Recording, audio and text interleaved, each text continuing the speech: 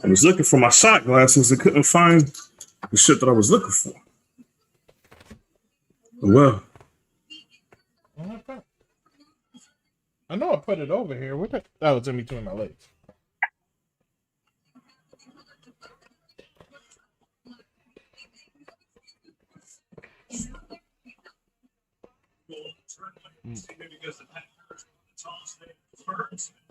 All right, we're up. You can start sharing it. okay, bet.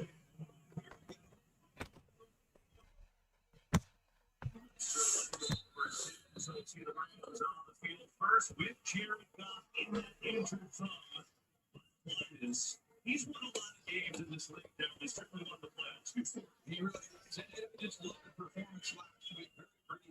This time, John gets hurt, jumps in there. Yeah, there we go. Oh, Rams are gonna lose.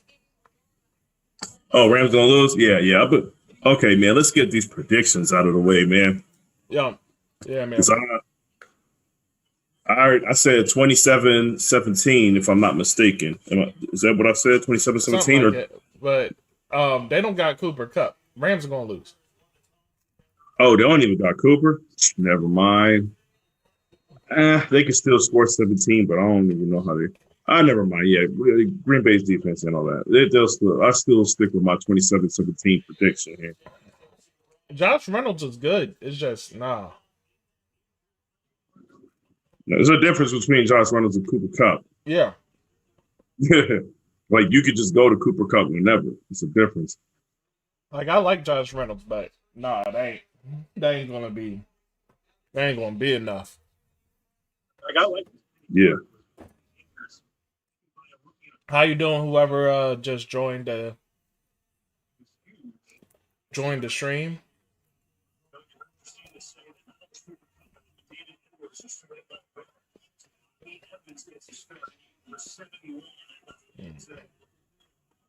Right now, just to let you guys know where I'm currently at because everybody's stream is a little bit different.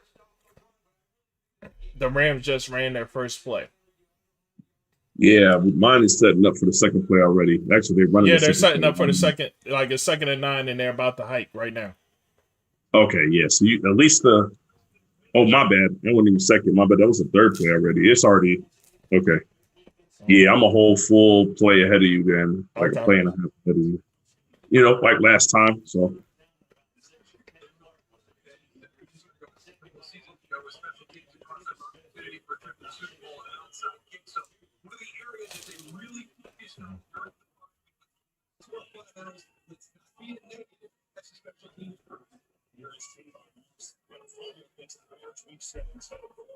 Hello, how you guys doing? Thank you for joining.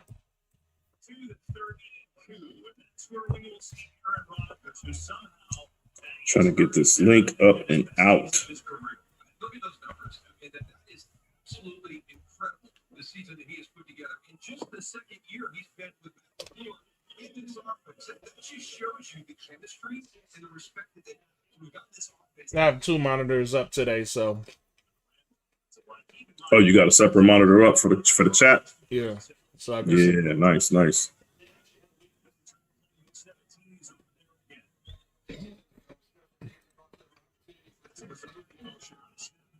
And I have the internet connection direct connected. Yeah. No hiccups today, baby. None of that. Oh, speaking of, I gotta make you the host, so I don't. Just to make sure. Yeah, go ahead and do that.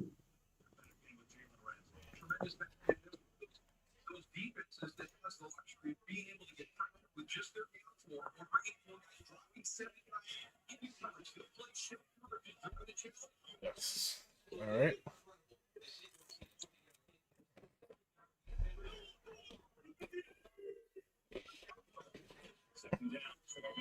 Oh, yeah.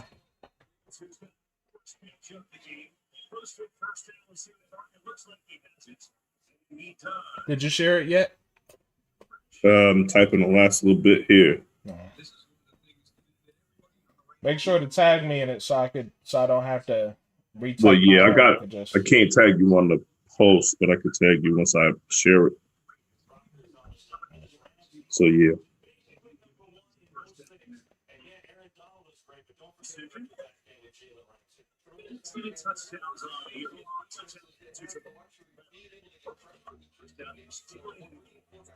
Hmm. Dog, AJ Dillon.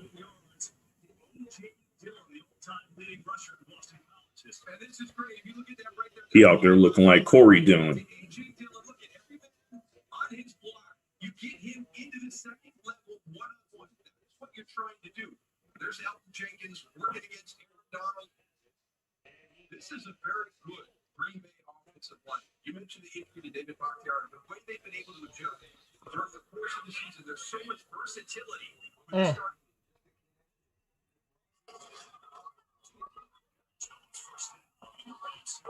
Hill played it well. You talk about this offense, and it's so good in really so many different ways. In records, well, in the record books, quite a book. 48 passing touchdowns led the league. Most for Rodgers, most for the Packers ever. That ties a record. Devontae Adams, 8 touchdowns this season. He missed it. Yo, I really feel like they disrespected me, bro. I feel like they disrespected me. Like, on a whole nother level, I feel like they disrespected me. I ain't appreciate that.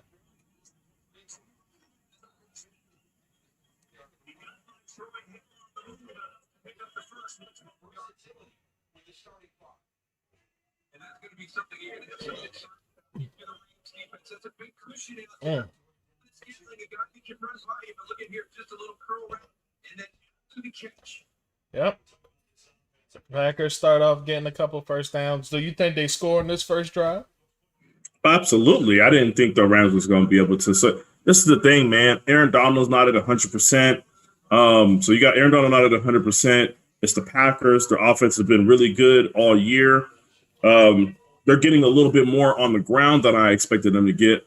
But that's not a secret that the Rams are always usually middle of the road when it comes to against the run. So, yeah, I say I don't know if they get a touchdown or a field goal, but I'm expecting some type of points on the board at the end of this drive.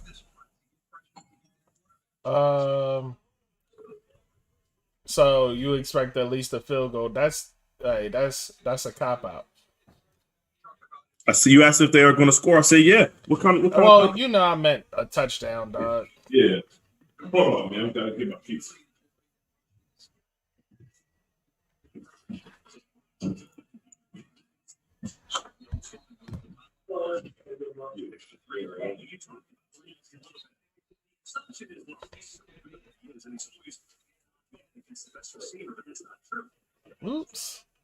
Oops, messed with it a little bit too much. There we go.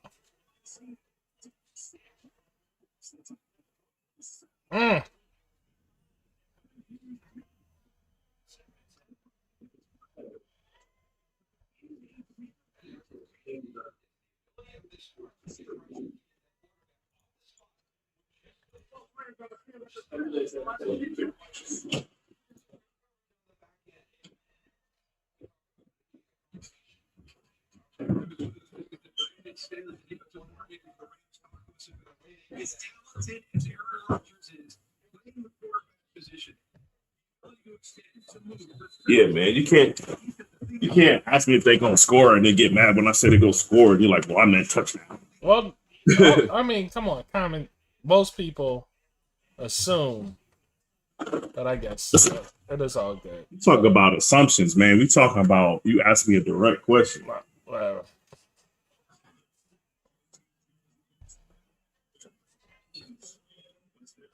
Maybe you need to step up your interviewer skills, Mark. Maybe that's what it is. I don't know. Listen, man. At least a field goal. I think that's weak. That's all. At least a field goal. Nah. Yes, the answer was yes. They're gonna score. I'm stronger than that. You know what I'm saying? If I would have said yes, they're gonna score, and then they came down to score a field goal, what would you have said to me? No, if I would have been like no. My thing is just be like, nah. I think they're gonna score a touchdown. Like I got faith.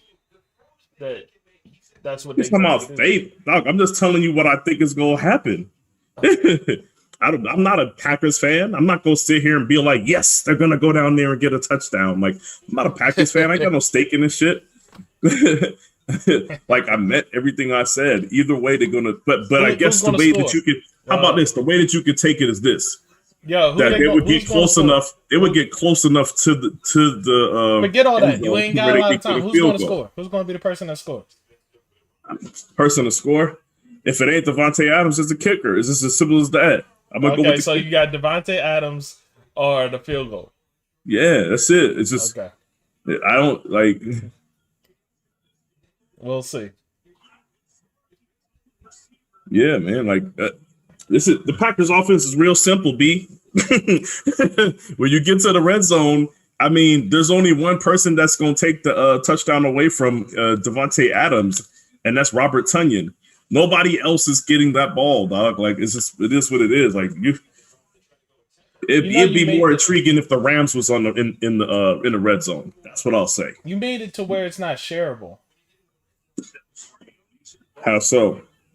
Like can't share it. Like like it only says like and comment. Can't share. Oh, maybe because it sent me to that stupid page where I know what happened. Okay.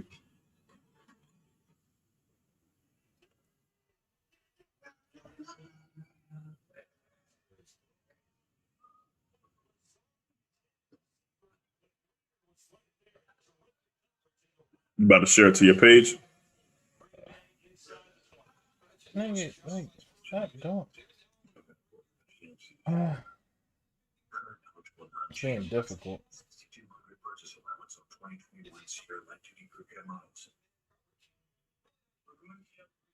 Hey guys, phone shoulders got broken.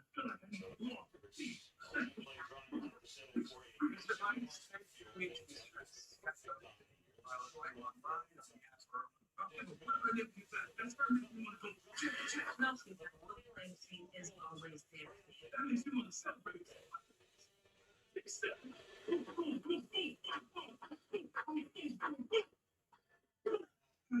Bird service without all the drama. Let's have the best burger and everything good. Have an employee.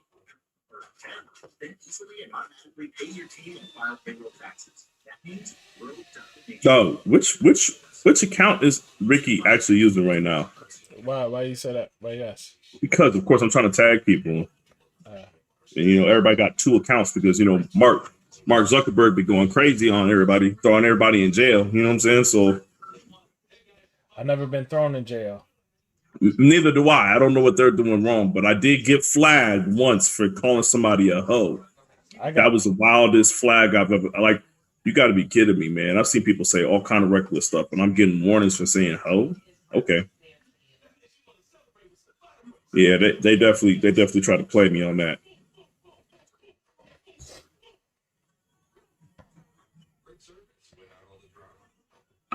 What up, Jerry? Yeah, Rodgers has some terrible throws early. We'll see. I mean, Shawn took the cop out of them getting a field goal. So. No, you asked me if they're gonna score, dog. Ain't no cop out. The answer is yes. Listen, what else do all you right, want to from know? now, all right, for the rest of the game, Be specific. for the rest of the game, when I say are they going to score, I'm specifically talking a touchdown. No, field goal. How about you just ask me if they go get a touchdown? No, why do I? I'm letting you know. This is like your girl coming up to you and be like, man, my stomach's rumbling. Instead of just saying they hungry. Or instead of saying they're hungry, just saying exactly what they want to eat. No, man. If you want to know whether they're getting a touchdown or not, ask that, Mark. That's what I'm telling you. From now on, just know. Don't just say, if I say this, it means this, man. Look, man, I ain't got time for no whole cryptic key message. But it's not cryptic because I'm being very plain. If plain would be, are they going to get a touchdown? What up? Come on, man. Yeah. Let's go. You already acting funny. So I already see how this is gonna go today. Yeah, I see.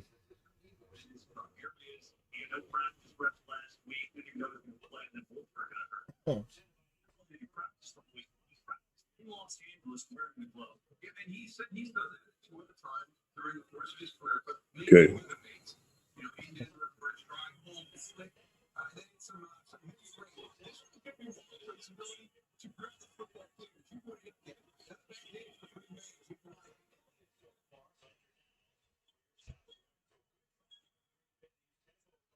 Good drive by Green Bay that stalled in the red zone.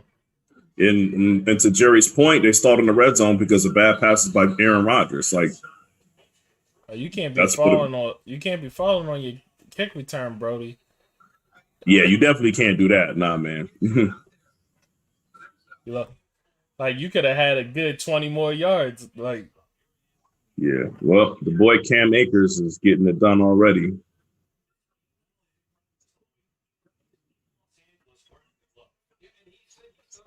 Man, that was a terrible pass. Good catch by Robert Woods.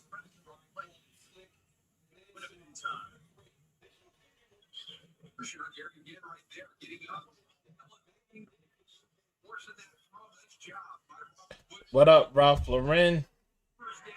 Sharice, what up?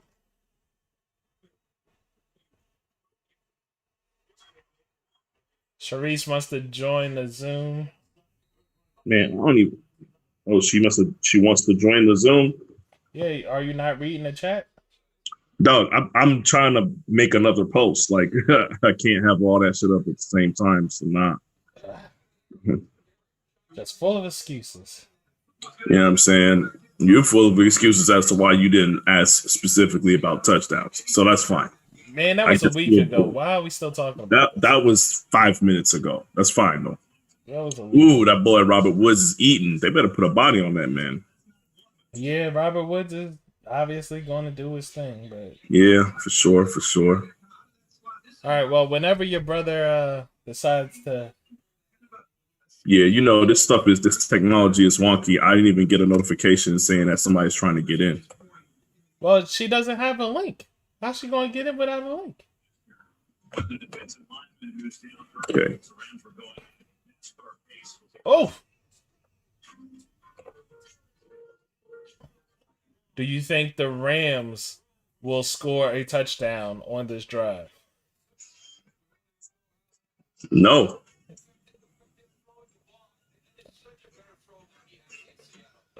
Josh Reynolds.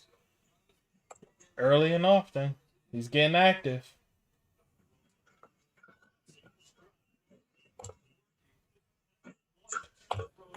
Jerry said in golf, you trust. In golf? Mm-mm. Yo, it's funny. It was very funny, Mark. So there was a post that was floating around saying that the players with the Rams organization, well, I don't know if it was the player. Yeah, players in the Rams organization basically saying that they didn't know if Goff was the guy, or maybe no. I'm thinking about Tua. My bad. No, but there was another one talking about Jared Goff, the organization losing faith in Jared Goff, and then I saw the whole thing on. I think it was either Undisputed or First Take, where they were saying basically, look, they be feeding him all his plays, like down to every minute detail. Like if this dude ain't open, then you gotta throw it to this guy. Like they saying that boy ain't got no football. He ain't got no IQ, man. He's a puppet out there. And remember, we had our conversations about him falling off just almost as bad as Carson Wentz. But the only difference is Carson Wentz was so bad this year that nobody gave a fuck about Jared Goff. Like nobody cared. Darius, what up? So yeah, it's gonna be a little bit different on this one. It'll be rough.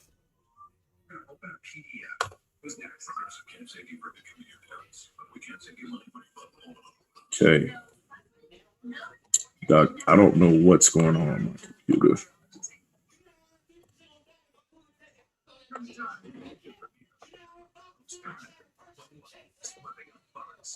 There we go. Man, I'm out here having technical difficulties like my name is Marcus. Yeah. I know he ain't Marcus tuned was in this chat right now. I know he ain't in here, but you know what I'm saying? Shots fired, you know what I'm saying? If he was, I said to his face. But yeah. Now my taskbar on the computer wouldn't go down, so I couldn't click on the chat to send it to Sharice. But we got somebody joining in.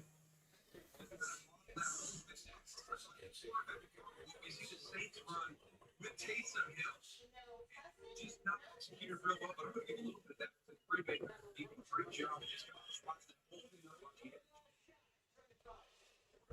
My daughter's I can hear my daughter's giving her mom she's giving her mom havoc.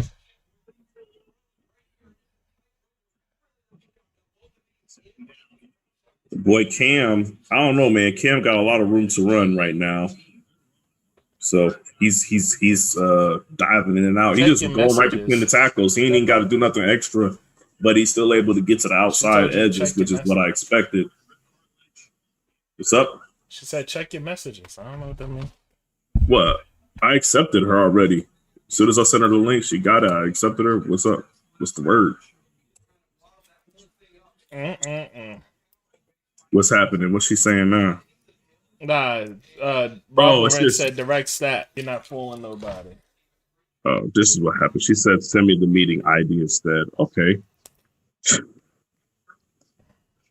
You can get on Facebook on your laptop.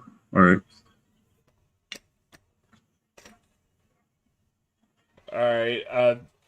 I believe Leighton is in here. Yep, that's Leighton. Bias ass niggas. Like I said, Leighton. Yeah. You're a funny dude. Like I said, everybody's biased. So, okay, Tobias is right. Oh, Tobias is Ralph Lauren. All right, got you. What up, bro?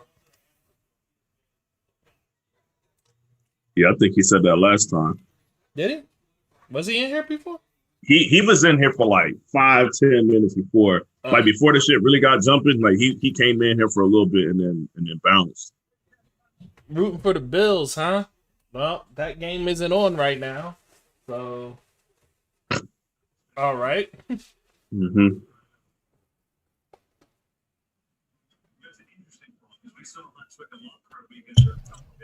And then we got to see Matt Nagy is back. Dang, you sent the meeting ID without the passcode? What is you doing? Yo, I'm still doing stuff, man. I'm still like doing stuff here, man. Like, come on, man. I just made a post. I just sent out a link. I just tagged somebody to another post. I'm doing like 3 things at once here, man. Takes time, brother. I'm just pouring a drink. Don't mind me. You know? And like, I literally just sent her the ID. Yeah. All right. I mean, Bills certainly have a shot. They certainly have the shot. I'm not rooting for the Bills, though. You know what I'm saying? But if you listen to our last episode, then you probably already know that. I mean, I'm gonna let you know now, Leighton. If you call me biased, because I'm gonna choose Lamar Jackson over Josh Allen every day of the week. He's calling you biased because we be talking down on his team. Robert. Here. You see that finger? Get over that though. It's loud, Sharice. If you gonna be on screen, Sharice, we want to put this up. Yeah, you gotta have to get away from. Oh, here we go. Got a hijacking. And see, if I knew there was going to be somebody pulling up with a Patriots hat on, that should make Leighton happy. Yeah, we're late in that now. I know he got, you know what I'm saying? There we go, Leighton. We got somebody in. Hey, Shawn. Hey, Shawn, I was telling you, your mom Jets is on the way up, man. That was a nice hire by them, man. Yeah, they did get the right guy, man. And, especially for the GM. I don't know much about Robert Saleh, but I do know that GM that they hired from under Tobias said, "Get his ass out of here." So Tobias said, "What?" Tobias said, "Get his ass out of here." Oh, come on, man. Hey, he a Ravens fan though. You gotta understand. You already know how I'm going, Shawn. Look, I want Lamar out of there early. I want out of there, bro. Get him out of there. Dog. But what you really want is Patrick Mahomes up out of there because Yes, I really want him. everything that y'all just worked to do over this last 20-something years or whatever it was, that shit about to get erased in 10 years. Fucking around. No. We gonna What's wrong with Patrick Mahomes? Yeah, Do you what's know your how pick? many- Hey, by the way, nice meeting you, man. All right. Sean's super rude. I mean, you know what I'm saying? So, Man, know you was that on the y'all phone had when we talked the last time. What you talking about, man? Yo, all I know is this. You talking about me wearing my Patriots. Look at this San Francisco 49ers stuff all the time. What's wrong with hold up, what's wrong with that? What's wrong with I'm saying this? Like, you see this? yeah, What's wrong with it? What do you say? what's your man's team over here? What's that Philly shirt on there? Oh man, get up out of here, man. yo, listen, don't hate me because we handed you the most embarrassing loss y'all have ever had in your life. It's not my fault. Man. It's not my fault. Nah, man. It's just how it I'm a goes. conspiracy theorist. Listen to me. I think if Malcolm Butler plays, we got 7 rings, my friend. Hey, listen. Hey, that's your coach's fault. He a That- genius. yeah, I Right? know. You gotta take those I know that. Listen. Yeah. Listen, I'm a conspiracy theorist too. And I think had we not made that fake playbook, then y'all probably would have 7 rings as well. Yeah, But that too. because we made the fake playbook, y'all was reading the wrong plays. This is what I really need to know from you and from Leighton, because you both here. All right. I really need to know what y'all's explanation is for that backpack with the playbook in it disappearing the night before and then all of a sudden reappearing the next morning. I want to know what y'all from a Patriots fan's standpoint. Listen. I'm gonna tell you. I'm gonna tell you what one of the coaches under Jimmy Johnson said in the mid '90s. If you ain't cheating, you ain't trying, baby. Well, it sounds like y'all just trying harder than everybody else in the league. Then that's what I'm gonna say. Yeah. Hey, Lincoln said media lies, man. Y'all the Lincoln biggest media lies. tryhards there is. Obviously. I have a question for you. Okay. Take Tyreek Hill, Travis Kelce away from Pat Mahomes. Is Pat Mahomes? Yes. Yes. You know why? You know why I say that? So you saying he will be Pat Mahomes on the New York Jets or the Jacksonville Jaguars? Yes. They have DJ listen Sharp. to me. Like, Listen what are you to me. talking about? They Listen got to me. receivers. They don't have a quarterback. There's like, enough like proof you out tripping. there. Okay, there's enough proof out there, Robert. I'm about to hit you with some facts right here. All right. These are some facts for you. All right. So you asked, will he be the same? I've seen Aaron Rodgers without receivers still get the job done and still look like Aaron Rodgers. I'm telling you right now that I want you to tell me how great the receivers were with the Bengals. Me and Mark had a big argument about it. With who? The Bengals. Me and Mark had a big argument about Joe Burrow's first year. And Joe Burrow, we're talking about. He said they absolutely need a line. I honestly think. Listen to me. Andy Dalton had more talent and wide receiver than Joe Burrow has had. Joe Burrow was out there getting 300 and 400-yard passing games. Granted, he threw the ball up at the times. Now, are you saying Andy Dalton has had more talent over his career than Joe Burrow has had? Or are you saying I'm saying the last couple of years? Just in Cincinnati, look at who Andy Dalton has had to throw to. Chad Johnson, TJ Houshmandzadeh. Yeah, so you're talking about over. Green. Like, yes, come on, bro. Andy Dalton has had more receivers over his career than Joe Burrow had last year. But if you're talking, look about the last year, look at what he had in Dallas. Huh? Look at what he had this year in Dallas compared to what Joe Burrow had. There is no reason why the Cowboys should have been 6-10. Like, let's be honest. No, there's not. You're helping me prove my point. If a quarterback's good, it doesn't matter what receivers they have. Yeah, I mean, but you're a Patriots fan. Hey, Darius, listen. You know what? I'll take it. Fan, bro. I am a Darius. I know this. Darius, I am a Pat Mahomes fanboy. But what I'm saying is, I just feel like they overhype Pat Mahomes too much. I'm not saying he isn't good. Just stop overhyping him. Take Andy Reid away from him. Then what? Please tell me. Oh no, this is what I said. I've had this like conversation Joe Burrow before. Listen, the quick progression that he made when he made the leap into the NFL, that wouldn't have happened that fast. It definitely Yes, that's what I'm saying. But listen, but it But that doesn't doesn't make him change any the less fact. of a quarterback. But look, the quick progression and all that stuff you're talking about. The fact of the matter is, he had those things. The fact of the matter is, he had Alex Smith to make him a complete quarterback. Because coming out of college, all that dude did was air it out. Like but he did lose to Baker Mayfield last time I checked when Baker was at home. Because in college, at Texas Tech. In college, all he did was air it out. Like that was his. Baker did too. But Baker had better receivers than Pat Mahomes. Oh, here we go. Baker did have better receivers than Pat Mahomes did. Like that's just a fact. Because Tobias brought up a good point. He said the Packers running backs is doing whatever.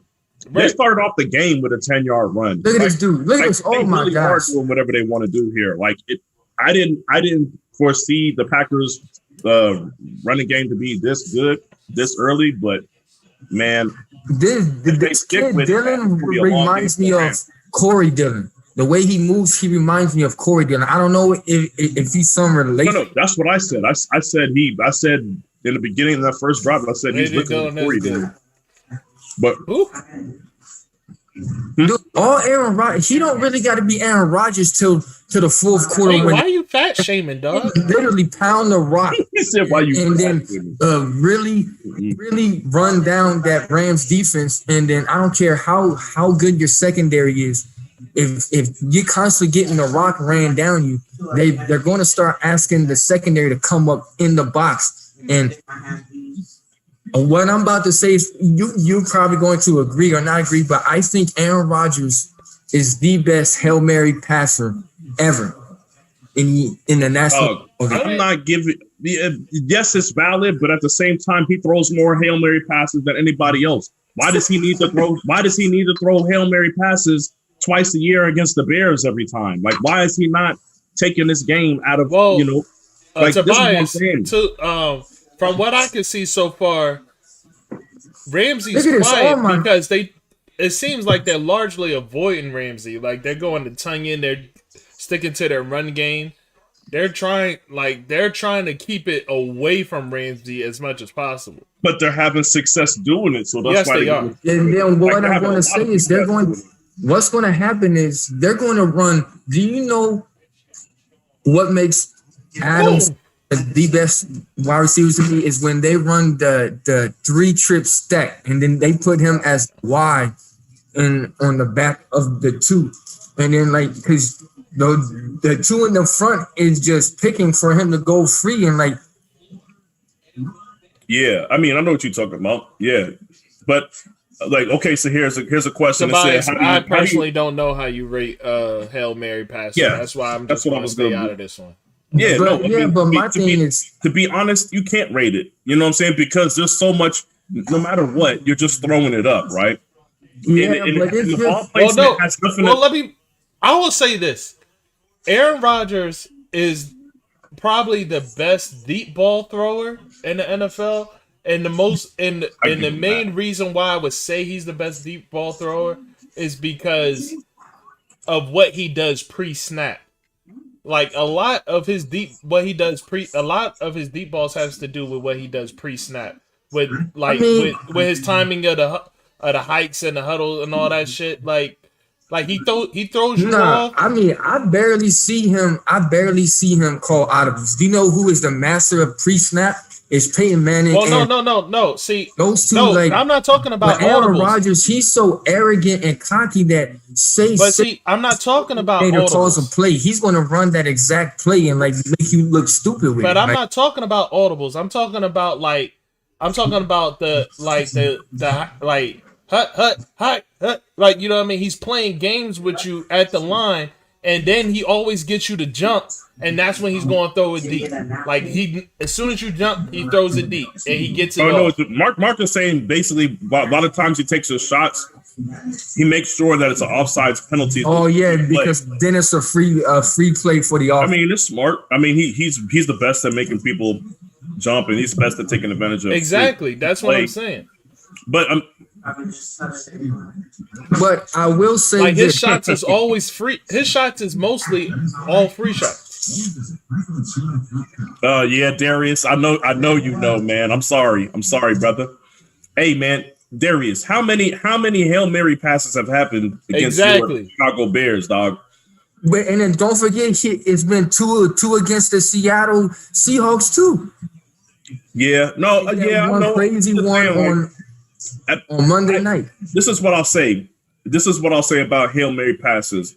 A lot of the times, and I'm going to take myself out of this Hail Mary rating thing, because a lot of the times what I see when a Hail Mary pass gets completed is what I see is bad defense. What I see, and specifically to the Packers, what they do, I think they obviously practice it. And what I mean by that is every time I see, if you look at most of Aaron Rodgers' Hail Marys, what you'll see is the receiver go deep. They'll go to the end zone, and right before the ball gets there, they run up like 2 yards. So all the defenders end up behind them. Like, it's like he tells them to go deep. He intentionally throws it short so the bigger receiver can come back and get it. Like, I've been watching them do that for the last 5-6 years. And guess what? The defenders still end up behind them. There's still nobody that stays in front to try to knock the ball down. Watch those replays. You're going to see all them defenders behind them, dog. Yeah. Like it is. I mean, it's bad. It's bad defense. It's bad coaching. It's great coaching and great strategy on the Packers' count. I just feel like all around, like the defense, like the real dominant defenses is down in the NFL, man. Because the rules make it that way, man. Here we go. No, the rules. The rules make it that. No, because there's still dominant defenses in the NFL. I'm talking about like no one's going to ever talk. Come on, the 2000, what the Ravens from 2000? Like, come on, man. Well, the Ravens, like, I mean, that's and the 85 Bears. Come on, man. Well, the 85 Bears, like, you're talking about a team that could literally take your head off without getting a yellow flag. Like, they could knock you out of the air, twist you up, and that's okay. Like, it's a different game today. Like, y'all didn't let me finish what I was saying. Part of it is the rules. The other part of it is the offensive drafting and strategy. You have guys like look at Mostert. Mostert's a perfect example of a guy who's fast, a little bit shifty. He's not big, right? Guys like him would have never made it into a starting lineup. Is Aaron Donald trying to get kicked out? But you know what I mean? He would have never made it into a starting lineup. Yeah, I don't know. Like, I don't know what Aaron Donald doing. Like, he had Doug, you in the play. Like, this is the type of stuff I've always hated from any player. You in the playoffs. Like, yo, control your emotions. Like, on the next play, give him a shot to the gut or something. Well, first off, you can't do that versus Aaron Rodgers. And then they run it right at him. Yeah. On purpose. Yeah, like, Doug, like, throw a shot to his gut on the next play or something. Like, don't do this here. Like, don't get yourself a penalty and get yourself kicked out. That's stupid. But yeah, I cannot believe it's the second quarter and Aaron Rodgers only has 62 passing yards. I can believe it. They're not really taking nothing downfield right now. But like I said, between the rules and between offensive players looking different, meaning offensive, they are building offenses around playmakers now. If like the Bears defense could exist because they didn't have a shifty 5'9", 4'3", 40, like wide receiver to try to tackle an open field. It's different, man. How good is Pack offensive line? Well, Aaron Jones he has one of the best offensive lines. Aaron Jones was highly effective last year. He was effective this year, and I would say this: the hits that he was taking last year was largely because he didn't buy into the offense right away like he should have. Yeah. This year he bought into the offense, so now he's protected more. So, like, a lot of the hits that he took last year had little to do with the offensive line. It had a lot to do with him personally. And it's how the head coach of the Rams trying to get in the end zone of the Green Bay Packers all came from when they was with Kyle Shanahan when he was with the Washington team. Like I'm scratching my head. Like, are they becoming the new Cleveland Browns? Like where everyone was picking from them, taking players from Cleveland, but just for a coaching tree? Well, let me put it this way: that's ended now that what's his name is there. Yeah. But I'm saying before though, it seemed like. But no, yeah.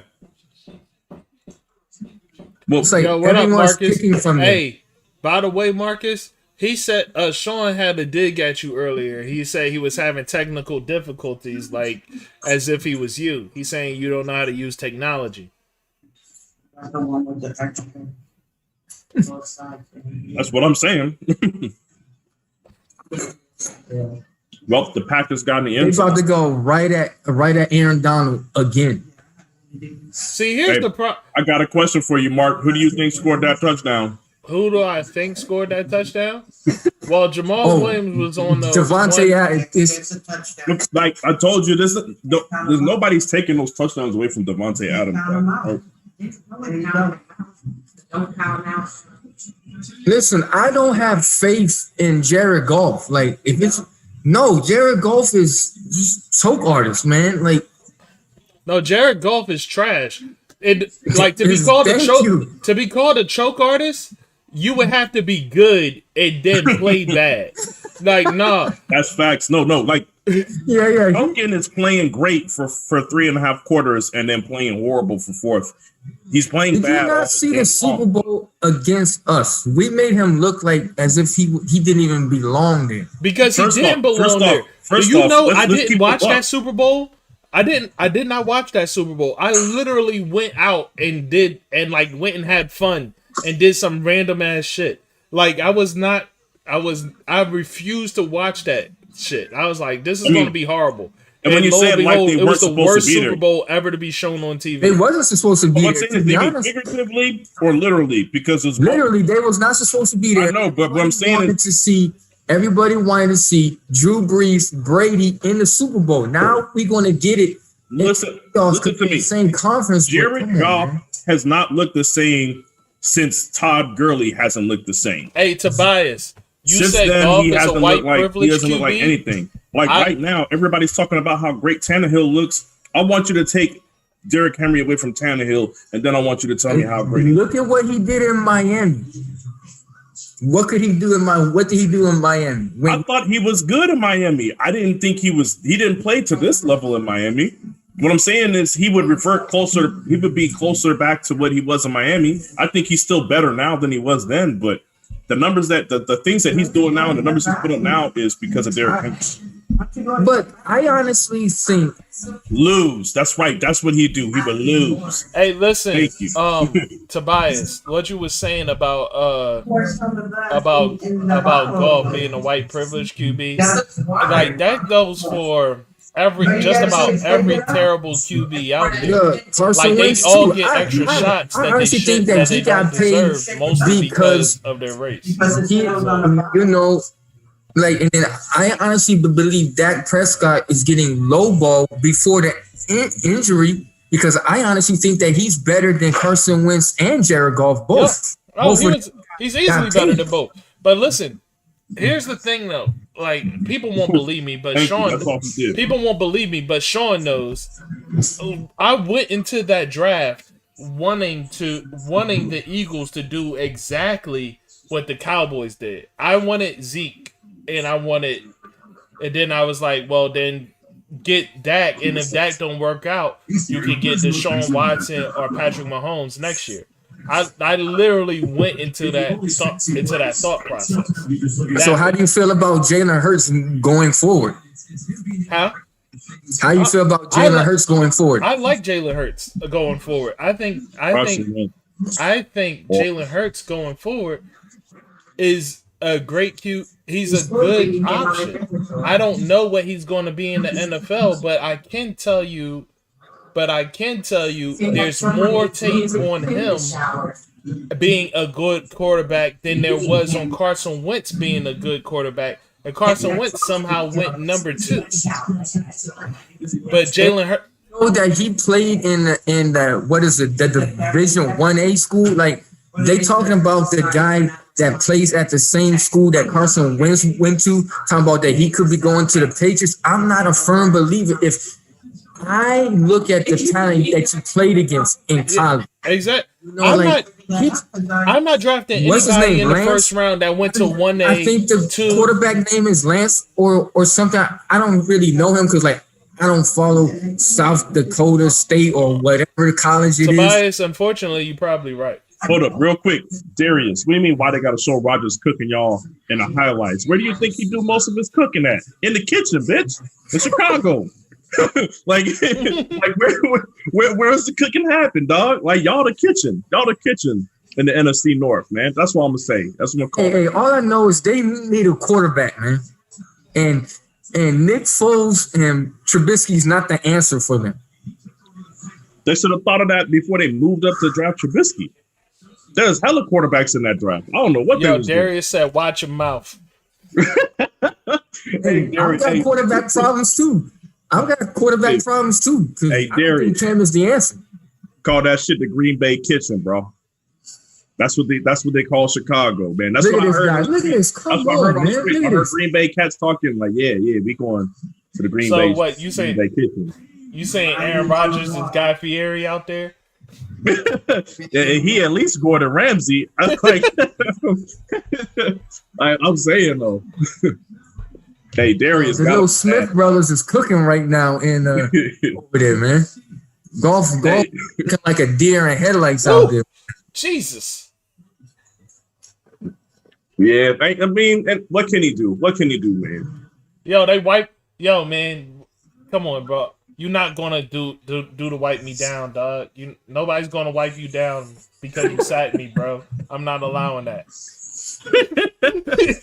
Hey, come on, man. Somebody going look.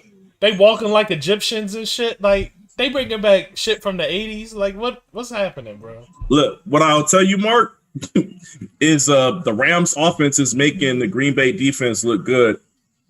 Yeah, because let's be real. Besides the two Smith brothers, that defense is horrible.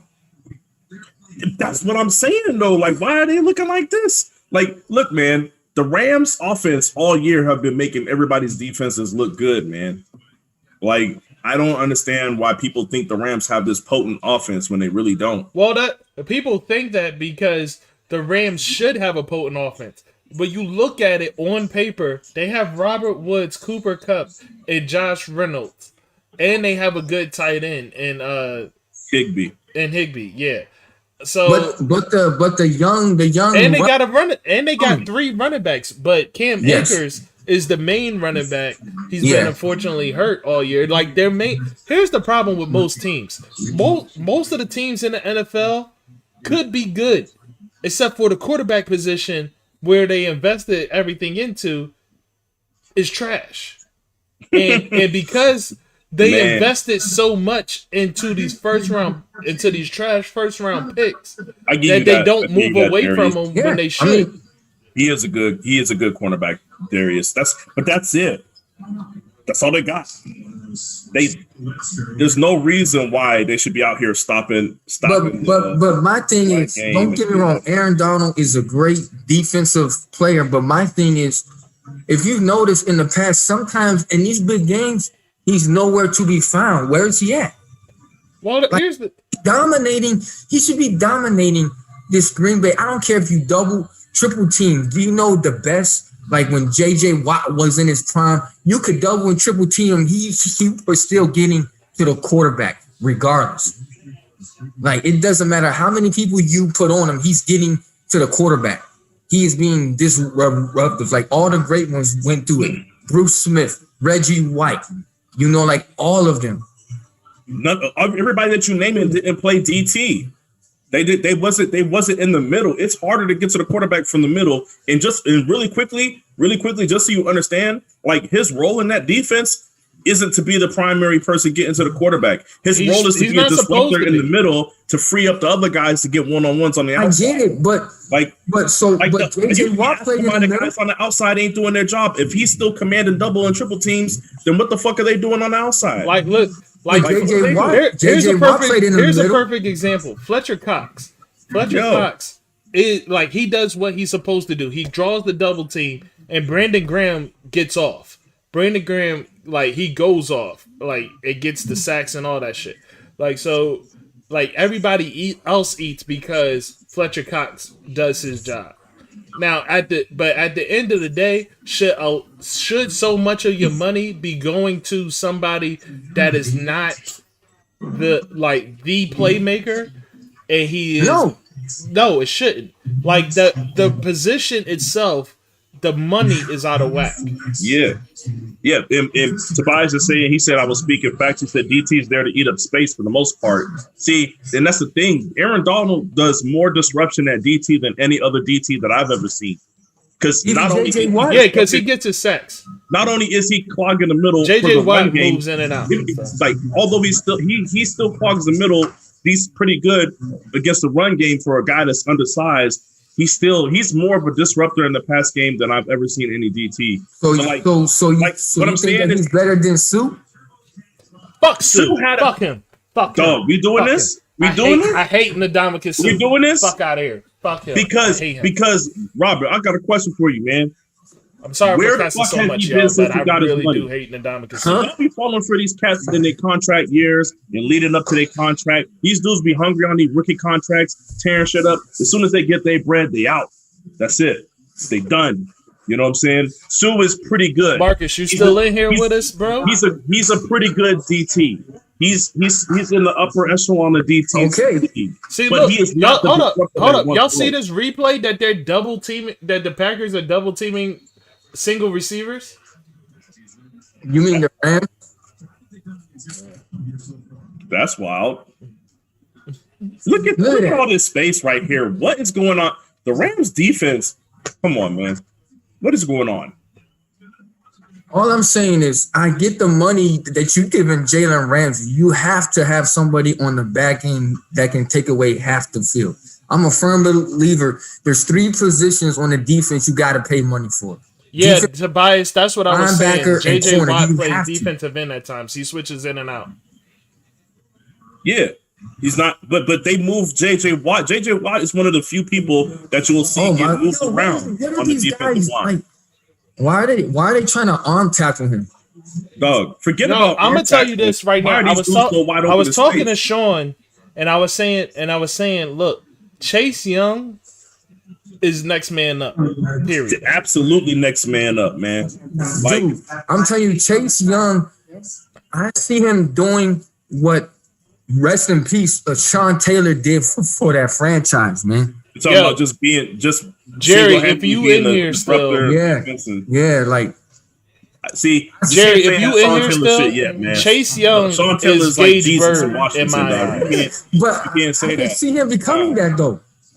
Like you sitting there, yo. Oh no, I can see him being that. I'm coming for Brady. Like, who does that as a rookie? Saying I'm coming for you. Like, but Brady's the GOAT. I may feel some type of way that he's not playing for me no more, but I will still give him. It's a little bit of hateration there, but I will still admit he's the GOAT. And one thing you don't do to Brady, he's only the GOAT because he got time. That eventually will go away. Yo, we're not doing the Patrick Mahomes argument today. Give my boy some time, dog. That's all I'm saying. We're not doing the Patrick Mahomes argument today. I'm still acknowledging time. Look, I'm just saying, give my boy some time. See, I'm gonna derail that whole thing real quick. Look, the quickest way that I think the best Jerry, I was saying Chase Young is Gage Bird to me. That's what I was saying. Oh God, here we go. But Sean, Robert, you know that he's a local kid though. That's why it's better. It's a huge deal. No, so to sum up what Chase Young is right now, is Chase Young is everything that everybody thought Jadeveon Clowney was going to be. Exactly. That's just what it is. Like, he's exactly what Jadeveon, like Chase Young is doing in the NFL what Jadeveon Clowney was doing. Absolutely. I mean, you stole my analogy. It was something that we said before. You see, you got focused on the Patrick Mahomes thing. You weren't even going to say it. Like, you was already taking off on that. So I was like, let me bring it back. No, I was gonna get to it, but like, nah, you had a big ass smile on your face. You said you started talking your Patrick Mahomes shit. I was like, oh, here we go, dog. He's inviting the conversation. legit. Like I'm gonna just let y'all know. I'm a big Patrick Mahomes fan. I'm a massive Patrick Mahomes fan. I was when he came out of college. So Jerry, don't disrespect Chase Young. No. Oh no. I think he's laughing because of the Gage Bird comment. My bad. Okay. Yeah. I think Doug Peterson's gonna wind up the new head coach of the Los Angeles Chargers. Jason Garrett. He interviewed for the not interviewed. Seahawks talked to him about being their OC. Yeah, I might get another. Who? Doug Peterson? Yeah. They How talked you to feel him about just that, yesterday Sean? about him Do you being think their that he OC. gonna let Russ cook? Hey, Look. Aaron Jones just got blasted. But he got right up. But he got. I'll tell you one thing. What he won't do, he won't take the ball out of his hands because all he's going to do is dial up 46 pass plays a game. So. Listen. The Seahawks will be so Ricky. If you in here, I can't wait to talk to you because you say you don't care about. He's saying that shit now. Yeah, he said he don't care. He'll care later when they throwing 60 passes a game. Doug, Chris Carson. I hope y'all ready for Chris Carson to get 12 carries a game. Yeah. Maybe that's what I hope y'all Seahawks fans are ready for. Y'all better hope they don't hire Doug Peterson. Listen, that division better watch out for my boy Kyler Murray. He's coming. Man, I said that shit early. No. Listen. Kyler Murray. Coordinator's a problem. Kyler Murray and that team will not be shit until they get a different head coach.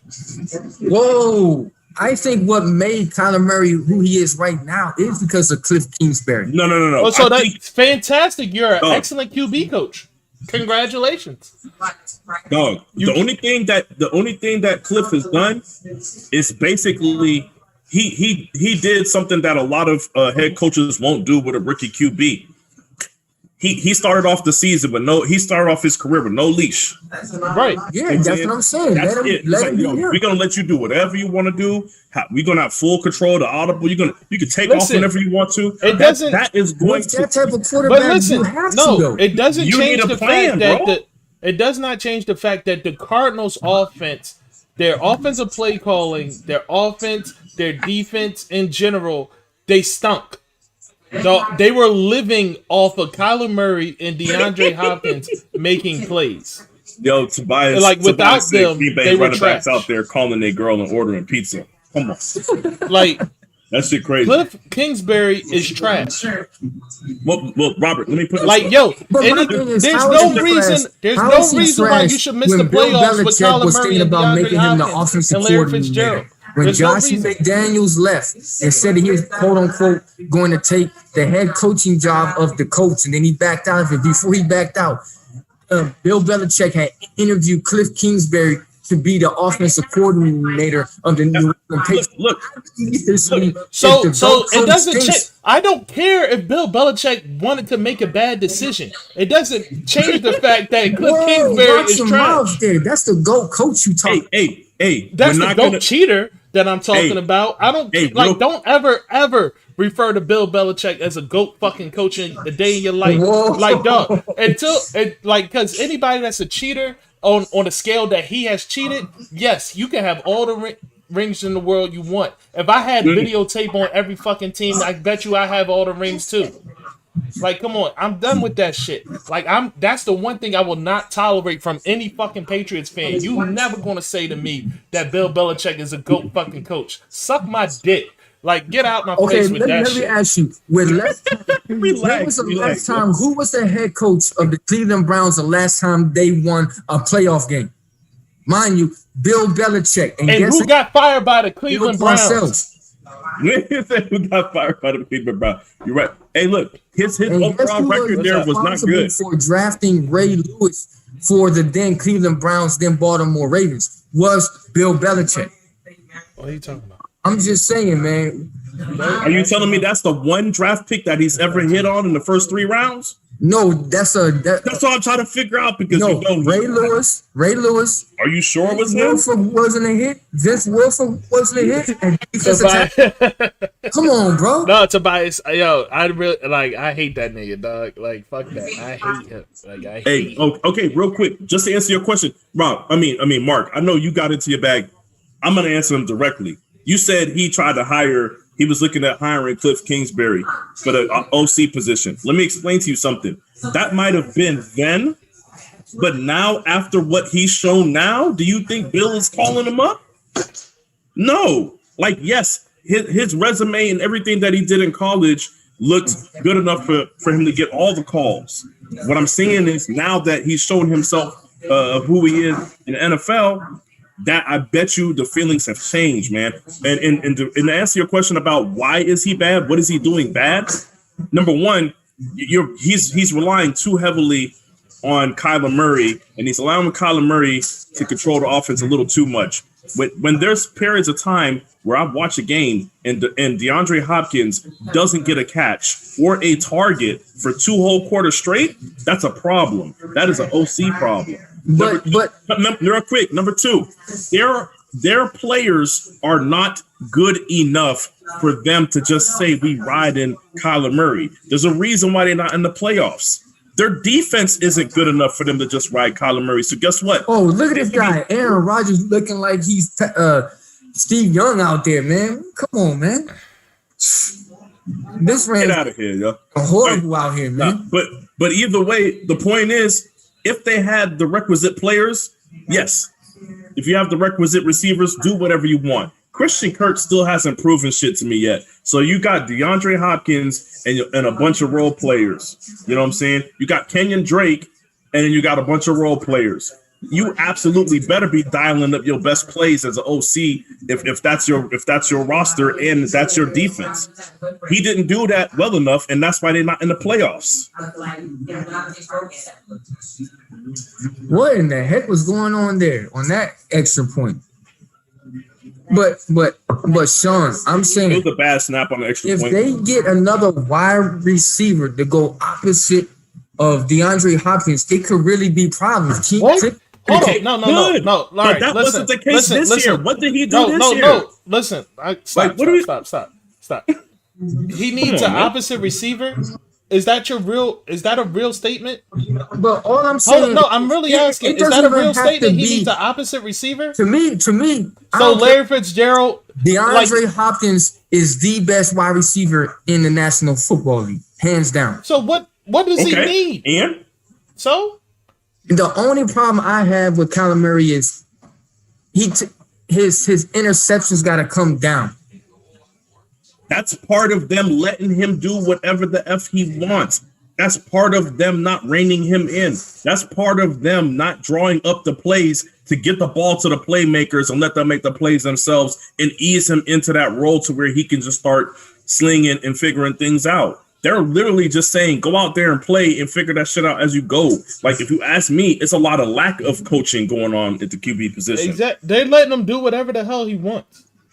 So you saying that? Yes, Robert, they have no number 2. That's why I'm saying if you're coaching that team and you're calling offensive plays and you know you don't have a number 2 receiver, you better be drawing up some shit to get somebody open or doing something special to make sure that you're able to get the yard somehow. Because guess what?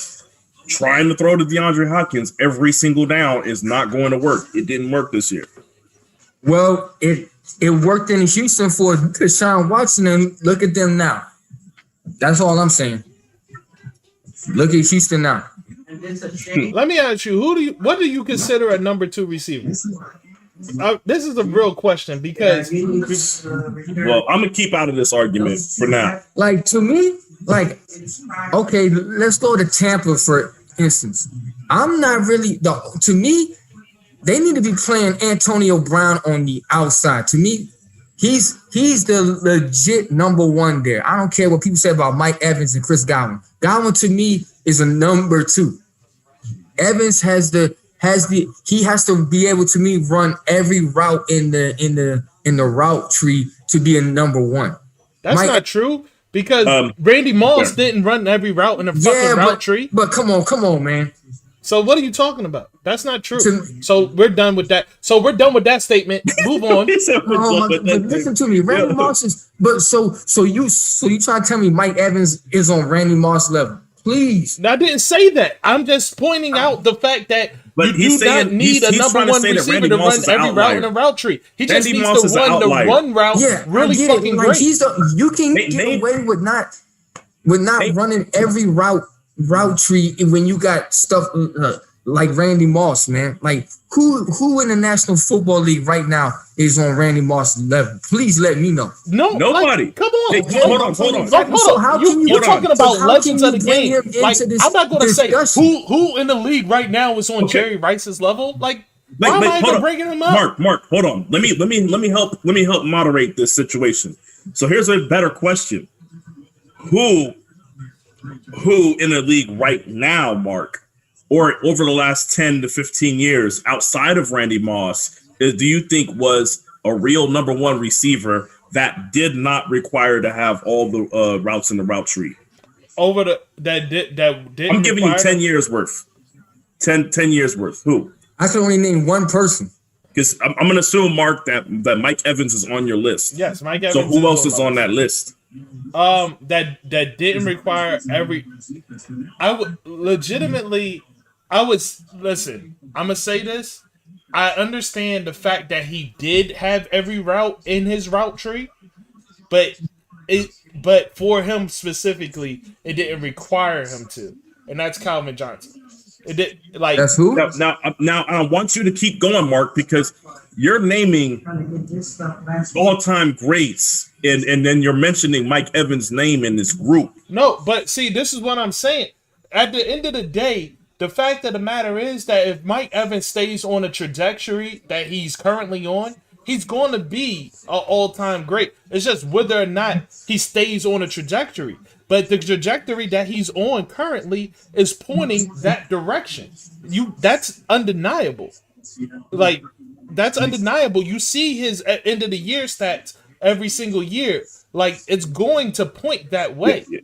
Like, Julio's so- route tree, Julio's route tree is legit, but yeah, I feel you. Julio might actually no, I'm not even gonna do that. Julio does need the route tree. I don't see him do Every no work route outside of the tree route there tree. is. But real quick then. Okay, so Besides Randy Moss, I would say Calvin Johnson. look, this is my question to you, Robert. No, this is my question. So my question is, he just explained himself, and he explained why. He's saying the stats, his play on the field is showing that he is able to do it without the route tree. So my question to you is, what do you contribute? What do you think contributes to his success and his numbers? If you're saying that he needs the Who, route Mike tree to be Evans? number one, because he's putting up number one receiver numbers. Who? Mike Evans? Yes. I need you to explain me let's how is he see. putting up Let's number one see. receiver numbers if he's not really built to be a number one receiver in your eyes. Look at who is there now. Look who was there before. Who was there before? Godwin was there before. But I'm still. No. I'm talking about you. No, Who you is saying forward look who's to there him and who was now as his receivers? quarterback. Look who was there as his quarterback before, and he was still Think he putting put up up these more numbers. with Jameis than he did with Brady. Brady Yo, Rams need a he shot made of Baker adrenaline. Mayfield look Man, better. Like Rams need a shot of Mike Crown Evans Royal. has That's what made they every need right quarterback. now. Mike Evans has made every quarterback that he's ever played with look greater than what they were. Oh, so you saying that she made who did he play with? Johnny Manziel better? Yes. Well, Absolutely made Johnny Manziel look better. I'm not about to have this argument with you. Like, yo, you got to pick look, another we're going to topic. have to dismiss you got to now pick if something you else want to because sit here and talk we're about not Johnny going to talk Manziel about was Johnny great. Manziel. Like, We're if not you going try to to. defend Johnny Baker Manziel, we're better? going to have to dismiss you. she made Baker Mayfield better. Did he play with Baker? His last year, he played with Yes, Baker. he made. Oh, that's right. He made did. them No. all- he made. Did you yes. see the numbers Baker put up? Yes. Look, Dude, I don't- he made these dudes into first round picks. Baker was better than Johnny, but I'm telling you right Thank now, you. if you Baker, put, but Johnny Manziel definitely wouldn't have had those numbers without Mike Evans. yo, If you Baker look at Johnny being better Manziel's than Johnny highlights, doesn't it's mean him running Baker out. was as good as he was touted to be. Baker Thank came you. into Thank you, Baker Tobias. came Let's into not the put league Johnny football being in any absolute football trash discussion. without Mike Thank Evans. Did you forget? Did you forget the numbers that Baker Mayfield was putting up without Mike Evans in the beginning? Like he was trash. It wasn't until this Baker's year that he could Heisman do year anything. was without Mike Evans. Bro, now this is what Heisman year without Mike Evans. Rob, I gave him credit. I say he's better than Johnny Manziel, but let's not act like Baker's this thing right now. Have you seen the weapons that he has in Cleveland? We're not gonna sit here and act like he's getting it done in Cleveland because he's just nice, bro. He has all the weapons you could want. He has weapons at tight end. They have the best backfield in the entire NFL. This shit looks like the Raiders with Bo Jackson and Marcus Allen. It's Baker's fault. What are we talking that the about? front office did what it did. What I'm saying is you cannot credit that. You cannot give all the credit of success with the Browns right now to Baker Mayfield. But you have to. You can give him credit for his college shit, but he played like trash when they didn't have these guys. But look at how many offensive coordinators he went through and head coaches for him to finally get a head coach that believes in him, man. Doggy, I'm gonna tell you this. And then part of him playing like trash is the Odell Beckham wanting the ball all the time. I said that myself. Yes. What I'm saying is he still has Jarvis Landry. He still has Kareem Hunt. Dude, they just put up almost 50 points without him having to lift a finger. We're not gonna sit here and act like Baker just out here cooking, dog. We're not gonna do that. Baker is good, but he's not nice. The numbers show Baker is good, but he's not nice. The man has only thrown one interception the last 7-8 games. Yo, man. Look. Tobias said Baker's okay. Bro. It's too early to judge Baker. It is too early to judge Baker. You know that Baker's going to. What I'm saying is right now, his resume is not that. He hasn't done enough for me to judge his resume.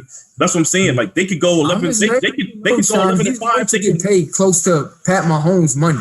Hey, you know what?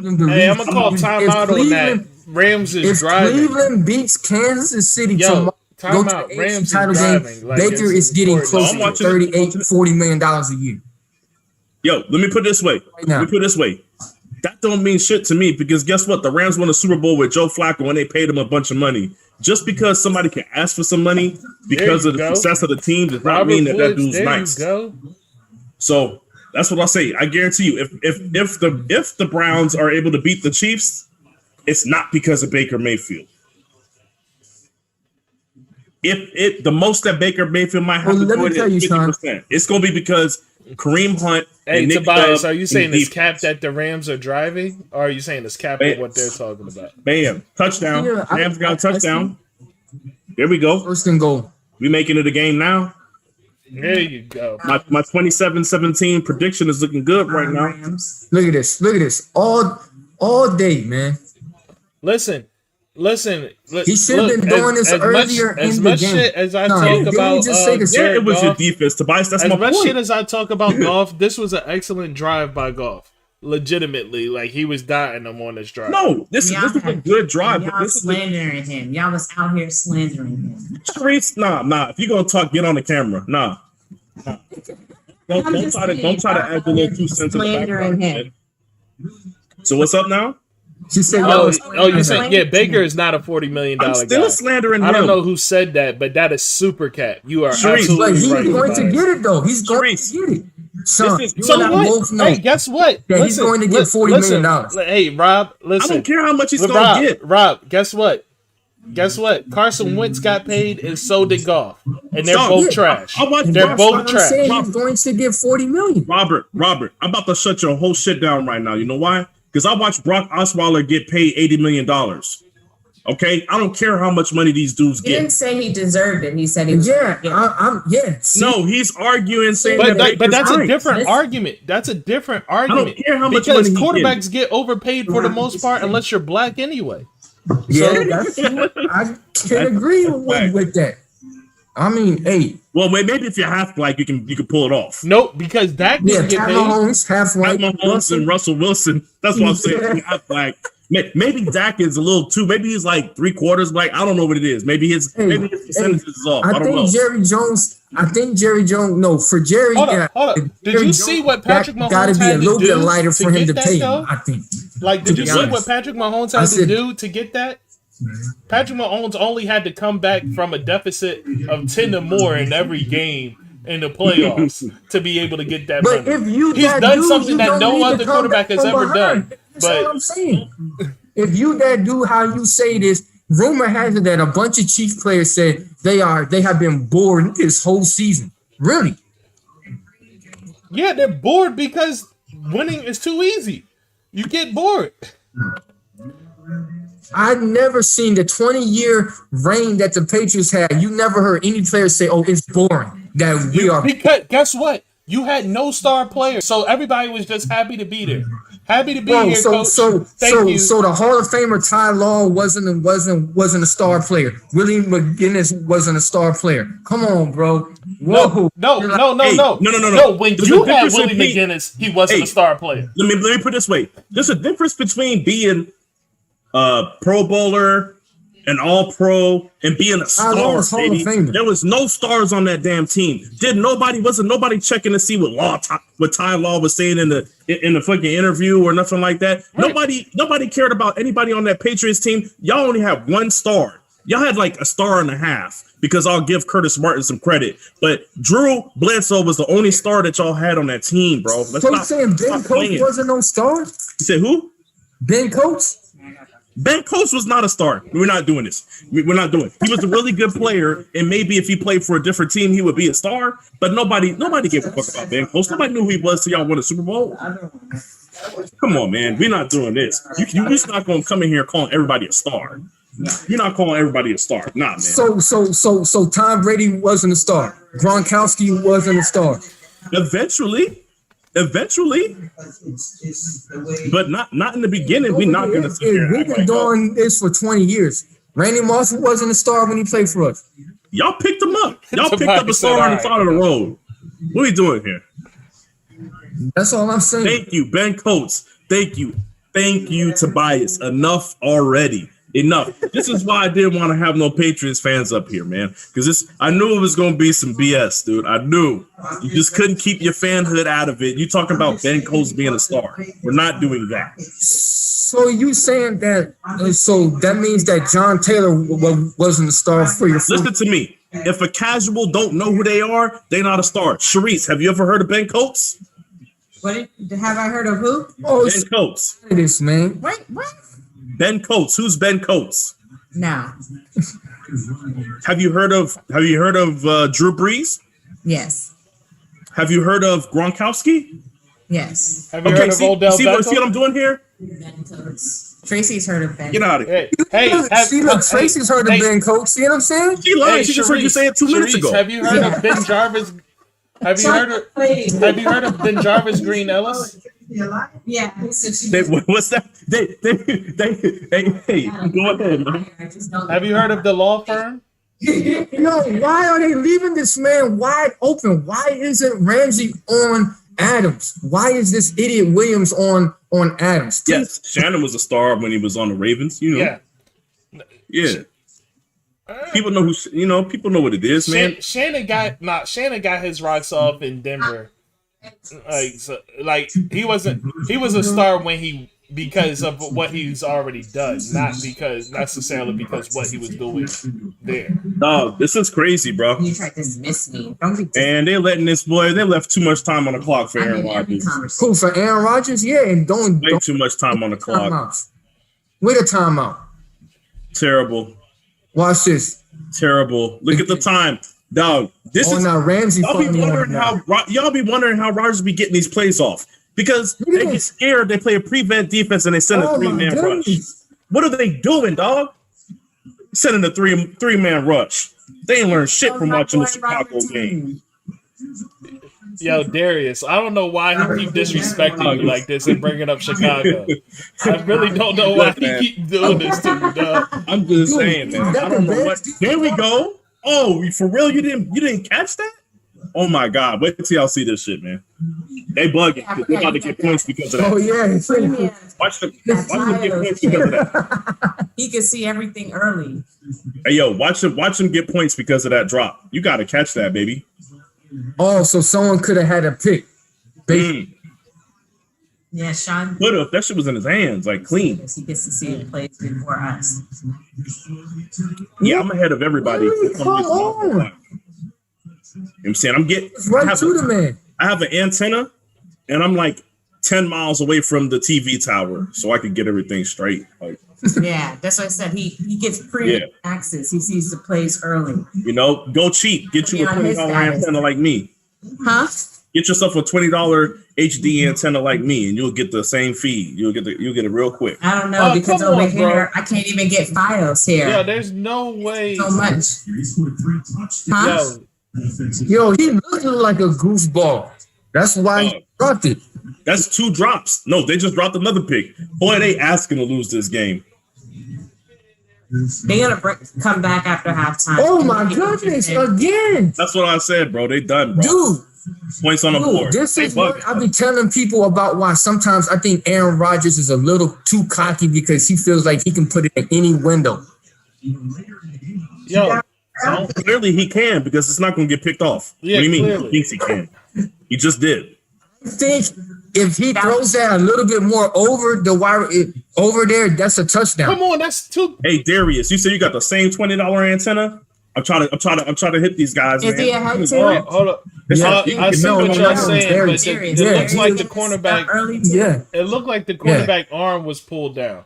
You said Yep, Darius his is arm what? was pulled down. Is So he getting that that's premium offensive pass access interference, too? bro. You seeing the plays early? I know. That's why he put his I don't know. Ask him. ref wasn't having it. That's offensive pass interference. The ref wasn't having it though. Man, who's Aaron Rodgers think he is? James Brown in the backfield shaking his leg like he two-stepping? Come on, bro. Like, Why? Man, see, I feel like you got a problem with him because he been coming for Brady's legacy. I think you don't like it when they talk about him like, man, he's got the greatest arm talent of any quarterback I've ever seen. I know you don't be liking that. dude, Aaron Rodgers got 1 ring. Drew Brees 1 ring. It's only one quarterback that's still playing that has multiple rings, That's not true. and that's Big. Who's playing right now that has multiple rings? Big Ben has 2. That's Ben Oh, has there we 2. go. There you go. Yeah. Yeah, but you said 1. Like that's 2. Tom Brady and Big Ben. yeah. No, I'm saying the only one that has Mark. besides Brady is Ben. Oh, okay, got you. Look, man, Mark's like, I ain't gonna let And you then get too Big much Ben Patriots didn't even do anything to win those Super Bowls. His QBR was like below average. I mean, when you have Jerome Bettis and James Harrison running down the field almost 99 yards. Listen. You can say all that if you want to, but guess what? Malcolm Butler won you a Super Bowl. Hey, I will admit it. No, you mean Pete Carroll and his coaching staff won y'all a Super Bowl. You're not gonna forget. That's true. Don't forget another Super Bowl that y'all got.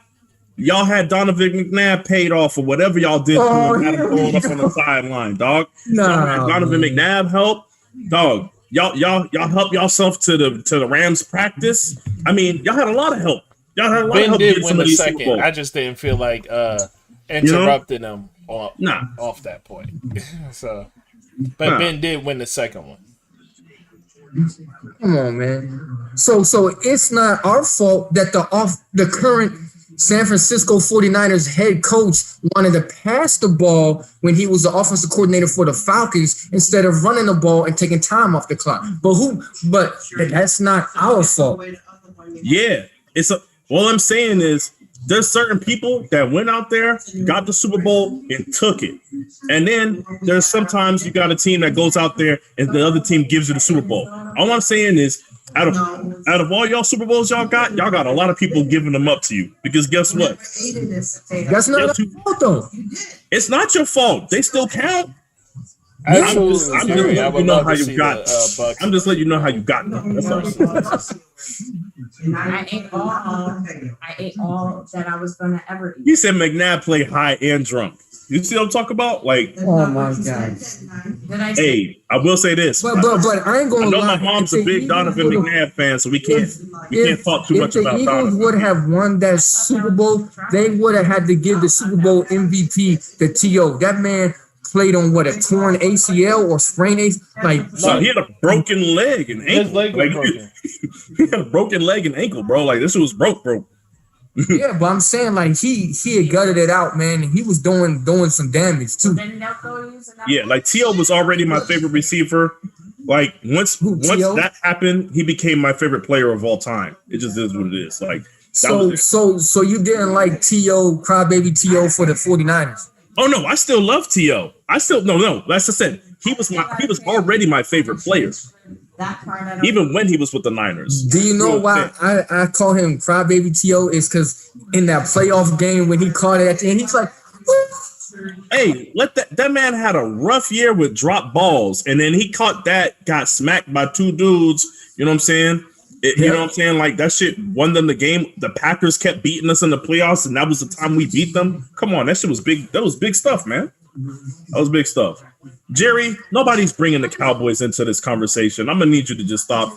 We're not gonna talk about Romo. No, just leave that alone. Hey, all I know is this.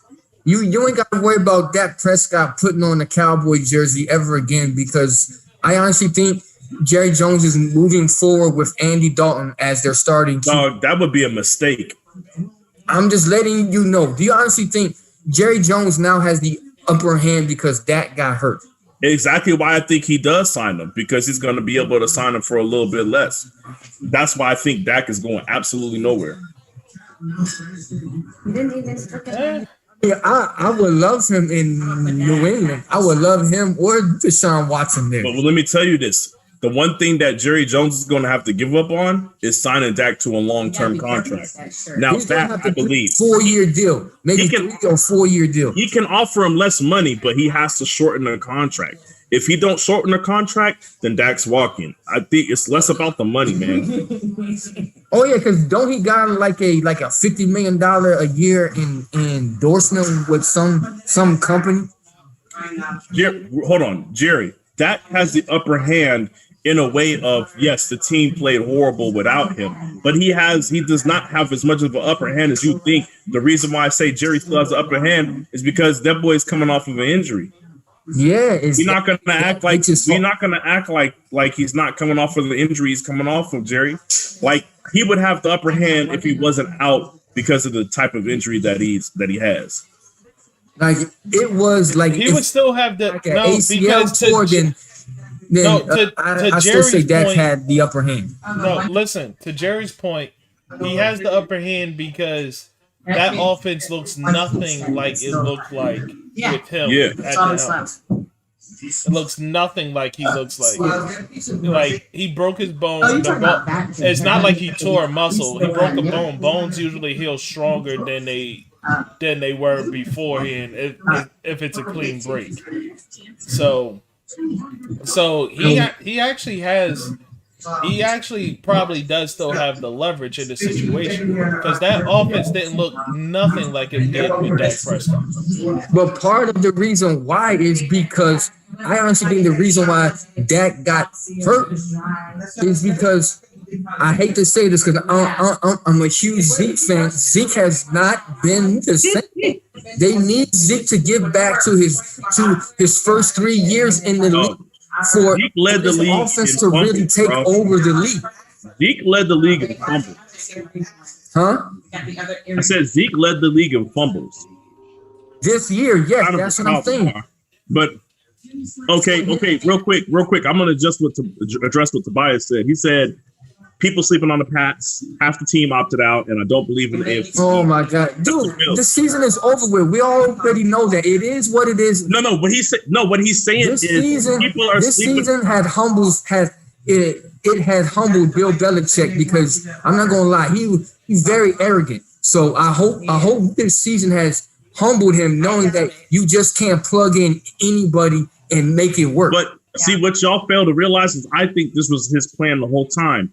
Me and Mark mentioned that all those people opted out. I felt like there's a reason for that. I felt like they was trying to save money because they knew that they was going to need to make moves. I also feel like that's why he only signed Cam to a 1-year deal, because he knew that it was going to be a situation to where Cam wasn't going to opt out. Cam needs to play. So there you go. So you save a bunch of money on the cap, right? Then you already know that your player and personnel is already dead. Remember, they owed all that money to AB. So all this shit plays into it. Like, he was making a money move with this season, and then next season he's going to come back. Yeah, you do know that we have cap space now. He's going to make cap space now. He wanted to make. We have cap space now, which is why I think that. But I also think, like, I'm saying, this wasn't an accident. This wasn't an accident, man. Like, I also gonna do shit on accident.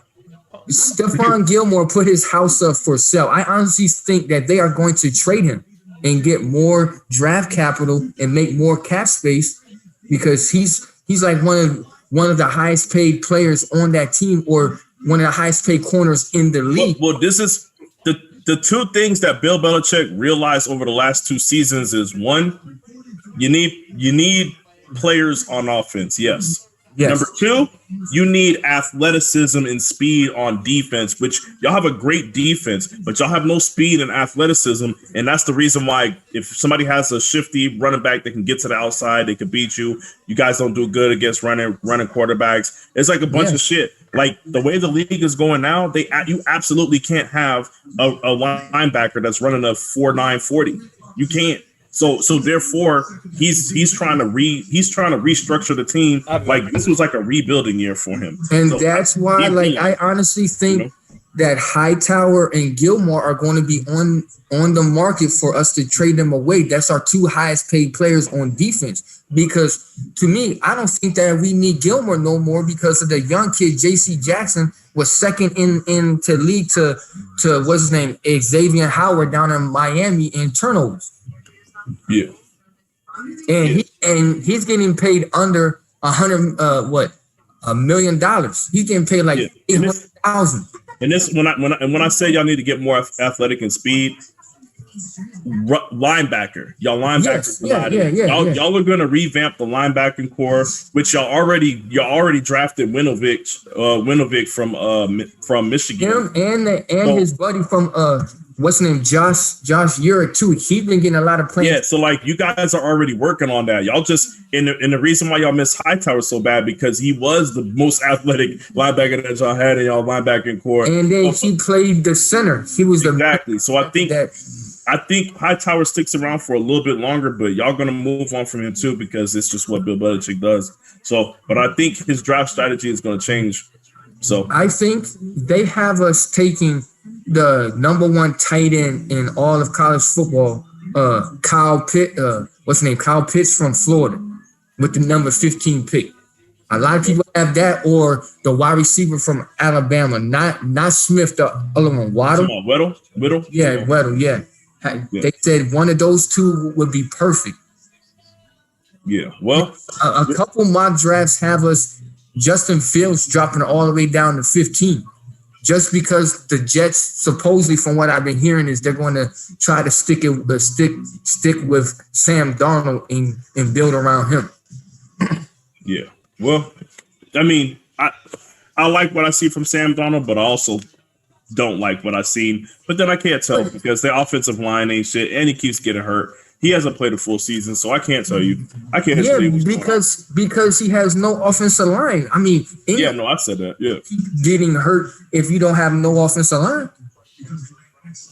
Yo, man, y'all got any questions? Y'all got any questions out there, man? Because I'm gonna tell you right now, I'm still sticking with my prediction of 27-17 for this game.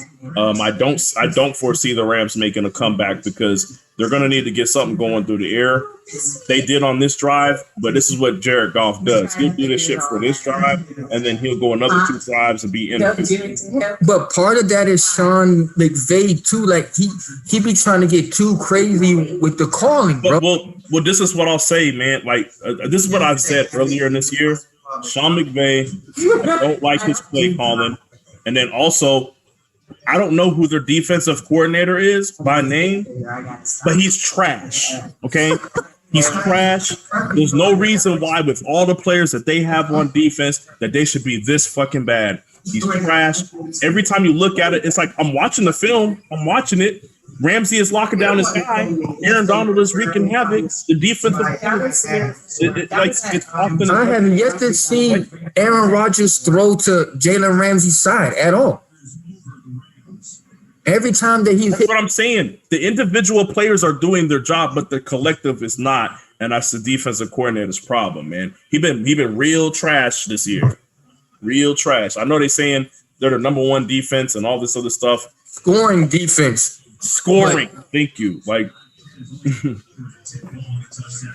who cares about Jared Goff having a higher?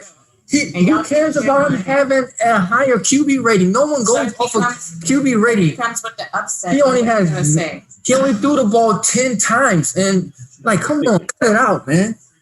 Like, and that close up of Aaron Rodgers got him looking like Brett Favre, bro.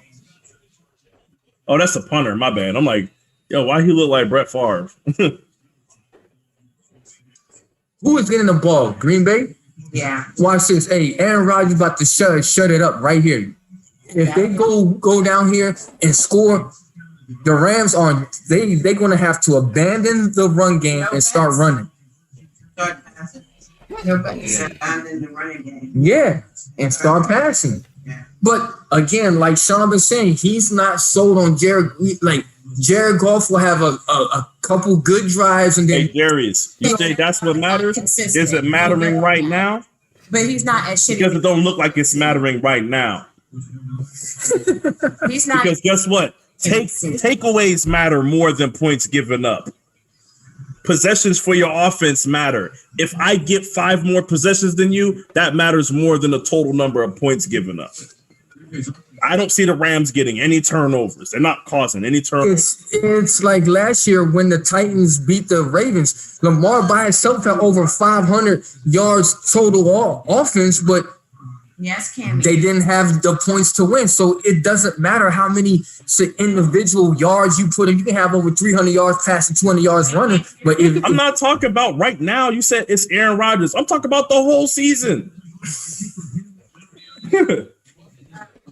I don't know because I'm crazy. I know, but all I'm trying to say is, yo, like I'm agreeing with you and Mark that golf is trash. It is Sharice over here saying, Jared, nah, like I'm not saying. Dog, where's the defense? Where's the defense, Darius? Tell me what the hell is going on right now. Please. The Rams watch play and you tell me what's going on with the defense, Darius. The Rams defense is still at the hotel, bro. They get Tell me, please, Darius. Darius, tell me what's going on with the defense. This play right here. You like my flash, Shawn? Like, oh my! Wow. No, I don't like it. I don't like it. Wow! Terrible. I don't even know why you have that. First play. don't be a hater your whole life. Aaron Rodgers don't gotta put up the numbers. Didn't I say this, Bro. here? Dude, when you running the ball like that, he don't need it. Look at this. Where the defense at? Mark, you want to know what looks better than that? Hey, they making it look like Aaron This looks better than that. 7-on-7. You see this? This is what a Crown Royal bag's supposed to look like, Mark. See Crown this? Royal bags are agree. purple. You know what I'm saying? agree. This is vanilla. This is vanilla. You see? Hey, I agree. You You see need the flavor in your texture? shit. It's a cloth bag. You need flavor in your shit. Don't be weird, man. It's a cloth bag. Listen, fairy boy, get out of here with that fruity ass drink. First off, man, why is your drink wrapped in leather? You know what I'm saying? Why is that shit wrapped in leather, Mark? Because it's classy. You're drinking from since when was putting a drink in leather classy, Mark? I don't think that. I think No, I can see if you Our had classic it card. in a Hold on, let me steel, answer that question. flask. Dog, Do you classic look cars like not Clint have East- leather you seats? look like Clint Eastwood in Do an old classic Western cars film. not have leather seats? Dog, I said putting a Just drink answer the question. in leather. Do classic Putting a cars drink. not have leather Is that seats? shit a vehicle? Is that a motorized Dude, vehicle? they were Mark? just dude. No, it's not. What is happening? Where is the linebacker for? Like, please tell me, like, where they at? I mean, they are running it right down their throat. Cheetos, what up, bro? Darius said he don't know what I want him to say. I don't know what I want you to say either. I'm telling you, the defense, I don't care if they're giving up less points. Part of that is their offense staying on the field.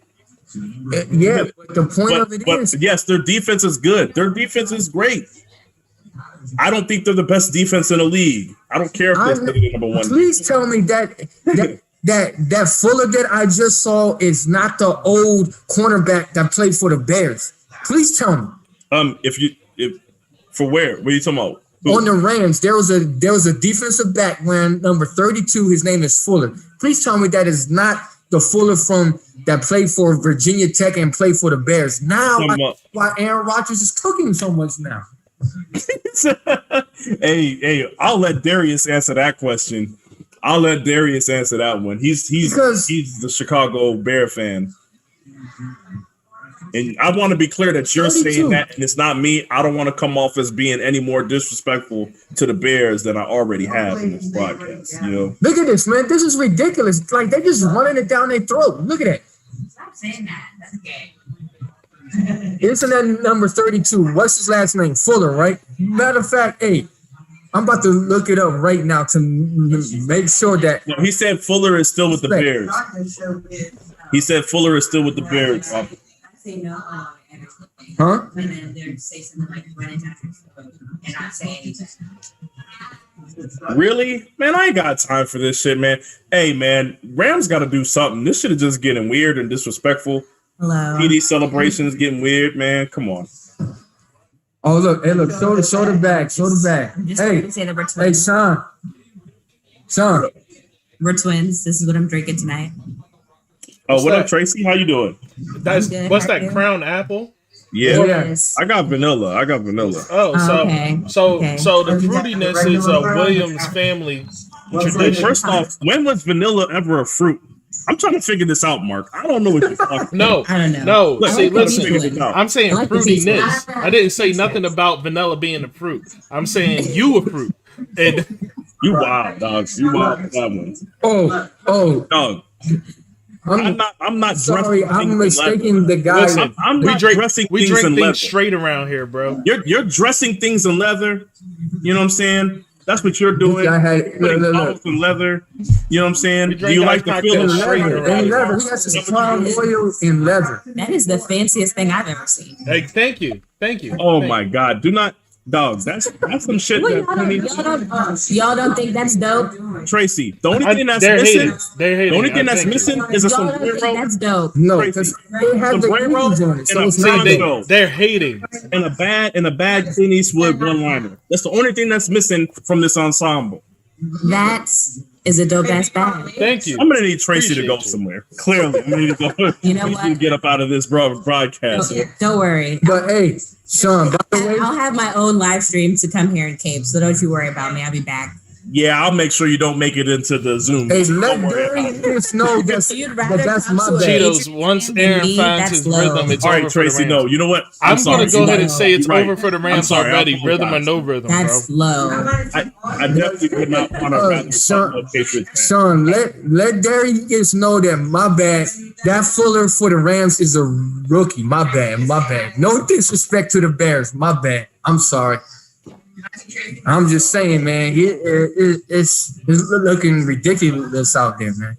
Yeah, Cheetos, you're right, man. Once Aaron finds his rhythm, it's over. No, it's over already. Without rhythm or no rhythm. What did I say, Sean? Didn't I say if Green comes out here and scores, it's a wrap for them? Let me put it like this, man. Just on some real stuff. If Aqib Talib saw that golden chain, it wouldn't still be there. Yo, like I ain't even going front. Like Aqib Talib is like one of my favorite DBs because dude keeps it real, 100, man. Like he don't care, bro.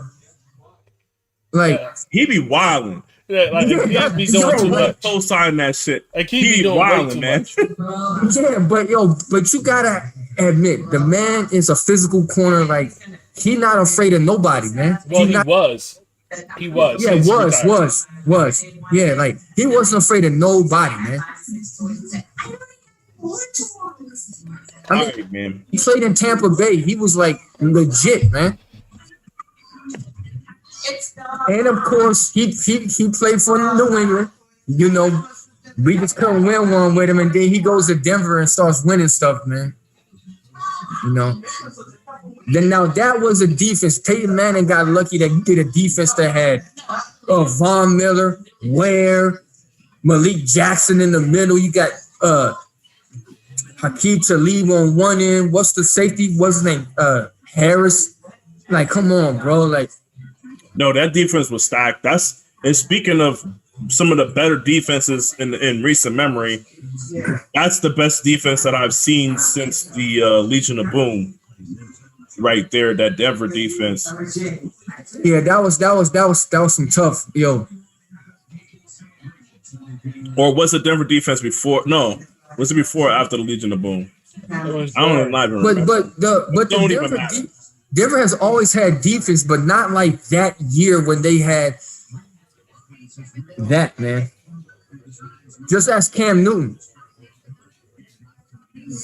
Jerry, why are you even mentioning that Chuck Pagano retired?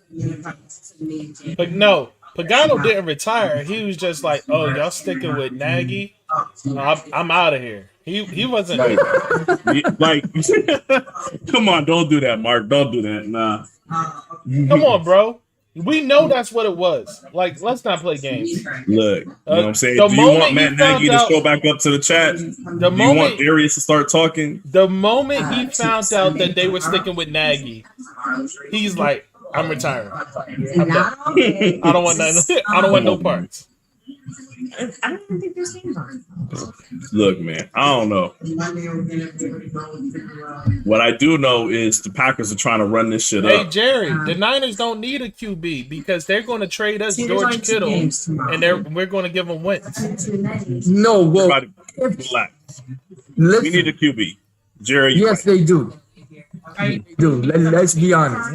Wentz is going to the Niners, bro. I don't know where Wentz is going, but it ain't consistent. No, I honestly think that by Philly, Doug Peterson was a move that they're going to stick with Carson Wentz instead of Doug, because I honestly think Doug Peterson should have kept his job. They should have got rid of Carson Wentz. I'm telling you right now, Carson Wentz might have his job for only one more year. Carson Wentz is gone too. Don't get it twisted. Don't think just because they fired Doug that they all of a sudden got 100%. Dude, so are they going to take a huge cap hit? Come on, bro. That's $38 million, bro, for the next 2-3 years. Do you take the cap hit or do you take 3 more years of Carson Wentz? I know now. Maybe I'm taking the cap hit. straight from the source. I'm telling you what I'm taking. So you would take the cap hit on Jimmy G to release him if nobody trades for him. What I'm telling you is you can find somebody to trade him. If we got to pay a little extra money the way that they was trying to do with Kaepernick, when we was trying to trade him, and it was like, yo, hold on. But this is outside of football, but Pacers ended up getting the worst end of that deal. Oh yeah, I said Karis LeVert is out indefinitely because a mass was found on his kidney during physical. Damn. Yo, they making these Smith brothers looking like they like Ken Norton Jr. out here, man. And Charles.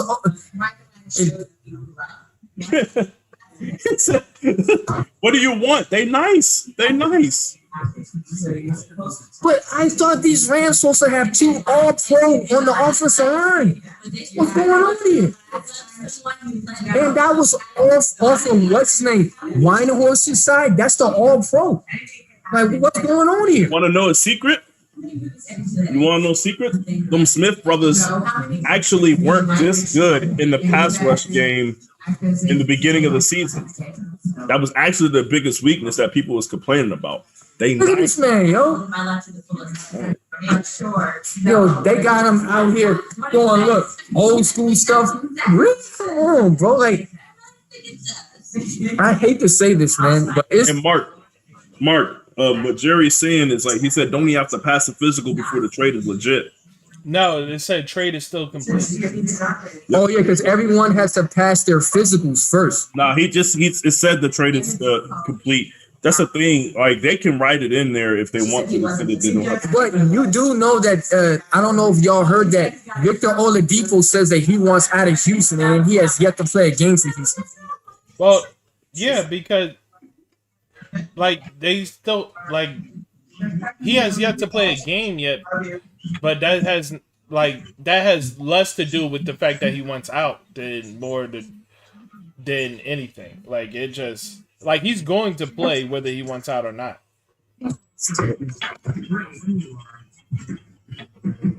And for what I heard, that don't be surprised for basketball, the next big name to get traded is Bradley Beal.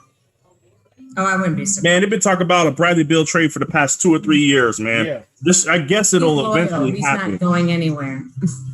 Reese, you just saying that because you're a Wizards fan. I ain't listening to your shit, man. I'm definitely not listening to your opinion on the Wizards. He's loyal. He's not going anywhere. That's what you want. That's what you want. Lakers and foe. Okay. No, I do. I'm talking to Tobias. He does deserve better, but I don't want him to go anywhere. So. Oh, by the way, who's the number one team in the East? Just so people know. Oh, thank you. Boston Celtics, by the way. Thank you. Oh, I thought. And Kemba Walker's not even back yet. Mark, I'll let you address this. All right, listen. When healthy, right now, the number one team. They canceling. I'm jumping into it, Mark. They canceling your team's games because of COVID bullshit, and they're forcing the Sixers to play their games with 9 people. Oh my God! Listen, no, for real.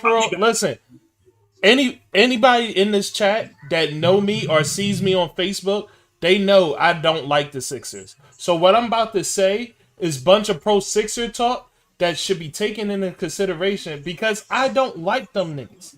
Now listen, 1,000%, the Sixers have been forced to play their games while everybody else's games have been canceled. The Sixers had to dress an injured Mike Scott like he was injured, and the league forced them to dress him.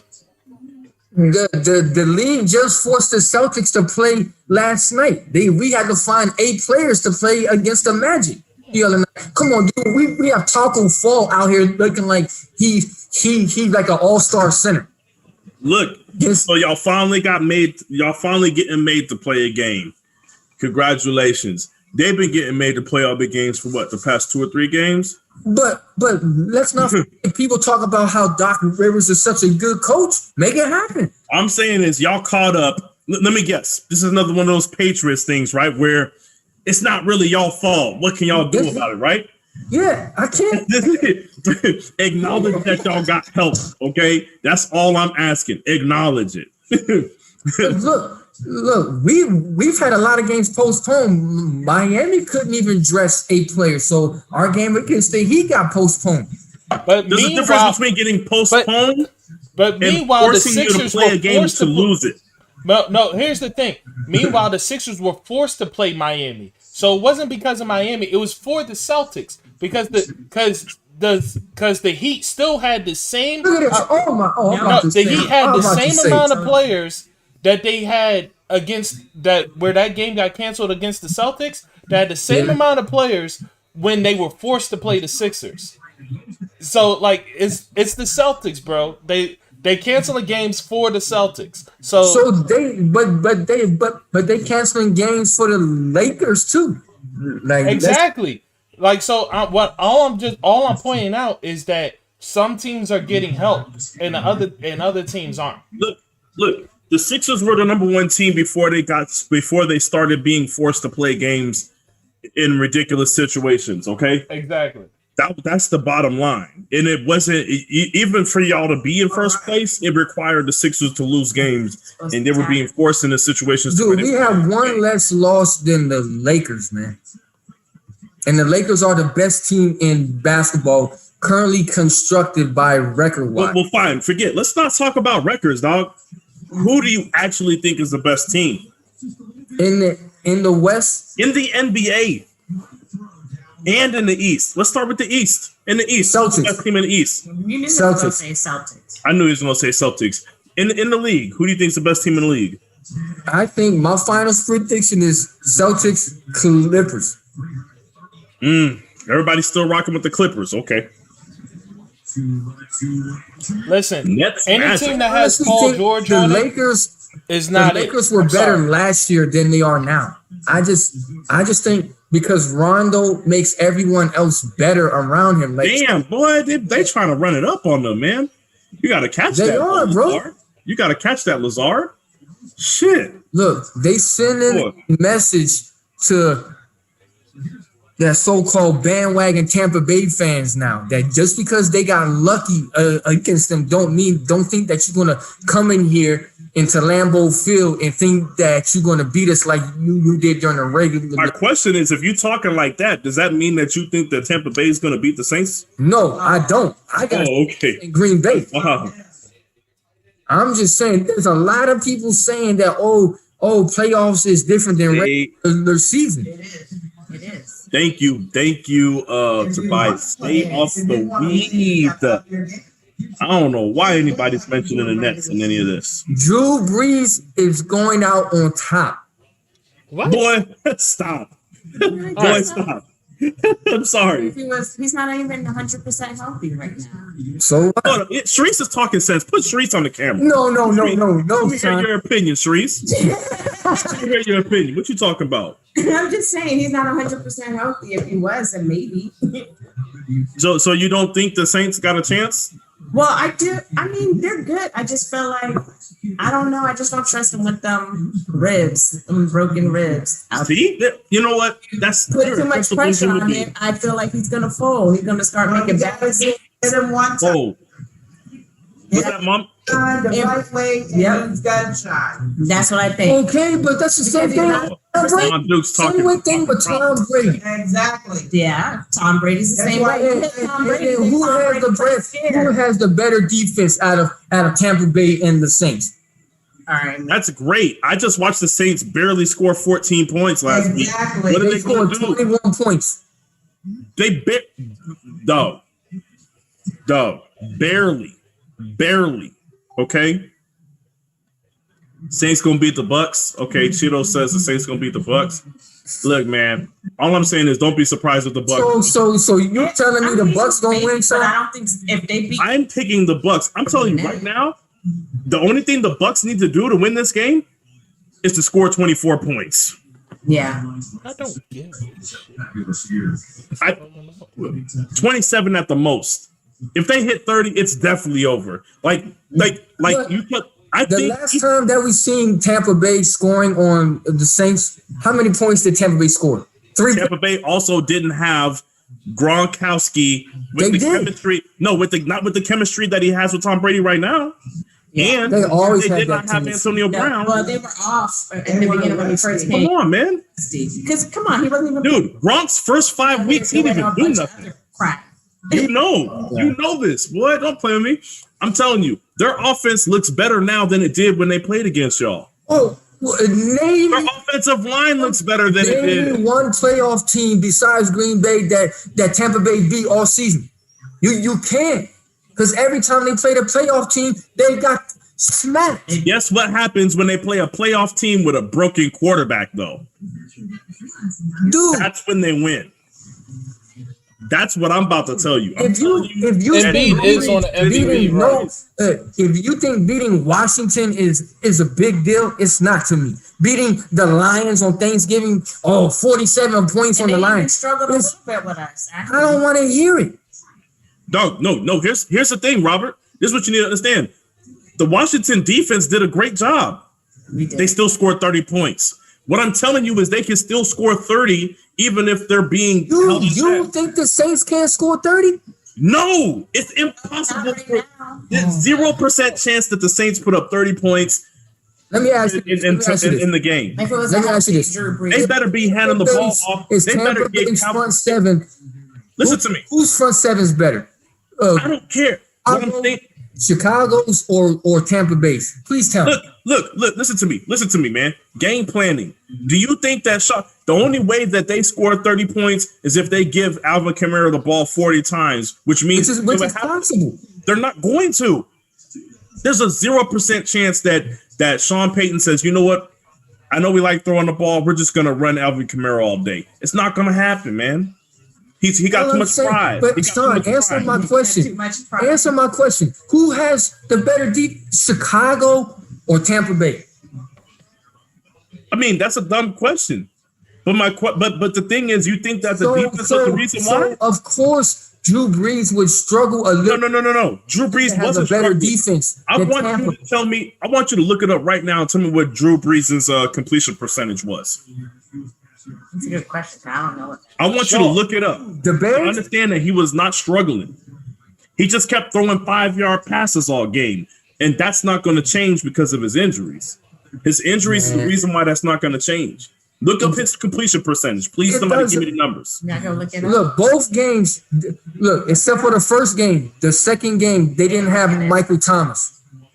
Look, Sharice, when you get those numbers, let me know. They still put 38 on the Bucs without Michael Thomas. I'm telling you, I already had Drew Brees being in question with his arm. And then when I found out he had a shoulder injury, and then he left. Isn't the same either. I didn't know he had a shoulder. What are you talking about? Tom Brady has had the best. He has had the best passing yards statistically since 2016. In 4 years, he has had the most passing yards in. Shout out to Bruce Arians. Yeah, but this is the highest interceptions and turnovers that he's had too. But what does that have to do with his arm? He might get it. That has to do with accuracy. Nothing. That has nothing to do with his arm. I'm like, looking for His arm still throws 50 yards down the field. Okay, Sharice taking too long to bring up the stats. She's not Drew Brees can still get No, it. he can't. No, he can't. He just last week he had an arc. He had an arc the size of a McDonald's arch for 30 yards. For a 30-yard pass. Don't do that, Mark. Don't do that, What Mark. did Mark say? He said he ain't got no zip. He said he got an arch. He has to throw that thing up in the sky to get it to go 25 yards is what Mark is saying. He said it got a McDonald's arch on it. I don't know. I feel like Mark is being. No, he's talking about Drew Brees. He has to be talking about. Well, Yeah, he's talking about Drew. See, even Sharice knows. He's like, damn, I don't know what he's talking about, but it has to be Drew Brees. Sharice knows. Brees' arm is at Judah Noodle legs. Thank you. It's the same thing. He's not even be playing, but he's playing. He shouldn't be playing. He got some extra padded shirt They they're wearing. don't care. That's what they're gonna do. Somebody's gonna punch him hard, and that's gonna be it. He's gonna start throwing interceptions. Oh, is Jared Goff actually moving this thing down the field now? Trying to make it a game? I told you, man. Josh Reynolds is the truth. He is not. He's trash. Josh, Even look, in if what world Jared is Goff goes down here and scores. Time out. Explain your definition of trash. That's a good question, Mark. Let me hear this one. Listen, I'll give you time, Robert, because I'm gonna bring up Drew Brees' completion percentage. I was pulling it up too. 72%. 72%. He did not struggle. They got the exact plays that they wanted to get. That playbook is not going to change for this week. Okay, all I'm saying, not changing. Look at all I'm saying is he is trash. What? Explain your definition What of trash. makes him trash to me is his inconsistency, man. I said trash. He's a little inconsistent. Okay? Like, watch, they will score on this drive, right? And so let's say are you talking about Goff? Are you talking about and Goff? Stops Green Bay. Yeah, he's talking about Goff. I said Josh Reynolds.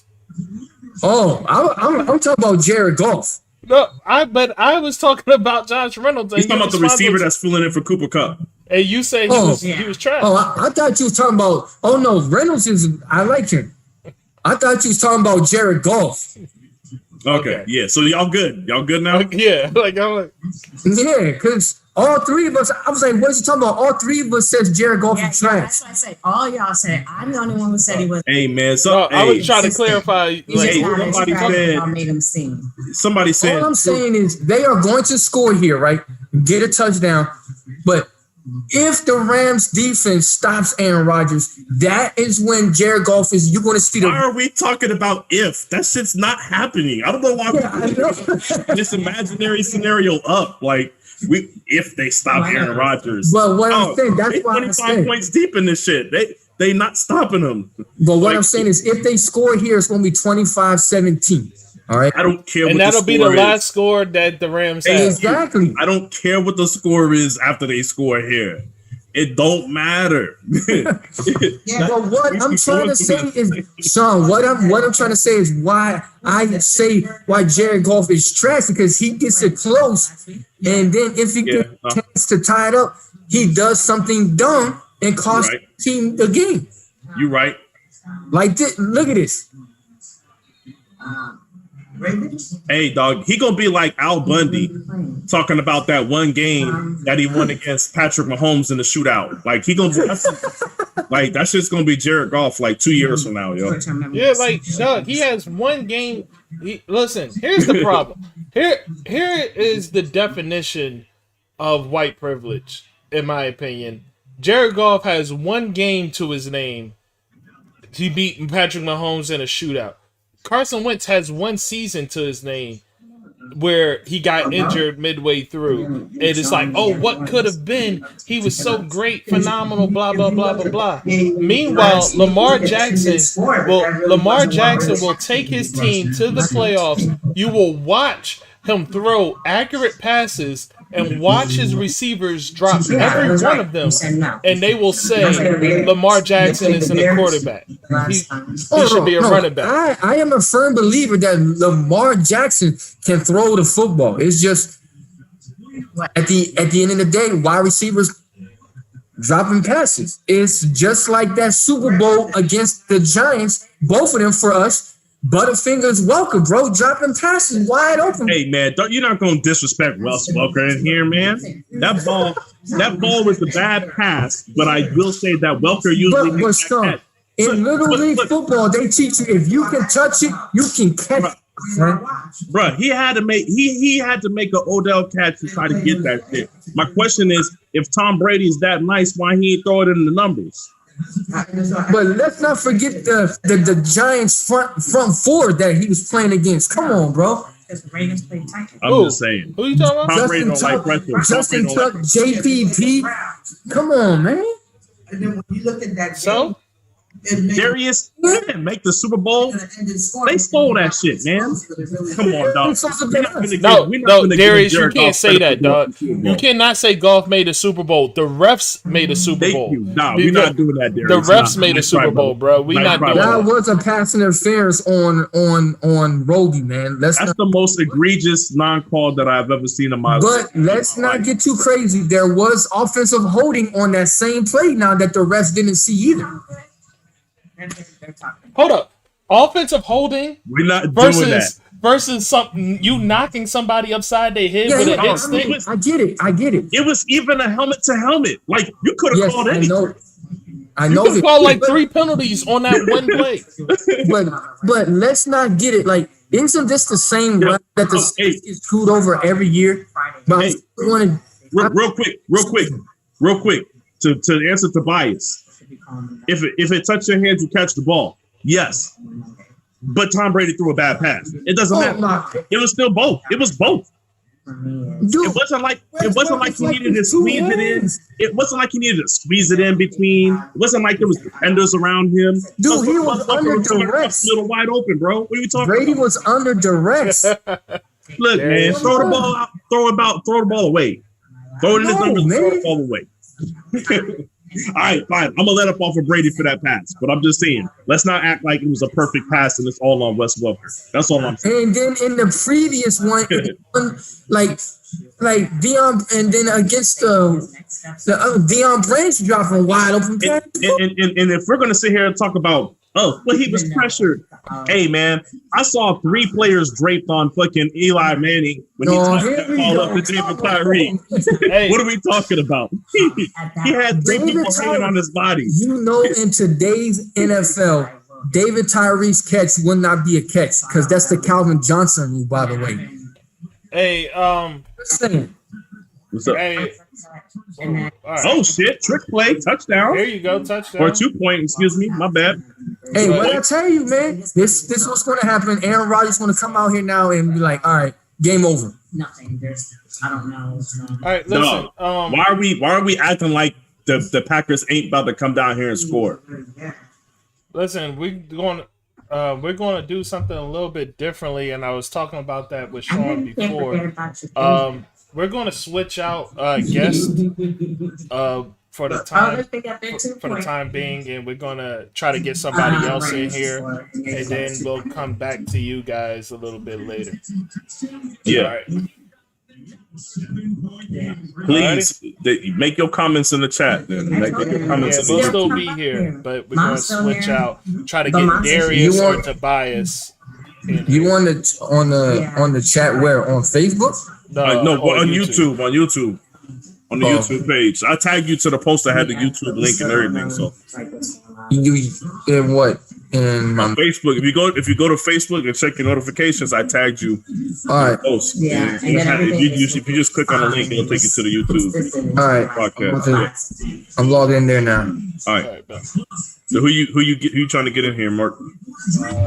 Trying to just switch out and Not a robot. Asking me crazy questions. Look, man. Yeah, I was only allowed to have one person in there. Oh, you have to do it, Sean. I can't do it.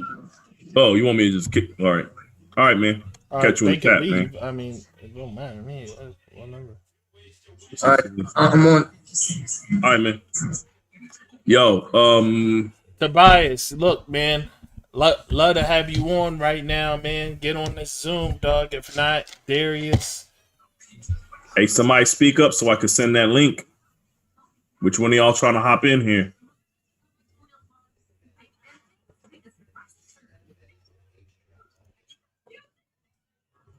See, somebody agrees with me, dog. My flask is fire, bro.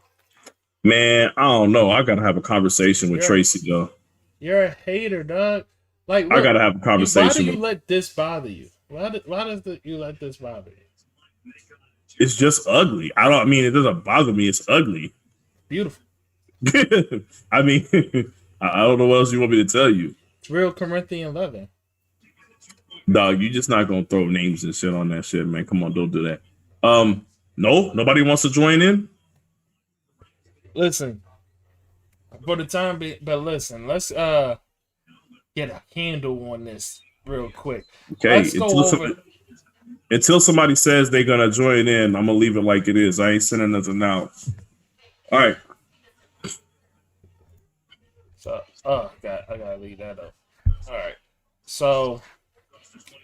So far in this game, we've had a lot of talk. Thanks everybody for joining us. Thank you, Rob, for joining in with us to watch and to talk with us and catch up.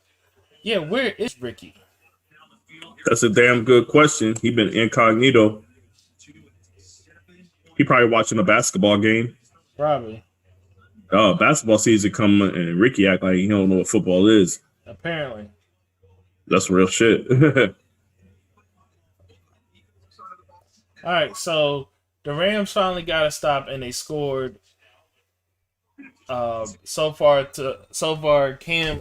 Okay, Darius said he'll get on. Okay, Darius, I got you. I'll send that link. I'll send that link right now. Ugh.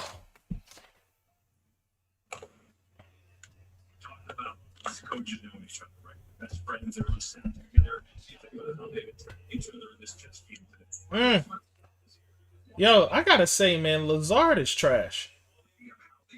He's been doing a lot of dropping of balls and all kind of wild shit. Like, I thought he was better in the beginning of the season. I thought he was better than Valdez Scantling, but dude, Valdez Scantling is a lot better. Yeah, like, it's not even close right now. Yeah, like I'm gonna say this right now. Like Lazard is not having his best. Like me calling him trash is a bit of an exaggeration, but he's not having his best showing. Man, I don't even know which one of these accounts is you, Darius. I'm just gonna send it to multiples. We're gonna Send figure it this to the out. send it to the. You can. I can tell you which one. Yeah. Expanded NBA rosters with postponement becoming a nightly occurrence. Is it time to add roster spots? So what are they talking about? 20 20-man Well, rosters? they added roster spots to the NFL, Are they talking about 20-man rosters? or at least probably 18-man rosters with a couple of extra spots for IR for COVID. That's what I would do. So I'd be like 20-man, but 18 active and then 2 extras. That's what I would do. Yeah. Okay, Darius got it. All right, let me go back to this shit and see if I can pop him in here and see where his request is at.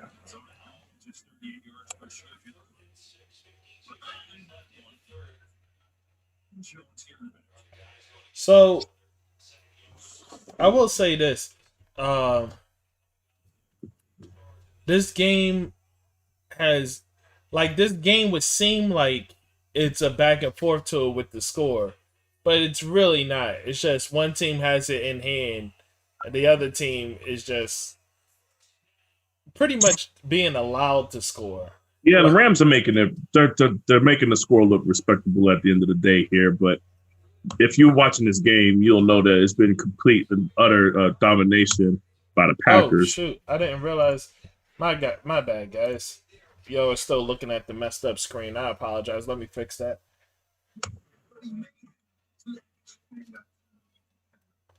But yeah.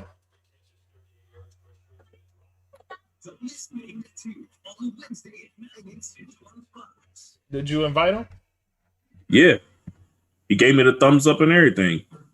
He just hasn't got in here yet. I'm not seeing the request yet. Good.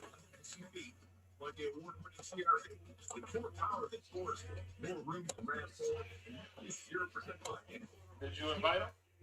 Oh shit! Never mind. Thumbs up and everything. So he ain't get the link yet. Got in here yet? Marcus.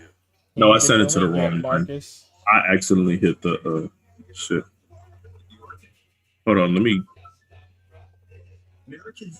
Okay. We've always protected more than what you drive. We protected and support the trains that drive. Right now, that means extending our 10% savings on auto premium for all New York. All right, let's try this again. So you can get a little closer to your dream. Whether you dream. Sharice, to answer your question of who we got the next game, we don't have nobody up for the next game just yet. So It's a new year, and that means a new ride. Okay, there we go. There we go. I got the right one now.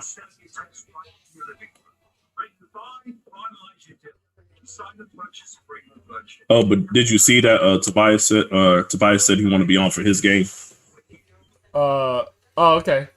He said he was getting ready, so yeah. Oh, absolutely. Yeah. That's crazy, dog.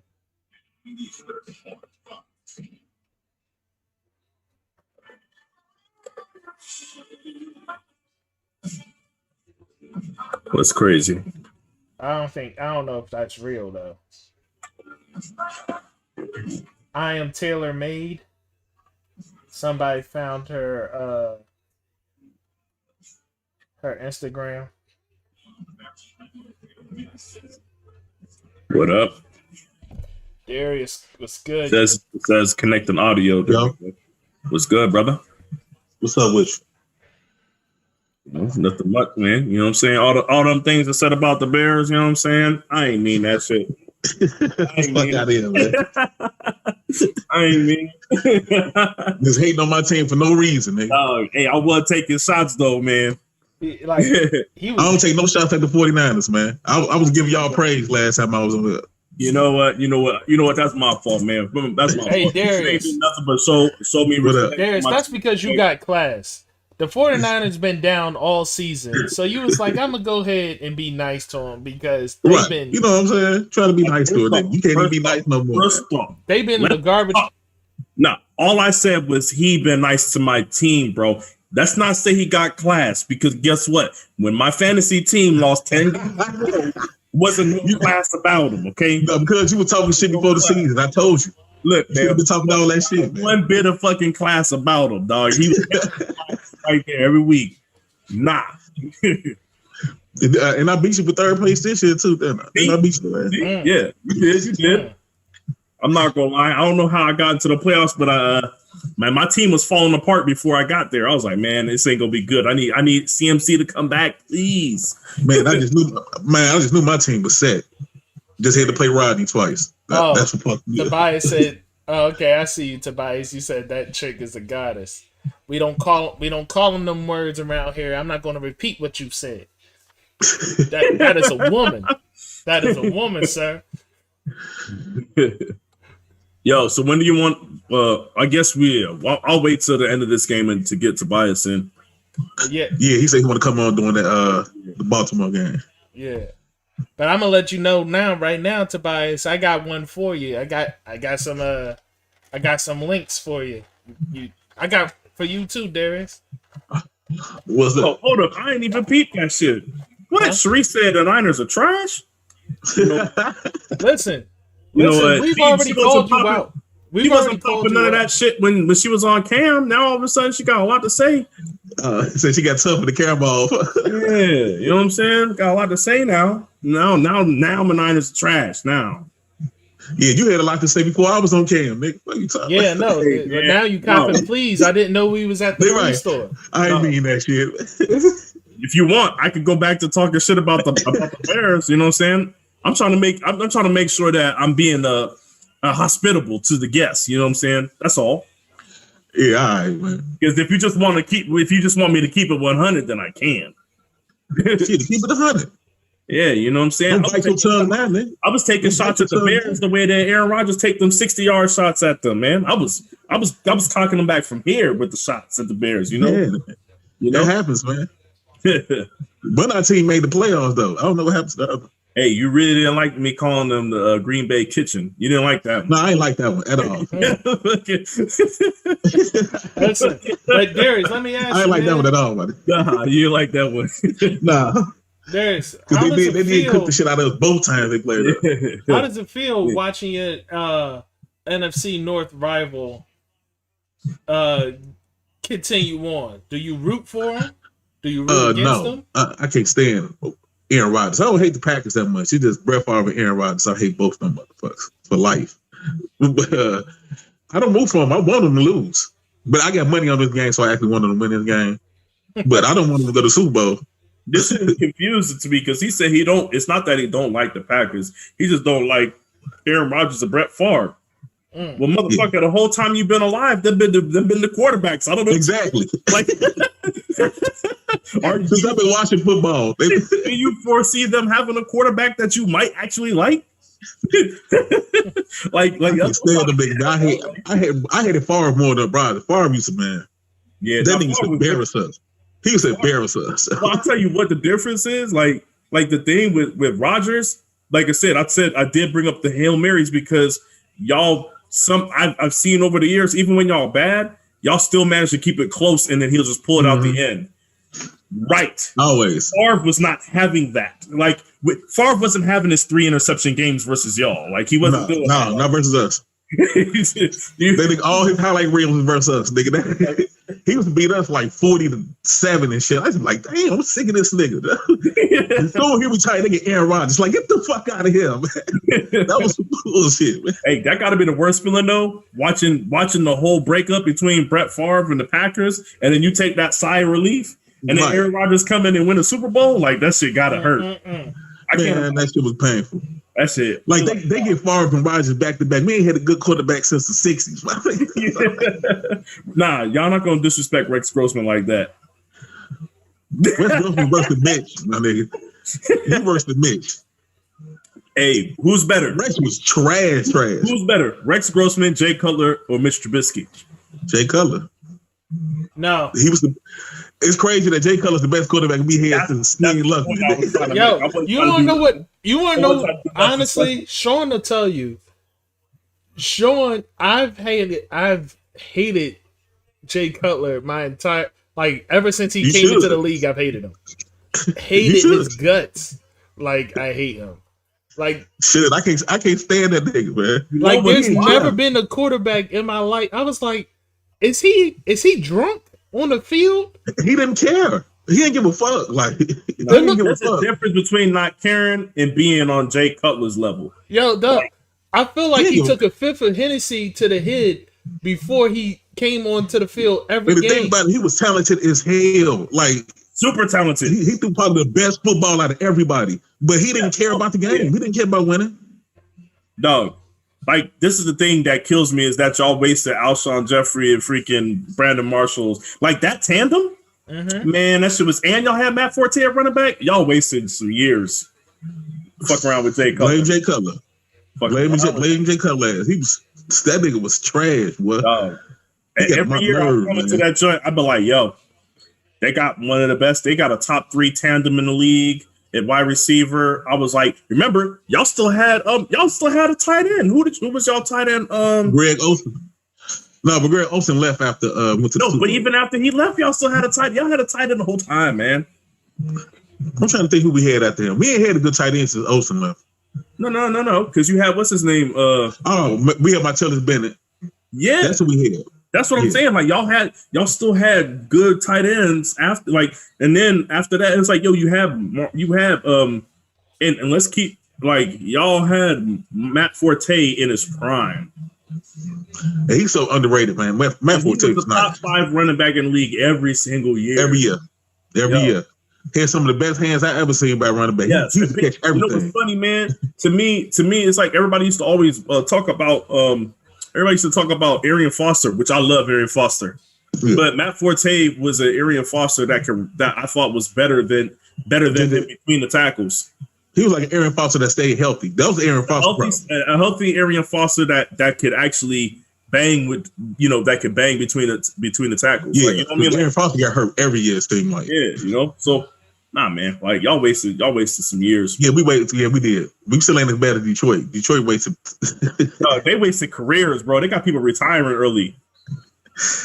The 2 best players ever to play for them said, "Fuck it, I'm out of here. I turned 30 and I'm done. I can't do it no more. I can't take this shit no more."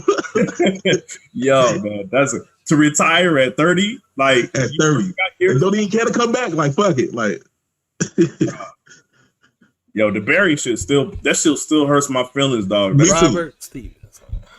I want to Barry to have a record. He'd have ran away with the rushing record. Oh, he would have. It wouldn't have been fair. That's the thing. He put it out of reach. He didn't get hurt, man. Like, he never put that shit way out of reach. Like that. Yeah. Nah, he would have stayed healthy forever. Man. This game, Dog, man. These dudes gotta start catching these balls if they wanna make. Yeah, they better. He need to risk that injury and just throw one deep. Bro, they throwing the ball out here. These dudes ain't catching it. Like, yeah, he hit them in the hands. Like, I'm not even gonna put this on golf right now. No, you can't. You can't. Like, they out here playing around with it. So you can't put this on golf. Like, oh man, she really hit me with that. She said, "I was busy then. I got time now." Wait, I saw that already. I just left it. Fucking crazy to me, man. I need to be paying attention to this chat. They disrespecting me in here. Yeah, the meeting at the quarterback, boy. They about 3 days. Look at this. Hey, Rob said, "Don't worry about it. Golf gonna mess it up." Yeah. Jerry, I'm not listening to you talking about the Niners record. Say that's a true statement. Boy, if you don't go sit down somewhere with your Cowboys. The Cowboys are the worst, and that's one thing. Cowboys fan can't talk. I never seen a team that was so consistent at underachieving. Like, y'all had like Dak Prescott was on pace for 6,700 yards passing, and y'all only beat the Falcons, and that was because they melted. And that was pure luck. This is crazy. Like, talk about underachieving. Y'all go out your way to underachieve, Jerry. Don't talk to me about no records here, Jerry. All that talent they get. Man, boy. 6 games? How many more receivers do they want, man? How many more? Because Gallup out there balling, and don't nobody talk about Michael Gallup. Yep. He's out there making. They had Gallup, Lamb, and Cooper. Man, they found a tight end. He's out there balling. Mm-hmm. And you got Zeke, who's supposed to be good. Well, I mean, started to doubt that shit now. I'm not gonna sit here. No. Listen, Zeke has talent. Zeke personality and his mentality and maturity gets in the way of his talent. It's always been in question. Like, but Pollard looked good, man. I don't know. If I was Dallas, everybody talking about Dak walking, I'm clearing cap space by getting rid of Zeke. yeah, That's gonna be a lot of dead money. They paid him a lot of money though. You just yeah, can't they cut owe him. him. I don't know him how a much of bag. it. I don't know how much of that money they owe him is I'm saying a bonus. that hypothetically, obviously that would be the best scenario. But I mean, his contract is brand new too, so you know. Yeah, what I'm saying. I know they regret that now, boy. Well, see, here's the Doug. Homie got paid and he got real lazy. He said he did. He said But forget the wild thing is they get what they deserve because they paid Zeke 2 years early.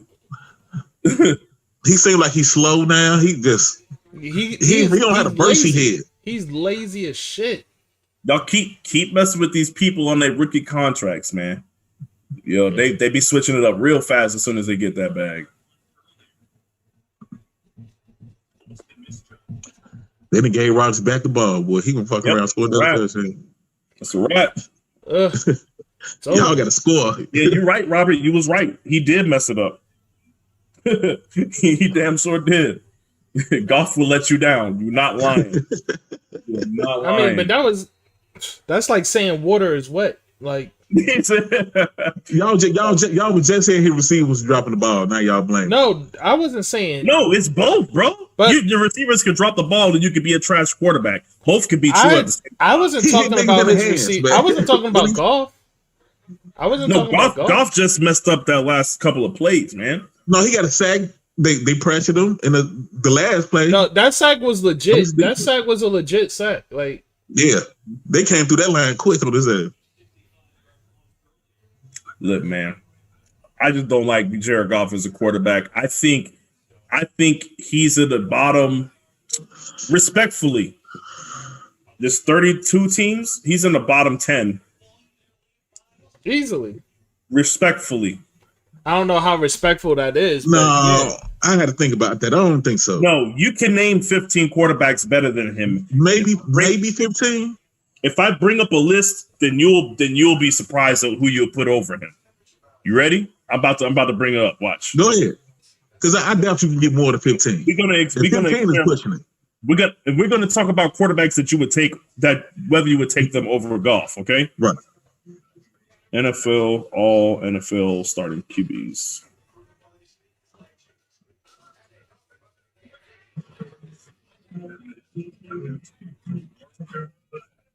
Okay. Tom Brady. Of course, yeah. Drew Brees. Of course. Well, Carson Wentz obviously is not above him. No. Cam Newton, I don't know where you put that. Nope. Okay. Phillip Rivers, I don't know where you put him. No. All right. That's 3 below him, right? Matt Ryan. Give me Matt Ryan. Okay. Derek Carr. I'm taking Derek Carr over Jared Goff. Not by give me Goff. I'll take Goff. Mark, not by much, but I'm taking Derek Carr. I'm absolutely taking Carr over Goff. Okay. Yeah, I'm taking Goff. Mahomes. Oh, of course. Pat. Josh Allen. Of course. Russell Wilson. Of course, Russ. Deshaun Watson. Of course. Aaron Rodgers. Of course. Kyler Murray. Of course, yeah. Him too. Lamar Jackson. Of course. Dak Prescott. Yeah. The list is getting short. I'm just going to let you know. Baker Mayfield. yeah, I don't know, man. I'm edging it out just from his play from this year. I'm not mad if you take. Over. Hey, I'm gonna take Goff. He got to a Super Bowl. Okay, fine. That's 5 people. I'm letting you know you got 5 people below him. That's it. He ain't out of that ball. You got more. Okay, Ben Roethlisberger. Right now? Sorry, I have to laugh at that. You said right now. Right now? Give me Goff. I'm taking Ben Roethlisberger, man. I'm not letting that joke go. Hey, you know what? I can't argue. Like, Ben can't even move, bro. I can't. He just threw 4 picks in last game. He also threw for 500 yards and 4 touchdowns. Yeah, right. But 4 picks. I don't think Goff is capable of doing that ever again in his life. But I think so. He done it before. He done it once against the Chiefs in that one game. This will never happen again. Okay, now here we go. Here's more. Okay. Hill. You taking Tannehill? Don't you lie to me? You taking Tannehill over Goff? Give me Tannehill, but it's close though. I'm not saying it's not. Kirk Cousins. You mean Goff? Boy, you wildin'. I seen Cousins. I see Cousins every season, man. Okay, he played them twice every year. Give me Goff, nigga. Cousins is the most overrated quarterback in the league, man. Okay, Matt Stafford. Stafford, I'm taking Stafford. Yeah, you shouldn't have thought that long about it. And then the last three are Daniel Jones, Jimmy Garoppolo, and Sam Darnold. I'm going to answer those questions for you. You taking Goff over those three? Guess where he just landed for you? Goff is 11th from the bottom on your list. Okay, that's what I'm trying to tell you. Goff is not a good. You had over 15 names, so yeah. Goff. That's what I'm saying. Goff. I counted them. You had 10 people below Goff. That's where he belongs, bro. Like I said, respectfully. Yeah, you're right. You're right. I can't even argue with it. You're right. Because on my list, I only have like 8 people below him. so I'm saying you rather have Kirk Cousins, man? I would rather take Kirk Cousins because he's not number one. He's not going to turn the ball over. He turns it over more than Goff. I guarantee you that. So what? He turns it over more than Goff. Goff led the league in interceptions this year, didn't he? This year, no, I don't think so. Oh, excuse me, my bad. No, there's a stat out there. Over the last 3 seasons, Goff has led all starting quarterbacks in interceptions. I wouldn't doubt that. Especially last year, he has a problem with inconsistency.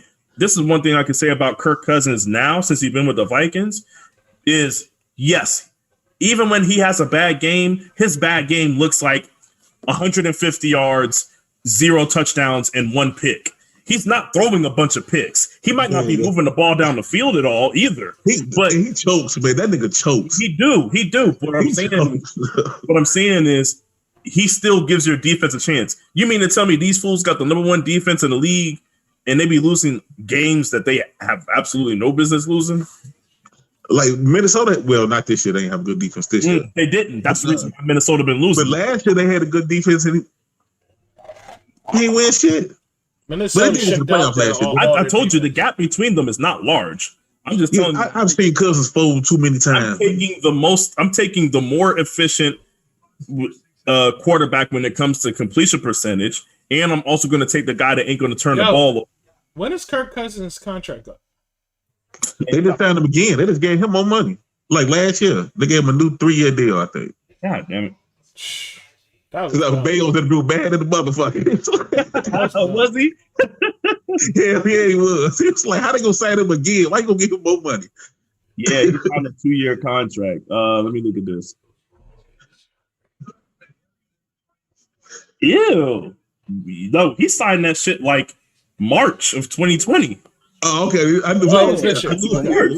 Yeah. They just re-up for 3 more years. That's a horrible re-up, man. I don't know what the fuck they was thinking, but I guess it's hard to find a starting quarterback. So if you get one, Robert said he got the best young wideout in the game with Jefferson. Well, I wouldn't say best young. You can say rookie. You can't say best rookie. He was the best rookie, but CD Lamb has better talent than Justin Jefferson. I don't know, man. I like Justin Jefferson game. Man. No, I love Justin Jefferson game. But here's the thing. I think like my personal favorite, of course, is Mapletron. But this nigga. I can't get him to stop. I've been trying to get him to, but he won't. He won't stop disrespecting a legend like that. Mark, are you going to tell him what you told me? What? Tell him. Go ahead. Give him your spiel. Because every time somebody said it, he said, look, man, Megatron co-signed him, man. Yeah, Megatron co-signed the name. How can it be disrespect what the fuck he did? When a legend, huh? I said, I don't care what he did. What he said. You don't say it. Listen. I will stop saying it when Mapletron stops being good. When he starts fucking up, then I'll stop saying it. But every time he performs, it's going to happen. I'm sorry. When he started playing like Megatron, just be talking about cosigns. I'm pretty sure that LeBron called him Baby Braun. Are we going with that, or was that DK? Are we calling DK? He called DK Baby Braun. But are we going to call DK Baby Braun? Is that what we're doing now? I'm not calling a grown man baby nothing. Oh my God. I'm saying. Hey, Lazard just burnt the shit out them niggas. Oh my God. Oh no, you guys. Dang. I gotta get up Dang. and see that. Oh my. Rodgers had the best deep ball of the league, man. But that, man. I Oh told man, you. that shit was terrible. Man, I'm not even gonna wear my hat the rest of the time. I'm tired of seeing this. Like, we knew it was coming. yep. See, y'all was hating on Lazard too. Look at him. Who was hating on his arm? Sean. He's still not It better wasn't than, me. he's still not better than Valdez Scantling. What are we talking about? Just because he caught a deep ball when he was wide open? Like, come Hey, on. since you said that, he made like 3 clutch catches. Man. That's the third one that he threw for him. He I was dropped the hating other on two. Lazard. I thought you said I was hating on his arm. No, Lazard. Yeah. Lazard is. Oh yeah, Lazard dropped 2 of those already today. What are we talking about? He's still trash. Yeah, I'm he's glad he not got good. one, though.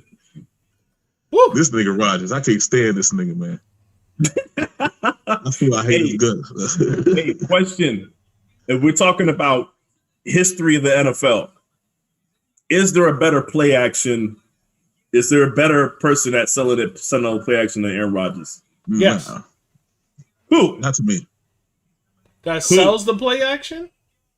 Aaron Rodgers is play action. I mean, but that sells it? Okay, fine. Name somebody that sells it better. Well, I gotta think about receivers. I don't want to go with the obvious name, so I'm trying to stay away from But it. the only reason why I'm mentioning it is because I don't care what he does. Whenever that shit gets drawn up, and I've seen him do this regardless of offensive coordinator. So I'm going to assume that he's calling these joints, man. Right? And then whenever it does, for somebody that is such a threat arm-wise, and that's what you're always looking at with him, for whatever reason, the timing is always perfect with his play action. But plays. listen, Every it's the single time. same thing. But look, it's the same thing with Travis Kelce. I can't explain why Travis Kelce is always open. Like, I mean, with like a 5-yard radius around him open. I can't. Like that shit don't make no sense. Like, you are far and away the top option, Maybe and he somehow just did you're a wide really good open job every of reading time. the defense and watching the tape and knowing how they was going to react in that situation, and he got to the open part of the field, and that's why he was open, man. You got to give him you got to give some type of credit to Kelce in those moments, man. Yeah, it's just, to me, it's just a scheme. After I just watched Jason Witten play till seemingly 45 years old and still be able to get open, I'm no longer just saying it's bad defense. These guys know what they're doing.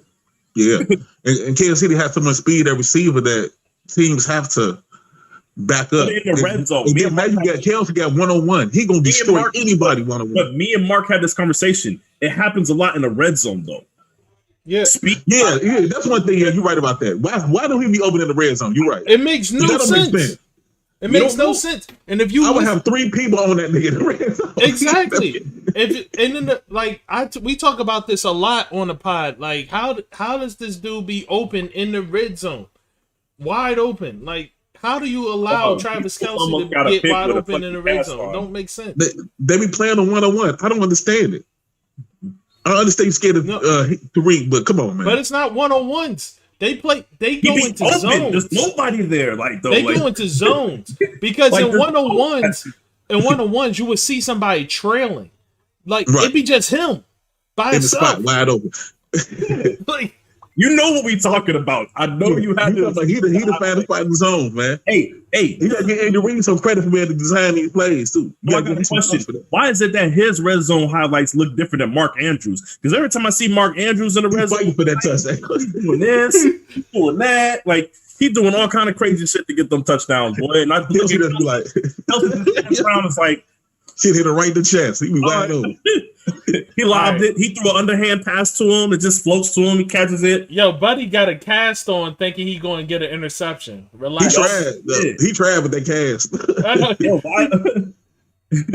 if Goff would have thrown that shit right, He tried hard. Like, come on, bro. yep, this is playing out the way I thought it would. Man, I had to score 31-17. I'm gonna be close. You close, man. Aaron Rodgers disrespectful. You think he gonna try to score again? Nah. If it was the Bears, he would, but he ain't gonna do that. Yeah, I was gonna say you saying nah, but I'm like I've seen him. Oh, if it was us, he threw another 70-yard bomb next time he touched that. I didn't want to bring y'all into the conversation. I know I've seen this somewhere. Shit, I keep it real though. I know him. He got the ball against us again. He throwing another deep one. Damn, golf. Sean McVay. Man, there it is. So here's the thing: they paid Jared Goff, but they should be able to move on from him, but they can't because they paid him. Like, you confused me, Mark. huh? You said they paid him, but then they can't move on from him because they paid him. Like I said they should be able to move on from Goff, but they can't because they paid him. Oh, and what do you mean by they should be able to? Or do you mean they should? This would be his 5th year? Yeah. But that's the thing. I don't like the trend of these people paying the quarterbacks and whoever else. Oh my God. Yo, what is going on here? That's ball game. They just destroyed the offensive line that play. Yeah, I'm not gonna lie. Offensive line over there. He didn't have a chance. Kind of shaky, Like, bro. this will be, like, honestly, this will probably be our next topic is the overvaluation of quarterbacks in the NFL. Like, there's only five, let's say seven quarterbacks that should be treated the way that they're treating every quarterback in the NFL. Yes. It's a small handful of guys. Yep. And they're treating every quarterback that way, and they're basically ruining their team's chances for years on end. Man. Why did Jerry bring that up, man? He said that the Bears still didn't want to pay Matt Forte. Come on, Jerry. You bring No, we paid him. He played for us for like 10, 11 years. And he left. No, we're talking about he left because we ain't going to pay him no more. But he went to the Jets. I thought He y'all was getting old. Because he only played like 2 more seasons after that. But I also think that's because there wasn't, he was in the wrong place. But no, he had a good year with the Jets his first season. That he had another like Pro Bowl. Yeah, that season. first year he had a good year. He was still in the wrong But then he place. fell off, and that's why we didn't pay him. Because it was going to happen. But Robert, you saying that golf, like these last 2 drives, you could say it's been receivers and offensive line. I'm not. They have been getting whipped. The offensive line been getting whipped. Yeah. Golf is responsible for the first quarter and a half. I'll give him that. But the offensive line is just the offensive line has gotten worse throughout the course of this game. Yeah. And the receivers have dropped a lot of balls. Yeah, they dropped a lot of balls. This is terrible. This man wide open. Bruh, you seen that? I know you seen that. They got Robert Tunyon out here doing juke moves in open field. This is embarrassing, man. Is whatchamacallit hurt? What's that other tight end, the new ball for the Green Bay? The other tight end of what? The other tight end, the new guy. What's his name? Robert Tunyon. That's what I'm talking about. Yeah, that is his last name. I don't know why I was thinking that was somebody else. Fuck. Yeah, nah. He had a real good season. He nice. He nice. I don't think he's nice. I think Rod just make him look good. I'm telling you the truth. I think he's still good. He could. I don't see him dropping passes. Hey, look, man. I thought you said Aaron Rodgers was gonna take it easy on him. I thought he was. It don't look like it. I thought he was. Hey, because he first out the gate, he threw straight to the tight end for like 15-yard gain. I was like, maybe he's not. Maybe he's not going to chill out. Yeah, he's about to kill too Aaron. much time on the clock. It's 4 minutes. They running good enough for him to just hand it off. Let's not do that. Yeah, for real, because they haven't stopped their run game all. They running good enough for him to just hand it off. He's just not like. Look, this man. is different. Yeah, he don't believe in that, Doug. He don't believe. He don't, and you're right. First down, like every time he don't run every time. Oh, they just gained 12 yards on 2 carries. Like I said, they could just run this the way they're doing and run this the shit out. is He got to throw the ball again. He better not throw another pass, man. Now, if it was us, he would. I don't think he's gonna do that. I don't think so.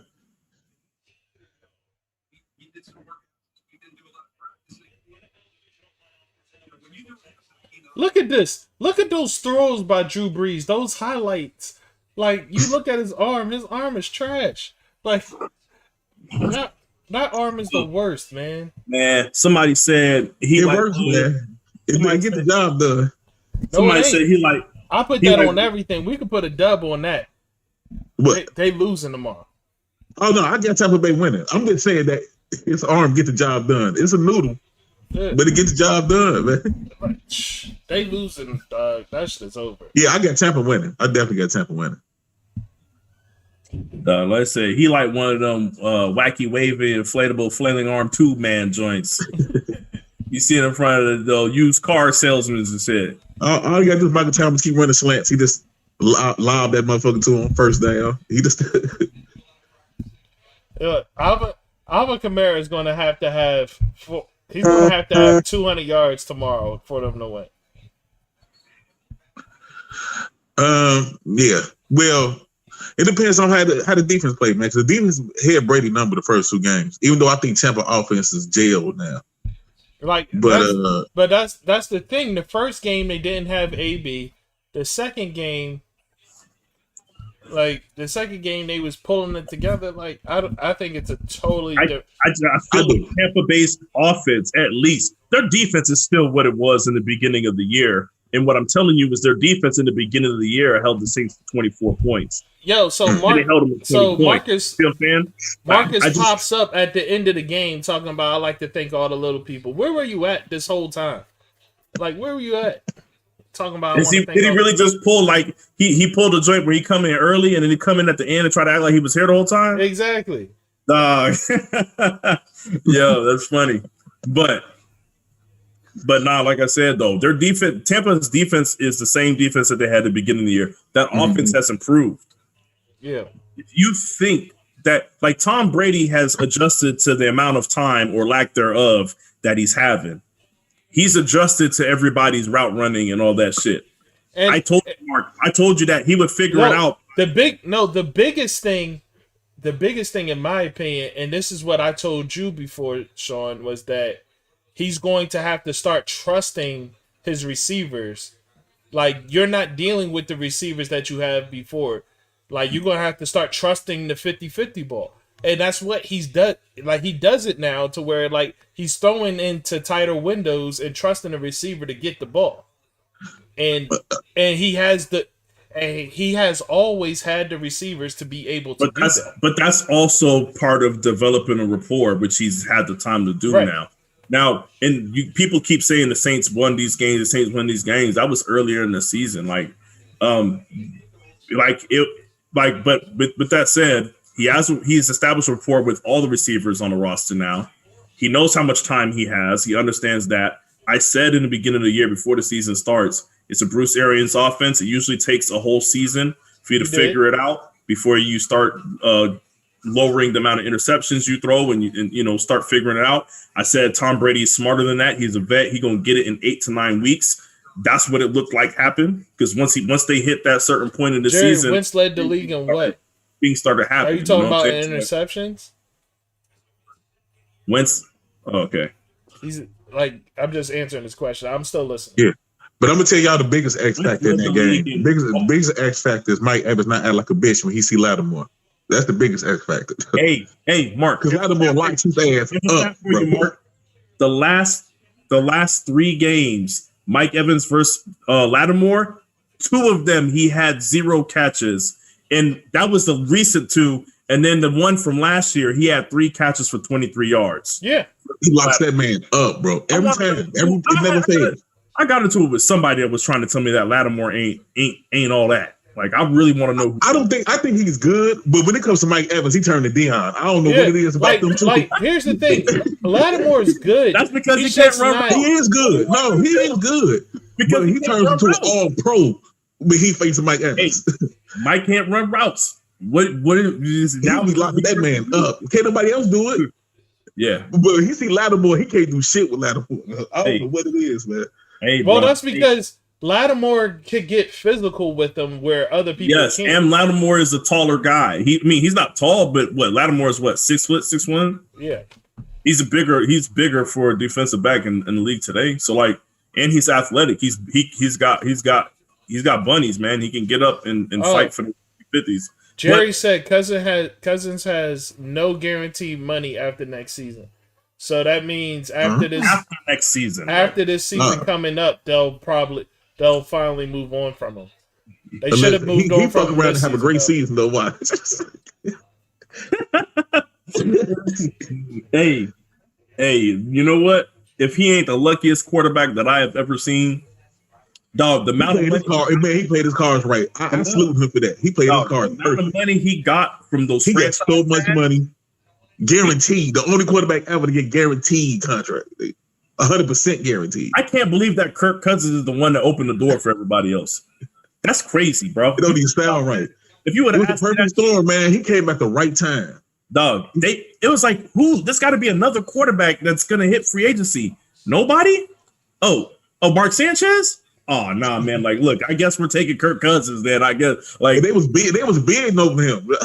Nobody in free agency. I think Brock Osweiler might have been like the only other dude, and that was perfect it. Storm, man. Perfect storm. It's like Brock Osweiler is the second best quarterback in the free agency. That's crazy, man.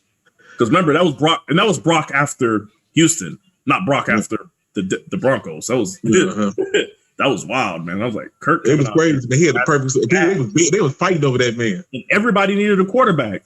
Yeah, I would have just let that ride. I'm like, oh well.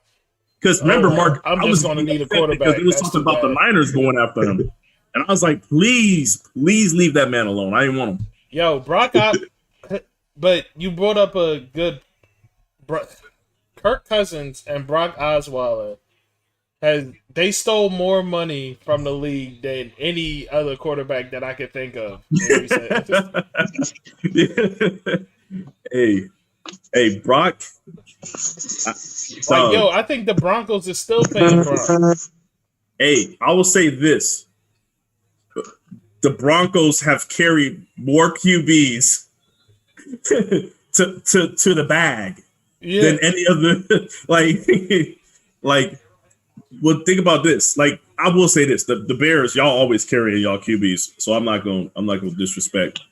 But I don't even know how y'all be in playoff contention.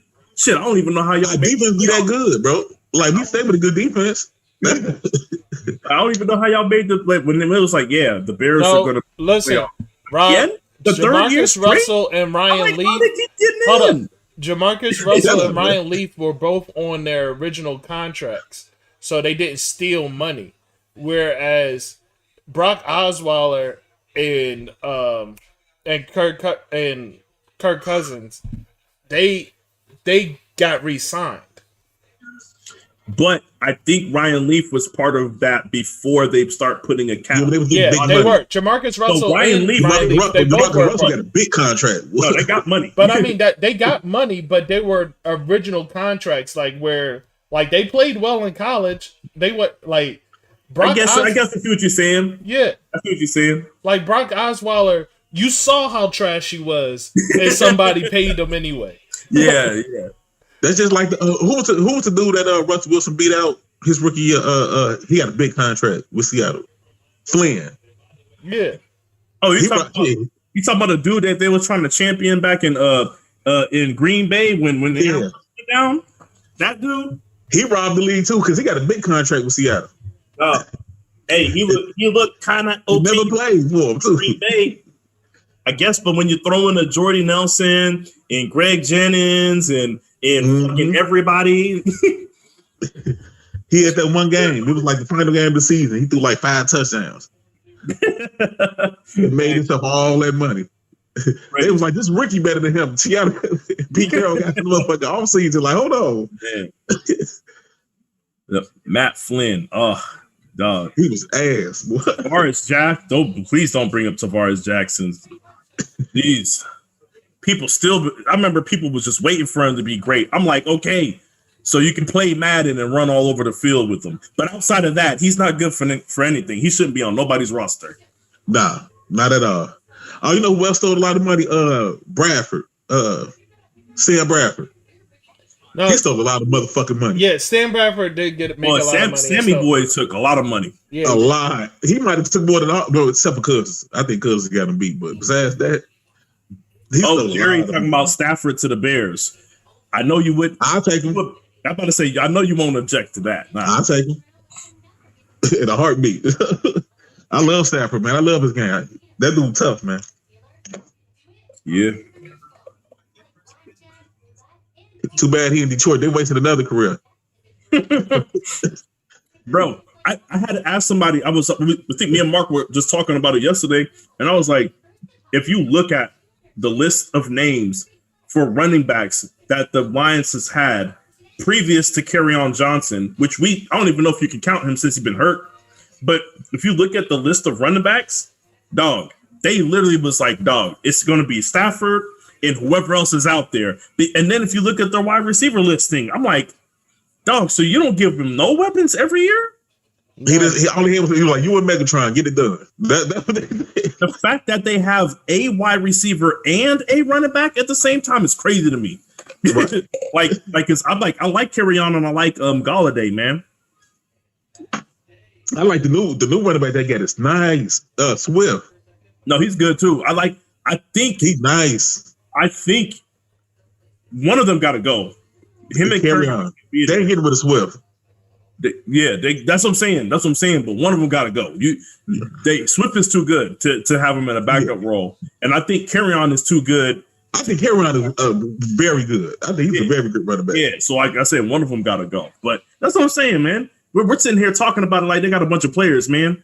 Like this is probably the best receiving core they've had in years, and they got Marvin Jones and Galladay. And Galladay was hurt all year, pretty much. Yeah, like. I like they tight end too. Hawkinson gonna be nice. Hawkinson is nice. He was inconsistent last year, but this year he got his shit figured out. Yeah, he usually take tight ends 2 years anyway. Not many tight ends is real good. They rookie year. Well, the problem is like he's actually in a system where they asking him to do both. Like some of these tight ends that have an immediate impact, they come into the league and they're doing shit like what the Saints was doing with Jimmy Graham. We're gonna line you up at the slot. We're gonna put you over here. No, we don't really run the ball here, so we're not going to ask you to block. But if you in Detroit, you're going to have to learn blocking schemes. You're going to have to go out there and catch, and you're going to have to know what to do in each one of those situations. You're doing block and release plays, all kind of shit. Like it's not like if you're being asked to block too, then it's different. Yes, it's going to take you a year or two to get into it. But if you go to, like I said, if you go into the Saints, trust me. Like you could just step in, you could just walk in there and be like, "Yo, whenever we ask." That because Jimmy Graham can't block nobody. Jimmy Graham can't Jerry, block nobody you on said this call. Will Wilson be traded?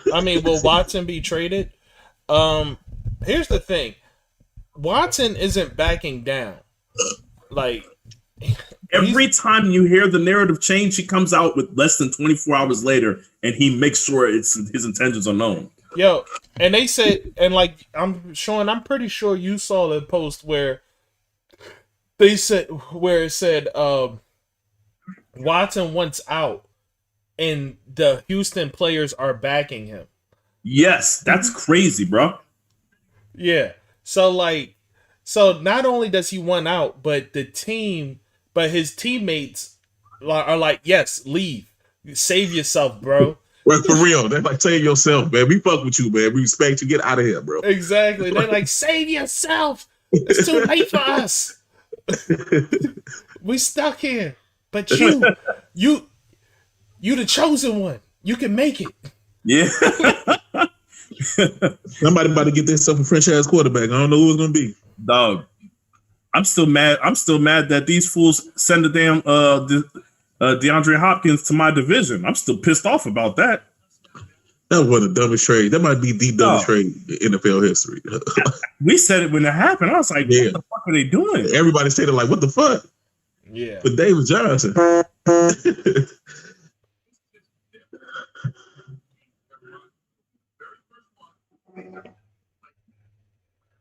What? Harden out on the court with a roll in his mouth. What the fuck are you talking about? Okay. I guess I gotta turn to this game to see what he's talking about.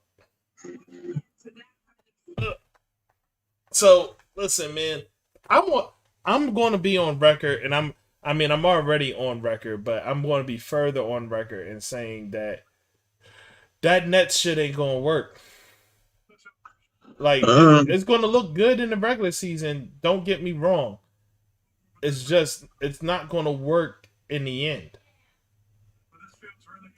Dumb. I'm on the fence with it. I'm on the fence with it. I'm not.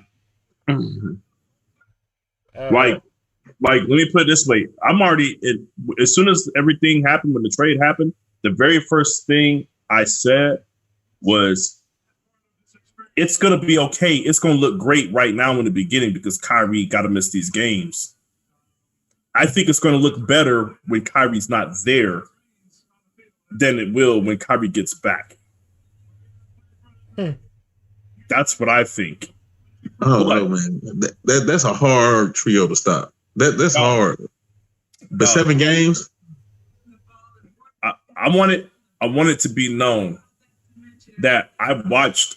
I mean, people forget, and I know everybody tries to discount the shit and say that Karl Malone, Gary Payton was old when they went to the Lakers. Gary Payton was old. Karl Malone was still averaging over 20-something points a game. But he got hurt. He did get hurt. What I'm saying is, guess what happened?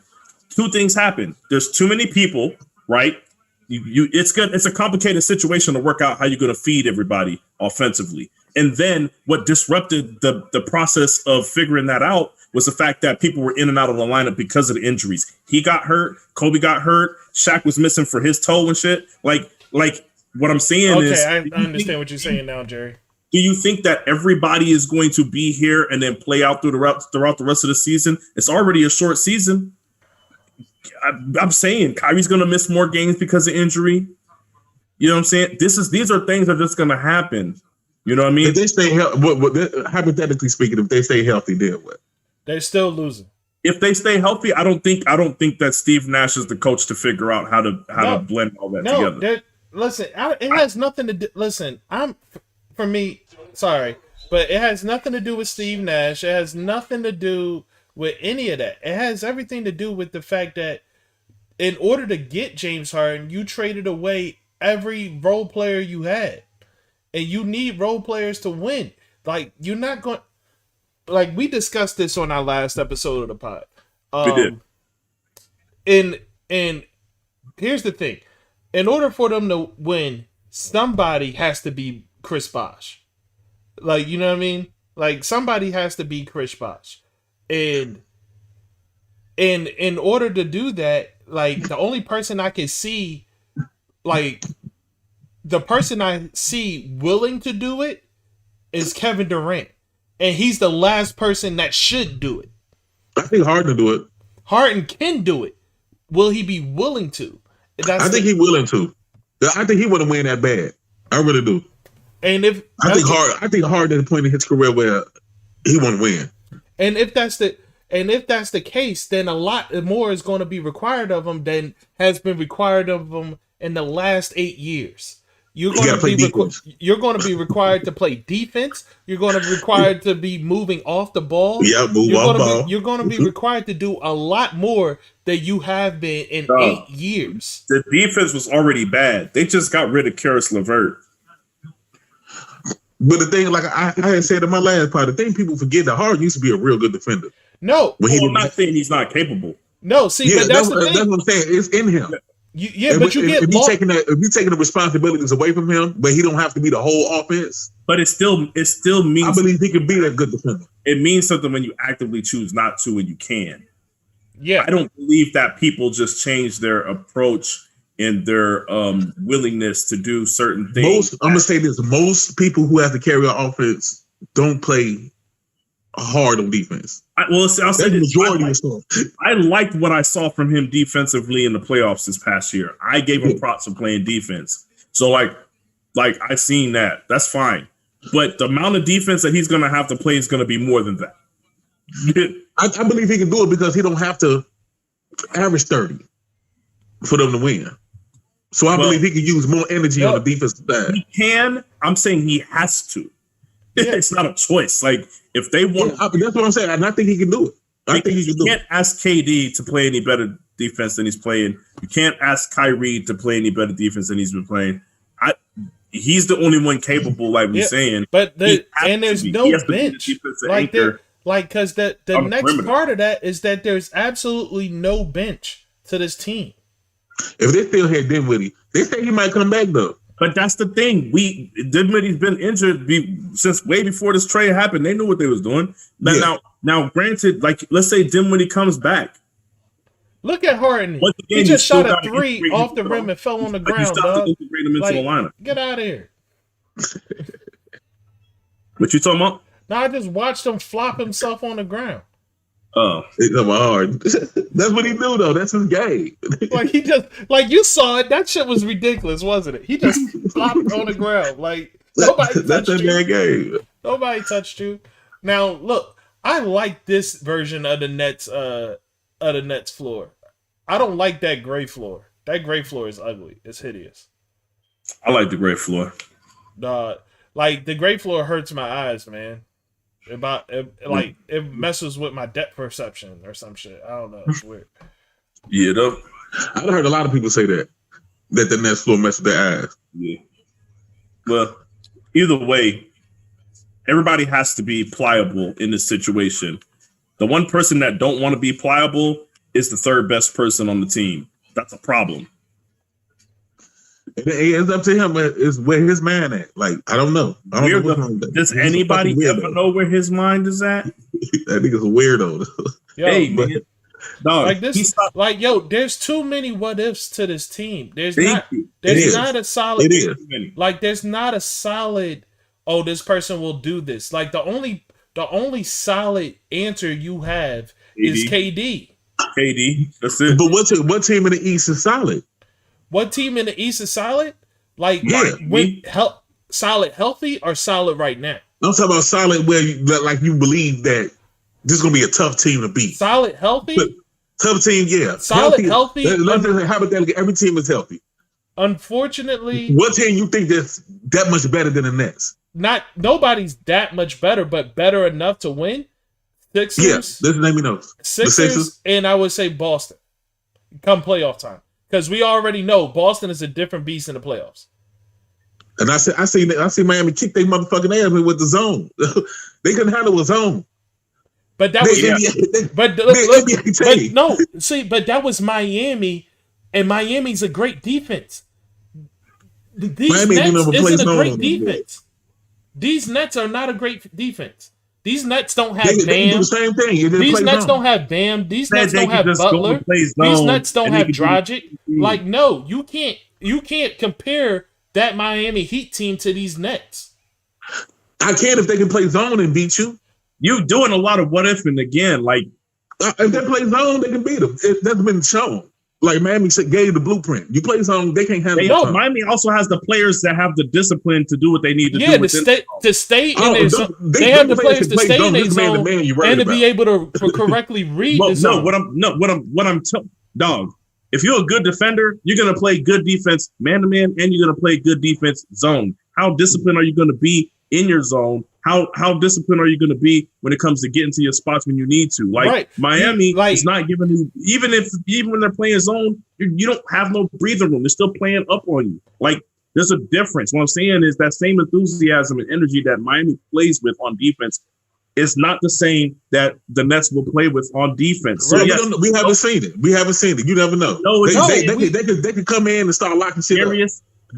I'm going off of what I'm seeing. Exactly. That's more what is. But you haven't seen them play yet. You haven't seen them play together. You talking about individual things. You haven't seen them together. That's what I'm saying, but that's what I'm doing. I've seen Kyrie play within a zone. The only person that I have faith that will put forth energy and effort in a zone defense is KD. Because I watched him do it with Golden State. What I'm saying is, you can't even. It's hard to judge them now, but they haven't even played a game yet. I know. They're playing right now. Kyrie not there. My problem is they're going to have an even smaller window to play in because of Kyrie's absence. I'm going to assume that Kyrie's not going to all of a sudden play every single game throughout the regular season. He's going to have healthy scratches. He's going to have unhealthy scratches where he's hurt. He's gonna have other weird things happening. These are things that are gonna happen. Harden shows up every game. KD shows up every game. We know we get from them. Kyrie is so much of a question mark. When you have somebody that's that important to the offense and that big of a piece of the team in and out of the lineup, it causes problems. We just seen that with the Clippers. You seen it with the Sixers as well. We've seen it. You've seen it with the Sixers in the past as well. Like, it changes everything when people are in and out of the lineup like that. That's what I'm afraid. I get what you're saying, but that's also an assumption too. What if he come back and don't miss no games?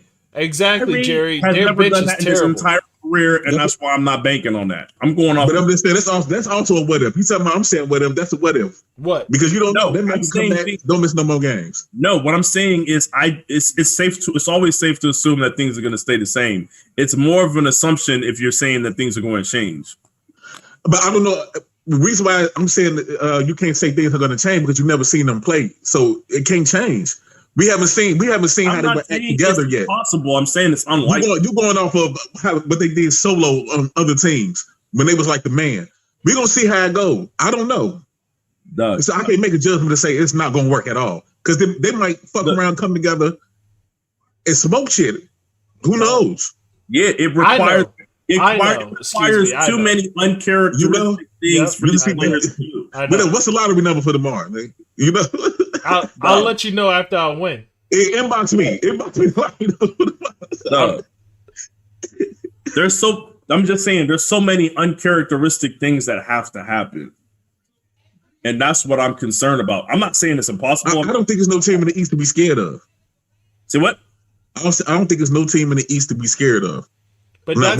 But see, that's the big issue is because when you trade what you traded away to get Harden, you better be the team that people you better be the team that everybody should be scared of. And the Nets is not nothing to be scared of.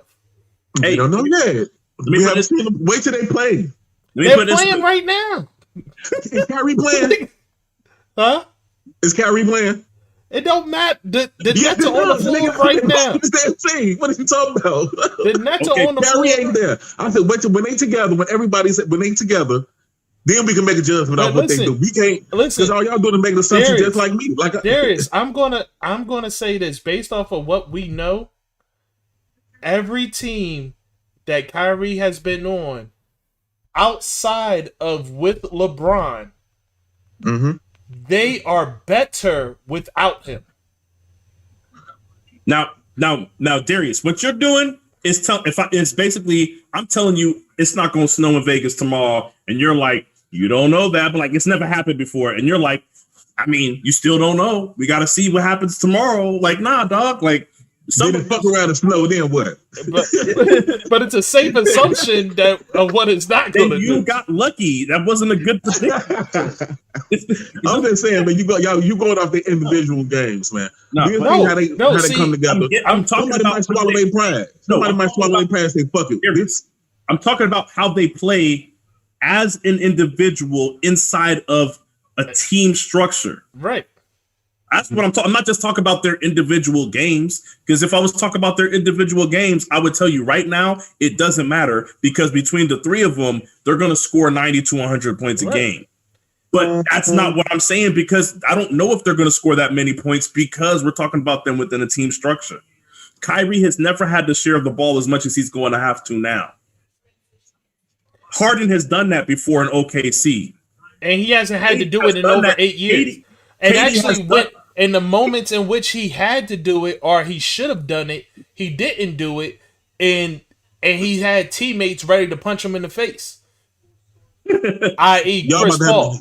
Y'all about to have me rooting for the Nets. Now I hope they come smoke every fucking body. What? Y'all talking about Kyle Last, right? Listen, Darius. Listen, I understand that we all are black brothers, and it's one love. But dog, just because you are team dark skin doesn't mean I gotta root for you. I gotta ride with fuck out of here. I don't gotta root for you because you're team dark skin. I ride with dark skin brothers all day, man. When was the last time you seen a team of dark skinned brothers assembled like this? It's probably OKC, but I don't know. I think Russ is kind of in the brown skin range. You're not really right. Yeah, he on the brown skin. You know what I'm saying? He don't count. You know what I'm saying? Like Darius, I see I see DeAndre. Darius, I Yes, see through KD you. hard. You be The rooting black for to the black nigga. Hey, Team Dark Skin in full effect over there with the For Nets. real. I'm black, y'all. For real. like he on his C. Darius be on his CB4 shit, and he let that rule Yep. everything. I'm black and the black, and I'm black, y'all. And I'm Yep. the black, nigga, nitty black, the black. Exactly. Like Darius be Look. all the way on his CB4 shit, and he let that rule how he look at teams. Like But I think, I'm just saying, look, man. I don't think it's a team in the East that can beat them. That's But all. you know what Darius did? Darius told us what he wants to happen. We ain't Exactly. asked what you want to happen, brother. I don't think a team in the East can beat them. That's what I said. I don't think a team in the East can beat them in the 7-game series.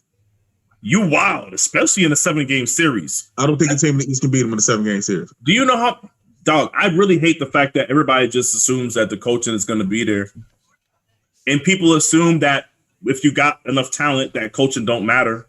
No, I'm not saying that coaching doesn't matter. They got Nash, but they also got D'Antoni there. What? You know what?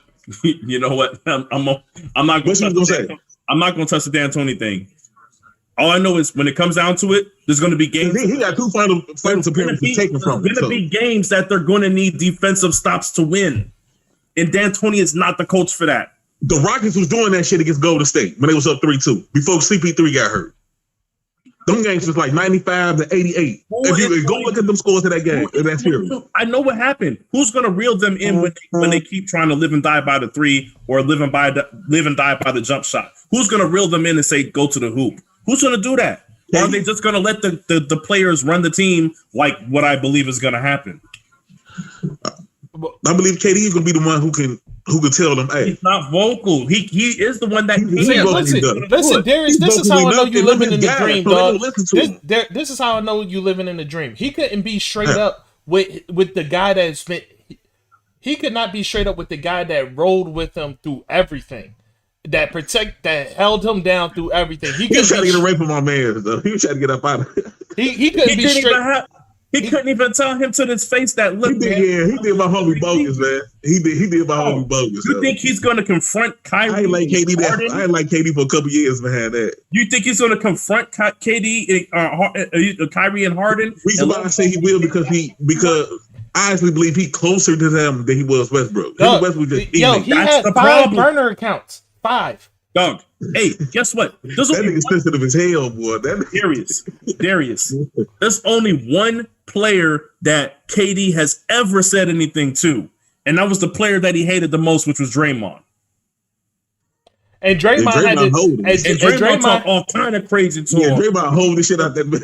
Yeah, in front of everybody. You know what I'm saying? On national TV. Call him a bitch to his face. He likes these two guys too much to say anything. Is what I'm telling you. I think he likes him enough where if he tell them to do something, they'll do it. They'll listen to him. Like you say, hey, let's calm this down or something. Do something. He didn't tell Russ to stop shooting. What I'm trying to figure out. Control Russ. Russ a whole thug. No, that's not true. That's not true. Because Russ a whole gangster. Like Russ ain't listening to KD. He'll beat KD the fuck up. No. Listen, listen. Russ is a gangster, but I ain't gonna let you do Russ like that. Russ has been the most cooperating teammate in any team that he's ever been on.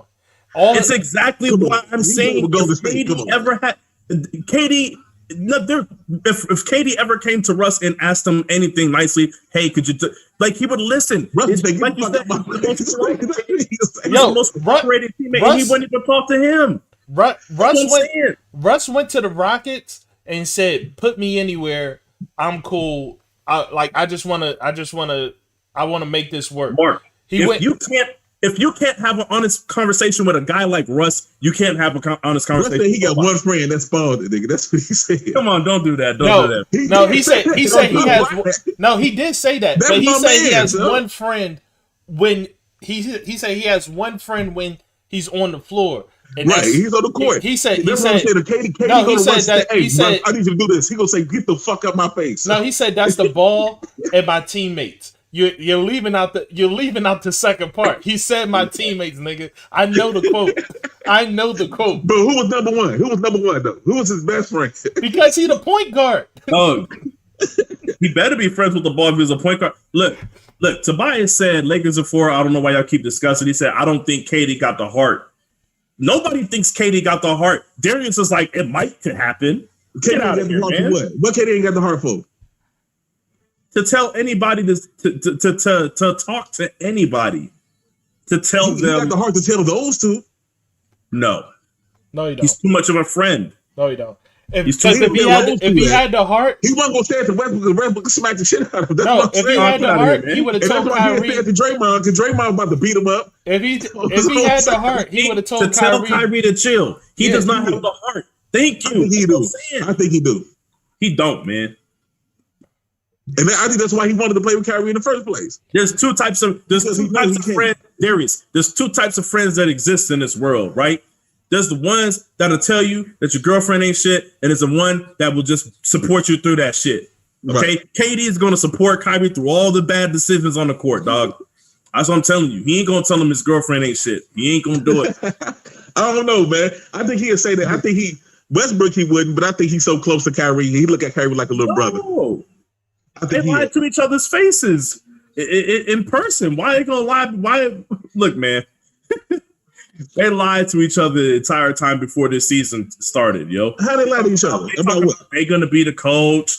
You know, Kyrie talk about KD. He feel like he can hit the shots that he can hit.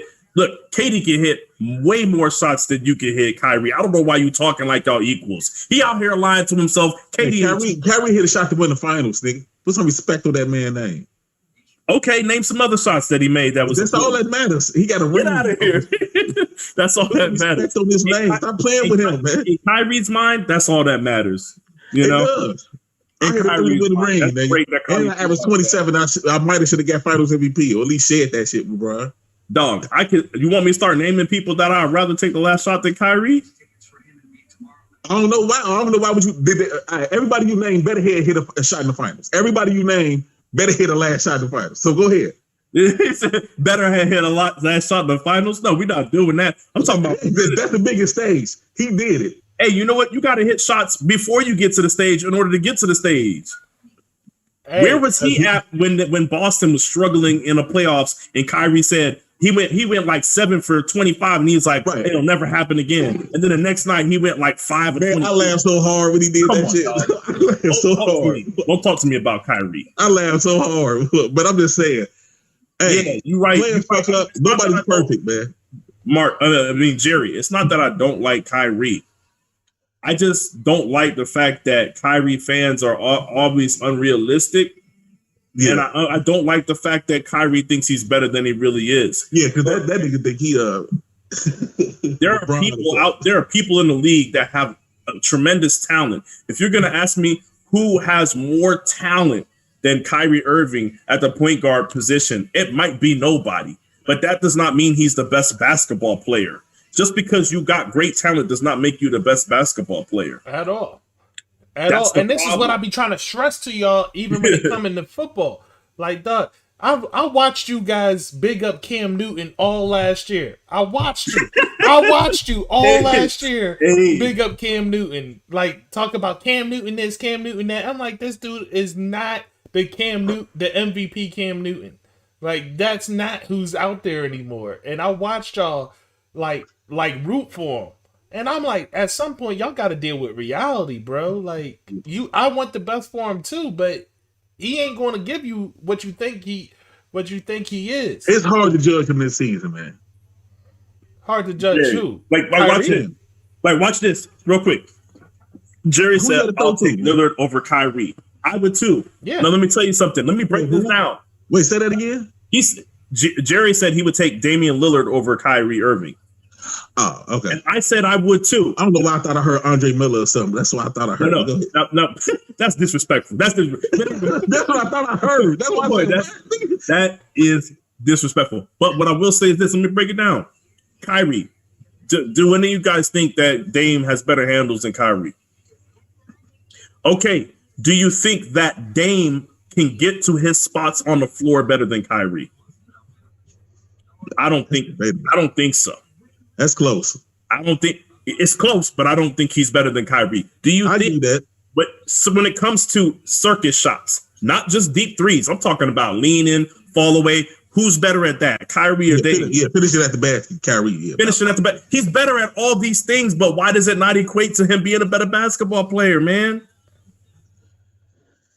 This is my point. I would take Lillard over Kyrie, and there's a problem with that. I take Lillard over Kyrie because Lillard not a weirdo. That'd be my number one. Because he's not a weirdo. Come on, man. That'd be my number one reason. But besides that, I get exactly what you're saying, though. But yeah, that's what I'm saying. Like, because Kyrie does finish at the basket better. He's more skill handle. He might be a better passer too, to tell you the truth. And let me tell you something. I'm hard on athletic guards when it comes to. I'm tough on them when it comes to defense, because if you're athletic, you should be able to play. Neither one of them play defense, buddy. If you're athletic, you should be able to play defense. If you're athletic, that means you're quick. You should be able to stay in front of people, right? You should be able to beat people to the spots, which means you should be able to at least get steals. That's right? my problem with Zach LaVine. Zach LaVine. He don't play no defense. Yes, Cam he don't even that nigga on the tip, bro. I'll watch him. And think about it. He's way too athletic to not know how to play defense. No, and think about it. I watched a 6 foot Allen Iverson play better defense than some of these guys out today. Yes, you ain't lying. He used his athleticism and his speed and his vision to be able to say, look, like he always anticipated that ball coming through the passing lanes. He was great in the passing lane. If you wanted to test that shit, you was a fool. But that's what I'm saying. But they can get that shit by Kyrie any day of the week. Like, these are the little things, bro. Like, he don't do none of the little shit that should make him the best point guard in the league. I'm gonna see how he play, man. I'm gonna see how he play. I'm gonna put it this way: if players lived up to if all the point guards in the league lived up to the potential, I think Steph would be number one, but it wouldn't even be close. And then you would have Kyrie. If players were living up to the potential at point guard. Potential wise. What the Kyrie should be their natural God-given talent. Kyrie should be at least number 2. You might argue number 1 because he cooked the shit out of Curry in the finals. Yes, he could be number 1, but I think what Curry does, Curry can do a turnaround, fall away shot from 30 feet and make it. I don't know how that should be going in. Kyrie can't do that, and that's the difference to me. But Dame can do that too. Dame ain't hitting the circus shots like Steph. He can hit from that range. Doing a bullshit. He can hit from that range, but he can't hit that from that range, covered, smothered, double team. I agree. You see what I'm saying? It's different. I feel like I have categories for when I rate people's greatness, and one of my categories is being a difficult shot maker.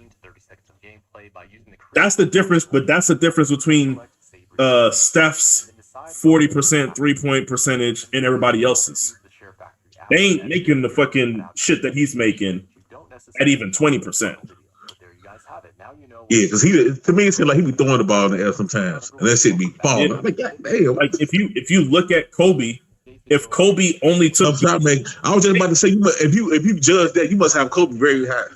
No, I kind of have him lower than he should be because of it. What I'm saying is, if Kobe would have listen to me. If Kobe would have taken better shots, if his shot selection was better, he would shoot 55%, not 43%, or like Jordan. You see what I'm saying? Like to me, that's the only difference between him and Jordan. That's why he'd like the lesser Jordan. Jordan was way more efficient. Well, Jordan made it a point to be efficient. Yeah. Jordan would take difficult shots when he needed to, or when he needed to. Kobe just did it like a fun. He was like, "Oh, y'all, I'm shooting over all y'all." Exactly. You see what I'm saying? Kobe's decision making is the reason why he ain't higher. Yeah, I agree. Living to your potential. You got because he should have been a 50% shooter. He should have had at least a better shooter than Jordan. Why is his percentage lower? But see, that's another thing I try to tell people, like. Listen to Kevin Durant. What Kevin Durant said. Kevin Durant said Jordan is the top 5 pure shooter in NBA history, and I agree with him. Mid range, yeah. What Jordan? Water. I'm talking about water. No. Like Jordan's mid range is better than anybody I've ever seen in the entire history. Yeah, besides maybe KD. KD might be the only one. I still got Jordan. Like Jordan. Jordan was like, once again, Now that's the separation between them. Jordan would hit the circus shots in the mid range. So that's what I'm saying. Like, Jordan gets the edge for me over KD. You know, but that's the thing. That like Kobe could do what Jordan did in the mid range from 3. Well, if you look at that percentages, it's about the same. It was just Kobe took way more.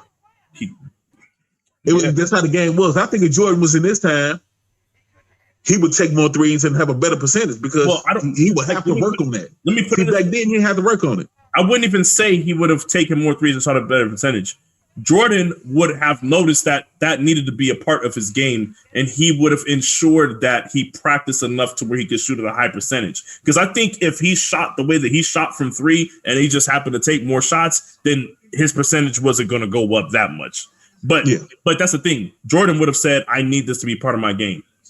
And he would have made sure that even if he was a bad 3-point shooter, in a year or 2, he would have been a great 3-point shooter. That's what he did. He worked on his game. Certain people don't work on their game, man. Like true. Jordan was just a guy who went to the hoop all the time when he first came in the league. You know what I'm saying? Yeah, but he always hit that mid range though. He always hit it. Like, but he developed the fadeaway. Like he added fadeaway. He added his shit to his game because people was able to guard the mid range better. They knew he was coming. Now it's like, okay, now when you put a taller defender on me, you can't do that no more because I'm a fade away. Like he was, you know, he did a lot to make sure that he was unbeatable or unguardable. He wasn't just naturally unguardable. I mean, he kind of was, but whenever somebody figured him out, it's like, cool, I'll be in the gym. I'll be back. Yeah. He'll pull something else out the bag. I'll be back. You know what I'm saying? Exactly. Mm-hmm. So you don't see players doing that shit no more. Nah. Because that's my problem with Ben Simmons. Like, come on, man. You got to at least, like, come on, bro. Like, you got to try. Hey, no, hold up. Tobias says, stop hating on Kobe. If I'm Kobe, I'm taking that shot. I don't care. Bruh. Yeah, he a big Kobe fan. He was Kobe fan. I don't even talk to these Kobe fans at 750, bro. Oh, he's one of those. He might be the leader of the group. I know who he is. I know who they are. But this is what I'll say. Kobe only gets a pass in a particular window of time for me. When they kept getting bounced out the playoffs by the Suns, that particular team was trash. I will give him a pass for all that shit. You know what I'm saying? But that wasn't the only time he was shooting with triple teams on him. That's the problem. You know what I'm saying? He had Luke Walton can shoot. Pass Luke Walton the ball. Ain't nobody gonna pass Luke Walton the ball. I'm not saying at the end of the game. I'm talking about if it's second quarter, and if it's the second quarter, is there any need to shoot over a triple team in the second quarter? Is there any reason to shoot over a triple team in the second quarter? Yeah, because he's the only one that can score. Hey, get the fuck out of here. Hey, that man got 5 rings shooting over 3 feet. Hey, you know what? I am glad. Hold up, I'm really about to piss him off. He think he's mad about the Luke Walton shit. Hold on. Don't say too much far. Kobe at least knew he was smart enough to stop taking shots in that finals against the Celtics so they could beat them by letting Ron Artest win the games for him. He only won the one game. That was game 7. Oh, the most important one that everybody talk about. Look, man. Kobe fans do not played like shit in that game too. If you look Kobe fans do not want. Hey, guess what Kobe did? In any other game, Kobe would continue to shoot that ball. In the fourth quarter, he said, "Fuck it." For the first time in his life, he said, "Fuck it," and he let Ron Artest. Big ups to Kobe. Big ups to Kobe for that. You know, Ron Artest said in the interview that Kobe was mad at him for taking that shot. Kobe didn't want him to take it. He thought he was gonna get the ball back, and he was like, Ron was like, "Fuck it, I'm gonna shoot it." He said he shot it and went in. Yeah, it's just saying, like, hey, you know, good for you, Kobe. That's how that should go. Yeah. He mad that he made the right decision. See, that's my problem with Kobe. He made the right decision. Don't do that. Don't do that.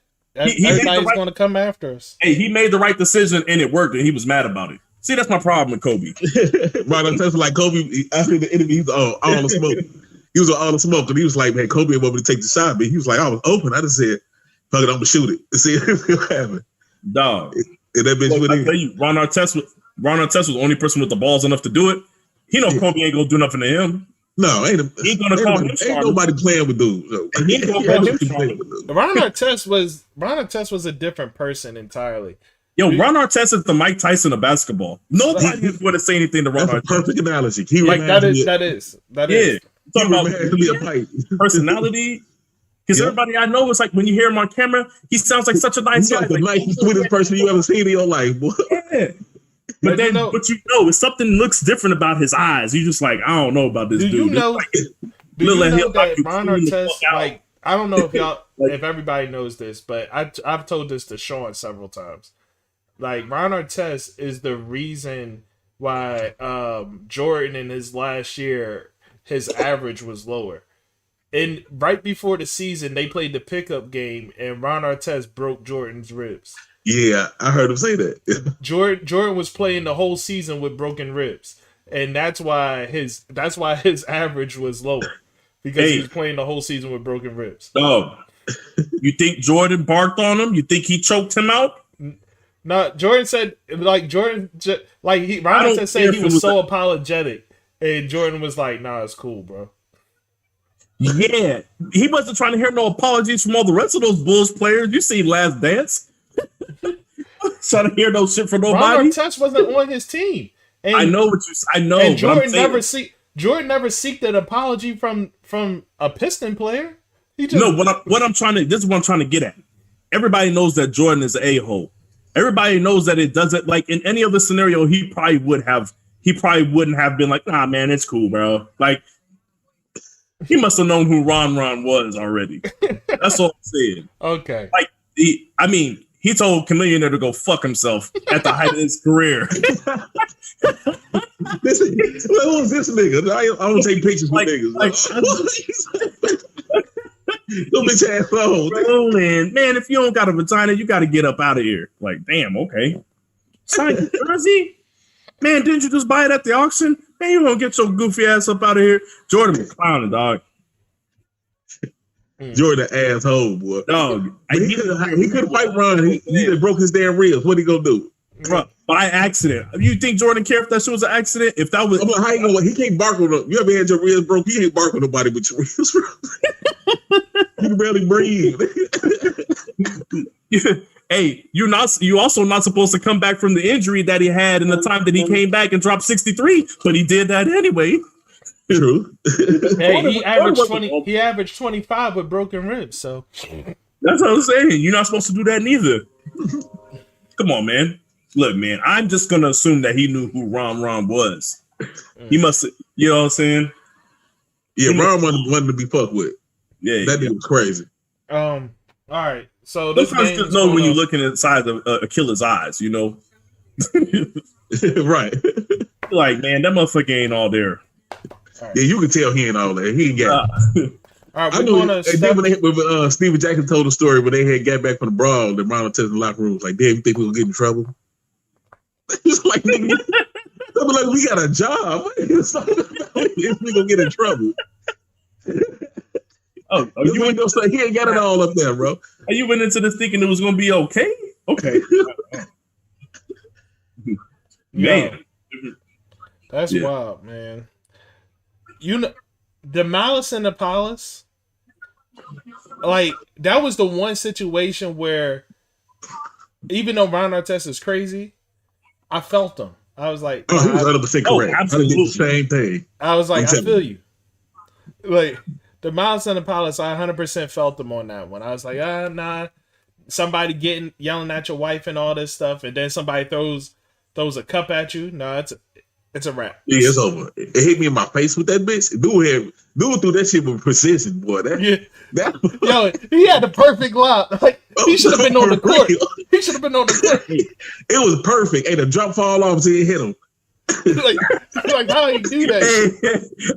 Hey, that was a full cup, bro. That was. Hey, he threw that with precision, boy. Dog. Hey, let me tell you something though. I bet you he probably don't even drink beer no more because dog, like like I'm just saying, dog. All right. Yeah, Darius, thank you for joining us. Time we switch out. Game is starting. Time to get Tobias in here.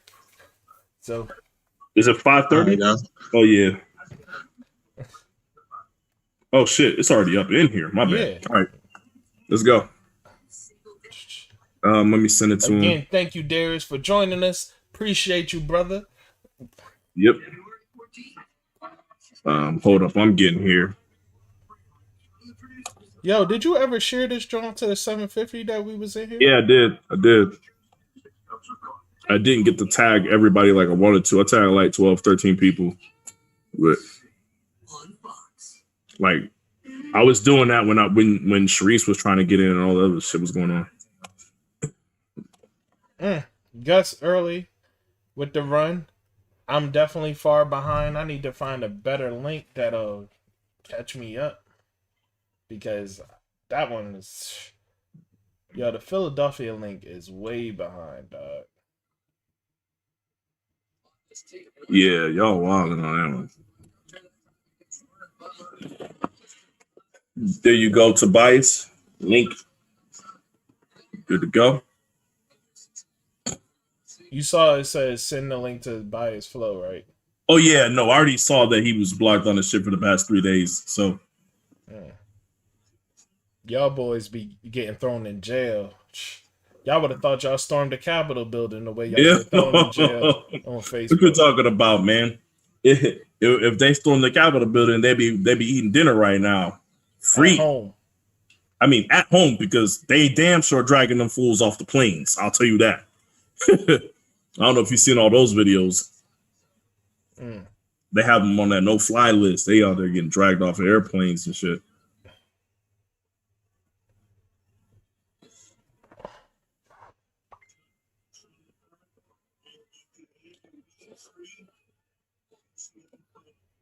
Sharice said, I just bought an external hard drive. I'm going to be good on Call of Duty by tomorrow if you want. Okay. Okay. No problem, Sharice. I got you. Yep. Okay. She sent me a message too.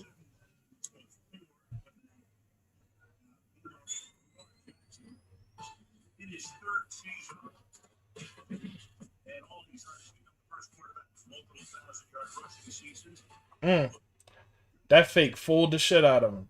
Lamar got him good with that fake.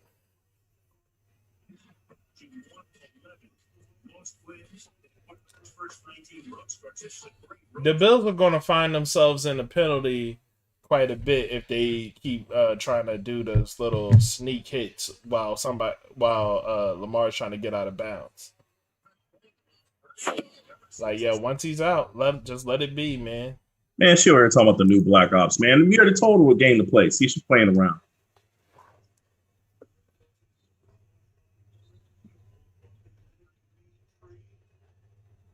I really think Willie Snead is a trash wide receiver. Here we go. He not good.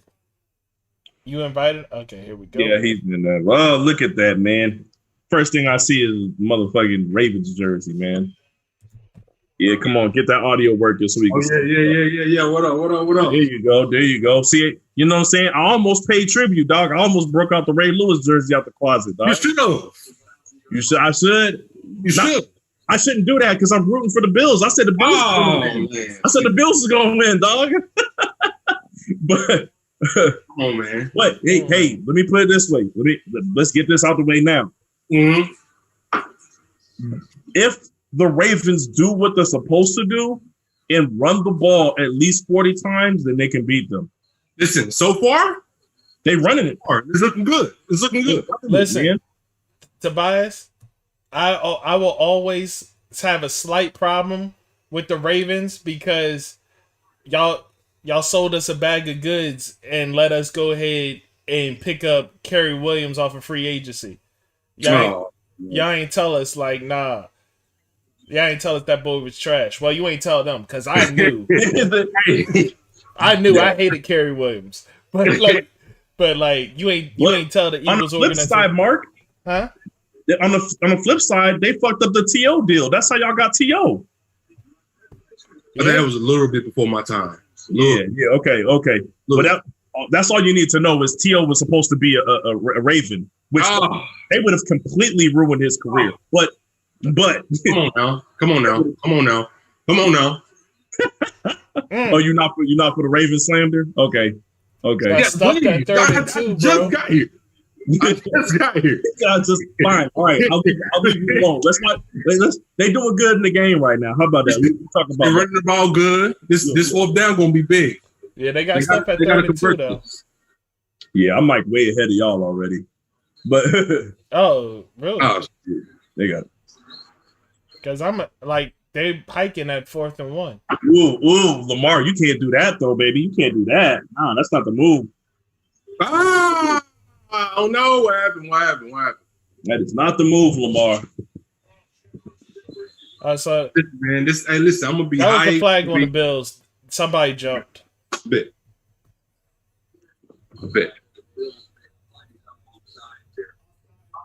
Yes. Listen, I'm nervous. I ain't gonna lie, I'm nervous. Nah, man, no need to be nervous. Baltimore got this, man. Like I said on this episode of the pod, I don't know if you listened yet, but Baltimore has, like, I just don't see the I just don't see the Bills being able to keep up once Marlon Humphrey gets a hold of Stephon Diggs. Yeah. And this is one thing that I didn't mention after last week's games. And I'm gonna mention it here quickly. It seems like all of a sudden last week they figured out exactly how to use Hollywood. If they use Hollywood this week the way that they used him last week, then that's a wrap. Yeah, and that's what I said. That's what I said to somebody last night. I was like, if they have him sit on the passes instead of trying to catch passes in stride, it might actually work. Yeah, because he ain't had no dropping problems last week. So the only thing that really scared me is our secondary. They be a little a suspect at times, and Josh Allen could throw that ball. So that's the only thing I've really been kind of. I made it clear that I think that the whoever's calling the plays for them in Buffalo, he takes what y'all give them. Yeah, and he makes it work. I watched him go against the Patriots where they knew that they were going to man up and try to shut down Diggs, and he literally threw the ball to every other player on the team except for Diggs in the first half. Diggs had like 3 catches in the first half, and they still somehow had a total of like 200 yards. Cheeto said 38-20 Bills. I'm expecting 20. Who said that? Who said that? Cheetos. Oh man, He said what? 38-20 Bills. He Santa Maria Jesus. Who's like, nah, man. Some people need to just relax, yo. That's disrespectful. People We'll get these 3 points. I hope. Yeah, Tough usually automatic, so I hope we get these 3. You're a little ahead of me, Sean. Yeah, I am. Okay. Yeah, apparently I have the greatest signal in the world because don't nobody got a quicker shit than me. Cheetos, man, I don't know who you are, but I don't know if you've been watching football, brother. First off, 20 points for the Bills would be miraculous. 38 points. My bad. 38 points for the Bills versus the Ravens. I don't think it's going to be that kind of a game, brother. 20 points is underselling the Ravens offense. What happened? I think that's a wild prediction. I don't know. Y'all agree with that? I think he's overselling the Bills and he's underselling the Ravens in that one. Yeah, the Ravens offense has scored more than 20 points against the Bills. Come on, Tuck. You can't be missing those. Oh, come on, man.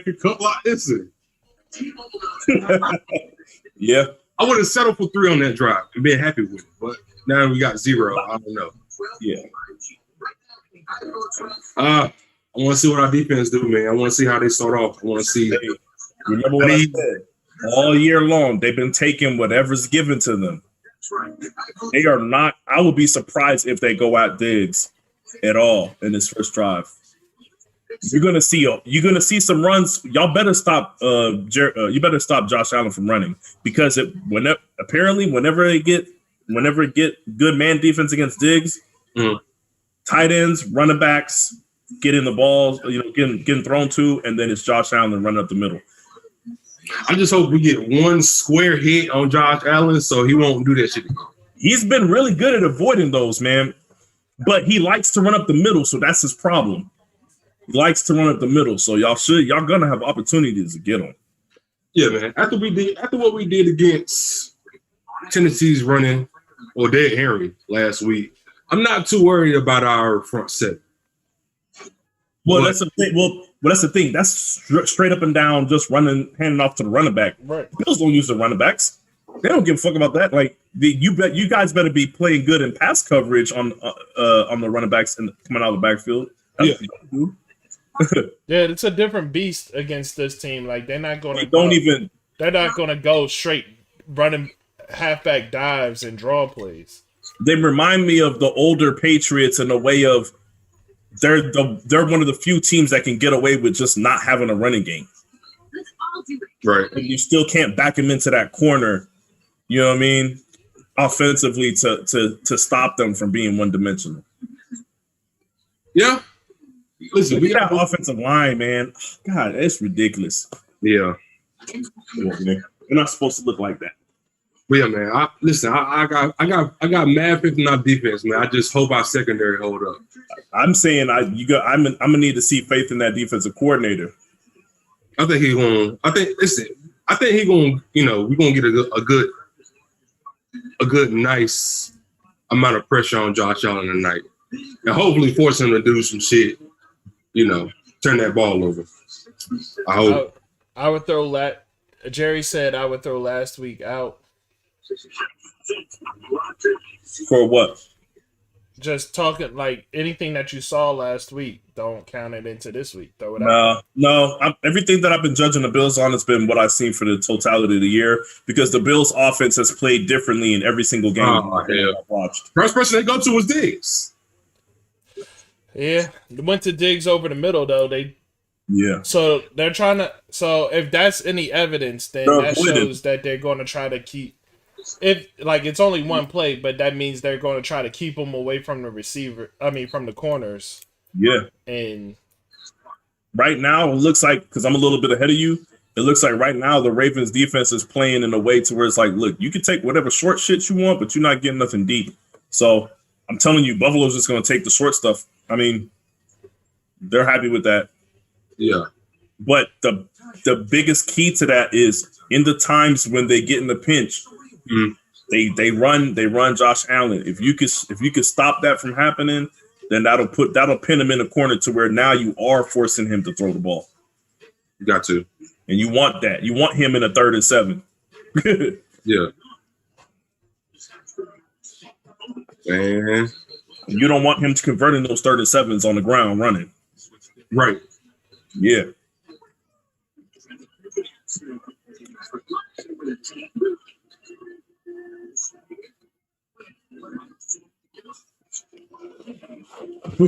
Whoa, my heart. Man, I see you, boy. You going for it right now. Right, man. I'm over here, sipping a little bit. Yeah, you know what I'm saying? I kind of remember how that used to feel. Tobias, you could go ahead and admit it. They hating on this joint. This joint is fire, right? I joint fire. I like that. I joint fire. Thank you. See, I don't know why this young man is such a hater, but I don't know where his parents went wrong. I really don't. You didn't say that shit when my sister was on and my mom could hear you. Listen, my mama has something to say to you, so don't worry. I'll do you a solid. I won't tell her. I'll say it. I'm gonna ask her. Like, at what point did you realize that your son was going to be a hater and there was nothing you could do to change it? I'll be honest with you. The way that my mom jokes around, she'll probably run with that shit. I can't even tell you for sure that she gonna defend me. So yeah, Shawn definitely a hater. That's a fact. He's definitely a hater. He definitely a hater. See, he ain't like that Kobe shit I was talking. Now I'm a hater. That for one. See, listen. The Kobe hate I hear, it's ridiculous sometimes. Darius a hater. Listen, all 5 players could be on me. I'm not passing them the one. Dog, you mean to tell me that Kobe's teams after Shaq, all of them are just so bad that he has to constantly shoot through double teams? Yes. Yes. Well, get out of here, dog. Smush Parker, Kwame Brown. And we think I'm passing it to Kwame Brown? How many years did he play? How many years did he play with a guy that can shoot? Because he played a lot of years. Because first off, we're not going to act. First off, was Lamar Odom not on the team? Can he shoot? Hold on. Was Kwame Brown was the year that he quit that Kobe quit on the team, right? Oh no, we don't talk about that. We're not allowed to talk about that, Mark. You're not allowed to talk about Kobe quitting on the team. Kobe fans don't allow that shit. They don't allow that kind of slander. Kobe fans really do forget that Kobe quit or he quit on the Lakers twice. 2 seasons in a row. Never quit. But he intentionally quit and then he admitted it into just you know what I'm saying? Like, listen, if I got Kwame Brown on my team, I'll probably quit too. Garbage. If I had Smush Parker on my team, I'll probably quit too. Dog. If we're being honest, you got guys. Vladimir Radmanovich on my team. That man was brought on that team just to shoot. Who? Radmanovich. Dog. So all of a sudden, all these guys are in the NBA and none of them can shoot. I'm going to give you Kwame and Smush. I'm going to give you that. Give me, listen.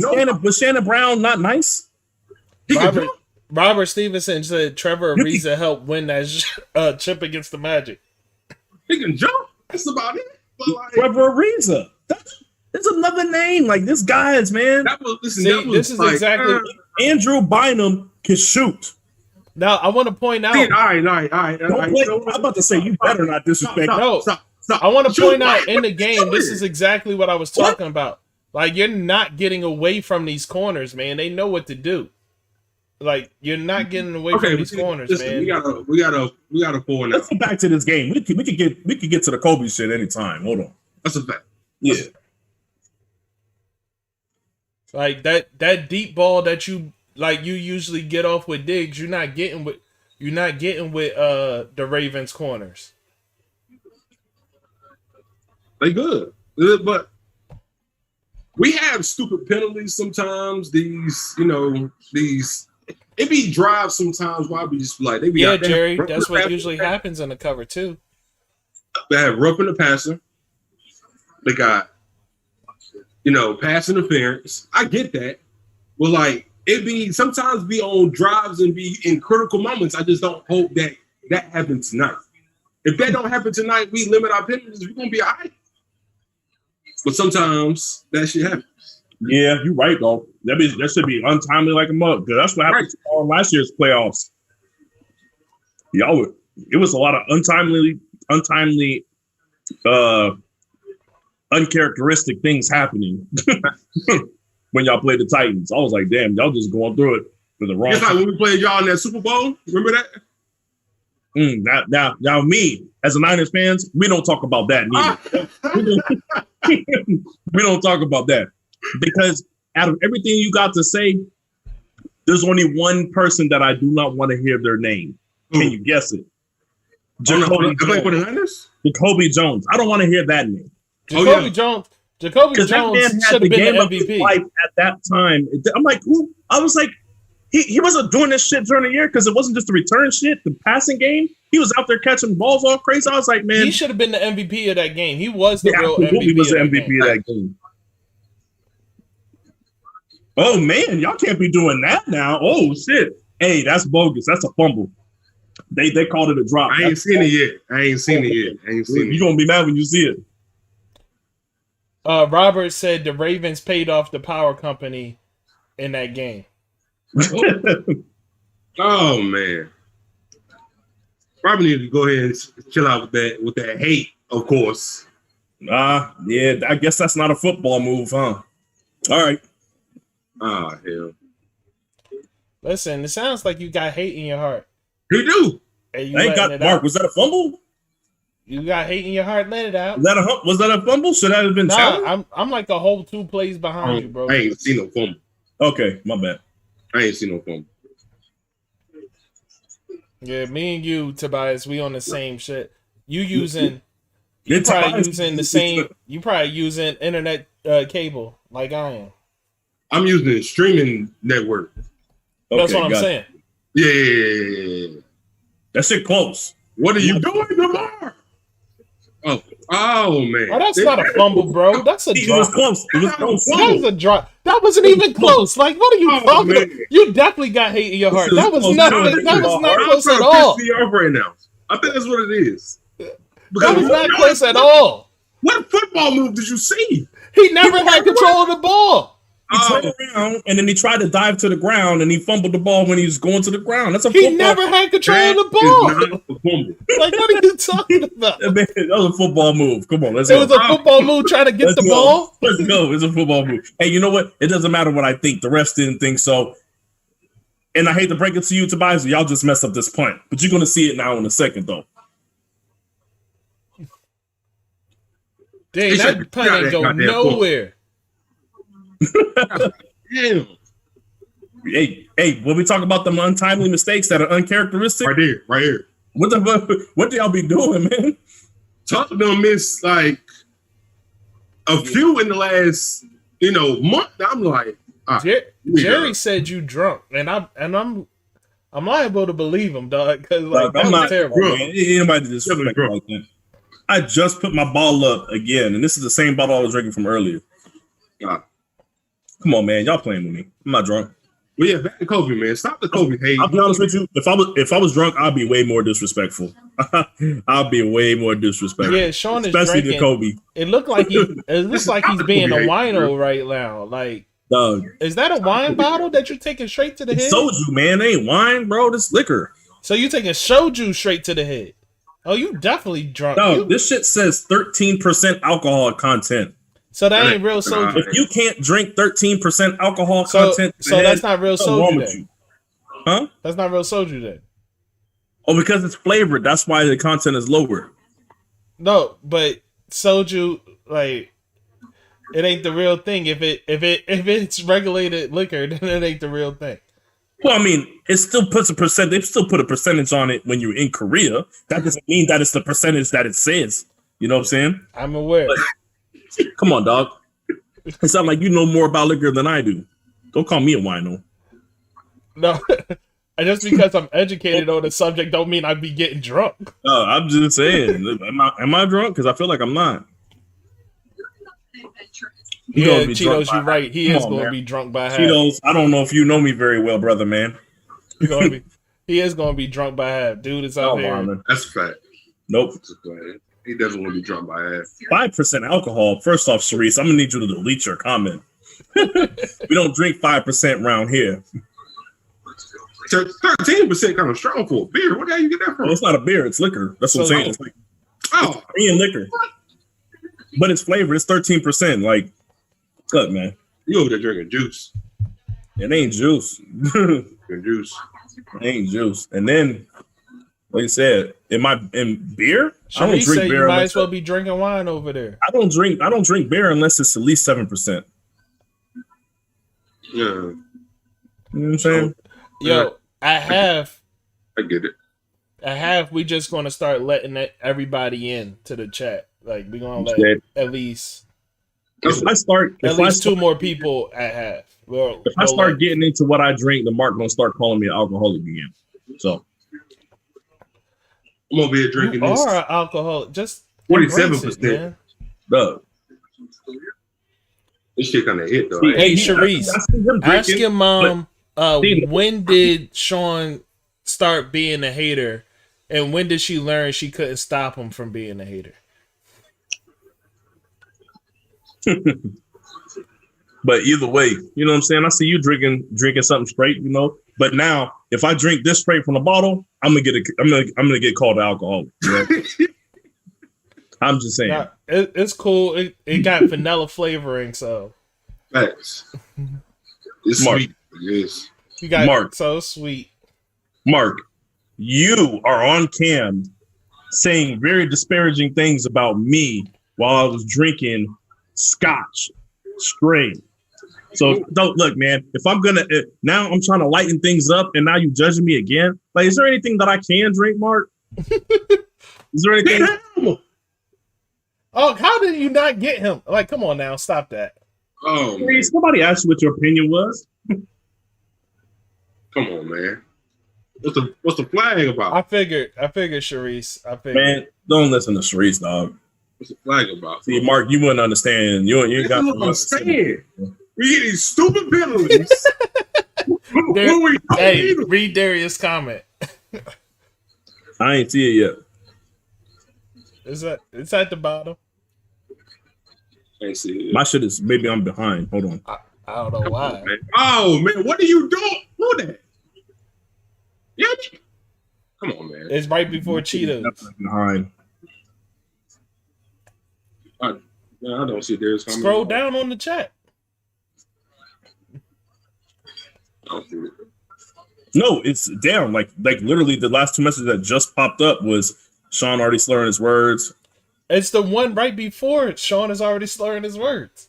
Robert, you said Darius said something. Yes, it says Robert, then Darius, then Cheetos. I'm telling you, I'm not even seeing I'm not seeing anything from Darius. I'm not seeing that either.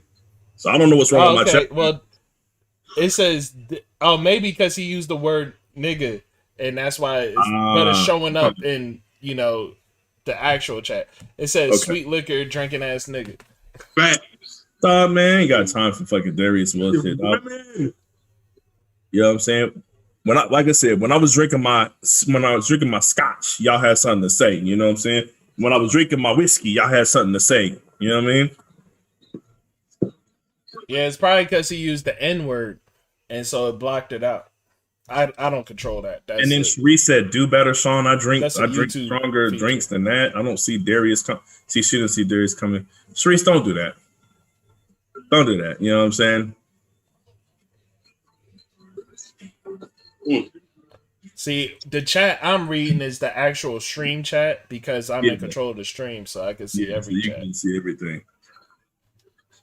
Listen, nice. We get 3 on this drive, I'm good. See, Darius got the same connection I do. See, he watching it. Yeah, he's not. Yeah, that's what I'm talking about, Marlon. That's what I'm talking about. Humphreys. Give it to him. Listen, as long as we limit them to field goals, I'm straight. Because I feel like our running game is going to do what they got to do tonight. Look, see, you're not doing, that's the thing. You're not going to get that off, Josh. Not against these corners. Yep. I bet you anything. You're going to see some plays. You're going to see 1 or 2 plays coming soon where they're designing it for either Beasley or somebody to come across the middle to try to get extra yards that way, cutting across the field with a little trickery. But I know the fact that they haven't done it yet lets me know that they scared. They don't want Josh Allen throwing over the middle. They don't want him throwing over the middle with y'all linebackers. If the Ravens get down by 10 or more points, will abandon the running game. Rob, no, they won't. No, they won't. The Ravens, that is their bread and butter. They just not going to abandon the running game. They didn't do it last game. Exactly what I was about to say. Rob, I can't say that no more. Last year, they are more likely to hit a home run running the ball than they are to hit a home run passing. They will not abandon the I don't know that. What are you talking about? Lamar Jackson's legs is more likely. He's more than likely to get 70 yards in one play running than he is to get 70 yards in one play passing. Yeah, I thought that's. I agree with that. Did he not say that they have a? Did he not say that they have a better chance of hitting a home run while they're running? That's what he said, right? Yeah, that's all I'm saying. Yeah, no, that's true. That's true. But yeah, I don't think they're going to abandon the running game right now. I don't think they is. I don't think so. That's the reason why they won last week. They're not going to do it. Exactly. They're not going to do it. What was that? Second half, first drive? Yeah. And then when they got in the pinch, even during the running and sticking to the running, what they do? They let Lamar run it. You know what I'm saying? That's what they're going to do. That's going to be the game plan. Because at the end of the day, you still got to tackle that man in the open field. Lamar get loose, he going. You can know that that's what they're going to do, and you still can't stop it. So that's the best bet. It's too quick, man. During the season, maybe you got to worry about injury. It's the playoffs, man. Y'all, you know what I'm saying? You can't be worried about that shit right now. That's what I felt like when the season first started. I felt like Lamar was a little bit scared to run. That scared me a little bit. We had an episode. We talked about it. We didn't know if it was him or the coaches or a collective effort between the two of them. But we thought that. I mean, he had opportunities to take off, and he was like bypassing them. You know what I mean? Like right. Before, he would never just bypass the opportunity. Like, yo, it's 35 yards. Thank you and for I can liking run, the stream. and he would just pass the ball instead. Right, so, right. But this last 3 or 4 weeks, nah, man, he been doing exactly what he needs to do. They've been running. Y'all been running the ball. I like the fact that y'all getting Dobbins a lot more touches. Come on, JK a dog for real. Yeah. No, man. Yo, listen, Shawn. Though I'm a massive Ohio State fan, and y'all got my boy JK. Like me and Mark. See, what y'all don't see is the episodes that we recorded before we actually aired our first episode. We recorded our first episode during the draft. We never put the footage out. Put it up. And what we said there's 2 things that we said that came true. 3 things. We thought that that Justin Jefferson was the most NFL ready a wide receiver. We thought that he might be the best wide receiver in the draft. Number 2, we loved Claypool. We thought that he could have an immediate impact with Big Ben throwing to him, and that you have an immediate playmaker when he comes in the league. And the other thing we said was J.K. Dobbins was the best running back in the draft. That's what we said, and we thought that him going to the Ravens was perfect because they're going to move on from. We knew that y'all was going to move on Ingram, and then Dobbins. I thought you were going to get way better production out of Dobbins than Ingram. So like all that shit came true. So. Yeah, man. I think he would have definitely hit higher marks when they come to like rushing if they didn't have so many good rushers. I mean, Gus just fucking for me. To our own horn. Like in the beginning of the season, we called a lot of stuff, man. We called a lot of stuff. Yeah, man. Justin Jefferson. The Bucks got one more win than I predicted. But great wide receiver, you know. Yeah, the Bucks got one more win than I predicted. I predicted a 10-6 season. They got 11-5. That Brady had a rough start. I predicted that shit. Like I don't know, man. There's a lot of stuff we got right.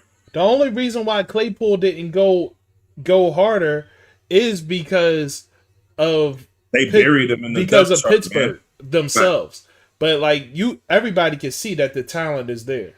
Yeah. Things we didn't predict.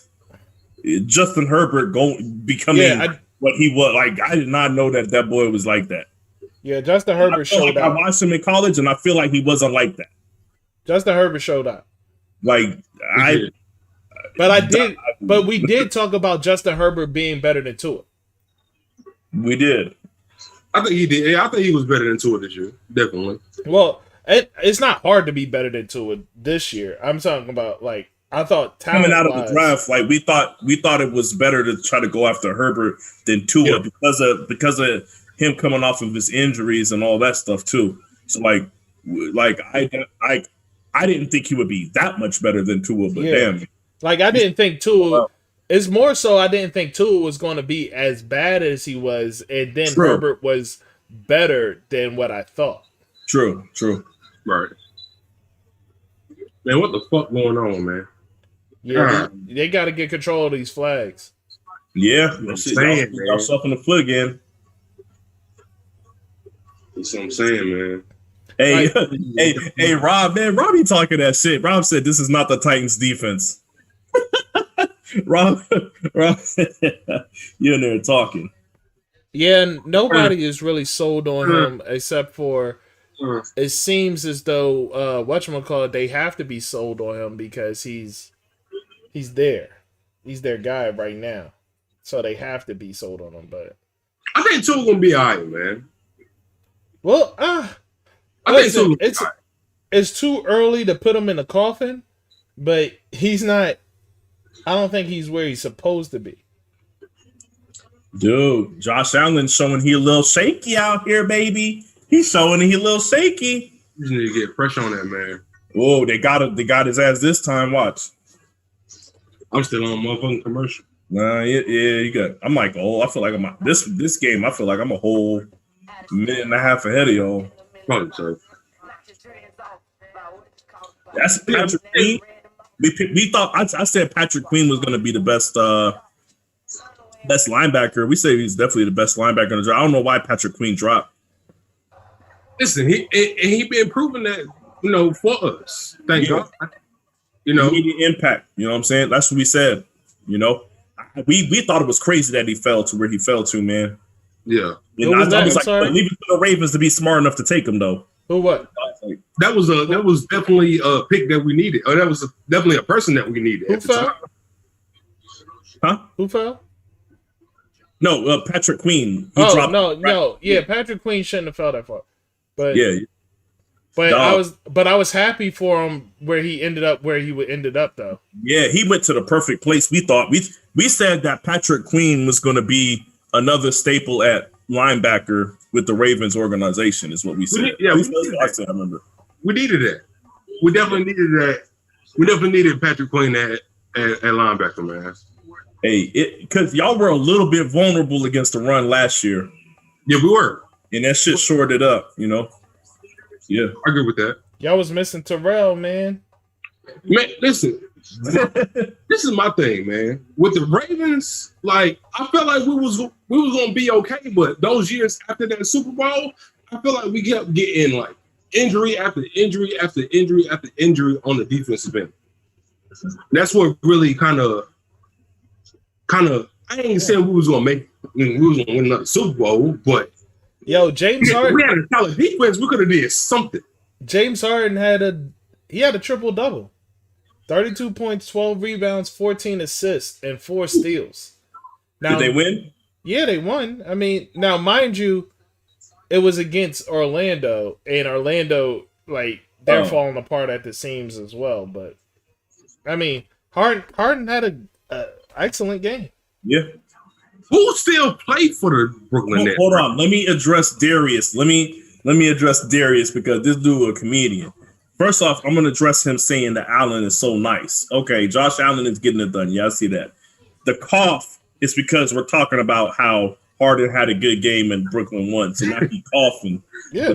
But I said it was going to look good in the regular season. We said that. We addressed that. Yeah. I said it was going to look phenomenal in the regular season. And Darius, Orlando.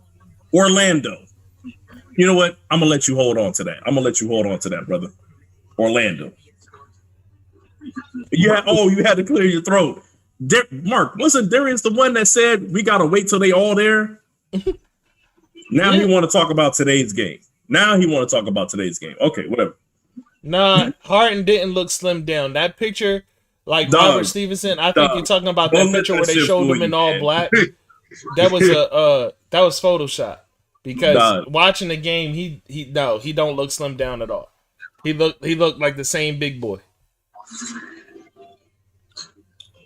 Brooklyn should make it out the East. They ain't beating the Lakers, though. That's all it really. I'm gonna go back to one of the things that I said about them when it was just a healthy Kyrie and a healthy KD. Yeah. I said I expect them to be the Bucks. I expect them to be. But no. Pay attention. Mm-hmm. I expect them to be able to dominate teams in the regular season. There's going to be games that they lose and shit, right? But I'm saying is they are going to be a force to be reckoned with in the regular season because you got teams that aren't going to be 100% game planning for them.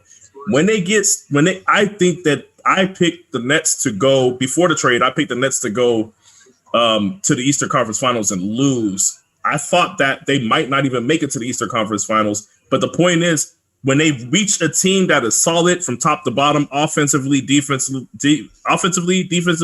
and they have a coach, that's when the Nets was going to get tested. Who's going to stop Kevin Durant? Nobody can stop Kevin Durant, but nobody. But Kevin Durant and they got James Harden. Who will stop James Harden? Here's my question. I see where you're going with this. When you got teams in the NBA averaging 120 points a game, are those? I don't agree, Darius. I don't do that double talk. Players going to score 120 points a game together.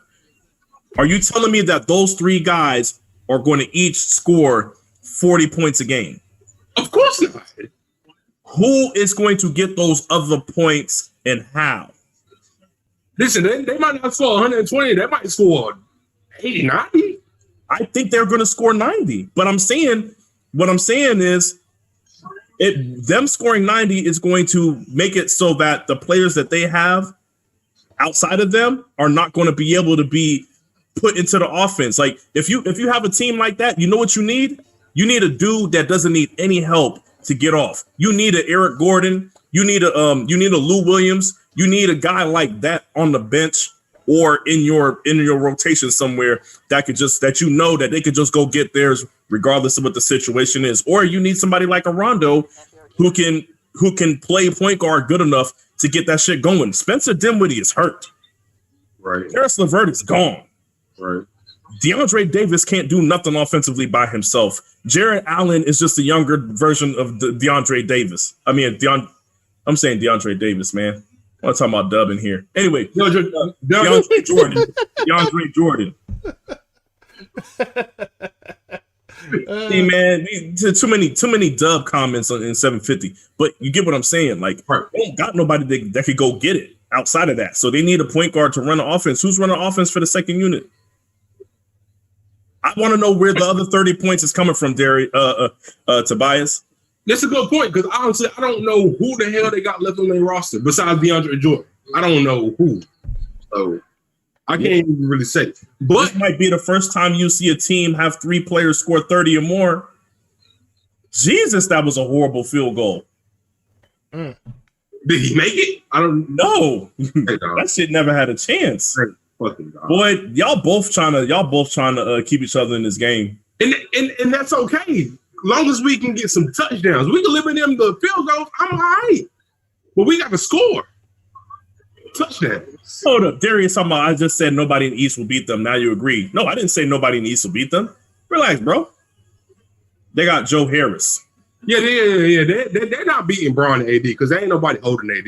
Ain't nobody holding AD up. It's not even conversation. Yeah, it's not even conversation. I mean, we talked about all these things, man. Listen, anybody that don't already listen to the pod, because we talk about all this stuff. You know what I mean? Like, we get into it all, and these are all conversations that we had before. I'm gonna ask you a question, man, because this is before the season started, before any of this shit went down. This is one thing I keep bringing up. The East has the best coaches. Do you agree with that? They have more top coaches in the East than in the West. The West just has more top talent. Right. I agree with that. When you get to the Eastern Conference playoffs, there's a reason why teams like Toronto in the past, there's a reason why teams like, Boston, no matter what Boston does during the regular season, I expect them to beat somebody. You know what I mean? Like, Doc is over there now.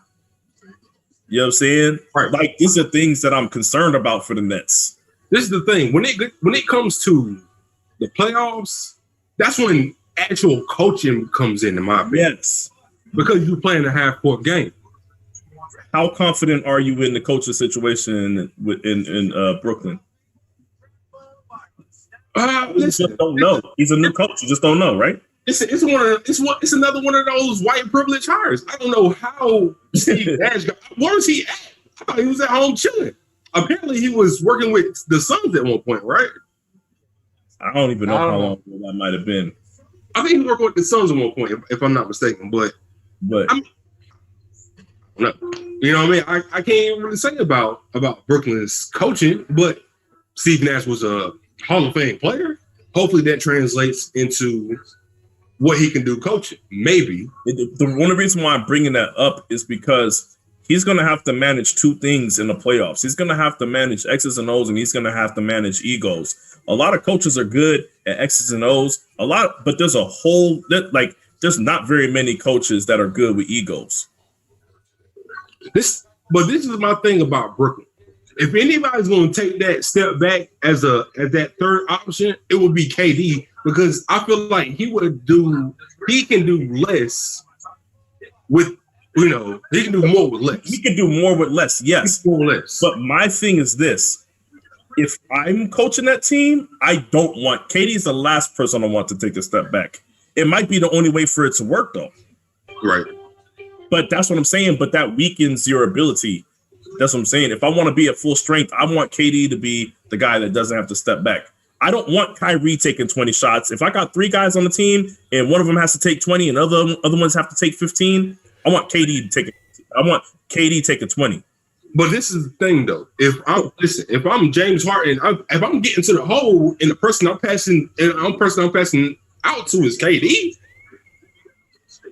Everything you're saying right now is assuming that, like, this is the problem. And this yeah. No, let me put it this way. This is what we brought up. We brought up that it would work if you move Kyrie to the 2 and had Harden playing the 1, but is Kyrie going to want to move to the 2? No, I won't think so. Is Harden going to run point from the 2? No, maybe. You see what I'm saying? It's a lot of shit you got to balance as a coach that has nothing to do with X's and O's. Right. You can say this is the right way to win, but now you got to convince the players to buy in. Right. And then you got to fill out who playing whatever the hell else they got on the roster. I say this, man. Jackson is showing out. Oh, damn. As soon as I say that. Don't tell me what happened. Please don't tell me what happened. I just want to see it. I'm not going to tell you, but you're not going to like it. It ain't Jackson's fault. Of course not. It's usually not. That last week's pick was. I don't know what the fuck that was. But let me see.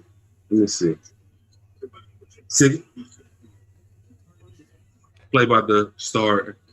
See, he's saying Darius said he was working with the Warriors. That's why KD wanted him there. Ah, okay. And I'm like, didn't the reports just come out just saying that Kyrie didn't want Nash as a coach? I thought these fools was on the same page. There you go. That was a great pass. Yes, but, it was. Apparently, you got something happens that clearly goes awry. Shawn, you got a cable or something? What you got going on over there? Well, I'm telling you, all I have is an antenna. No, he's watching regular TV through an antenna. Yeah, I got digital antenna, HD antenna, but like the That's TV a terrible power, snap. Don't get rid of the ball. Oh no! What are you doing? Oh, so you've seen it now? Yeah. So why was Andrews trying to catch that? I don't know, but yeah, Doug, let that go. Like the TV tower is like 10 miles from where I'm at, so I get everything as soon as it pops. I should get a damn. Yeah, Darius the only other person on the planet apparently that got the same damn antenna as me. It's just that we're streaming TV. You're not. That's all. I ain't got it. Like I gotta switch my stream like a mug, like because we mad behind. I gotta switch to a different channel. I was watching on NBC, like Buffalo or something. I'm thinking I'm gonna watch NBC. Where's this? I'm watching on the NBC app, but I'm streaming. I'm on NBC Columbus now. Let's see. Hey Darius, tell them to step their cable game up.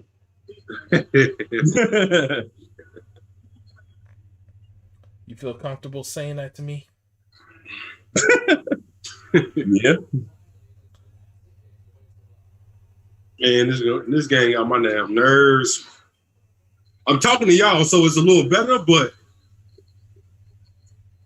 dog, it's a lot of football left, man. I ain't going. Yeah, you're gonna see this. You're gonna see this. What are you on? You on 2nd and 5 or what? I'm on. What the?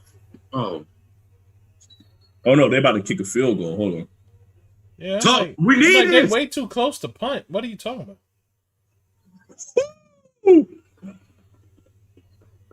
What?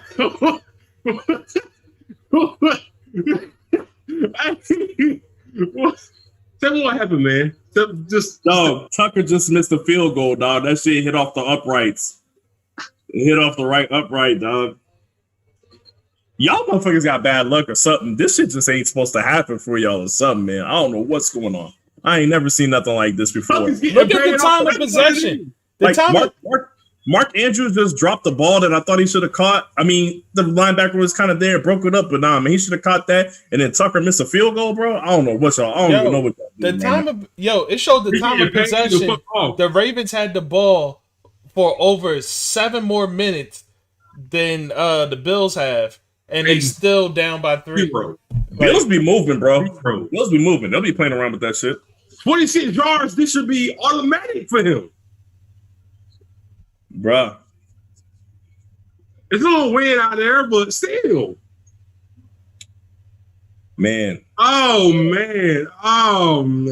God damn it. It's funny because I saw it and I was like, nah, it's gonna stay in. And then that little bit towards the end, it just kind of swung over. And that's where the wind was hitting, man. Like, it didn't even look like a bad kick. Like I don't even know if I could blame him, but that shit missed though. Yo, I don't like Sean McDermott. I don't like him either.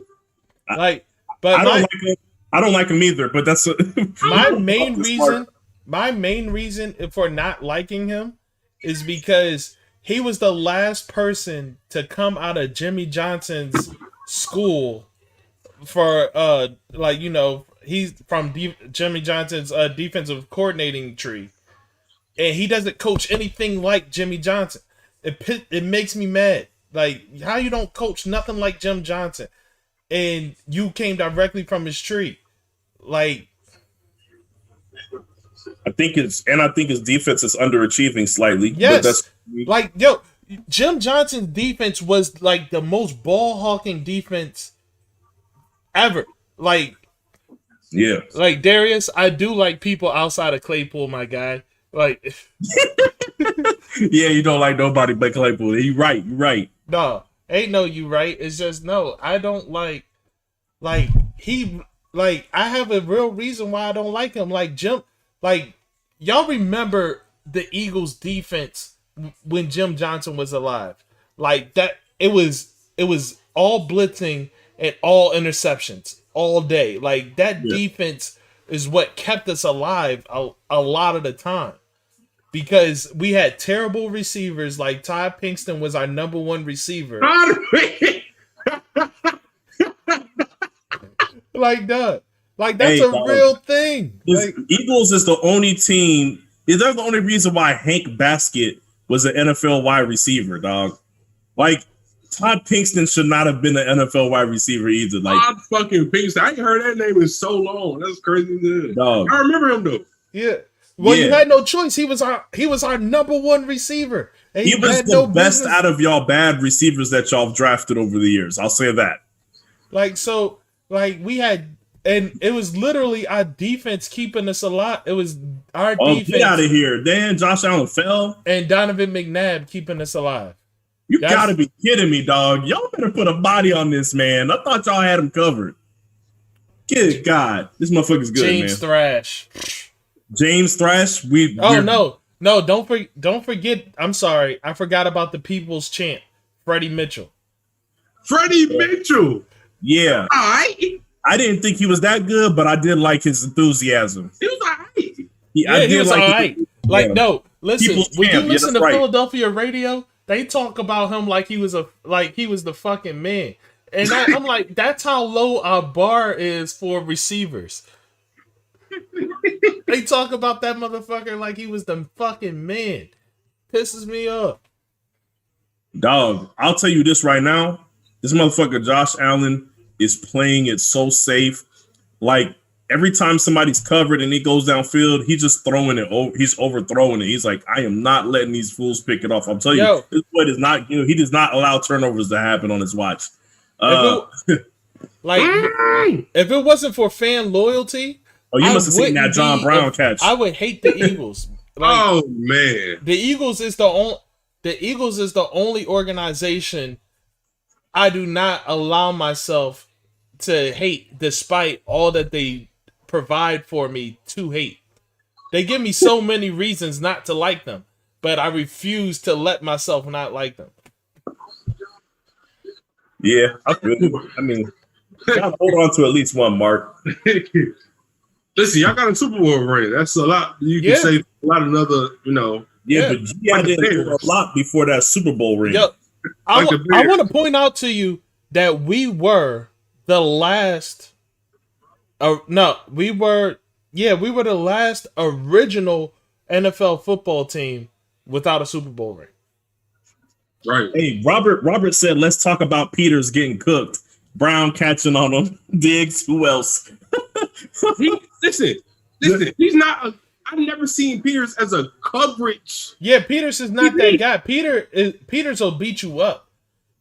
Humphreys is the guy that will just hold that you're not going to get off on. There's a reason why we only mention Humphreys. Let's just keep it. If we keep Marcus Peters on Stephon Diggs, it's all listen. Yeah. Just cooking. Because I've never seen him as a coverage cornerback. He's not. He's good. Robert, you in the wrong place to be talking money, bro. We Hey, don't what's care going about on, the money. Leighton? Welcome back. Thanks. Hey, what you miss? Okay, I ain't mad at us giving that money to Peters. you ain't really missed too No, much. you needed Mr. Peters Kobe because you needed a heart. Y'all needed that that identity back of being hard hitting. Y'all don't have y'all Ed Reeds no more. Y'all don't so y'all needed that y'all needed that identity back of somebody that's going to hit somebody in the mouth. I agree. Yeah, He's provided us with a lot of good players this season. yeah, dude. So he's not a coverage cornerback. dog, you know what, Tobias? I'm not gonna lie. Y'all need to do something in the second half because in the first half, y'all are getting so many opportunities and it's like y'all don't want them. Y'all don't want the opportunities. Yo, legitimately, the Ravens, it should be 9-3 right now. What would you say, Mark? It should be 9-3. The Ravens should be up 9-3. Well, it should be 9-6. Buffalo missed the field goal too, but yes, the Ravens should be up. Yeah, wait till you see this shit, man. Ooh, come on, man. That's a fun. How you don't land on that? What? Did y'all not Mark, see the ball? You seen how slow? Oh, You see how slow that recovery was? Like he tiptoed around the ball, slowed down, slowly dropped his body on top of that joint. Like I'm like, yo, where are the Ravens players at right now? Mark, that shit looked like one of those Madden fumbles when you play in Madden and your dude fumble Gets locked in the animation. and you're trying to run back to the ball and nobody's going for it. What are you doing? Oh my God, Jesus! Yo, We need those plays to win this game. This is what I'm saying. because you know what's gonna on happen. the table right now. You know what's gonna happen. What's going to happen? Eventually, Buffalo is going to pick up a little bit, and then y'all are going to pick up a little bit too. But y'all going to come back to these plays and be like, "Yo, Buffalo should be picking up and trying to catch up, not pick up and try to, make the lead bigger." There's a difference. This shit is making a difference in how Buffalo is allowed to be able to play, man. Right. This shit is huge. These are huge opportunities, man.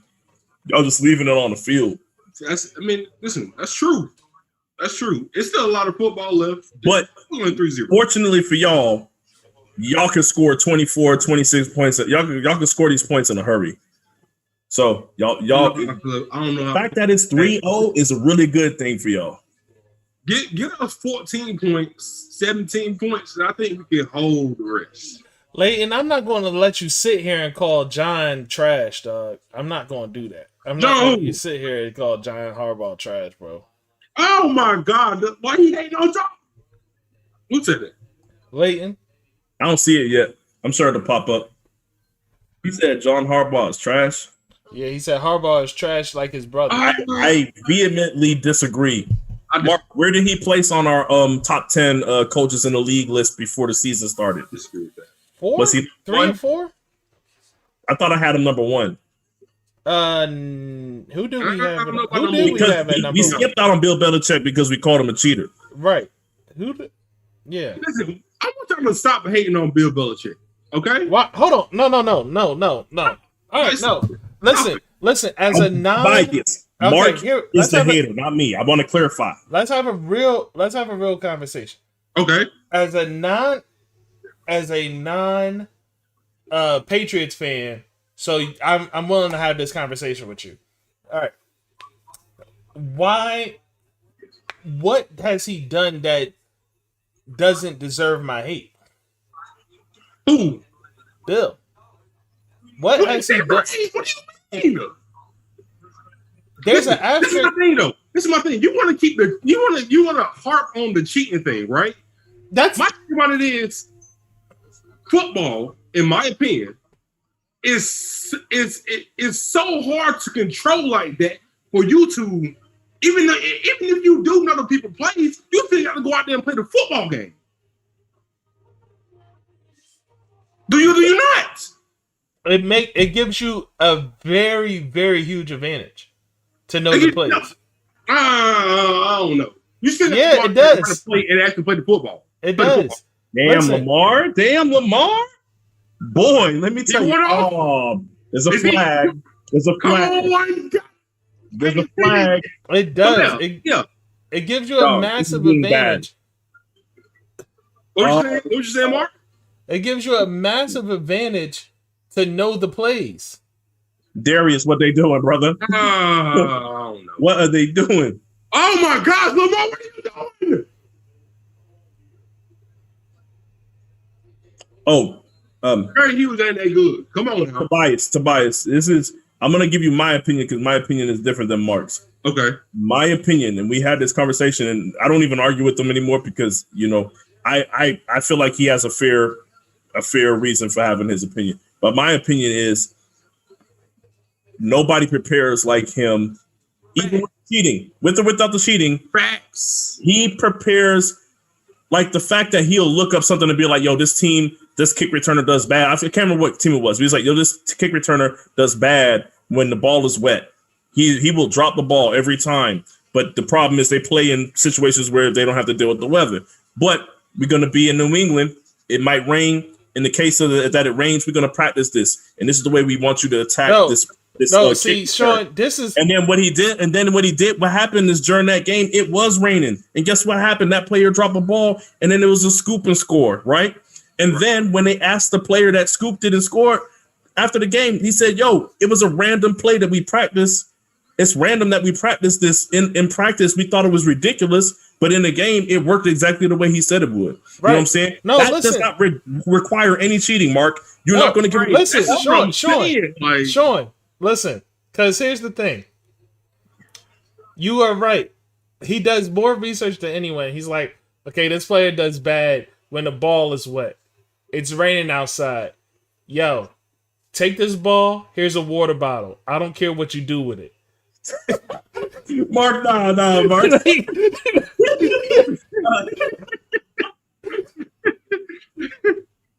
Hey man, listen. Mark, man, nah, man. Yeah, so like we're not gonna skip. We're not gonna do that, Mark. We're not gonna do that, Mark. so this is what I'm saying though. Nah, we're not gonna do that, Mark. So hold Unless up. the refs You are put it up- in on hold the up. gig here, Do you put it it's, like it's I'm joking? Oh hell no! Oh shit! Okay, Like there you go. I'm joking. I'm joking for the people out there that's paying attention. I'm joking for the laughs. But in a real scenario, would you really put that above him though? yes. And let me tell you why. See, Shawn got the face because he know he wouldn't. Shawn wouldn't put that above Well, him. Mark, we all know that he wouldn't directly do that. So I don't know why See, you're you speaking playing about. games. You playing games. You playing games. You said he wouldn't directly. Okay. I said, Mark. All I'm saying is, unless the refs are in on the gig, it's too hard to manipulate a football game that goes on for 60 minutes. I don't care if you know the people's plays. You have to actually run them and execute them. Football is a game of inches, they say.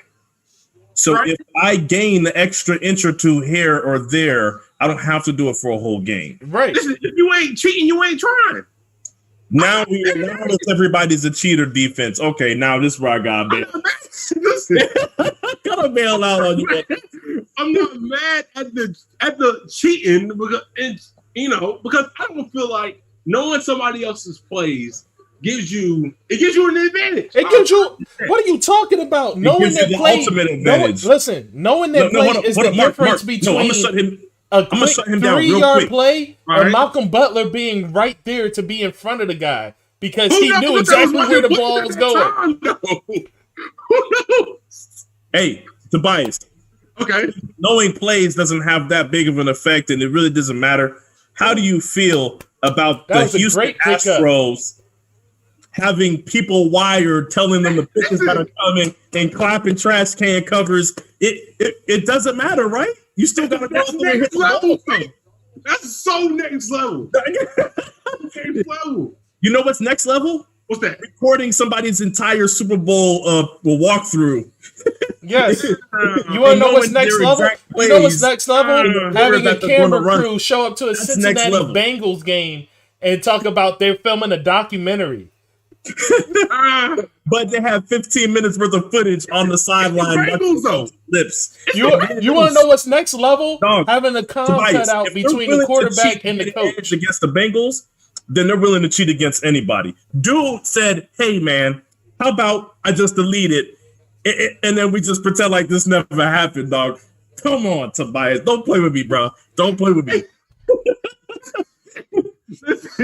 Like, dog. See, like it's like here's the issue. If you were talking about like they know somebody's plays and it was one instance ever like that I could bring up, I wouldn't harp on this. But I can bring up 1,000 instances. I can bring up instances of drones. Mark Andrews dropping balls again. I could bring up instances of drones hovering over practices. I could bring up and magically it only happens when New England's in town. Like, why does it only happen when New England's in town? No. Is it illegal to have a drone over your practice? It wasn't their practice. It was over somebody else's practice. Is it illegal? Hey, that's the problem. The fact that he probably went through the rule book just to make sure that it wasn't technically illegal before he did it is the problem. What you mean? If it's not in the rule book, like yo, and magically, only when people are visiting New England on big games do their hotel rooms, do they have fire alarms go off and shit, and they don't get good night's sleep. They have to be up till 3 o'clock in the morning because the fire alarm was set off. Okay, last one, because I seen somebody say sounds like a genius. Right now. I seen somebody say sound like a genius. I seen somebody say it's a good coach if you ask me. Last one, okay? They just came off a great year. I think they just won a Super Bowl. They come back first game of the year. It was a big deal because the Steelers were so good. They bounced them in the playoffs the year before. They played the Steelers the first game of the season. And what happens? All of a sudden, the Steelers headsets and all their communication that they use to talk back and forth to the quarterback goes down. Their tablets stop working. All the entire internet connection stopped working, right? Only on their side of the field. Tobias. Only to their equipment. The Patriots equipment worked fine. The broadcasters are trying to Tobias. The broadcasters are trying to figure out what's going on, right? And then what they figure out is there's no rule against it. Guess what the rule specifically says? Okay. The home team shit is working and the visiting teams isn't. The home team has to turn their shit off. But since the Patriots were visiting, they get to keep all their shit on while the Steelers shit is down. And all of a sudden, of course, it's a random act that all of a sudden only happened. That shit has never happened again or before that incident. But it only happened when the Patriots are going to go play the biggest threat to them at that time in the first game of the season. It's just too many coincidences, bro. It's too many. I can buy a jammer off of eBay right now. Thank you, Mark. I can buy a jammer off of eBay right now. Y'all sound like conspiracy theory. So Mark, it sounds like this motherfucker's good at cheating. Mark, let me ask you a question. So, how many of the 6 Patriot Super Bowls do you feel like are legitimate?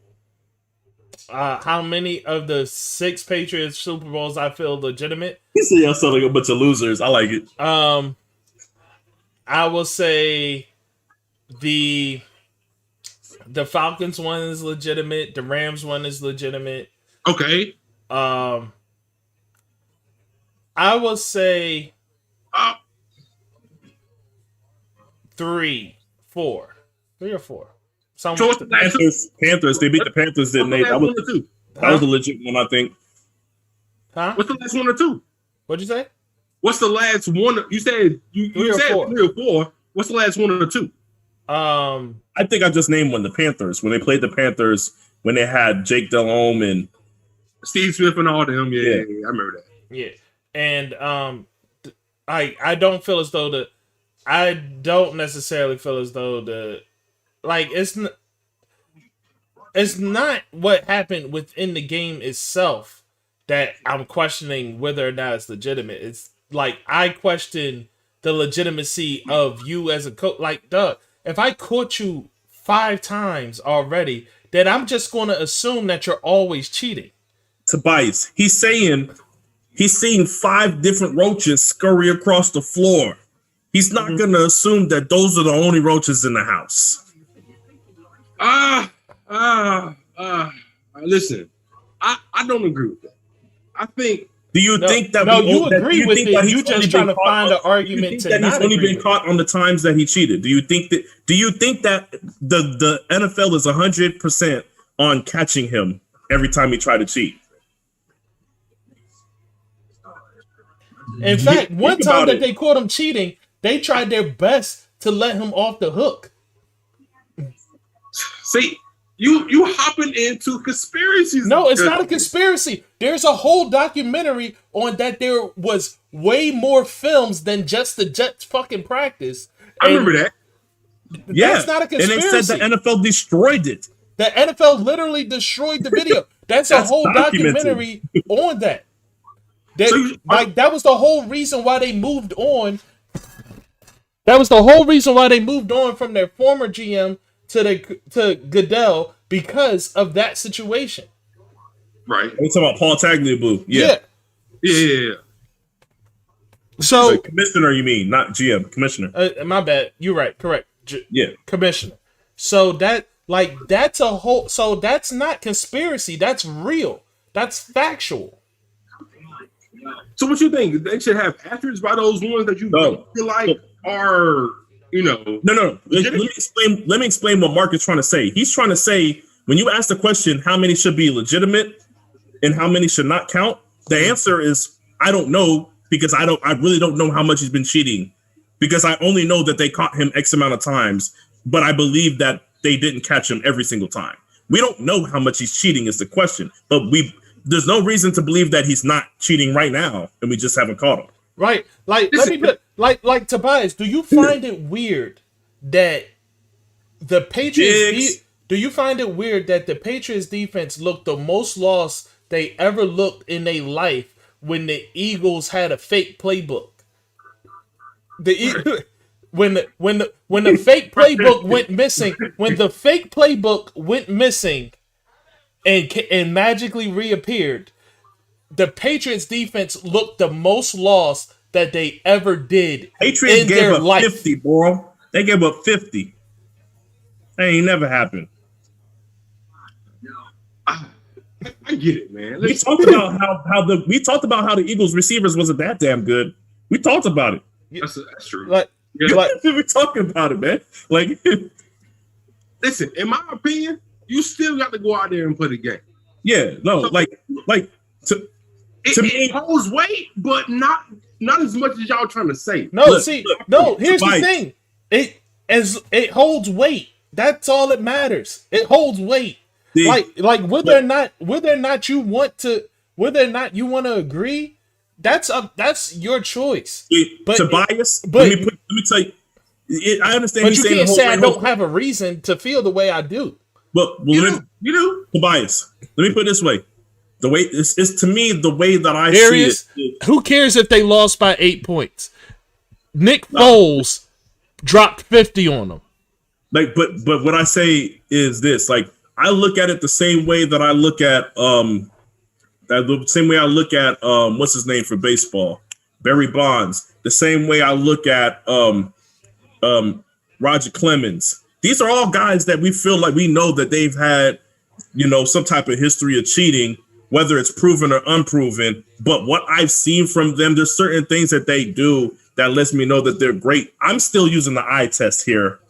Right. And my eyes tell me that this motherfucker, Bill Belichick, will still coach circles around him. Now, whether or not the amount of success would still be the same with or without the cheating, I don't know that, but I still believe that there isn't a coach that I've seen that is better than him when it comes to preparation, and that is that and what he does when it comes to preparation and the things that he chooses to attack when it comes to weaknesses and strengths. Nobody does it like him. He's the only person that says, "Look, I'm not even going to draft the best guys. I'm just going to draft the guys on defense that are the most movable. That way." Today, if I want to play a cover 1, I'll play a cover 1. If I want to play a cover 2 or cover 3 later, I'll do that. If I want to blitz today, he just says we are going to do whatever we need to do defensively to try to beat the other team at what they do best. You know what I'm saying? When you ask them, if you ask somebody today, what is the Patriots game style offensively and defensively, and you'll never have an answer for it, even though they won 6 Super Bowls in that era. Because they don't have a style. That's right. That's by design by Bill Belichick. So I got to give him credit for that. If you want to put an asterisk, then put an asterisk. I'm putting an asterisk just because of the amount of cheating that I've seen. But he's still, to me, I can still say out of my mouth that he's the best coach that I've seen. I agree with everything you're saying outside of the asterisk part, because I wouldn't put an asterisk by their Super Bowl. Any of them, to be honest. Because, like I said, I'm not talking about the Super Bowl. I'm just talking about his coaching career. Yeah. Okay. I don't know. I'm not going to sit here and cherry pick where he cheated. Yeah, I can't cherry pick a Super Bowl, but his coaching career, him as a coach, is an asterisk. Period. I don't know. You do realize they got penalized for cheating this year, right? And they got penalized for cheating this year. Right. This year. And then prior to that, they had a scandal Darius. 2 years ago. Darius, yes, he did bench his best CB. You know, it's just sometimes everybody has to have a weakness, Darius. His weakness, I'm not going to bring up the cheating. His weakness is he's too arrogant. It's not the first time that his arrogance has gotten him into hot water, dog. So, yes, he benched his best CB. And nobody's fucking perfect. Everybody's arrogant. In my opinion, if you win 6 Super Bowls, you can be arrogant enough to bench anybody outside of Tom Brady. In my opinion, yeah, I still don't think you don't bench who he benched. You don't bench your lockdown corner. Now, granted, I think that was bogus. I thought that was bogus. It was. I think it cost him the Super Bowl. When you got 6, I mean, who are you to argue with me benching Malcolm? I didn't argue with him, but I'm telling you that he probably regrets that decision. You know, I would think so. Because you didn't win. No, listen, you know what, Tobias? I'm sorry. I push back against that too. When you say, when I got 6 rings, who are you to argue? I'm the person with common sense that wouldn't bench Malcolm Butler in this fucking Super Bowl. You're not somebody with 6 rings, though, Mark. You're right, but I probably would have had a ring that day had I not benched Malcolm Butler. You gotta coach the whole game. You know what I mean? Like, I don't know if you would have won a Super Bowl day, but I mean, it's all hypothetical. I don't know. Hold on. About Butler. I got John. So Leighton, hold up. I gotta talk to him because he shouldn't open his mouth. Because we're talking about the whole loss by 8 points and this and that. And he said they had the ball on the last drive because I guess you're trying to justify that. Now, I know you a Tom Brady fan, Leighton. I know you are the biggest Tom Brady fan that I know. Explain to me why they didn't get it done on that last drive with Tom Brady as their quarterback, John. Because I'm going to tell you he held on to the ball too long. I'm going to tell you that he had a running back out in the flats that he bypassed and decided he wanted to hold on to the ball to try to take a shot down the field, and he took a bad sack. He didn't feel the pressure. I would say Tom Brady made a mistake. I would say that Tom Brady blew that. I mean, listen, Tom Brady ain't perfect by any means. Oh, no, he's not. 6. Yeah. Look, Tom Brady's legitimacy fell off when he lost, when he gave and he allowed Eli Manning to get 2 Super Bowl rings. Who legitimacy fell off? Darius, how would I have lost? What'd you say? Darius, how would I have lost to 60-10? I'm I'm trying not to tell throwing you, the passes, bro. I'm still. I'm if just you the head have coach. Randy Moss on your team, and you had the receiver core that he had, and you had the running back that he had, that is literally the best offense that Tom Brady had in his entire career. Okay. They didn't score 20 points. Who is that on? That was because of the Giants defense. That wasn't because of Tom Brady. What I'm telling you is, if Tom would have scored, if he would have figured out a way to get 20 points, they wouldn't have had that problem. That's all I'm saying. Look, say what you want. I feel like Eli Manning may or may not have outplayed him in the second Super Bowl. The fact that you got to think about it that long is a problem. You can't be going toe to toe with Eli Manning in the Super Bowl. Okay, that's all I'm going to say. What, one game? One game.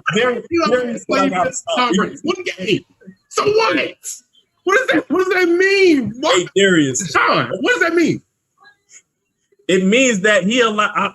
Look, I'm a Niners fan. I'm a Joe Montana fan. It brings me to my point. Joe Montana wouldn't have lost 2 Super Bowls to Eli Manning. That's where I'm gonna leave it at. You take what you will from that. Look, man. Shawn, sometimes you just gotta do what you gotta. All this conversation tells me is that I'm looking at a bunch of fucking cheaters. That's all this conversation tells me. That's all it does. Hey, I guess there ain't no way to cheat to make your offensive line block better. Hey, look. Like, that's on the ball accurately like Tom Brady has, or run and break tackles. There is no cheating in the world that will stop that, in my opinion. Yeah. There you go. Darius, you're right. I tell you. If a little bit more, I'm gonna be respectful. I did warn you. Who's talking nonsense? He's talking about me, but I get it. That's Cheetos. just my way of pissing off. Listen. And Tom Brady. Do you got something else in that beard? I'm in here trolling, bro. I'm in here trolling hard, and y'all eating it. You are. You gotta be. Y'all eating it up. Hey, that's my favorite thing to do is ask him why Eli Manning got 2 rings. Boy, Patriot fans, them Tom Brady fans, they get all kind of. Giants defense is responsible for one of them. The other one, I can't really remember. Did Eli Manning not ball out in the second Super Bowl? I don't remember. You know what? I'll refresh your memory. That's fine. Don't worry about it. Darius, he ain't that good, so I wouldn't expect him to. But now I'm talking nonsense, Darius, because I call a spade, so now I'm talking nonsense. Okay. Like, this hate on Tom Brady and the Patriots. I don't hate on Tom Brady. Listen, I hate Bill Belichick. Look, my hate is very specific. It's very specific. I hate Bill Belichick. I don't like cheaters. Look, he's a cheater. Look. Let me put this way. I don't hate Tom Brady. I just hate the fact that people was trying to crown him as the GOAT after like 3 rings. It's personal. Okay. I'm a Niners fan. What you want me to do?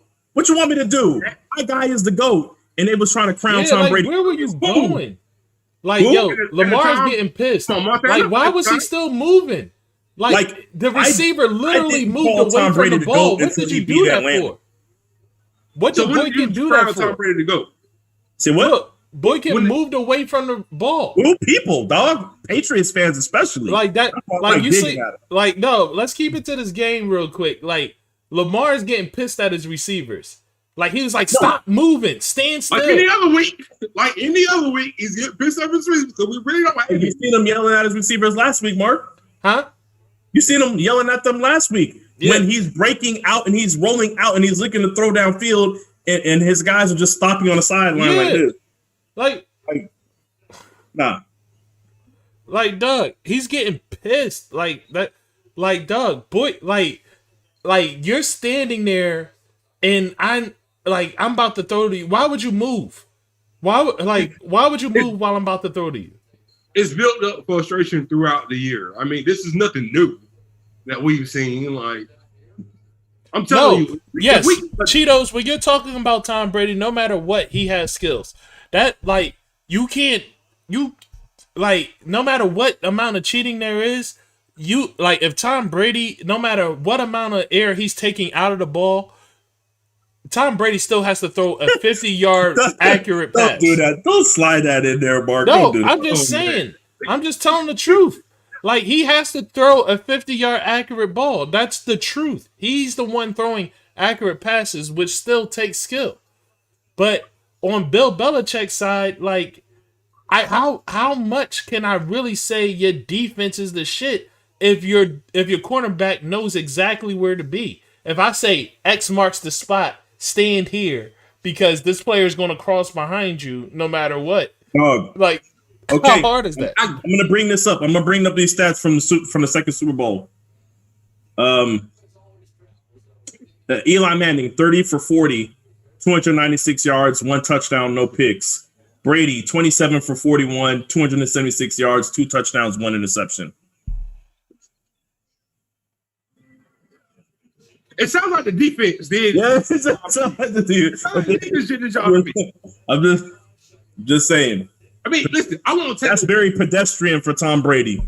I want to take away from Eli Manning 2 Super Bowls because I would imagine it would be very hard to win a Super Bowl. Forget 2 in the NFL, but at the same time, that's not like Tom. Like, all right, yo, Justin Tucker out there playing somebody. Justin Tucker better not miss this. He better not miss this, man. We're in the coverage of the game. The second quarter, 8 seconds to go, 34-yard field goal. All right, look. I'm off. I'm gonna get off the Tom Brady Patriots hate, but I'll leave you with one. I'll leave you with one last thing. If they wasn't cheating, why did Tom Brady have somebody in his phone named the Deflator, and why did he destroy his cell phone? Yo, he didn't just destroy his phone; he threw it on the ground. I don't know why he did that. He threw it on the ground in their face. He threw it on the ground in their face. They said, "Man, I see your cell phone." He's like, "Ah!" Yo, it happens. It happens. Yes. Only if it happens to me. You know what? Yeah, like, yo, your burner phone, I'm sure your burner phone you thrown on the ground many a times when you seen a random. Your boy Justin Tucker try to miss a field goal again. But I'm sure many times you've seen a gray Taurus unmarked drive by, you've smashed your phone on the ground. But hey, you see that Crown Vic roll by? That shit got one too many side mirrors on that motherfucker. He's like, hold on. Like, listen, I'm sure that just happens though. It happens. Yeah. I don't know what to say, y'all. Okay, I just had to see how far you was willing to defend them. I'm glad that you just said I don't know. So that's good. That's good. I'm glad. Listen, I'm not a Patriots fan by Listen, I'm not a Patriots fan by any slight, but I don't understand the Patriots hate at times. I understand that, Deflate Gate, Swagate, whatever the case may be. In my opinion, you have to play the game. So that's where the. But listen. Listen, you're talking about. Listen, again, my hate has nothing to do with Tom because I'm not talking about Tom. Like, because you're right. You have to play the game. But guess who's cheating and not playing the game? Who that? Bill Belichick is saying. But let me put it this way. He's not playing the game. Tobias, he's not. Tobias, the way I see it is I see this shit just like the Warriors KD situation. The Warriors were already great. They probably would have won damn near every championship that they would have went to at that time, right? That's the way I see it. They were that good, right? I disagree. Is it Tobias? Yeah. Were they not? Even if you thought they weren't good, you probably thought there's only one team in the league that was better than them. Tobias, every team LeBron was on. Actually, you know what I'm saying is there's a difference between being there and being unbeatable. What I'm saying is I think that Bill Belichick said phone insurance right check. Here at the top, but you become unbeatable if you cheat just a little bit. Yo, Yo, no, I got the perfect. I have the perfect question. If for you're you, Tobias. already the best, what does Tobias, cheating gonna do? Tobias, Yeah. I got the Is it not perfect. gonna amplify that? Tobias, I got the perfect question for you. Okay. If you and your homeboy is at your house and y'all both playing Madden together, Right. are you going to let him see what play you picking? Hey, I'm holding my. Hey, and if he sees the play you pick him, and then he wins the game, and he says, "Yo, you ain't beat me in a week, so it don't matter," are you going to accept that? But listen, I'm cocky enough to know what my play is, and you gotta stop it. All right. If I'm that good, I'm letting you know what my play is, but you have to stop the play though. I know. That's not The what you bias. said. I You just gotta asked the come out of your question. control. Are you letting your friend, if it don't matter if he knows the play, are you letting your friend see what play you picking? He gotta stop. Yo, we could get on Madden right now. Tell me what play you picking every time. I promise you, it's going to be a bad day for you. It's going to be a real bad day for you. Listen, it's the difference between a game and real life. No, it's not. Let's not act like those are equal. They are. It's Hey, hold up, absolutely Mark. equal. Darius said he would because he's that nice. I promise Man, you, it will be I a wish bad I wasn't day on for strike you. from playing Madden because I'll light some of y'all up. But that's It would be a right. bad day if you just let me know because what they play won't you add picking anything every to single fucking time. franchise, and they keep giving the same game. And every time I play franchise, we gotta adjust the sliders and shit just to get the game to play right. You hit somebody, you hit stick somebody, it's an automatic fumble, all kind of dumb shit. And listen, Sean, I'm not gonna lie to you. It honestly sounds like you can't play. Mark, do you think I can't play? Huh? What does he? What does that mean? I can't play? What is Mark opinion supposed to mean? Dog. Nah, I'm nice. That's all I'm gonna say. I'm nice. There was a period of time where I went undefeated for almost an entire year. Sound good. I'm not gonna sit here and do this with you, dog. Who's you playing? What I mean, who? First off, We have were you playing played in the people Madden all over the tournament? country, bro. Have you played in the Madden tournament before? I'm not. We were playing people all over the country. I'm not. We're not playing Johnny down the street. We was playing people all over the country. Dog, and I was getting Super Bowls. Where's Jerry at? I need Jerry back in the fucking chat. Hey, He Jerry, in man, here. tell this boy I'm nice. That sound good. Jerry, tell this boy I'm Sound good. I think I beat you though. And I don't really play Madden like that. I think I beat you. dog. Sean, I can tell you right now, Sean hasn't played Madden in like 6 months. It's been a while. Let me put it this way. No, that's not even true. 4 months. 4 months. It's been I stopped playing September? But Something like but that. let me put it this way. I hope I go to my Twitch and there's footage. I hope so. Because I used to stream I tell this you shit. what, I used to stream this shit and I got used a dub to on commentate Sean and be right like, now. yo, I see this dude lined up over here. He put this dude in motion. So therefore I'm gonna do this because I know that he's Tobias. gonna do this. I sit there and break down Tobias, you going to tell him every one of your plays? I got a double on Sean right now. dog. If he tells me his plays, Mark, it's not even a I'm chance. not gonna do that. It's zero chance. I'm That not gonna do that. Why not? It doesn't matter. Dog. Why 0%. not? It don't matter, right? Bro. I tell you what, I don't think I can do that. Tobias, you load up Twitch. I'll watch your Twitch, and then I'll report to Sean what play you picked. It'll be just like Bill Belichick. Darius said, I got 50 on me right now. Oh, You okay. gotta There he is. You load up your Twitch. This is what I'll say. And he said he'll tell Sean every play. Look, this is what I'll say. And when it comes to Madden, in the last 4 years, Mark, I can honestly say there was only one person that I thought that I wasn't 100% confident that I could beat on a regular basis. And that dude is nice. That, you know what I'm talking about, Jalen. That's it. That's the only person that I've played in the last 5 years that I thought might be better than me. And I'm the only person that ended his win streak. This dude went 3 seasons not losing a game, and I'm the one who beat him twice. But that's not here or there. You know, I'm just good at math. You know what I'm saying? Sean, this is my thing. You gotta show me that. You ain't listen. You can compete. Y'all trying to get me to come out of retirement when I'm on strike, dog. Don't do that to me. I haven't played Madden since Madden 18, and I'll still beat you. Now I know you will lose, but that's fine. That's now I'm just talking to Darius. Where you at, Darius? Man, I'm just talking to Darius. That was you. My thing about it is Madden controls never change. So what's different in the game? Hold up. I'll let you hold on to that, and I'll ask Darius. Okay. Darius, he hasn't played since Madden 18. Is the game different, and do you think he could just pick up from playing Madden 18 to playing now? Yes, anybody could. That goes with Madden. That goes with 2K. That goes with any of those games like that. I'm asking. Darius plays. He sounds like he plays for real. Okay. He played recently. I want to see what he's saying. I want to see what he's saying too. In my opinion, it don't listen. Long as the controls don't change, you already know what you're doing. And just so you know, the controls did change. That's the whole thing. It don't change. You shift your defensive line in your linebackers and all that shit has changed.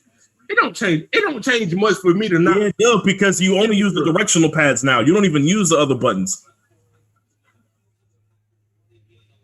It don't change that much, though. In my opinion, him and Jerry both said you cannot come from Madden 18 to now. They both said it. Like I've played Madden 20. You haven't played Madden 19 and 20. I did. I'm telling you, that shit is a leap. If you're going from 18 to 20. Boy, that's 18 to 21. That's a leap, bro. I don't see you beat me, dog. Now I know you can't beat me. Now I know you ain't even played the recent games yet. I haven't, but I still don't see you beat me because it's in my opinion. I've played Madden since what? Oh, he said. Darius said this year's Madden is his first one he's played since 18, and it's totally different. I'm trying to tell you, bro. See, it's totally different than 18, but it's the same as last year's, and I played last year's. I'm telling you that you do not want. I will dog walk you then. You do not. You better play. Get some practice games in. You know what I'm saying? Get some games in your belt. Give me a little time, dude. Yeah, I'll give you some time. I'll give you some time. I'm fair. I get those right. It's after that because the game. Because if we play on default settings and you drop back for a pass and you realize you literally have 3 seconds, like you got a 3-step drop and then you better get rid of the ball. I don't know what you're gonna do about that. I got Lamar. I don't know what you're gonna do when you try to. I don't know what you're gonna do when you try to send a blitz my way, and I actually have the ability to call out the blitzer to make sure that one lone blitzer gets picked up. Because you can call out the mic now. You can call out the mic now. You couldn't do that in 18. There's so much shit that changed, bro. You are not gonna know what's going on. I'm good enough to play with user. You know what I mean? I'm good. The user game has changed. Hey, you can't use their linebackers Darius, and get over the middle anymore. Everything has changed. I'm trying to tell you, bro. I'm trying to tell you. Darius, you got the Xbox or the PS5? What you got? I'm talking shit. You could be right though. I have no idea. I have no idea. No, and I'll say Mark is no slouch. I'd rather you play Mark first. I haven't played in 3 years. Jerry might beat you, and that's no disrespect. That's no disrespect. You have to show me that y'all can beat me to beat me. Hey, Jerry said, "Let me roll Tobias up." Jerry is asking for the smoke. He said, "Let me roll Tobias up." Bro, come on, man. I don't know him. Listen, I bet it. I ain't gonna say I bet anything, but I beat him? Do you have an Xbox or do you have a PlayStation? I have an Xbox One. Jerry has an Xbox. That's perfect. Hey, set it up. The last game I bought was Madden 18. So I don't. But Jerry has Madden 20. He didn't buy 21. Okay. But he has Madden 20. I mean, he said he rolled you up, dog. Like, don't make me hook my Xbox up, man. Don't make me have Madden to hook 20 is on Game Pass. Good. Don't make me have to hook my Xbox up. It sounds good. You gonna have to show me though. You know what? I will break my code. I will break my code this weekend. I will break my code tonight, bro. Fire up the Xbox. Download Madden 20 right now. I already have it on there. Download Madden 20 right now, and I'll smoke you. Listen, if you smoke me, you smoke me. I don't want to hear that bullshit. If you smoke me, you smoke me. Talk that shit. Okay. Talk that shit. Let's go. I'll fire that bitch up. My Xbox ain't even plugged into a TV. I don't even know where the power cord's at. Darius, do you have an Xbox right now? At least? I'm not. I'm not. No, don't talk to me. Don't talk to me crazy. And then when I say hook it up, you're like, well, I mean, if you smoke me, no, don't back down now, dog. I want you to pop that shit. Listen, I'm drinking. Listen, and meanwhile, getting back to the original point, you have to tell him all your plays. He won't do it. I'll tell him I'll be the mark. I'll tell him my plays and I'll be the mark. Confident I am now. Getting back to the original point. I don't actually. Maybe Shawn still has a point, PS4. I don't have. I think I'll tell him my plays and smoke him. So maybe he's right. I concede the Patriots Bill Belichick cheating argument. Go ahead. Hold on, time out. Let me see something real quick. I'm looking on the Darius. App Store right Darius. I don't even know if I have this shit. I don't even know the last man that I had on PlayStation. But if I have a recent joint, I'll play you in whatever I have on there. I'm not buying a Madden game to play you though. Darius said he lucky. He talking to me or Tobias? Because man, listen, I don't listen. Like I said, the last Madden game I bought was 18. So if I was to play 20 right now, I would have to buy it. I don't mind buying for you to show me. Bro, show me. This shit is not gonna be nice. I'm gonna tell you right now. I'm not gonna talk to you nice. Don't you buy the game only to get smoked? I'm not gonna talk to you. You have to show me. I'm not. I'm letting you know now what you buying into. Okay. Give me a little time to actually get right. No, I am not gonna talk to you nice, bro. Hey, you got a week, bro. I'll give you a week. After that, it's time to get souffled. That's what I'm telling you. Give me a week from tomorrow. A week, and I'm gonna tell you right now, a week ain't enough. But that's fine though. Give me a week to tomorrow. Hey, stamp it. Put a date on it. Let's go. I'm getting it right now. Dog, this shit about to be a sad day at 7:50. If you beat me, hey, you about to be on the Twitch stream. I got a Facebook streaming page. You about to be on. Oh no, I'm gonna drop the link. I'm gonna drop the link in the group. Listen, if you beat me, listen, I don't care. But at the same time, you have to show me that you can actually do it. Dog, you about to learn all kind of new shit. Watch. You about to learn all kind of lessons. Go ahead. No. Listen, I'm getting. Oh man, they trying to open this shit up. Okay, that's a good return. They got. Look, I'm gonna step away for a minute. I gotta make a phone call, but I gotta call the coroner for Tobias next week. I gotta get that shit set up at the time. Good. But yeah, man. So people is in here writing checks that they can't cash. Welcome everybody to the eye test. I am your host, Mark Coles. We have devolved during the halftime series, but let's get into some real talk here about the Baltimore Ravens and Buffalo Bills. We are coming out of the half. Kick return has already happened.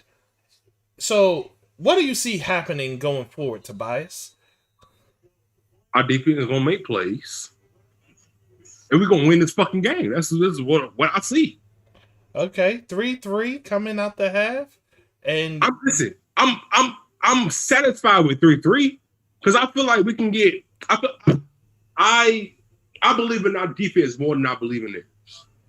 Okay, that's fair enough, and I feel that I would be in agreement with you about believing in your defense more so than their offense or their defense. But one thing that doesn't help is that the wind is now picking up and gusting, and we'll see what will happen because you have to be a lot closer to kick this ball, at least in this game. So I see from now on they'll probably be going for mostly touchdowns, especially seeing how the wind is picking up. I believe in Justin Tuck more than anybody that has ever kicked the ball in the NFL. So even with those 2 misses we did earlier, I still believe in Justin Tuck. That was good blocking that the Bills got there. I'll show you that. That's a decent run. I don't believe in it. Got him. That was a quick phone call, bro. Yeah. Let's talk about this Jerry offense. said he's seen more of the same, so you see more of a highly defensive effort going on. Yes, I can see us winning this game 10-6. Baby. I can see us winning this game 10-6. See, look, Humphrey got Diggs locked the fuck up, dog. If they can't find a way to get Diggs away from Humphrey, it's going to be a long day. They got to do what they were doing earlier and get Diggs away from Humphrey. Listen, the first half he was going. That was the they had like one or two plays where they were able to get another corner on Diggs, but I think Humphrey is starting to move towards like he's just going to follow his man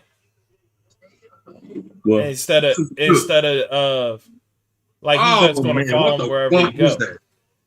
Oh, see, just now Humphrey was on Beasley. Oh, but you saw the pass to the tight end? Yeah. But this is the shit I'm talking about. They're gonna fix the offensive play calling and make sure they get what they can get. The biggest thing, Tobias, remember what I told you. The key is gonna be able to stop Josh Allen from running, and y'all been able to do that. He hasn't been able to use his legs to offset the y'all taking Diggs out of the game. So yeah. See, me personally, I would switch Humphrey. Yes. We needed that. That's one of those we needed. I don't know what happens after this, but that's one of those we need. Right now, Josh Allen has 2 carries for 3 yards. But Diggs just caught a pass, and it's because he's on Peters is on him. They got to make the switch. Yeah, so Diggs has 5 catches. John Brown has 6. They have to make how many yards Diggs got? They have to make the switch. They can't leave him on him. They can't leave Peters on him. They got to make that switch. Who's this? Oh, no. But the good thing is that the only people that's really catching the ball is Diggs and Brown. That's it. Nobody else is doing anything. I wish they would just... Y'all stopping Josh Allen from making plays. Look, like, that play right there, like, there's no reason why a goddamn... like a outside linebacker ends up on you, or was that the safety? That was safety. It sounded like safety. Wait, I would keep him. I ain't gonna say I would keep him on him because I feel like me personally, Marlon Humphreys would be Diggs' shadow. Exactly. That's it.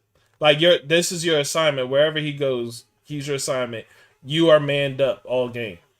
Like, I don't care what play I'm calling. Everybody else do what you're supposed to do. You are manned up on Diggs. Yeah. Come on. That secretary is not like that to be running the ball like that. The biggest problem with moving guys around like that is somebody else has to move too. Yeah, exactly. And somebody else doesn't know where they're supposed to be. Yeah. If the guy on the other side can't move, then it's not possible. All right, I'll be right back. I got a fix. Damn, boy. Ooh, he got some alligator arms over there, Mr. Diggs. Hey, Sharice, if you in here, if you want to join back in, you could join back in. Darius, if you want to join in, you could join in. Jerry, if you want to join in and talk, you can join in. Like, yeah, Jerry, you ain't gonna get on cam?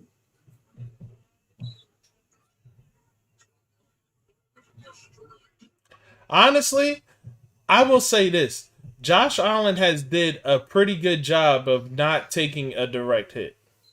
I told you, he don't. He doesn't take direct hits. And then he also makes sure he doesn't make dumb plays when there's nothing there. Because I would have sworn that the Ravens would have got at least one direct hit off on them by now. Mark, between this year and last season, I have still yet to see Josh Allen get hit directly. The season before, though, his rookie season, he was taking hits. But see that's the stuff I'll be talking about when I say Wentz is trash. Like, it's that stuff. Like, you haven't learned how to not take potatoes are done. I see what's happening here. That's the smoke he was talking about. All right. These guys just not open, man.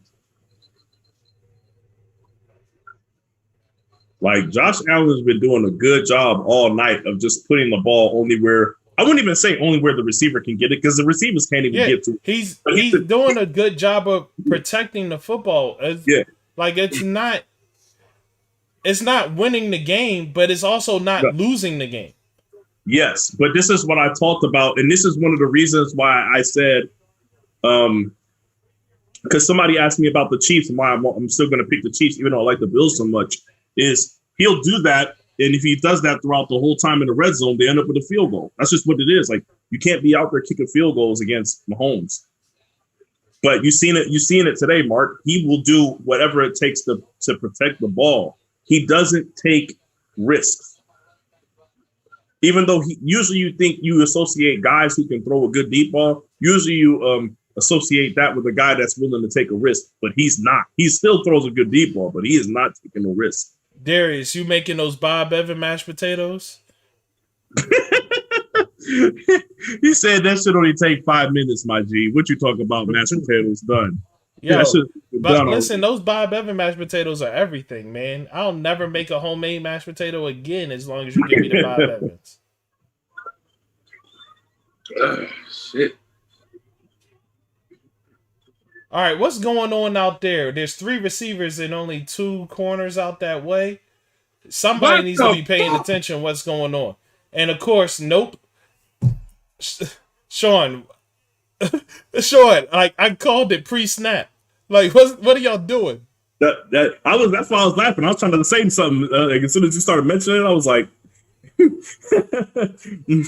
somebody else saw it too. His name is Josh Allen. He's seen it too. Like, what are y'all doing? It's only 2 guys and it's 3 guys. Like, what are y'all doing? This is respectable, Darius, from scratch. Respectable. Like, dog. Bullshit there. Like, yo, the Ravens needed to call a timeout as soon as they saw that. Like, why would you sit there like that? Why am I watching a Billy Blanks Tybo? Okay. Oh, never mind. That shit is funny as fuck. It's a parody commercial. I've never seen this show. I'll be watching TV.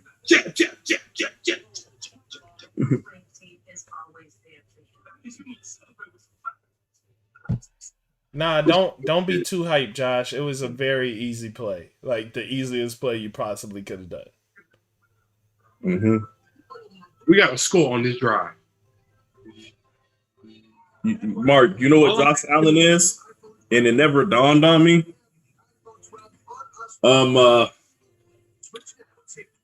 He's Alex Smith with wheels and an arm.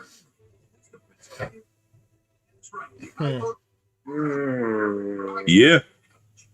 He don't take risk. He don't take chances.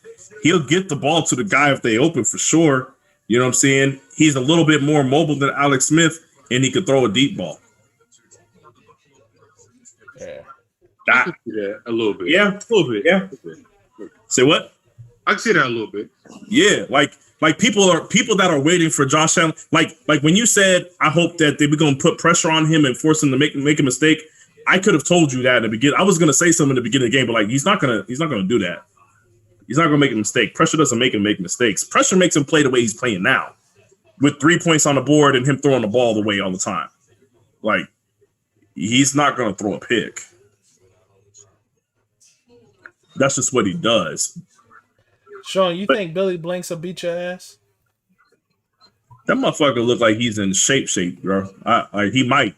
You know what I'm saying? I might have to cheat. You know, might. You know what I'm saying? I might have to cheat. Why you might? He might. He might. You know what I'm saying? I might have to cheat, bro. You know what I'm saying? You don't know what the fuck I'm capable of. Okay.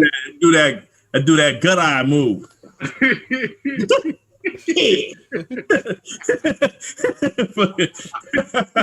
I was just watching that movie last night. Matter of fact, that shit too funny. That's probably easily my favorite Martin movie ever. Like, I fought with Blue Streak a lot, man.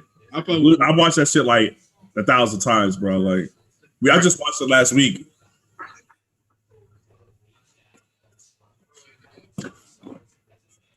Man, we need to score on this drive. I don't know what happens, but we need to score. Y'all have to. Yeah, I would say you need to as well, just to keep the And momentum don't correct. go away from the fucking run. Please don't. Too late. They Come already on now. away from the run. Well, we'll see. We'll see. We'll see. That was only one play. But I don't. They better not. They better not go away from the run. Well, That's the big thing you got. they need they need to start running some traditional runs, like, and not just straight forward. Like, yo, I swear the off the tackle is the most underutilized run in the NFL today. It seems like That shit like the NBA. The NBA, they want layups and threes. These motherfuckers want dives and sweeps. Like, what's wrong with a good old off tackle? Like, damn, Need like, Doug, they do not run, like, and everything's out of shotgun. Like, why aren't we under center anymore? Like, come on, Doug. I absolutely hate the fact that motherfuckers play out of shotgun. Oh shit, my bad. Darius is trying to get in. Here we go.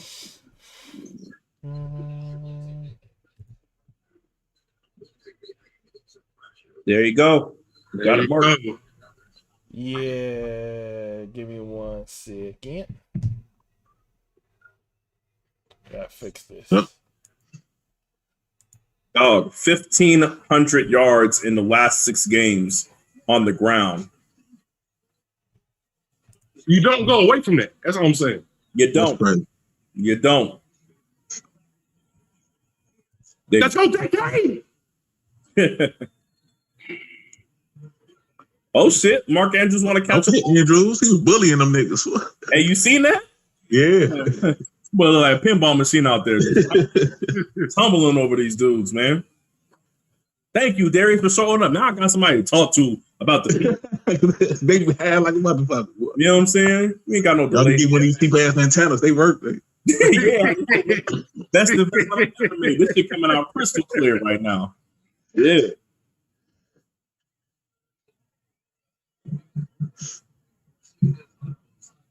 That nigga's so far ahead, bro. What the fuck? Yeah. I need to get one of them antennas. Hey, this $20 on Amazon. Real rap. Mark Andrews trying to catch Amazon Prime. Damn, Andrews mad, boy. Yeah, you know what I'm saying? If that was Kittle though, he would have picked up 20 yards on that one. He would have really Kittle different though, man.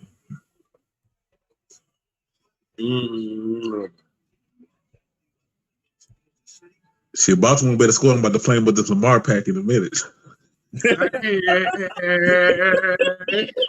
yo, for real?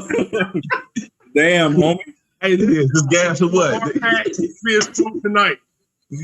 Oh shit, sack. Oh man, dog.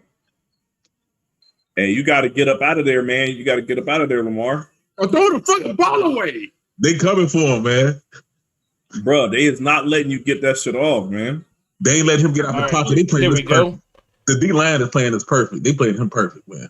But you know what the problem is? These fools keep dropping back for passes. What the fuck are they doing? He ain't have a chance on that play. He ain't have a fucking chance, bro. Why is he dropping back 2 plays back to back on? Oh, nigga. Now it's 3rd and 13. Now what you gonna do? Now they gotta pass. See, yeah, they gotta pass. Away from the run. This is what I'm saying. Like, why would you understand why they go? Oh snap! They left that hole open. Oh shit! You can't leave that hole open for dude. That's hey. The D-line was playing perfect. Hey, what I tell you, you still got to tackle that man in an open field, bro. There ain't no. I haven't seen it yet. You miss your gap. You miss your gap. It's over. There ain't no cheat code for that at all. You can game plan all you want. There ain't nothing. What the fuck? You know what? As Tobias would say, you still got to go out in the field and play. Yep. You missed that gap. That's your ass, boy. Fucking with the ball. Yeah. Come on. Well, they're going to give you a heart attack on this drive. I'm going to let you know right now. Because they about to go right back to the pass. They're probably going to run on this one, but they're going to go right back to the pass. I don't understand it. I swear, I truly and honestly don't understand why they go against the run. They need to do a quarterback reverse, man. A quarterback reverse. They need to do something. Have The quarterback Bills sweep or some shit. They been shutting Lamar running down for most of them. Dog, you see that? You see that, Darius? That shit was almost another bad snap. I didn't even catch Yeah, it that. was. Then it went out of his hand. Boy, that shit would have been all bad. That'd have been ugly. This is what I'm saying. We have some of the most Nez is in the game. What they about to do? The most. Willie Snead decided to play. Okay. Okay. Yeah, I really can think of so many plays that I don't would even know do why with he's this out team. there, man. Like, I don't it's know. fucking ridiculous. Their offensive coordinator needs to be fired. For who? Baltimore. They don't have the talent on the outside, man. I was just talking to Shawn the other day. There's a lot of plays that I would do for this team that would work out They better. don't have the talent, bro. Like what? Well, Yeah. for instance, like I was telling Shawn, what would have worked better for them last week would have been if they ran a 2 tight end guns tight formation where they utilized both Edwards and Dobbins, and they had Dobbins on the left and the receiver on the left and the 2 tight ends on the right. You can run an effective pass play out of that to where you would have the inside tight end blocking, you would have Edwards blocking, so you would have extra protection, and then you could have Andrews going across the middle to the left. You have the receiver running a up and out, and then you have Dobbins running to the flat, and that way he has a very easy read of 1, 2, and 3, and your final being the flat, and Dobbins could take off from there because you would have a blocker in that receiver. So, but then also you have the possibility of from there you have 2 extra blockers. Right. So if Lamar wants to take off, I can tell you why that don't work, because they used to do that, but they lost their backup tight end, who was a big part. He was the run blocking tight end. Right. He led towards ACL. But listen, I don't need. They ran that last year. But for that role, I don't really need you to be a tight end. But you need I'm somebody going to that throw block. an offensive lineman as the tight end on that play. I don't really need you to be a tight end. But see, then he's not a threat at all. See, the reason why that works when you have another tight end, because it's actually a threat that he might. No, because squeeze out. that's not the effect of that particular play. The fact that he's saying he just wants it to be a read. We don't care if they're a threat. The point is, if you have a running back going to the flat, you got the tight end going to that same side, and then you got somebody doing up and out. You're flooding one side of the field with receivers. You have to man up at some point, and once you man up, what you're doing is you're making these linebackers make a decision. They got to follow somebody. 2 linebackers have to be taken out of the middle. That means somebody has to be on Andrews and one person has to be on Dobbins. You got 2 linebackers taken out of the middle of the field. That opens the middle of the field up for Lamar to run up the middle, and you got 2 extra blockers. Yeah. You got a running back and you got a tight end. And then not only that, but not only that, but from that, I could also make it to where it's a quarterback option, and it's to where I could either hand it off to Gus, and if I hand it off to Gus, I have 2 tight ends that are directly in front of him, ready to block. And he's going to go up the right side of the field. And if I don't, and my QB tucks it, then he can pass it to the left. Like it's too many reads I could do out of that set of formation that I made up. Like that. If you run multiple plays out of that set, it's a 2 tight end, and it's not just 2 tight end like on the outside, just 2 tight ends on one side. It's a twin tight end set. So absolutely you have to fear the run. And y'all running backs are good enough. Lamar's good enough. Like, see, they just ran a 2 tight end set and put both of them out. And Lamar would get his head knocked off. But that's because you need to keep them there to block. That's what we talk about. We talk about right. I just say they both went out on routes. I get what y'all saying. Yeah, exactly. The problem is in today's NFL, the idea of only sending 3 or oh shit. Let me play him with this Lamar pack. He gone. He gone. Pick 6. He out of there. Lamar better 102-yard pick 6. Lamar better catch him. Ain't gonna catch him. Oh no. Oh no. Oh no. Don't tell me. Bro, this is gas. Don't tell me. Boy, he threw it in traffic and he got what he asked for. He threw that bitch in traffic.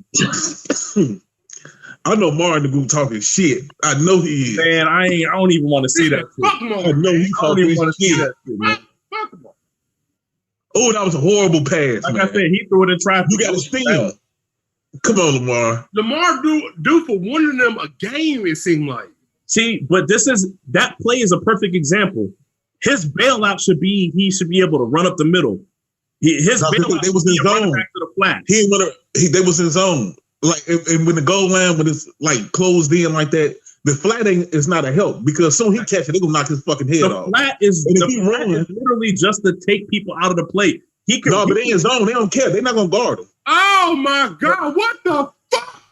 What I'm saying is, to him. even if you watch that replay, he could have ran up the middle. He didn't want to get hit because they were looking right at him. You see, they was in zone. If he's gonna get hit, you need a yardage or you need to throw the ball away. Nobody was open. Yeah, that was on him. That was a bad throw. That's on Lamar. That's bad. Yeah, that's on the offensive coordinator. That's on Lamar. That was a bad. That was all the way on Lamar.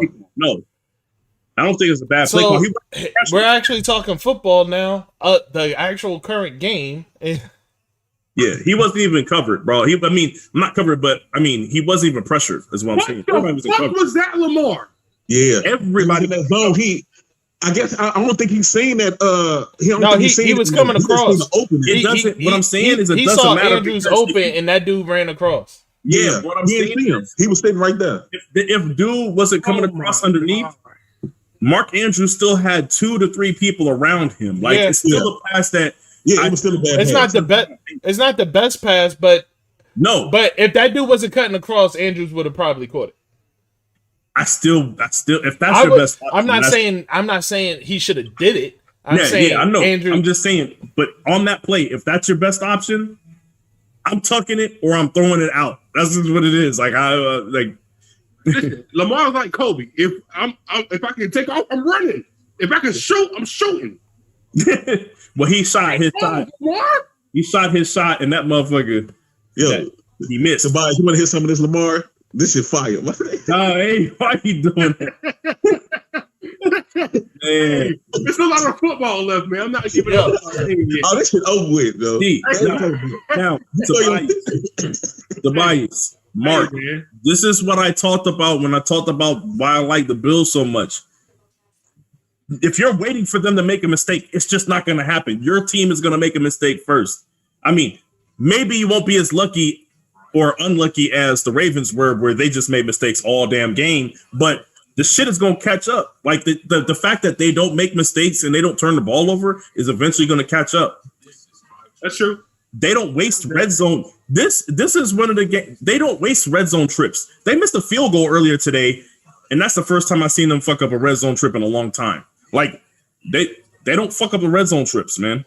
Baltimore defense doing a good job. You holding this Buffalo team to 10 points. That's good, man. Oh no, they're doing a great job. They're doing a great job because they've been lighting shit up. So they doing good. But I told him not to give them points. I told him the key was to keep Josh Allen from running because that's their go-to whenever they can't throw the ball. Because people always say, well, they don't got no running game. So when they get locked up on it, all you need is one quarterback to lock up Diggs. And I'm telling you, every time I seen that situation. When they played the Rams, they lit the Rams up because they had nobody covering the middle. They lit the Rams the fuck up. Beasley was going off. Everybody was going, you know what I'm saying? Like, and he went off. What I'm saying is, like, you can lock up Diggs, but now you got to deal with Josh Allen. So if you can, I figured Beasley wasn't gonna go off. Y'all are good enough to keep him. They got Humphrey shadowing Beasley. That's what I'm saying. Why he not shadowing Diggs? That's my point. I don't know, but he taking Beasley out the game. But I guess that's the game plan. The game plan was to put Humphrey on Beasley. I guess take the whole middle out. The game plan should have been to put Humphrey on Diggs. But I understand why they want to take the middle out. If you watch, let me tell you something. Yeah. All the big plays that the Bills have gotten that weren't Diggs was Beasley on a little coming from the outside, coming across, and then going upfield like this. Like Beasley's getting 30, 40-yard touchdowns off of 10-yard passes cutting across the middle because Diggs is taking a safety on the other side of the field and they just crossing. Like, I understand why they don't want to give that up, but you have to make a choice, bro. I mean, it worked. It worked because it worked and they only got 10 points. Well, on offense, they only got 10. So it worked. They forced the Bills to slowly go downfield. So, like, I mean, it's working. But Lamar did the one thing he couldn't do. The one thing you can't do. I don't care if he kick a field goal there. Don't turn it over, man. Fact. Well, that's a fact. Woo. That's the worst thing you can do at this point, man. Throwing them interceptions in the end zone, man. That looked like a Big Ben play. Yeah, it's that's like a Jay Cutler play. That's because that is a Jay Cutler play. You're right. All his interceptions came in the red zone. I promise you, most of them. I used to wonder why. I'm like, yo, you got Brandon in the red zone. He be like, "Hey, y'all can have it." I'm like, you got Brandon Marshall and you got Alshon Jeffrey. Like, there's zero reason why you shouldn't be able to get these dudes the ball. Just throw it up. I guarantee you, if it's a stat, I guarantee you he has the most red zone interceptions in NFL history. I guarantee it. I feel like looking that shit up. For real, I want to know. He gotta have the most. He had like 10 in one season. I've seen it, bruh. This shit crazy as hell. Y'all got to get down this field, man. They need to score quick too. Right. They should have scored on the last. So this is the time you got to abandon the run. They should have just kept running on the last possession, man. Like, yeah, in the red zone, away from the run so fucking quick. Like, it's the best thing you got. It's literally the best. Well, I think that was third down when they threw that pick, so that's why they passed. But wow, that's when Lamar he got to throw that away. Yeah, I'm gonna give you the top 3 list. Oh my god. This is my god! On here, hey, the Ravens ain't trying to win, bro. They might. Let me like this back. There was nobody over there. That's intentional grounding.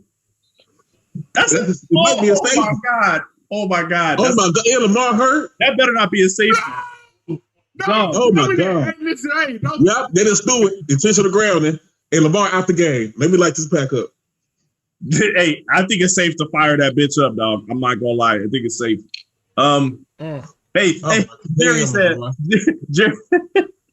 Jerry killing me, dog. But anyways, real quick, I don't even know what I was going to say. That shit threw me all the way. You talking about the top 3 list. Top 3. This is a list that was made a year ago. Peyton Manning, number 1, with 40 for Peyton Manning. Number 2, Drew Brees with 37. Damn. Number 3, Eli Manning with 36. Oh, that don't surprise me. But the first 2 surprised the hell out of me. Yeah, it did. But they passed a lot too. Yeah, and they did a fucking lot. Oh, they're trying to take my boy out. Oh man, they're trying to take my boy out. Yeah, they tried to knock his head off the stage. They're trying to take my boy out. Oh man, no. Buffalo ain't playing with him, man. No, they're not. Yo, wasn't he far enough back to where he was out of the pocket? Now the national media about to talk shit about him again. They're trying to take my boy out. No, they're trying to take my boy out. Come on, man. Oh no. All right, brother. So they saying he wasn't far enough back for that? Yeah, for a safety. He wasn't far enough back. He went in the end zone. He was on the 2-yard line when it happened. I mean, no, I'm saying they saying he wasn't far enough back for that not to be intentional grounding. That didn't look like intentional grounding. No, like 2 things have to happen. It has to pass a line of scrimmage, or it has to be. That's what it was. It didn't pass the line of scrimmage. Tackle box. He wasn't outside the tackle box either. No, yes. You could, but that's also amount of distance as well. No, it's just side to side. If it was a running back over there, straight back. Yeah, if it was a running back over there, it wouldn't have mattered. But there was nobody there. There wasn't an eligible receiver in the area. If he was outside the tackle box, he could have did that and got away with it. But he was still inside the tackle box. So. Yeah, if you inside the box, there has to be a receiver there. Yeah. Yeah. So if you're outside of it, you just have to get the ball past the line of scrimmage. Either way, he didn't get it past the line of scrimmage, and there was no receiver there. It didn't even matter. He just threw the ball. Yeah, I don't blame, but they were trying to kill his ass. Oh, that motherfucker! You gotta take my boy out. Like, what the fuck they doing? I'd have threw that bitch too. Like, oh shit! Hey, them fools was like shark in the water. They smelled blood. They was like, "Yo, we finally got his ass. You ain't got nowhere to go."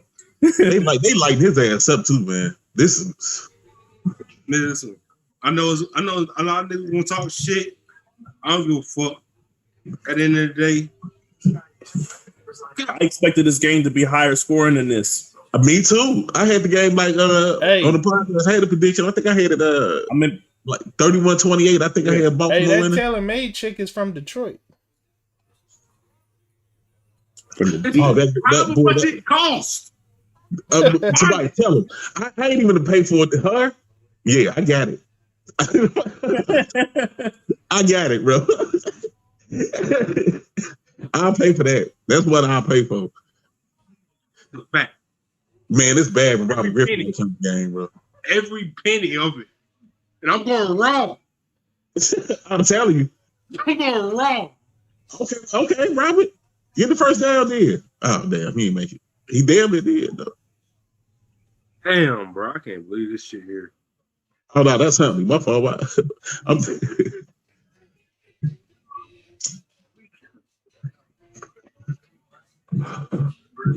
This some bullshit here. damn, man. Well, Tobias, not bad, bro.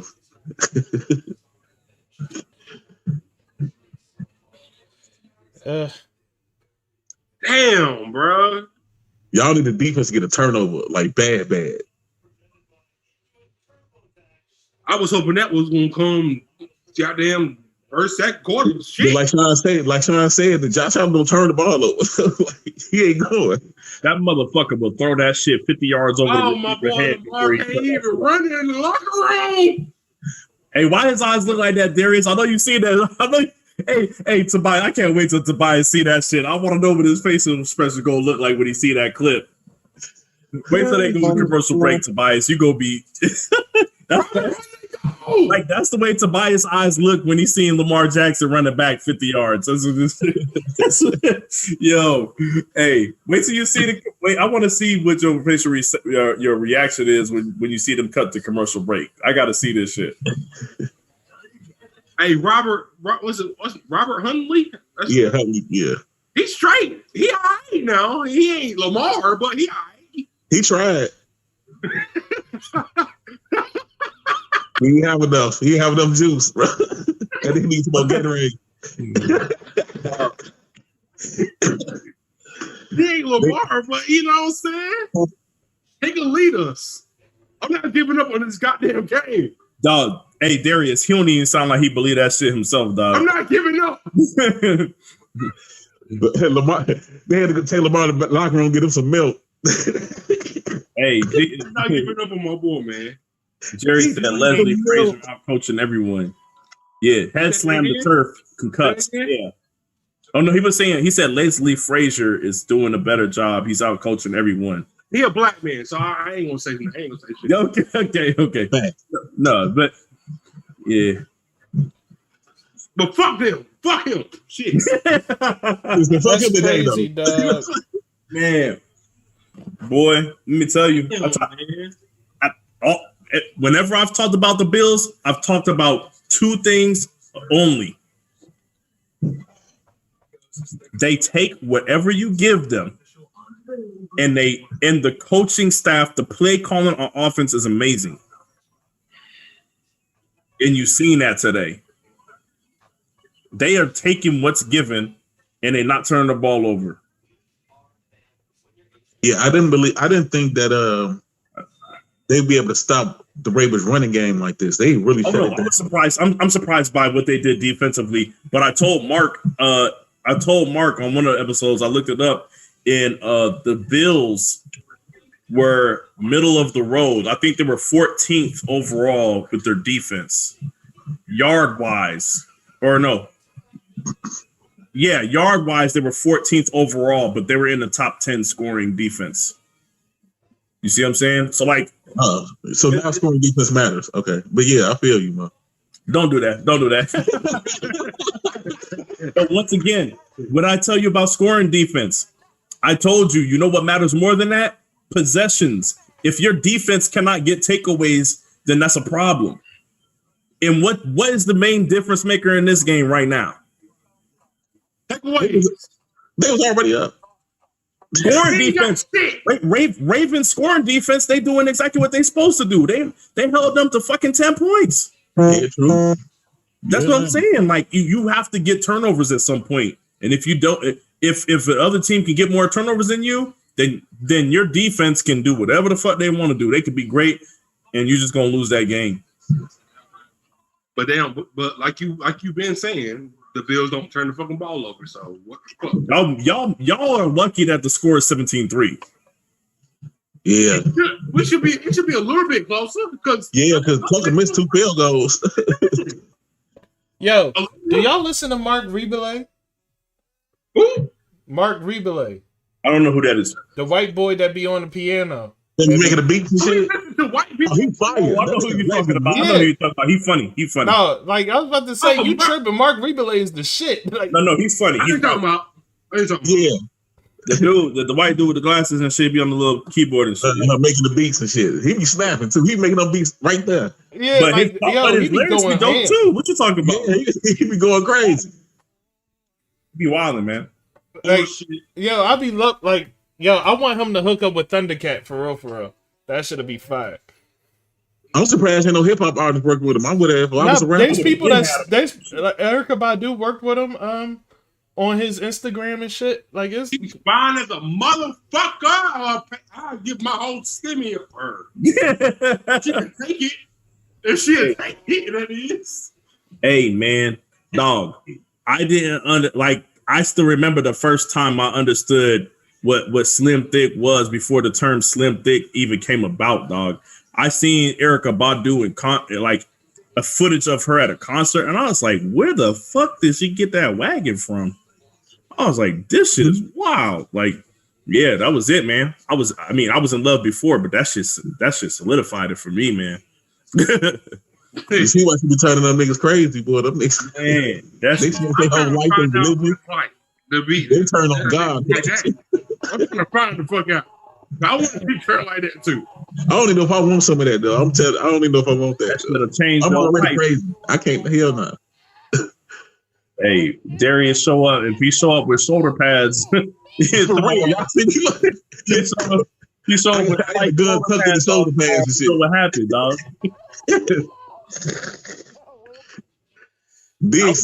Andre was different, but he wasn't like that. Like I was like, yeah, he was like a regular nigga. Like, yeah. Common changes his religion. Overrated, so that counts too. So when he overrated. They electronic. Hey man, who's overrated? About the moon and stars and shit. Who's overrated? Are you Team Dub? No, I don't think he overrated. No. You saying Andre 3000's overrated? A little bit. Dub think Andre 3000 the worst rapper of all time. Dude. I know, but I ain't saying Dub says the most ridiculous. Like I think Dub does that shit on purpose. So like I ain't. No, he dead serious. He been saying this since I known him, and I know that nigga since like 2010, some shit like that. Yeah, we all been around since 2010. Just like me with Nas. Listen, I'm not a Nas fan. I think Nas overrated. No, I get it. And he probably really does believe it at this point. It's just like I'm saying, he says like it's like somebody that's been like saying shit for so long that right. like they just yeah, like you know what I mean, like. They just so deep in the rabbit hole. They like it is what it is now. Like, and that's how I look at Dub. Like you just like you too deep, Alice. You too deep, Alice. You've been following that white rabbit for too long. Yeah, I seen a couple of y'all with the Nas hate though, but Nas trash as fuck. Let's stop. There go my Nas hate partner right there. I feel like people be extra though. Yo. Trash. Actually, Leighton. This is what I say. This is what I say. I say he's overrated. I think he's overrated. Who? It's him too. Who? I think he's very overrated. Who? Nas. Oh no, Nas is overrated. I just want to know why. I believe he put out mediocre bodies of work and he don't get criticism for it. To me, this is why I see now. That's tell me, Illmatic is the greatest album of all time. How? Please tell me how. Illmatic is a great album. I'm not going to call it the greatest album. Is it the greatest of all time? Yeah. Okay. Let me put it this way. Okay, I'm gonna entertain this shit because I think Nas. Oh, dog. First off, hold up. I gotta address the disrespect in the comments. Sounds like how the Patriots used to be. Do the Ravens know there's a guy named Diggs cooking them? Yeah, Diggs crying on it. Leighton says 3,000 is overrated. Very overrated, but I know Leighton feels that way. And then listen. Robert says he making a whole dinner with the Ravens secondary. How do you feel about that, Tobias? I don't feel no way about it right No, now. let me ask you though. Hey Darius, that shit starting to look like a kitchen, ain't it? Yeah, it is. That bitch started to look It's like Johnson making the mashed potatoes right now. Yo, yeah, them real rap, motherfuckers though, let looking me like ask you. them motherfuckers looking like stainless steel cookware right I now, would baby. not take any Leighton, rape let disrespect me right ask now. you. I'm not taking it.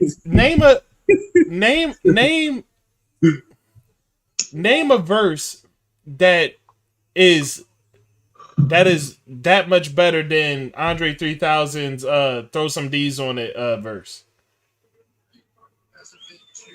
I can name a million. I haven't heard it in so long. I can't even say. See, I would have mentioned this. Well, never mind. He said that name. No, I'm saying I think Andre has better verses, but yes, go ahead. I love that verse simply because it's like the beat and how hard he went on it, especially like and all the little Like that's the hardest lyrics you're gonna get from 3000.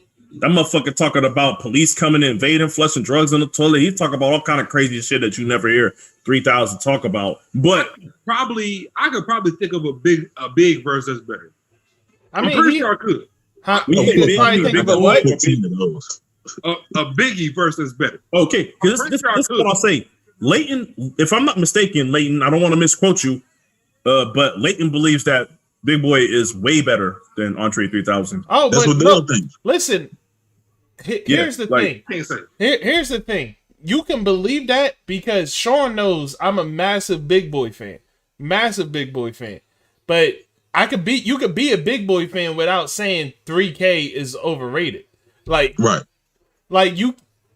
I don't know why we have come to the place where we gotta shit on another man to big the next man up. You could big the next man up without shitting on the other guy. But I think honestly people think that Andre is not that good. Well, It's not about Big Boy. let me put it this way: it's not even the fact that people don't think that people don't think he's that good.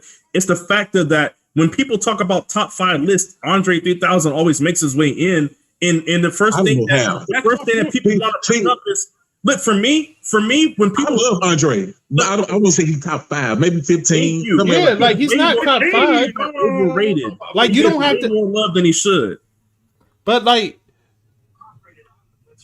He's the only person that gets Now- put in the top 5. now if you can say now I hear what you're True. saying where you're saying Exactly, there's no Sean. And I 3. think that's Dub problem. That's the problem Dub got because people put him on lists. Leighton just said Yeah. there ain't no 3K albums. Yeah. No, and I could That's what I'm saying. He's the only person that gets that mulligan to get put in the top 5 without putting in the work. but no, he shouldn't be in the top 5.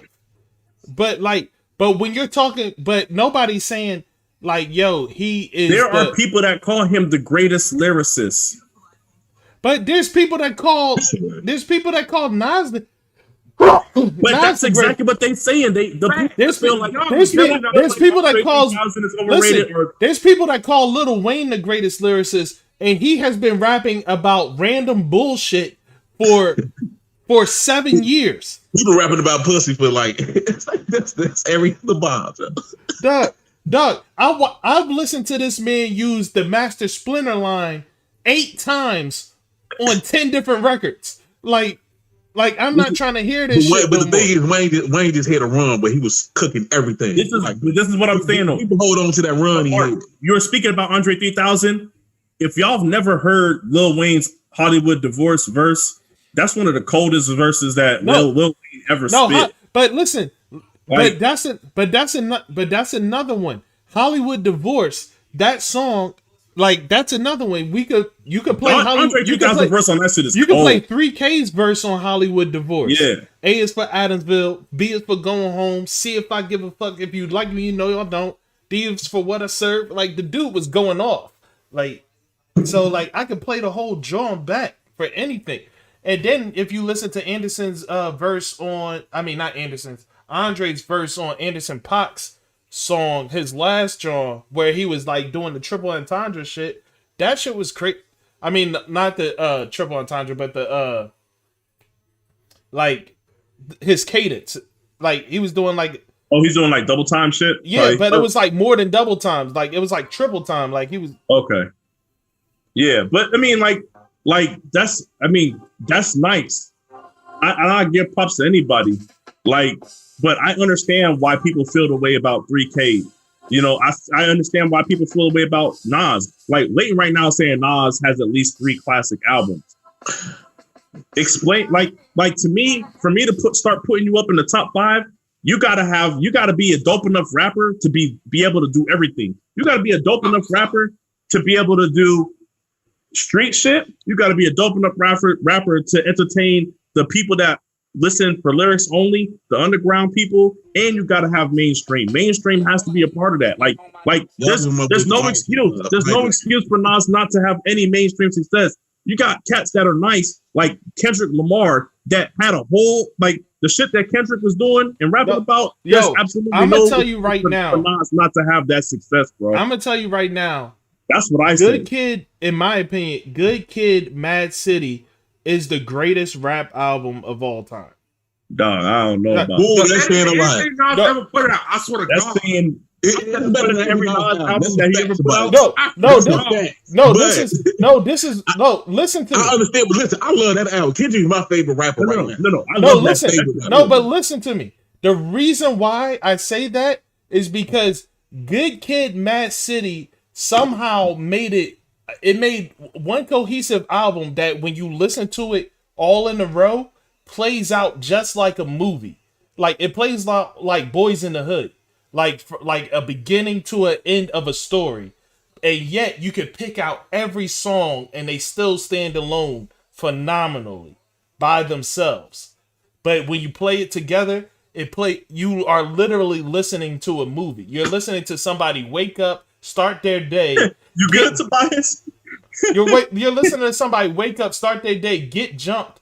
Like, you know what I'm saying? Go meet a bit. Like, you're listening to all these different things. And like the way it plays out, Good Kid, Mad City, it had a definite Mark. Leighton says false for the greatest album of all time. He says My Beautiful Dark Twisted Fantasy. No, listen. Listen, I'll let you know that Mark probably has that in his top 3. Yes. Those are my top 2 albums of the decade. Yes, My Beautiful Dark Twisted Fantasy is a phenomenal album. The past decade, that's my favorite 2 albums. But when you come, but like you can't put too many together, albums, man. I can't put that. But you can't put together what Good Kid, Mad City did. It's a concept album. You can't put together a concept album that still somehow every single song stands. Where he was rapping, he was ass. Hey, every single song stands out by itself. Darius, and it's still a concept album. Running again. What the fuck was he doing? Hey, Darius, how that pack hitting? It's smoking. It's some gas. I just gotta ask you, boy. That shit probably hitting good right now. It's just some gas, boy. That's the pass interference, dog. Like, what are you doing? Yeah, that play could have been pass interference. It could have been. It was. He yanked them down the air.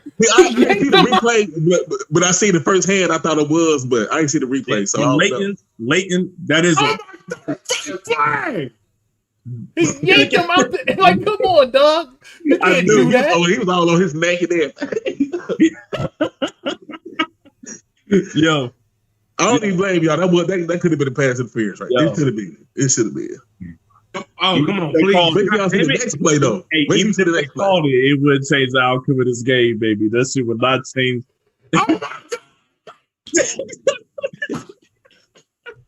Yo, Hollywood is trash, bro. Hollywood, I've been saying this. Nobody wants to listen to me, man. I've been saying this nigga is trash. He's been saying he's garbage. I saw somebody defending him, and I was like, no, we're not going to defend him, bro. We're not going to do that. J. Cole is trash. I think it was Dame always be defending him. I be saying, that nigga, my thing is he's not a number one. Y'all forcing him to be something he's not. He's not that. Leighton really, really, really despises J. Cole. I don't know why, but I don't despise J. Cole. Do I think he's the most boring rapper who ever lived? Let me put it like this: J. Cole is nice though. He's nice. J. Cole has put out boring albums, but he's a good rapper. Like certainly, he's a very good rapper. He's nice. Like I fuck with him. He just puts out boring albums. To an album he just put out like his best album that he ever put out is Born Sinner, and then after that, I don't like. I like the Forest Hill Drive. Like Forest Hill Drive is good, but Born Sinner is still better. Yeah, I can't argue. Oh, y'all gonna get to, but I forget he the biggest J. Cole fan on the planet. Y'all better. What's that something about J. Cole? What's that something about J. Cole? First off, Leighton in the comment section said that J. Cole is trash. And then God. Mark and Darius just said that man puts out boring albums. Oh my God. What? I've been saying that for years. Now, when I want a good night's sleep, I throw on J. Cole. But yeah, exactly. Like if I want to relax, and I sleep well, my nigga. I get my full 8. Yo, I wake up refreshed. Listen. I don't want to fold clothes for nobody. Understand? I don't want to fold clothes for nobody. What you mean? I fold clothes for my woman? So what? Listen, I'm going to go to I'll use that to knock me out. My God. Born Sinner is his best album. Like that's just it. That's a lie. Who told you that? I did. It's my opinion. Like, what are you talking about? I don't know what you were listening to. Yo, Forest Hill Drive is disrespectful good. in a second, all right? Born Sinner is better. Speaking of that, I want you to embrace yourself. You got the goat liquor, huh? Listen, I ain't opening it. All right, Mark, are you ready? Uh-huh. Now, I don't know if you listen to this album, so I don't know what y'all's opinion is on this. I don't even know if you fuck with this artist. But to be extra disrespectful, but I feel like I'm telling the truth, Tobias, Mark had a point when you talk about boring albums. You know what album I didn't think was that boring that I thought that might be better than pretty much most of J. Cole's entire catalog? What is that? Wale the Gifted. All right, hey, go ahead and get off. Go ahead. Okay. Go ahead, Click. Please. That's it, Cole. That's my favorite. His best album to me. Easily his best album. Dog. That shit's still on repeat to this day. His best album to me is the album about nothing. Bricks. Dog. The album about nothing is his best album to me. I be going stupid. No, listen. J. Cole's best work aren't on his album. Most of his best work aren't on his album. Fact, you're right. That's a fact. Right. And when you do that, you're talking about Andre 3000. So is he Jada Kiss? Huh? Cause Jada Kiss is a cold motherfucker until he make an album. He a cold motherfucker until he make an album. We're not gonna say Jada be putting out albums. In my opinion, J. Cole got one classic album, and that's 2014 Forest Hills Drive. That's the only. That's his classic album. And like, I understand what Mark was saying when he says Born Sinner was just he Forest Hill Drive had a lot of slow tempo shit and all this stuff. Like he's saying just being born. Like he found it to be more exciting to listen to Born Sinner. I get it. I thought Forest Hill Drive was a more solid album from top to bottom. No, it is. Like Forest Hill Drive is a more solid album from top to bottom. It still doesn't change the fact that like if I want it's going to make me, it feels like I took melatonin. Like I'm like Tobias is having a bad day today, dog. He's just real. Y'all disrespect the Kobe, y'all disrespect J. Cole and the Ravens lose. Lamar disrespect. Why y'all doing this shit? Y'all done torture this man. Why y'all doing this shit? Like, dog, I'll be just like, all right, I'm a like, yo, you put on that J. Cole. I'll be like, all right, dog. I'm gonna head out. Wow. Hey, Mark, if we getting ready to go out and we got like a 20-minute drive to the club, Forest Hill Drive ain't in the fucking exactly. That's not in the Serato. Okay, I agree. It ain't on the Bluetooth, brother. It ain't. But he don't make music for that, man. But I'm saying my standards are different because guess what? I could get the same lyrical content and get an excited album from Kendrick. Exactly. I can bump Kendrick in my lyrics and party on the way to the years. Huh? He ain't released the album over 3 years. Guess what? When did you want to get it? I'm not listening to any of the fucking J. Cole albums that he released in the last 2 years. Greatness, nigga. He makes you wait on that greatness he puts out. I have replayed Kendrick's that man got albums. 3 classes on his belt to me. I have replayed Kendrick's last album more times than I replayed J. Cole's last album. What And is J. wrong with Cole's these last kickers today? album came out Oh, they trashed today, man. recently. They ain't doing the goddamn thing today, man. This motherfucker missed another field goal. I don't want to talk about it. I don't want to talk about it no more. This shit crazy. That shit, it is. This is wild. You know what? You know what Nas's best album was? You gonna say which I think? I think it's ass. I already know what album you You gonna gonna say. say I Am? Which one? He gonna say it was written. It was I Am? Nope. Which one? Which one? Real rap? Godson. The Please, shit he listen, shit he long put out right after now. System. Oh, listen, it's in the bottom right corner. Leave.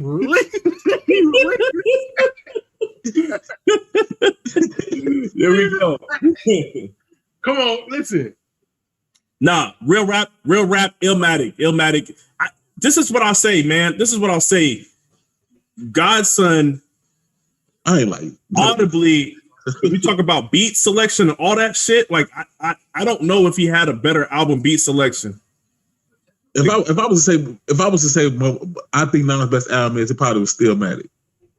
You know what my I problem love with that Nas album. is? To me, that's probably his best I album. don't know why I said Godson. I meant Stillmatic. You want to know what my problem with Yeah. Nas is? I think that's his best album. Beat selection on still that shit was fire. Like, Yeah, that was the best body that of was work the he put most out. well to me. put together album. Lyrically, his best Yes, was it. yes, Like, Jerry. record KC shit- will repeat. That's Content fact. wise, his best shit is still. I can't hear the Illmatic. It's a classic. Like, just because hip hop says it's a classic, I guess I gotta say it's a classic too. What the fuck is that bullshit? Just because hip hop said it's a classic.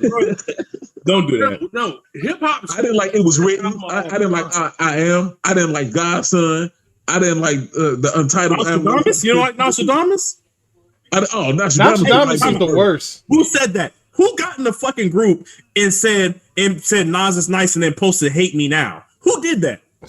Somebody did that in some. That was Brother Greg. Hate me out. That's who it was. Because I tagged Tobias in the post. No, somebody posted "Hate Me Now." That was AJ Greg in the group. We're Yeah, not doing that. We're not posting remember "Hate that Me post. Now" and saying that Nas is nice. I was like, boy, this shit ass, and I had tagged Tobias.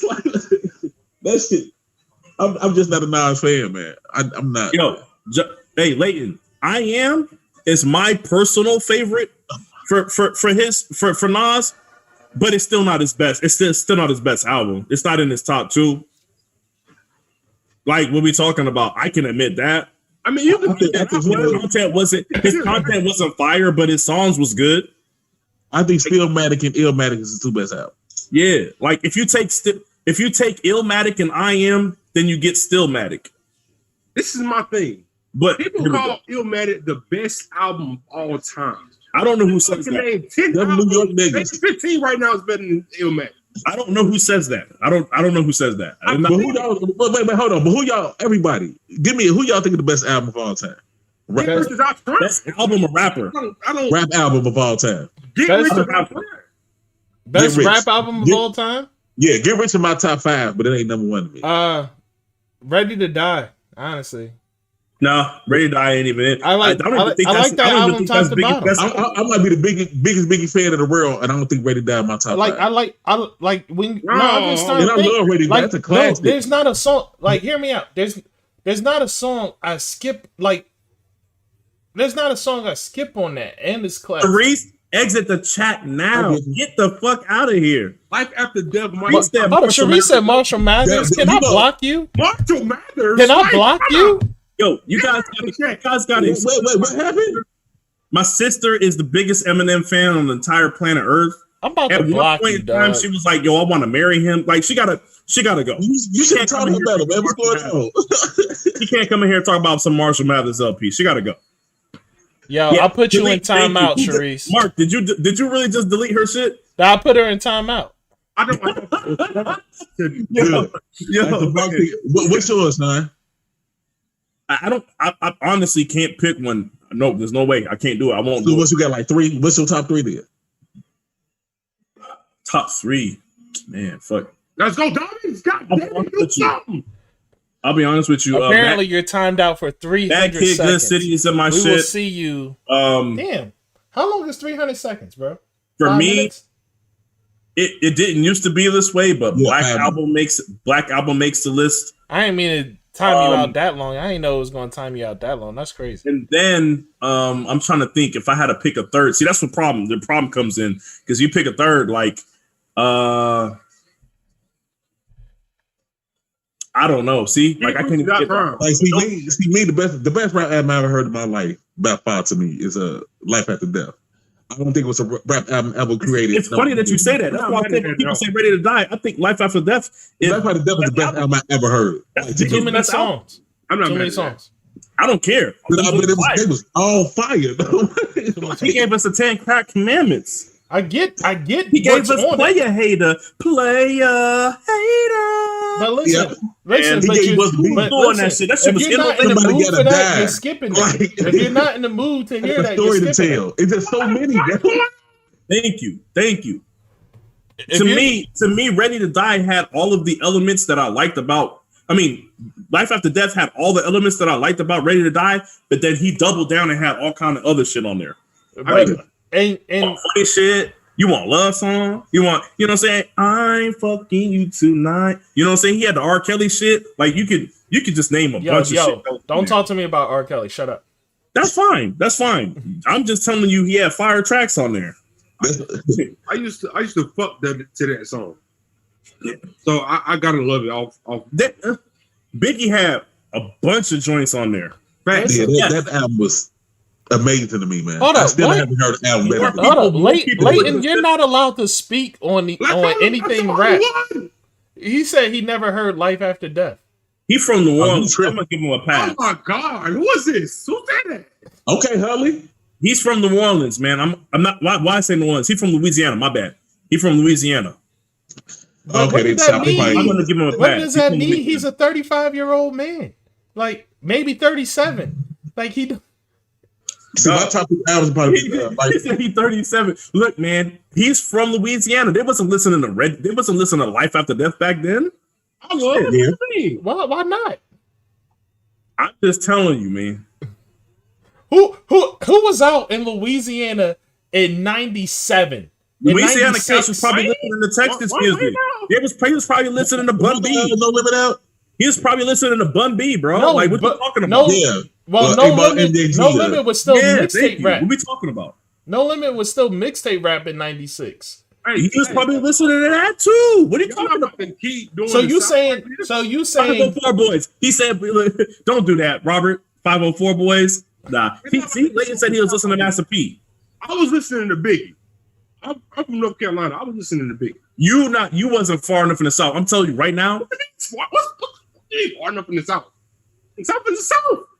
That's what you facts. say. Everybody that I ever met from Alabama, Mississippi, or one of those southern states, they was like, "Yo, we don't even like Jay-Z. We don't fuck with none of that East I Coast get shit." it. Yeah, like, But I get it. But 100% was like- Life After Death though, like, come on, bro. Like, I'm telling you, literally there is a segment of the population that wasn't fucking listening to Biggie. No, listen. I get that Leighton didn't, but like it's like we're talking about the album in He which the said North person Carolina ain't died. the South. That's disrespectful. Hey, who said? Disrespect, man. I'm not going. North Carolina is definitely in the South, man. I don't know who said that. They lying. Oh, Diamond. Dog, what is that? Hey, dog, don't tell me y'all got the. Was that the pass or was that Diamonds? I couldn't really tell. That Sharice, was Dobbins. you should It was be able falling to before he get even back caught in that now. bitch. That was Dobbins. Hold up, they're showing the replay. I won't time you that's out Diamond. You again. went right through his ever. I damn didn't head. expect Dobbins, it he to gotta time you catch out that, buddy. for 5 minutes. That was crazy. That is absolutely horrible, dog. That's the worst. That's the worst open field. Did his hand touch the ball? That shit is terrible. Oh man, Yeah, Jesus. Ooh, you're not gonna be happy about it, Tobias. Jesus. at all. Who was he That's throwing it what to? you that. No, you're not gonna be happy about it. You know what's crazy? Ah, Oh, The wildest thing is that this is still a he winnable doing game. triple coverage, man. This is still apparently a winnable they game. both got the same move. When you're in Andrews always caught that against we don't care if it gets picked off. Just throw it to Andrews. They don't Hi, trust none of it. Sharice. They had Welcome somebody back. open in the I ain't corner. I mean don't know who that to was. block you out for for a whole 5 minutes. That was crazy. That's your fucking ball. Yeah. Hey, Darius, remember what I told you? This is the shit that Mark Andrews be having to do. He don't never be open coverage. He got to. It's either Lamar or like that's the type of catch he got to try to make in the red zone, bro. How does Dobbins not Right, catch and that? Kelsey would be like this, wide open. Oh my God. You know what I'm saying?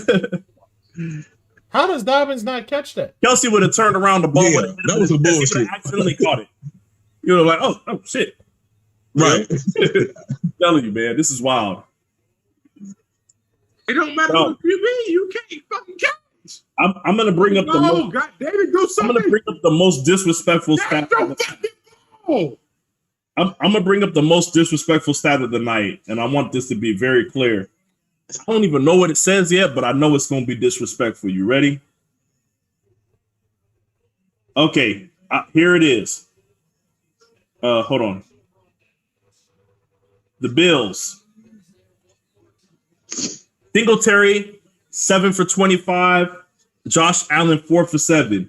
They really did this to y'all, going 11 carries for 32 yards on the entire game. Like I said, the Bills are the only team that exists right now that can get away with not being able to run the ball. Yeah, they only scored 10 points. That was too high, Jerry. He ain't catching that, dog. They shouldn't even score the 10 that they got. Like Lamar, but Lamar was really that hurt though. He ain't never come back in the game. No, it's a concussion. He had a concussion. Oh shit! But I told y'all, like, they was going to Diggs early in this game. They did. I knew they went to him early and often. Right. And I knew that was going to be something that we had to worry about. I told you our secondary was something we were going to have to worry about in this game. Mm-hmm. So it really don't surprise me that you say that. It's ridiculous, though. I mean, shit. Sometimes the ball go either way. So what can you do? You realize at halftime that Singletary had 3 carries for 7 yards? Them niggas don't even attempt to run the ball. That shit ridiculous. He's trash. Dog, I still remember when Frank Gore was there and Frank Gore was doing better than him. I'm like, this dude trash. I don't get it, bro. I had him in fantasy and that nigga wasn't doing shit. Yeah, Baltimore ready to go home, man. They're ready to go home. Hey, damn it, shit. Hey, man, Leighton, please hop on the Zoom next time. Stop playing around. This is twice. We got tomorrow. I bet you want to be there for the Saints game, though. I'm here tomorrow. If y'all. Leighton is a Patriots fan, but he also dislikes the Saints a lot. Matter of fact, I think I seen a root for the Saints before. I seen a root for the Saints when Reggie Bush went there.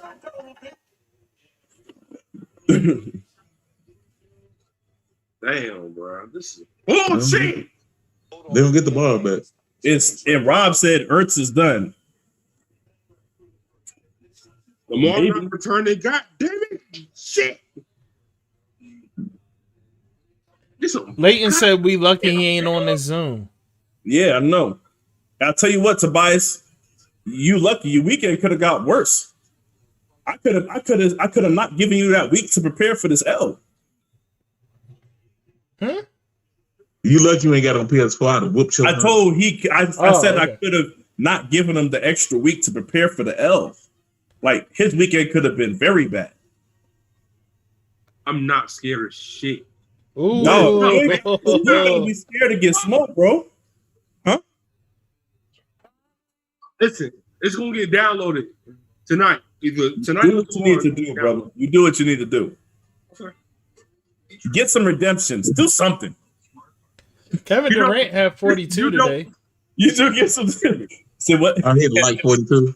Yeah, how much? He had a light 42. And how much did Harden had? He had 32, 34? 30. He had 32, 14, and 12 or some shit like that. Yeah, he had. No, hey, Darius. No, you're not Darius. Gonna do that. We said the regular season was going to be pretty. Darius, you said wait till they all there, right? I was coughing. That's it. I didn't say nothing. All of a sudden, I didn't say nothing, man. All of a sudden, you got a cough. I had a cough, man. Dog. Hey, look, Lamar packed some gas, though. hey, hey, you got to take it slow, brother. You got to inhale slow, man. Hey, you know what I'm saying? But anyways, man, what I'm saying is, I told Mark they're gonna look better before Kyrie gets back. With Kyrie it's easy to do the shit with two superstars. That triple double, I don't think the triple double happens with Kyrie there. But with that said, 40, 32, that's nice. What was the team's total points? They had like 120 something. I know I had seen it. Yeah, like 122. And Orlando had like 100. They had like 120 something. Orlando had like 116. Like Orlando was scoring. Orlando was scoring. But that's what I'm saying. Like when Kyrie gets inserted into that, those other guys that are scoring are not going to be able to score, man. We'll see. We will see. I'm gonna tell you what I expect from this team when it comes to scoring. I expect Harden and KD to alternate between leading scorers in games. I expect Kyrie to get an occasional game every once in a while in there, but I expect Kyrie to be looking around 20 to 25 points. When you watch these games, you're going to see when those low point totals come, it's not going to come from Harden or KD. It's going to come from Kyrie, because Kyrie can't get into a rhythm the way he wants to, because he can't shoot as many shots as he wants to. That's going to be a problem for Kyrie. And because of that, because there's going to be a little bit more dribbling coming from Kyrie and not enough pull-up shots, what's his name's assists are going to go down. Harden's assists are going to go down. Kyrie's not a catch and shoot guy. He's going to catch that bitch, dribble around, and then shoot. So it's going to be taken away. He's really not a good catch and shoot guy. Yeah, it's going to take away from Harden's assists too. Charles Barkley. This team is going to run way smoother now. Dribble. With the way it's set up now than it is when Kyrie's there. But you got to understand, they're going to beat some teams because they're going to have nights where all three of them dudes eat. And if that happens, there's nothing you can do about it. Yeah. There's nothing you can do. That's what I'm saying in the 7-game series. It's going to be hard to beat them. In a 7-game series, they can control that situation. You said what? In a 7-game series, they're going to try to force the ball into Kyrie's hands. I don't know. I don't believe so. Nah. No. Don't niggas respect KD too much. They know who the best player on the team. Kyrie and Harden. I believe both of them. Coaches respect him? Do the opposing teams respect Kyrie enough to say that they won't try to force it into his hands? Oh, you talking about the other teams making them? Yes, the opposing coaches are. Oh, okay. They can take the rain out and Harden out and make Kyrie beat him. Yes, that would be a mistake too. Kyrie has beat motherfuckers. Like, time out. Kyrie wasn't beating shit in Boston. Y'all look like Kyrie's not really that nigga right now. Is y'all? I'm telling you that he had a chance, and he went a combined like 12 of 50 in the last 2 games of the series with Boston when he had them. What happened then? Listen, I saw Kyrie and see what happened. Huh? Did he have KD and Harden on his team? I saw Kyrie and see what happened. No, exactly. I'm not saying. I saw Kyrie. Put your defender on Kyrie on the island and watch what happens to him. It will be a bait session. This is what you not understanding, bro. Kyrie goes through cold streaks. Guess who doesn't go through those cold streaks? KD. That's why I want him being that guy to go ISO. Even Harden goes through cold streaks. Kyrie go through cold streaks more than the rest of them. Kyrie will bait any point guard in the league. I'm not saying he's not capable of doing that. What I'm telling you is if Kyrie's having a bad shoot night, number one, he's not going to stop shooting. And number two, he ain't going to catch his rhythm. Kyrie has the bad shooting night. That shit is at any given time against ISO, he will get to the goal at any given time. I'm telling you, there's times when I've seen Kyrie against a defender that he could probably beat to the basket, but he chooses to take the jump shot instead. Kyrie's his own worst enemy. It's the same thing with LeBron. You talk about, like, a lot of people always talk about how LeBron can beat anybody off, like anybody to the hoop. He should just go to the hoop all the time. Guess what he does? He falls in love with the jump shot too. Who said that? Kyrie falls in love with the jump shot. I don't agree with that. Does Kyrie not fall in love with the jump shot? I feel like it's about your LeBron point. I think it's a lot of people that could defend LeBron. A lot more people that could defend Kyrie. No, no. What I'm saying, what they're saying is, there's times in the end of the game where you need an absolute bucket, and all you need is 2 points, and your best play is for LeBron to go to the hoop because either you get fouled or he gets a layup because he's a freight train. Is what I'm talking about. I'm not talking about him being able to dribble his way around it. I never thought LeBron had great handles. Yo, you see his signature move is. Yeah, but you get what I'm saying though. Like LeBron crazy. That move is crazy. If LeBron is dribbling the ball, I don't understand how it works. Behind the 3-point line, he should be running straight to the fucking hoop. He should not be fucking pulling up for no jump shots at the end of the game if you need 2 points. Kyrie is going to pull up for that jump shot. He's not going to go for the layup in that situation. That's what Kyrie does, man. Kyrie falls in love with that jump shot too often for me. When he got KD and Harden on his team, he got more space. I'm saying if I like, and if Kyrie going to leave him one-on-one with somebody, he gonna frown every time. My question is this: if Kyrie gets the ball and the team is down by 5 points and it's in the fourth quarter, is he passing it? He getting 2? Kyrie passing. He's getting 2.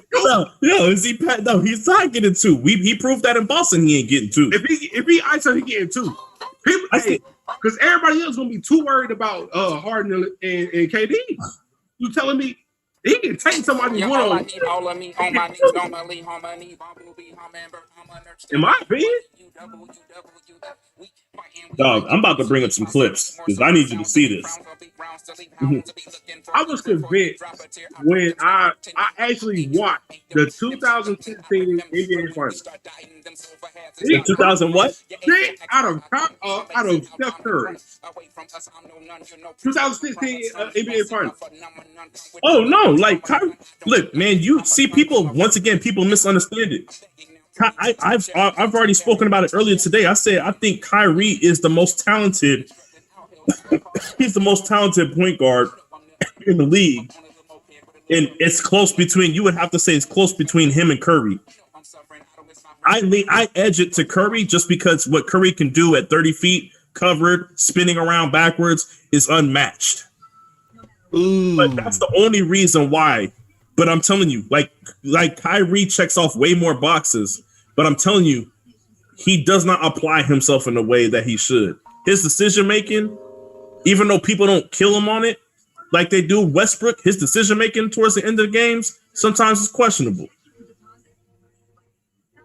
Sometimes, not mad at that. Oftentimes, I'm saying sometimes because if he's hitting the shots, then I don't care how many he pulls up. But if he's having an off night, he should be pulling those shots.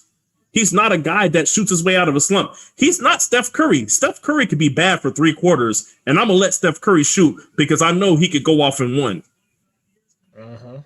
Kyrie is a guy that if he's having a cold spell jump shooting, it is it for the game. But he doesn't care about that. He's just gonna shoot the ball anyway.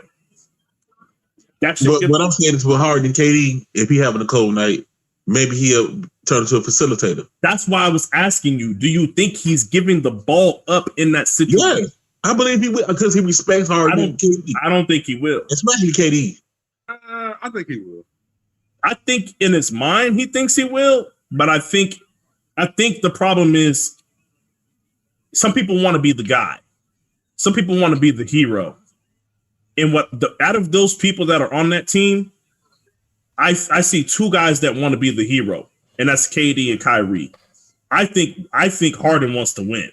Yeah, I think Harden at the point in his career, but he got to win. Harden just wants to win. He's the only one that ain't got a ring. Kyrie and KD have openly spoken about wanting to be the guy. KD said he felt like he was mad that these motherfuckers didn't respect him in Golden State after. But he was the guy there. He got 2 MVPs. He said it wasn't. He said he still felt disrespected. I don't know why. He's just insecure, man. You see what I'm saying? He's insecure with the shit, right? And then you got Kyrie. He literally left because he left Cleveland because he felt like he wasn't the guy. But I know he wanted to be the man. That's what I'm saying. You got two guys that want to be the man, and there's one person that wants to be the man more than anything else because he's never been the man, and that's Kyrie. And because of his mentor. Who taught him that? He's next up, man. Kobe.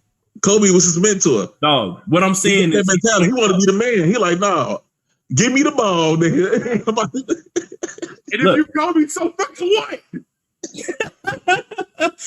And if you're Kobe, so fucking what? Yeah. But Kyrie ain't Kobe. That's what he need to get out of his head. Yeah, Jerry said Harden is winning at the dinner table. I can't even argue with that. He probably is. He probably eating good. I want to see what some of them meals look like. That shit. Eating good. Yo, I promise you, looking at Harden play today, I felt like I could be playing out in the NBA right now. I was like, damn, that looked like an everyday man out there in the NBA dropping 40. All right, you want me to give you the field goal percentages for Boston? For Kyrie Irving in Boston for the 2019 playoffs where he got eliminated. You know what? I'm going to give you the entire playoff scope because they beat Indy in 4. So 35%, 57%, 36%, 30%, 57%, 22%, 36%, 31%, and 28%. I need an explanation from a Kyrie fan. That's a 9-game span. What I tell you, he falls in love with a jump shot, and it doesn't matter if it's going in or not. He'll keep shooting that motherfucker. This is 2018. No, this 2019 playoffs. This is the year he was with Boston. 2019 playoffs. One where he actually played. The one where he said he wasn't going to do that shit again, and he did that shit again. But yet y'all be jumping down Westbrook's throat. He went 4 of 18 in game 2 versus Milwaukee. He went 8 of 22 in game 3. He went 7 of 22 in game 4, and he went 6 of 21 in game 5. That's ass. I need an explanation from this is what Kyrie does, bro. Like this is like talking about Kyrie. Kyrie is cold. Kyrie is cold. Kyrie got a chip. And they go for 40. Dare I say LeBron has something to do with that? I mean, he got LeBron. Okay. You can't have it both ways. Okay, if LeBron has something to do with that, now he got KD. So what he gonna do then? KD's not a facilitator. KD is a facilitator. He can pass. He can pass. He does not. Just because you can pass, having the ability doesn't mean that you are that. Now, with that just means you have the ability to do it. Hey, with that said, here's another thing. So not only was LeBron a facilitator, but LeBron, from the day that he got there, he immediately moved completely out of the way and he said, Kyrie, I'm not going to get in your way. You got the green light. You shoot whenever you want. Kyrie ended the season taking more shots than LeBron. Didn't he average more points a game than LeBron? I don't think he read the season up. But he took more shots. I know he took more shots. LeBron was low managing it. That season. You can say that, but LeBron intentionally went out of his way to make sure that Kyrie was comfortable. LeBron moved completely out of the way and said that Kyrie's the man. He came out in interviews and said Kyrie's our finisher for this team during the regular season. What he do? He finished the damn finals, nigga. Yes, but what I'm saying was not only was he empowered by LeBron, but LeBron backed out of the way and let it happen, and he helped facilitate it. What I'm saying is the most that you'll get out of KD is he'll back out of the way. But KD ain't going to be a master facilitator in that situation. So Harden can't be that? Harden can be that. Will he? Do you think Harden? Yes. Harden don't want to take that shot? We both agree that Harden want to win. He do want to win, but does Harden believe that Kyrie is the person he needs to give it to take that shot? If I'm Harden, I believe KD is he should know he not, motherfucker. Shit. He should know that KD is. I'm sure everybody here can agree that Harden don't shoot that bitch, it don't matter. Everybody should agree here that KD should be taking that shot over anybody.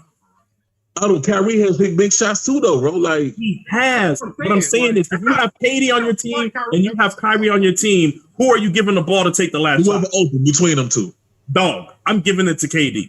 I don't care if he's open or not because nobody can guard him. Listen, Who can guard Kyrie? If I need 2 points, Who giving it who can stay in front of KD? I'm giving You can't put a 7-footer on him, and you can't put nobody smaller on him that could go side to side with him. If Anybody in the planet stay in front of Kyrie. I'm giving So it. you're not going to give it to the best shooter that we've ever seen in our era. And plus, outside I don't of know. I've Curry. seen Kyrie do it in the finals. Bruh, you guys are wilding. Y'all are wilding. Did he not hit a game with a shot in Game 7? Or I'm mistaken? Tobias, I'm gonna let Tobias. What's up, man? If the opposing team is down 1 point and I only need 2 to win, I will give it to Kyrie. Now, if they down 2 and I need 3, I would probably give it to KD.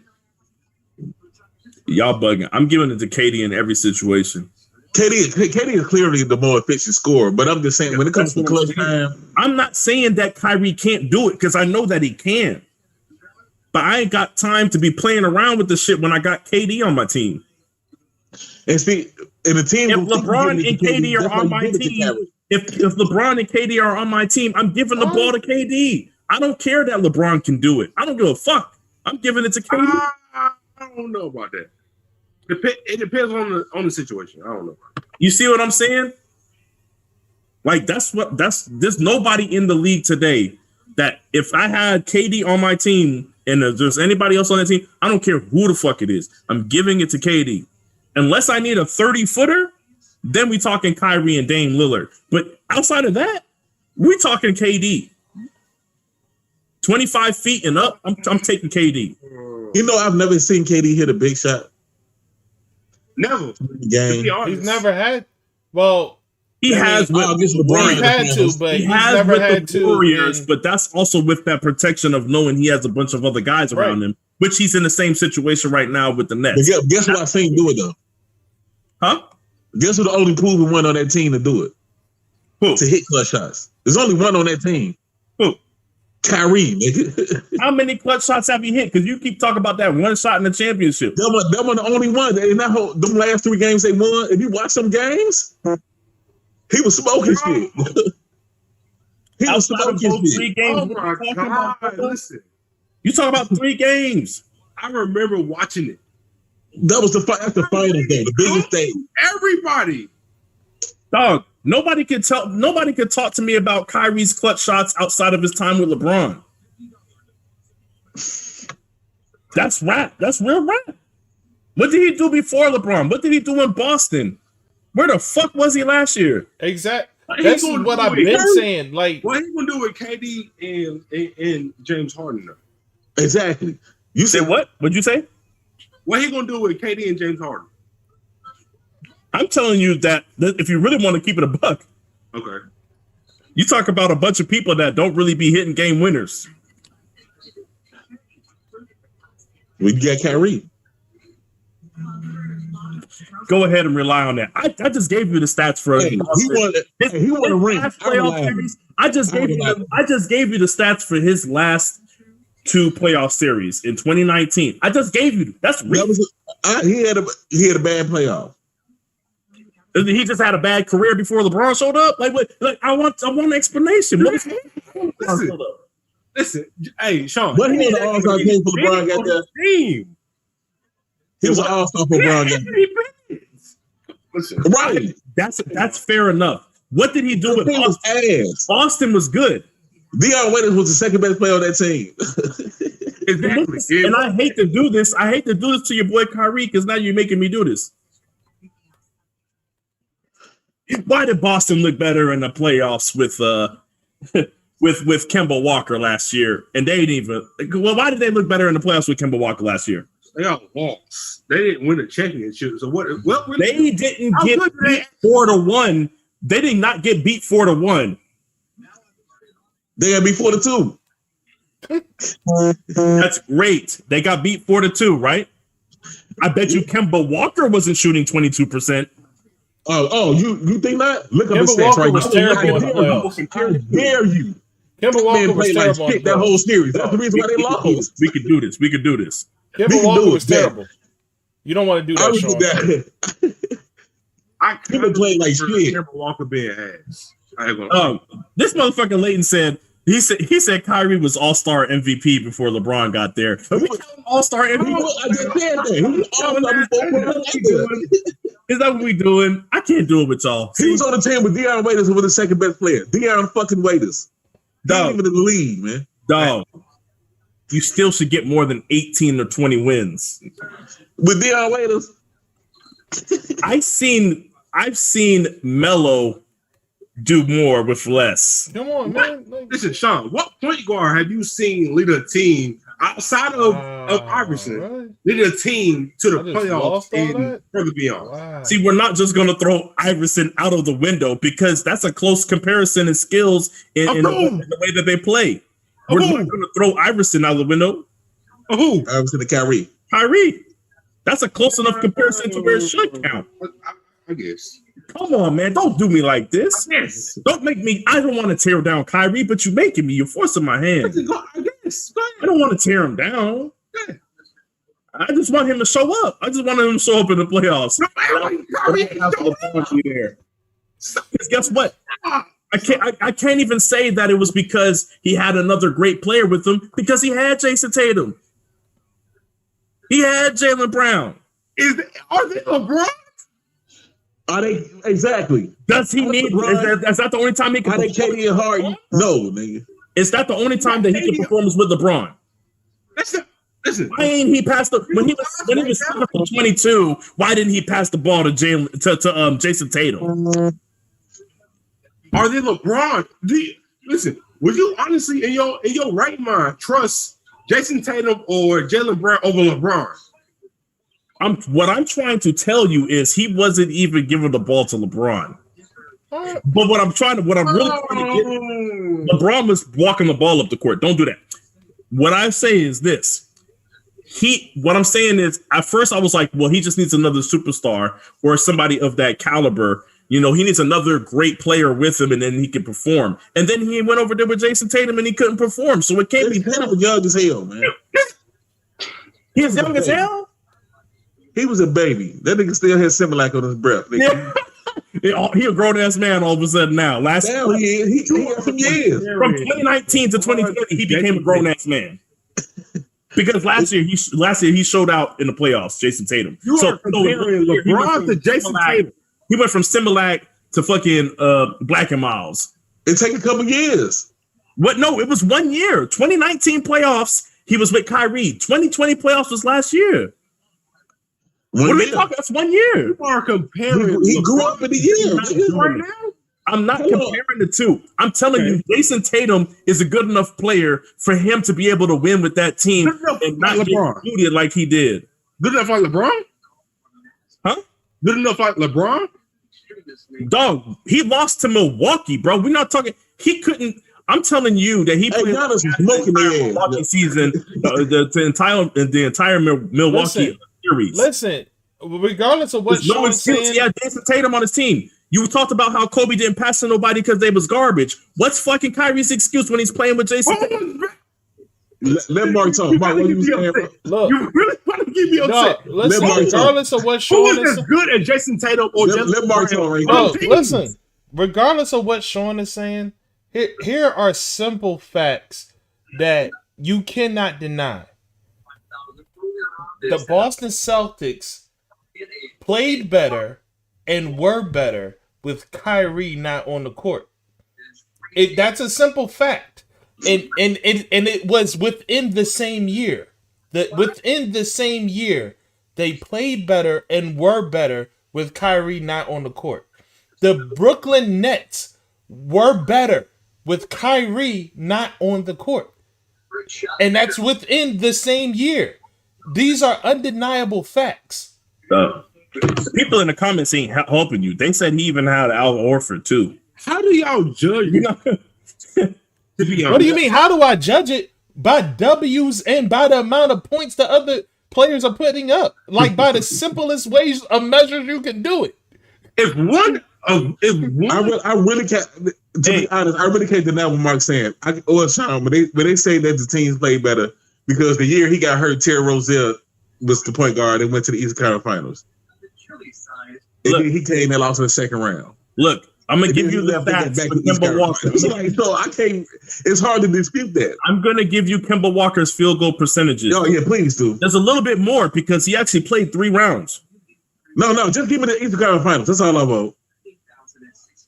Eastern Conference Finals, 31%, 47%, 50%, 42%, 36%, 46%. That sounds way better, don't it? It sounds a little better. He still got some 30s in that mug. Kyrie is too talented to not be outperforming Kemba Walker. Listen, Kyrie be underperforming. This is why I question what is y'all criteria when it comes to this. Because it's not like that team went and won a championship. Then you will actually have an argument. No, you because have. At the end of the day, people judge you off championship. Do they do it or not? No, I have an argument because they produced more wins. like that's championship. You play to win the game. They get a championship. See, no, they were not. People go to these weak ass arguments. With or without Kyrie, they weren't good. They be going to this shit. That's like me saying, dog, the Ravens ain't no better than the Niners. They didn't win a championship. It's 2 different sports. They didn't. No, it's not. You saying the same thing. No team even advanced and went further in the playoffs, and you're like, well, they didn't win a championship though. Come on, man. They got further. It's a whole different sport. No, it's not. How? It's a 7-game series versus one and done. What you mean? If somebody advances in that circumstance where it's a 7-game series, then that means that team is better. You can't. So you telling me on any given night, it will be more plausible for a NFL team Leighton to win. Say Kyrie is flat Earth. Hey, look. This is, he said woke flat Earth. Jerry said he's not performing at all. He on vacation. But look. What I'm saying is this: it's harder to win a 7-game series, right? Right. Yeah. What I'm telling you is one Boston team won more 7-game series than the other Boston team. They win a championship. And the only difference really was just one player. And if you really want to get into it, Kemba Walker didn't have Al Horford. They got rid of him, and he was a big part of their offense and defense, and he still won he won a whole series more. And he shot better. I'm trying to figure out where Kyrie did better. I'm trying to figure this out. I don't understand how y'all judge these things without the team that y'all say is better actually winning a championship. It don't matter whether you go farther or not, in my opinion. It does. No, Tobias, you're only saying that because you don't want to cede the point.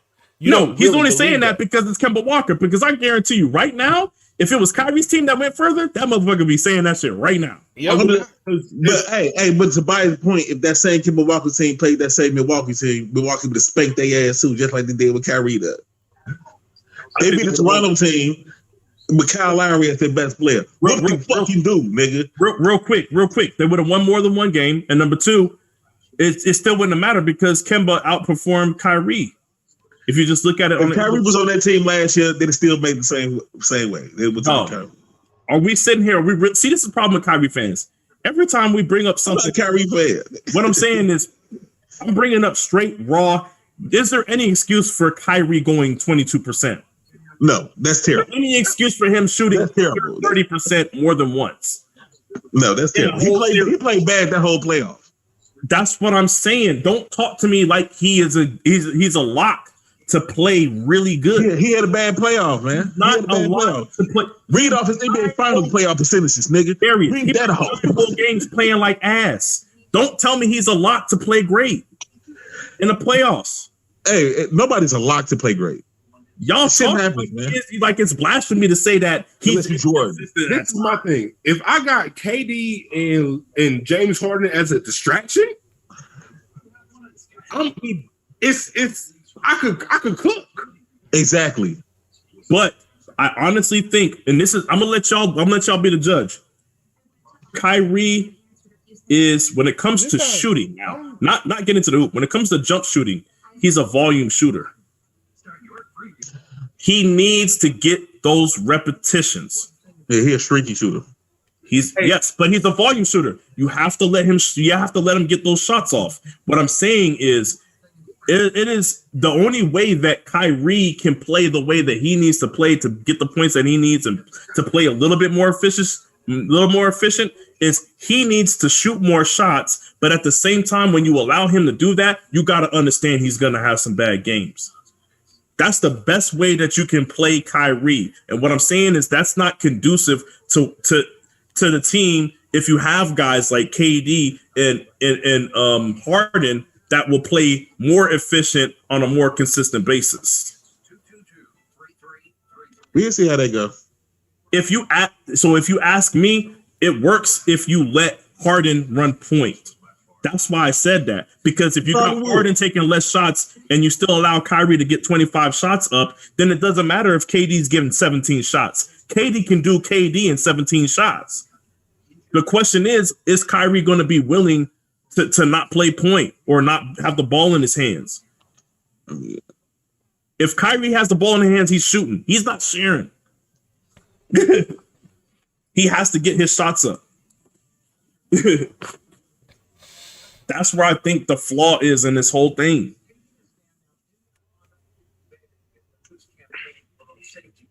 Like, and I think if you have a great coach, they can figure that shit out. They can figure out a rotation to where you can get one of those guys off the court long enough for him to get his shots. I don't know if Steve Nash is the guy. He might be. I've never seen him coach. I don't fucking know. If you ask me, I know Mark earlier said coaching in situations like that don't fucking matter. He just feels like it's not going to work because of personalities. But you have guys like Phil Jackson that made it work with the personalities. You got guys like Steve Kerr that made it work with the personalities. Like, there's coaches that can make that shit work.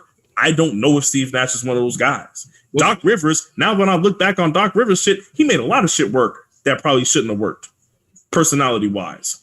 What's funny is you naming all coaches that have been players in the league. That have been, yeah. Okay, that's fine. So I feel like Jason Kidd didn't do well with personalities. He's a player in the league. Jason Kidd got what team? Jason Kidd got what team? He didn't coach Milwaukee and Brooklyn. What other team? Brooklyn. Who? Brooklyn Nets. But did they have any? Who's on that squad? No, they didn't have any big names or nothing. Yeah, they had nobody there. And he got Milwaukee when they was young. Y'all was mad when he got fired. You shouldn't be getting fired because of that.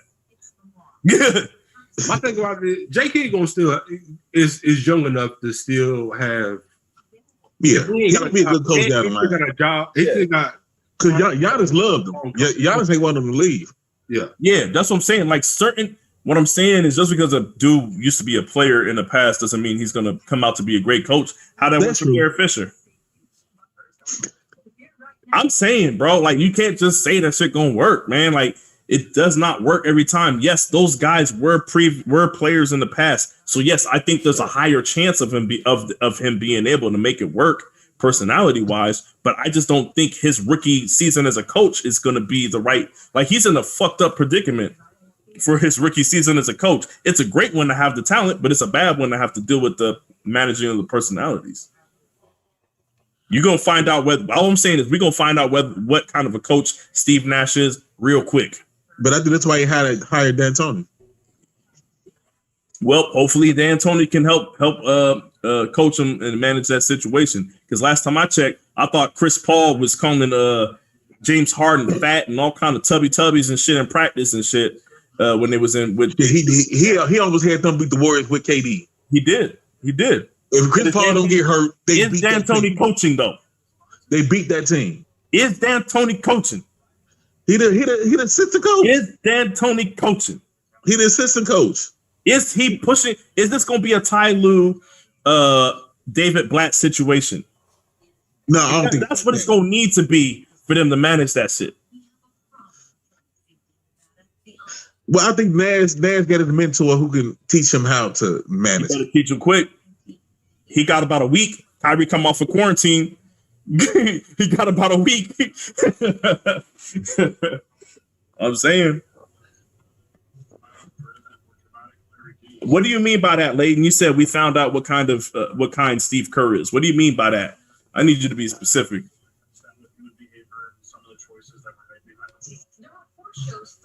I really want to know what you mean.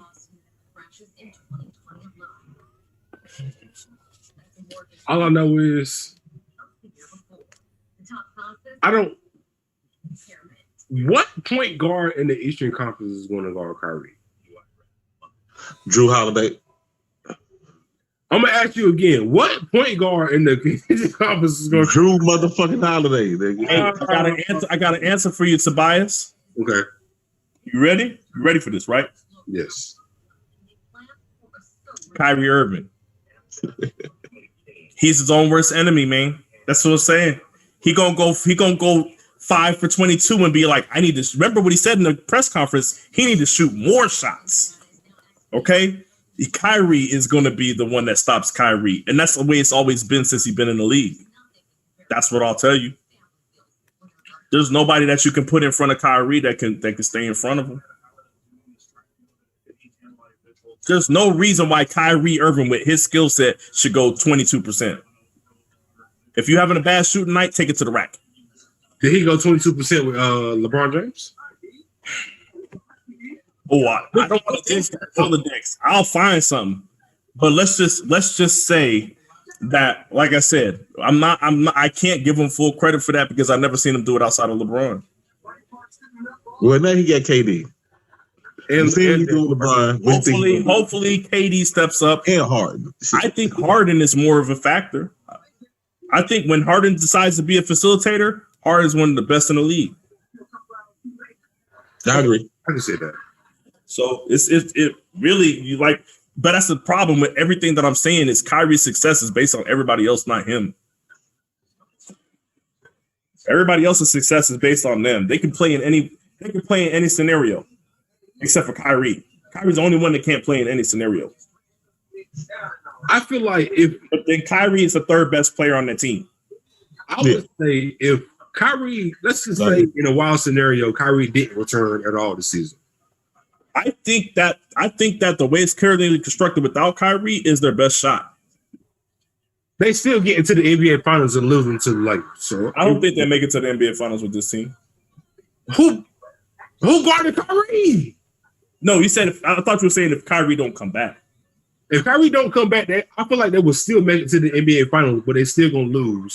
Nah, I don't think they make it to the NBA Finals without Kyrie. Who going to guard KD? They don't have to guard KD. I'm gonna tell you the same thing I told Darius. KD, Kyrie, and Harden will probably get you 90 points a night. On a good night, you might get 100 out of those three. Where are the other points coming from? And that's what you worry about. I don't think it's that hard to get 10 to 15 points out of I'm giving them a lot by saying they're going to have three players average 30 points a game. That's not going to happen. But you get what I'm saying. Teams are averaging 120 points a game. What are they going to do if they have a night where they get 80 points out of those three? That's reasonable to say that they're going to get 80 points out of those three.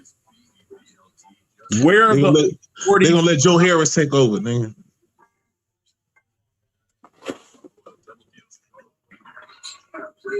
I don't even know who left on their team, so I can't even. Dog, Mark, he answered the question. When I said what kind of coach is Steve Kerr, did we find out Steve Kerr is? He said, I mean, he didn't coach yet. He said Steve Kerr ain't doing no coaching. That's a. I'm not going to disrespect. I'm glad Ricky in there. He lost his goddamn man. Like even with like the Jordan teams. Yeah. So are people actually saying that you could put any coach in there and they still would have won those 6? I don't think that's the way it works. Okay. I think it helps that you have the talent and you have those pieces, but I don't think that's the way it works. I think some other coach would have fucked up the dynamic of the team. You know what I mean? Like you can look like I like Mark Jackson, and he had that team playing defense. He had Clay being more of a post up guard because he was bigger and stronger than he was doing that instead of utilizing his shooting ability. You know what I'm saying? That's where I think Mark Jackson made a mistake. You know, he was trying to mold Steph Curry to be an actual point guard instead of taking advantage of his 3-point shooting ability. I don't think he's wrong in trying to mold him into an actual point guard because right now he need that. He need that skill right now. But what I'm saying is if Steve Kerr didn't come in and make those changes, they wouldn't have been able to score the amount of points they had. Yeah, the talent existed for them to be able to, but Steve Kerr is the one who designed an entire offense around that. The defensive principles was put in their head by Mark Jackson. You see what I'm saying? So I think Steve Kerr walked into a really good situation because Steve Kerr can run that same offense with a different team and it won't work. It was just a perfect storm. You seen him run that offense with the same team and it didn't look the same last year. True. Before all the injuries and all that shit, that shit was not looking the same. People was yelling at Quinn Cook and shit. This shit was wild. Like it was all kind of players getting dissed. Like you remember what it looked like anytime the bench came in when KD was there. You remember what it looked like when the bench came in. That shit was trash. Last year they didn't have Klay Thompson, so I feel like last year it don't hold no weight to me because they have Steph most of the year too. Shit. Right. It don't hold enough weight, but I'm not going to ignore the fact that Steph got a little hand injury and didn't play for the rest of the year. Like these motherfuckers clearly didn't want to get on the court. Like he hurt his hand, man. He can't shoot without his hands. I watched Kobe shoot without a hand. Tobias, yeah, I did too. But that's Kobe. A different. People already have Curry ahead of Kobe in the all-time. He's really different, so let's not put Kobe in any kind. People already have Curry ahead of Kobe in their all-time list. So I'm gonna need Curry. Don't piss me off. I'm gonna need Curry to shoot. Don't start because you know Dame do easily too. But you know what I'm saying? Like Curry is that high of a level of a player that he should be able to play, or he should be at least not miss 6 months. I don't know who told y'all or why y'all believe such bullshit, but let's not believe that. Okay? Steph Curry is he's not the best point guard I've ever seen. He has to move up the ranks of best point guard for him to surpass certain people for me. Hey man, people got him as like number 2 point guard of all time. People are bugging. Yo, how is Steph Curry? Steph Curry's not even really a point guard. He's a shooting That's guard disguising himself as a point guard. I call him a point, but in today I don't think he's point guards play today. But I call him a point, but I don't think he's. Well, that's a whole nother discussion. What I get into, but I don't think he's the second best point guard of all. Well, let me put it this way: when we talk about this, is my problem. When we talk about all-time greats, when we talk about all-time, when I say all-time, I mean all the time. That means if you put that motherfucker in the 60s or the 70s or the 80s and the 90s, they should be able to fucking get the job done just the same. Like Steph does not have the point guard skills to live in a big man's league. But his shooting 3-point shot would have been invented in the 60s and 70s. But it wasn't. What I'm saying is if you put Steph in some of these eras, he wouldn't even make it off of the bench because the coach would have never put him in because he can only shoot. Not only shoot, but you get what I'm saying? Like they would have been like, yo, you play point guard. You're too small to put you at 2. Okay, well, we need you. If you're going to play point guard, we need you to be able to facilitate. We need you to have court vision. We need you to do all these things. And we need you to be a leader verbally and all these things. He doesn't have all of those things. So he would have had a hard, just look at what he did with Mark Jackson. He was coming around.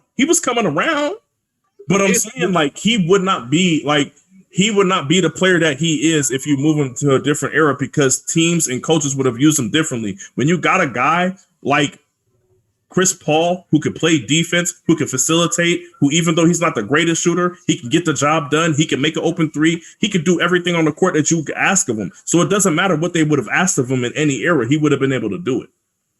This is what I'm saying. If the 3-point shot would have been invented in the 60s, Steph Curry probably would average about 50. Yeah. So let's not act like. Are we going to act like Jerry West wasn't out here averaging 50, losing every fucking championship? I don't know if he was averaging 50 now, but he was. Only Wilt was averaging 50. That's it. He wasn't averaging 50, but I think if I'm not mistaken, the reason why Jerry West got an MVP in the finals because he averaged 46. Right. It was something like he did win MVP. He lost the series. Yeah, he averaged like 46 points in the finals and lost. Listen, that's crazy because I'm just telling you what, like we can't just act like he would have averaged 50 and that would have won them championships. That's not how it worked. I mean, I think Curry could have played at any era. If they had a 3-point shot. If they didn't, I think he would still cook. Bob fucking Cousy. He was fry Bob Cousy. but I also think if you take, man, there's a lot of people if you take and put them in the 60s, they'll do that. I think Curry could play in the 80s. Like if you put, I'm about to make my point really clear. I'm about to make my point really clear. Okay.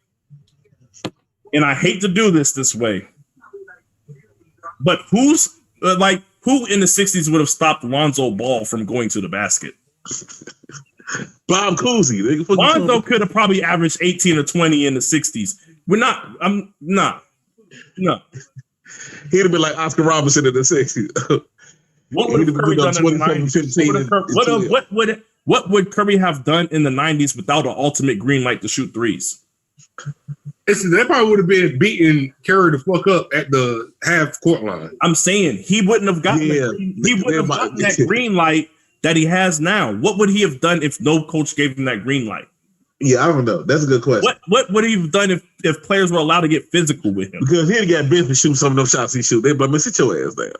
I believe if you take Chris Paul and you put him in the 90s, Chris Paul would be a. He'd have shot a shot from half court. They'd be like, beep, timeout. He going like Chris Paul would still be Chris Paul in the 90s. Yeah, I agree. That's what I'm saying. Like certain guys, like fine. I'll say we're not going to go past the 80s. Can you move Curry into any of these eras? Yes. I think Curry could play in the 90s, man. I believe he would have just changed the game. Can he still be a top 5, top 3 point guard in the league in the 90s? I don't think so. Yeah. What? Well, yeah. I'm saying the way the 90s game was at that time.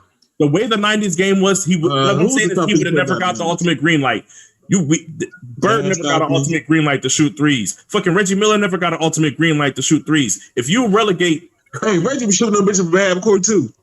If you relegate Curry to 7 to 8 3-point attempts a night, what are you going to do? Look, a perfect example right there, Reggie Miller. If Reggie Miller can play in the 90s, I watched Reggie Miller average 17 points for his career. It made the NBA Finals. I don't know how many Eastern Conference Finals. He had it. He was the Hall of Fame. Indy team was stacked. We're not going to act like that. What I'm saying is the best player on that team. What I'm saying is when we talk about the greatest shooting guards of all time, Reggie Miller's not in that discussion. I don't see he get respected. You got Kobe, you got D Wade, you got Jordan. Reggie's not in that conversation. Who, Reggie Miller? He's not in the greatest shooting. He gets disrespected to me because I say all the time, I'm big on playoff and clutch moments. He's one of the not many players in NBA history. It is not many players in NBA history has hit more clutch shots than Reggie. No. Reggie is clutch as fuck. Period. Reggie is clutch. It's about 3 players maybe. That's Jordan, Bird, and probably Kobe. Reggie is clutch as fuck. I want to say there was a 2-year period where Reggie could carry the Pacers through the playoffs, through playoff series. 2-year window though. That was it. He wasn't doing that shit not year in and year out for years on end. Like he had a high peak. He had a great peak. He went through the 90s. He had a great peak every year. He didn't start carrying his team through the playoffs until Jordan's second 3P era. That's when he started averaging. The Knicks. Come on, remember the Knicks game? He scored 9 points in 3 seconds or some shit. Yeah, you want to know what his total points was for that game? Huh? I can tell you what you want to know what his total points was for that game. Okay, fine. It don't even matter. I'm talking about clutch moments. Clutch moments. I'm not going to give you that clutch moment if you can't help. If you're not carrying your team through that shit. If you're talking greatest of all time. You can't. I can't put you in that. No. I'm not putting Reggie in the greatest of all time. No. I'm saying he's not even in the discussion for greatest shooting guard of all time. So I'm not going to. He's not because Jordan is a shooting guard. So ain't nobody in discussion but Jordan. Reggie not even top 5. Reggie not even top 5. No, he not. Is Reggie top 10? Top 10, maybe. Top 10. My top 5 would be Jordan, Kobe, Wade, Iverson, Drexler. You already moving fast. That's 5 right there. And he wasn't better than Mitch Richmond. So what? Reggie wasn't better than Mitch. No, he wasn't. Oh, I'm about to say. I thought you was about to come in here with Mitch Richmond. No. He wasn't better than Mitch. Thing down. Even though Reggie got the better clutch moments, because Rich, did he ever make the playoffs, nigga? Right. I don't think Mitch. Leighton says Melo has hit more clutch shots than anyone. Who? Melo. Carmelo. All right, I didn't know Dame was in here. Carmelo. I didn't know Dame was in here. Carmelo. You said that's a goddamn like man. that. Mark said he didn't know Dame was in here. That's funny. I like that one. Yeah, for real. That's what Dame was saying. Carmelo. Yeah, all right. But see, but this about the argument people have like with Ray Allen and Reggie Miller. The reason why I always put Reggie over Ray, because I seen him carry a team through the playoffs multiple times into the finals. See, when you say carry, I've never seen Ray do it. Specific, because Ray Allen never had a team like that, like the Pacers team, until he got to Boston, and that was very late. That was very late in his career. He had a good team. He had a good team in Seattle. I'm a Seattle Sonics fan, and I'm going to tell you right now. They get to the Western Conference Finals. Remember?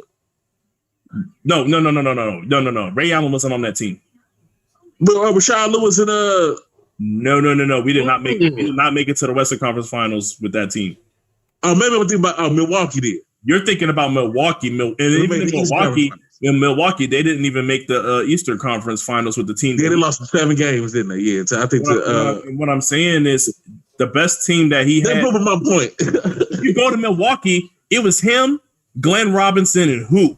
Sam Cassell. Was Sam Cassell on that team? Okay, Sam Cassell was on that team. That's a squad, nigga. That's 3 players and a bunch of bums. Name the other 2 starters. That name Reggie Miller starters. Rick Smits, Anthony Davis. Well, it depends. It could have been Antonio Davis at the time. You know what I'm saying? And Dale Davis. He had Antonio Davis. Yeah. He had Mark Jackson at one point. He had Chris That was in Mullin. 98. And he had Chris Mullin. Do you want me to keep going? Fine. Yeah. Put Jalen Robinson is better than everybody on that fucking team. Put Jalen Rose in the lineup too. We talking about he came off the bench. No, look, all I'm saying is that team, the Glenn Robinson better than everybody on that team. Glenn Robinson better than Chris Mullin?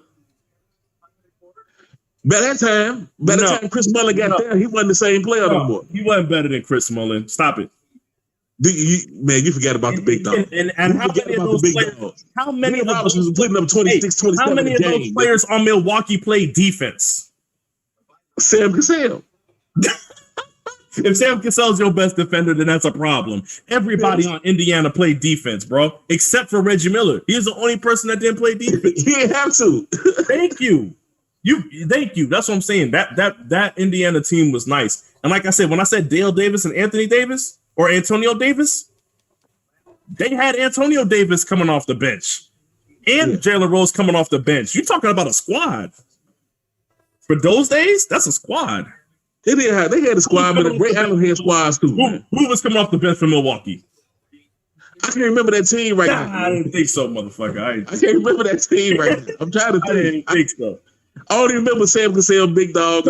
Gary even mentioned Travis Best. That's who came in. That's who played point guard after. That's who was fucking us up in '98. He was frying our ass.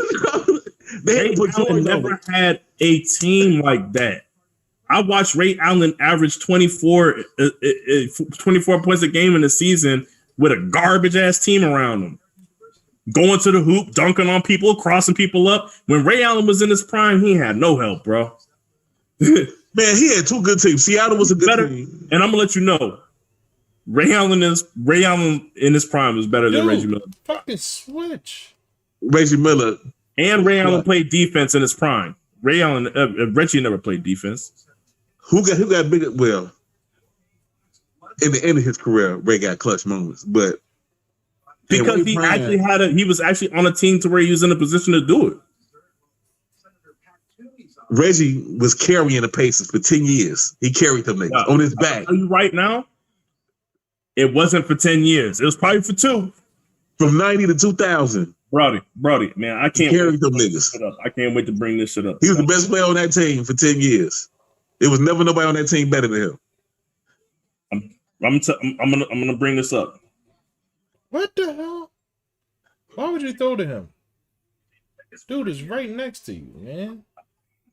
People always remember Reggie Miller a little differently than it happened.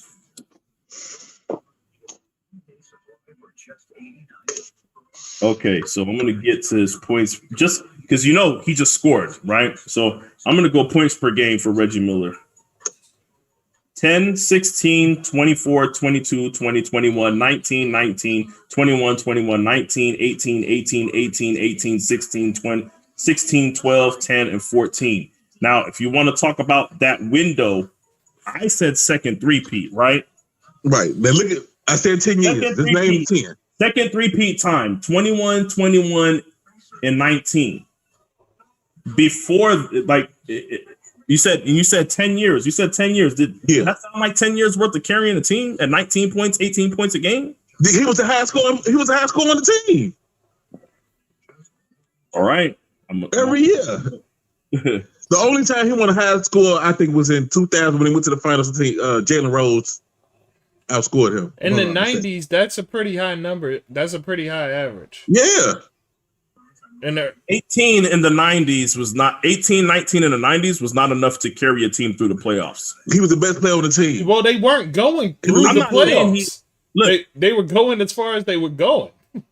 That's what I'm saying is Reggie Miller could have been the best player on that team. He could have been great. You know what I'm saying? What I'm saying is the times when he literally was carrying the team, like the times when I remember watching the playoff games and I'm watching this dude drop 30, 35, that shit was a short window. He wasn't going into the playoffs and dropping 30, 35 night in and night out for 10 years. That wasn't happening. But he was winning. He was winning series. They weren't even supposed to win. Like nobody had him beating the. What I'm saying is they had a great team, and you keep trying to say and he carried them. Nobody thought they was the highest scorer on a great team. That was not carrying. That was not a great team. Until 98. 98 was a great. They was great that year. In those days, it was. Who could guard Rick Smits? Everybody. Bill Wennington? Yes, and he did it. Luke Longley? Yes, and he did it. I'm gonna keep naming centers if you want me to. I'm gonna keep. They guarded his big ass and shut him down too. These dudes was trash back then in those positions. And Rick Smits, the fact that Rick Smits was able to be considered a great defensive player in those times is crazy. Well, they didn't switch like they do now. Because like nowadays, Rick Smits played, they switch. Somebody had been at the center position or some shit. At the center position, you have 5 great centers, and everybody else was trash, homie. No, that's a lie. It's the truth. That's a lie. Name a mediocre center name an above average center that exists in the NBA during that time period. Rick Smits, he had one right there. Name another one. I just told you. That's what I'm saying. You're saying Rick Smits wasn't good. You're saying Rick Smits wasn't good, so you're not really. No, I said no. I'm not saying no. I said he was good. He just wasn't great. What I'm saying is, in that era, he was. So name me another above average center outside of Rick Smits. Ronnie Cycli. First off, I believe Ronnie Cycli played power forward, but I'm gonna let you rock. I'm gonna let you rock with Ronnie Cycli. He was a center. Bill Cartwright was not good after 93, 94. We're not gonna. He had some real good seasons. We're not gonna let you Bill Cartwright. Bill Cartwright was not. His best days were past him. Yeah, but he was on the Knicks in the 80s. He was balling. But the fact that somebody just named Sean Bradley is ridiculous. But you see where I'm going, brother. I can name some, man. Name them, please. I'm asking you. I'm begging you to name some above average centers Because Damn. it was great centers, and then it was trash centers. It was some good centers, man. So guys like Rick Smits that was a little bit better. They looked great. Let me think. They was great in that era. Who else was Rick good? Smits could defend the hoop, and he can knock down open threes. Wasn't nobody doing that shit. Sam Perkins, nigga. He was on that team. You just added more to the depth of the Pacers. Sam Perkins was he was on the Pacers. During that second three-peat Bulls era. Oh, Sam Perkins was washed by the end though. No, he was knocking down open three-pointers because Sam Perkins used to play for my team. Sam Perkins used to play for the Sonics. By that time he was relegated to just a three-point shooter when he went to the Pacers. But once again, it's another player. Like the Pacers runs, when they made their runs and they were actually the toughest competition against Jordan. They were the only ones taking them 6 and 7 games every single year. That team was taking the Bulls 7 games when they would go to the finals and only go 6. Are y'all reading the comments? I saw Tom Bradley and I just try to. I'm trying to think of some more centers, man, because I know it was. I just can't think of them right now off the top of my head without looking. I'm trying to do it without looking. Now, Ronnie Cycling was one. Robert, Tractor Trailer. You got to give me that one. Tractor Trailer? Look, you guys are making my point for me, dog. Oliver Miller. Like Rick Smits wasn't Oliver Miller. Like Rick Smits wasn't in that upper echelon. You had Kevin Duckworth. I'll be damned if you find too many people that wasn't better, that was actually better than him, not named Ewing, Mourning, you know what I'm saying, or those guys, you know. Robinson, Mutombo. He put Mutombo with the. See, Leighton said he just named the centers. Mourning, I said somebody that was just above average. Mourning was great. I'm talking about Mutombo. Mutombo was great. Mutombo was great. We talk about Hall of Fame. We talk about some of the greatest centers of all time. Mutombo was one of the greatest centers of all time. All right, what about Oliver Miller? Man? What about because of his defense? Yes, Oliver Miller. I like Oliver Miller. I'm not even going front. I like Oliver. He was fat as hell, boy. That nigga was like. He had like a 3-year run. That was it, dog. We're not going to bring Oliver Miller. And he ate his way out the league. Yeah. Kevin Duckworth. Power forward. I'm not going to let you do this, man. Kevin Duckworth was a center. He played with Portland. You keep calling everybody a center, dog. Like no, he was like 7'2", 400 pounds. That nigga was big. He was not 7'2". Oh, hold on. Look at Kevin Duckworth. I can't let you do this. I can't let you do this. What's the other center? Okay, he was 7 foot. He was a center. You're right. Who was the other person you named? Ronnie Cyclee. Yeah, he was 7 foot too. Ronnie Cyclee was a 6'10" power forward. That nigga wasn't no fucking. He played center his whole career. Oh no, okay, no, he was a center, but he was 6'10".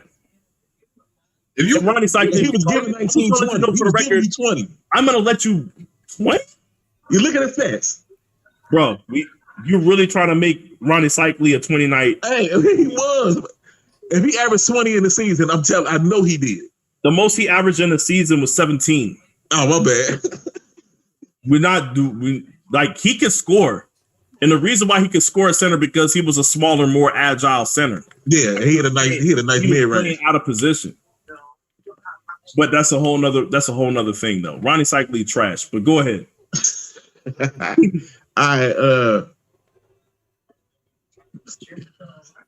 Dog, I'm telling you, Rick Smits, none of the guys you named were better than Rick Smits. Nah, they wasn't. I'm telling they had a team, bro. He might have been like the 8th best center in the league. Yeah. The fact that you named Sam Perkins, you basically all the names that we just named that play for the Pacers lets me know that team was at least 8 players deep.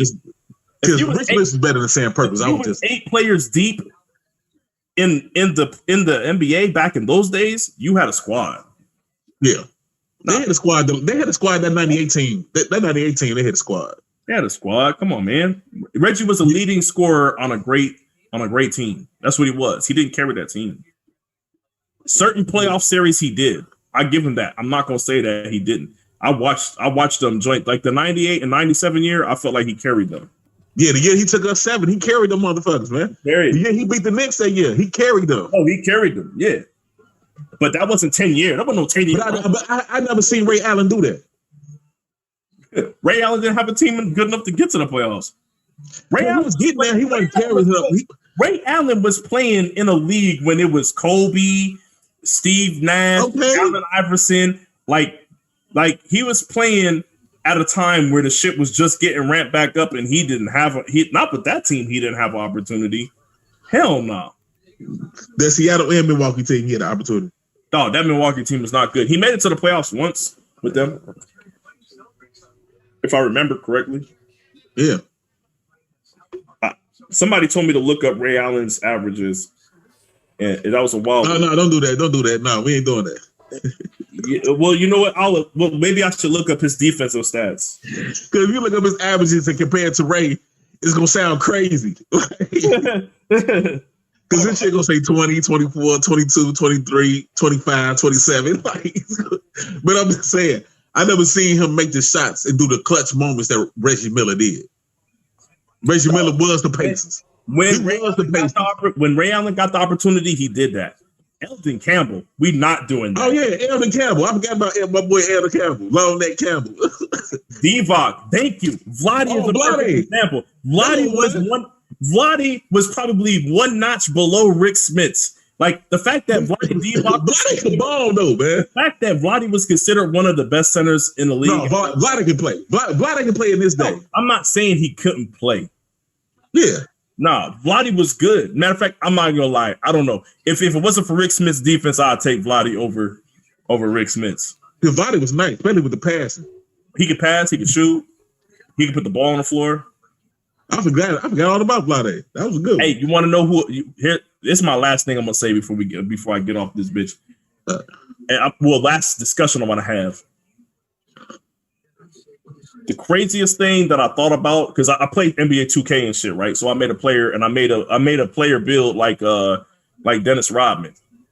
And when I was playing with him, obviously I'm playing with him in today's style of game on the game, and I thought to myself, yo, if Dennis Rodman played today, he would be one of the best players in the league.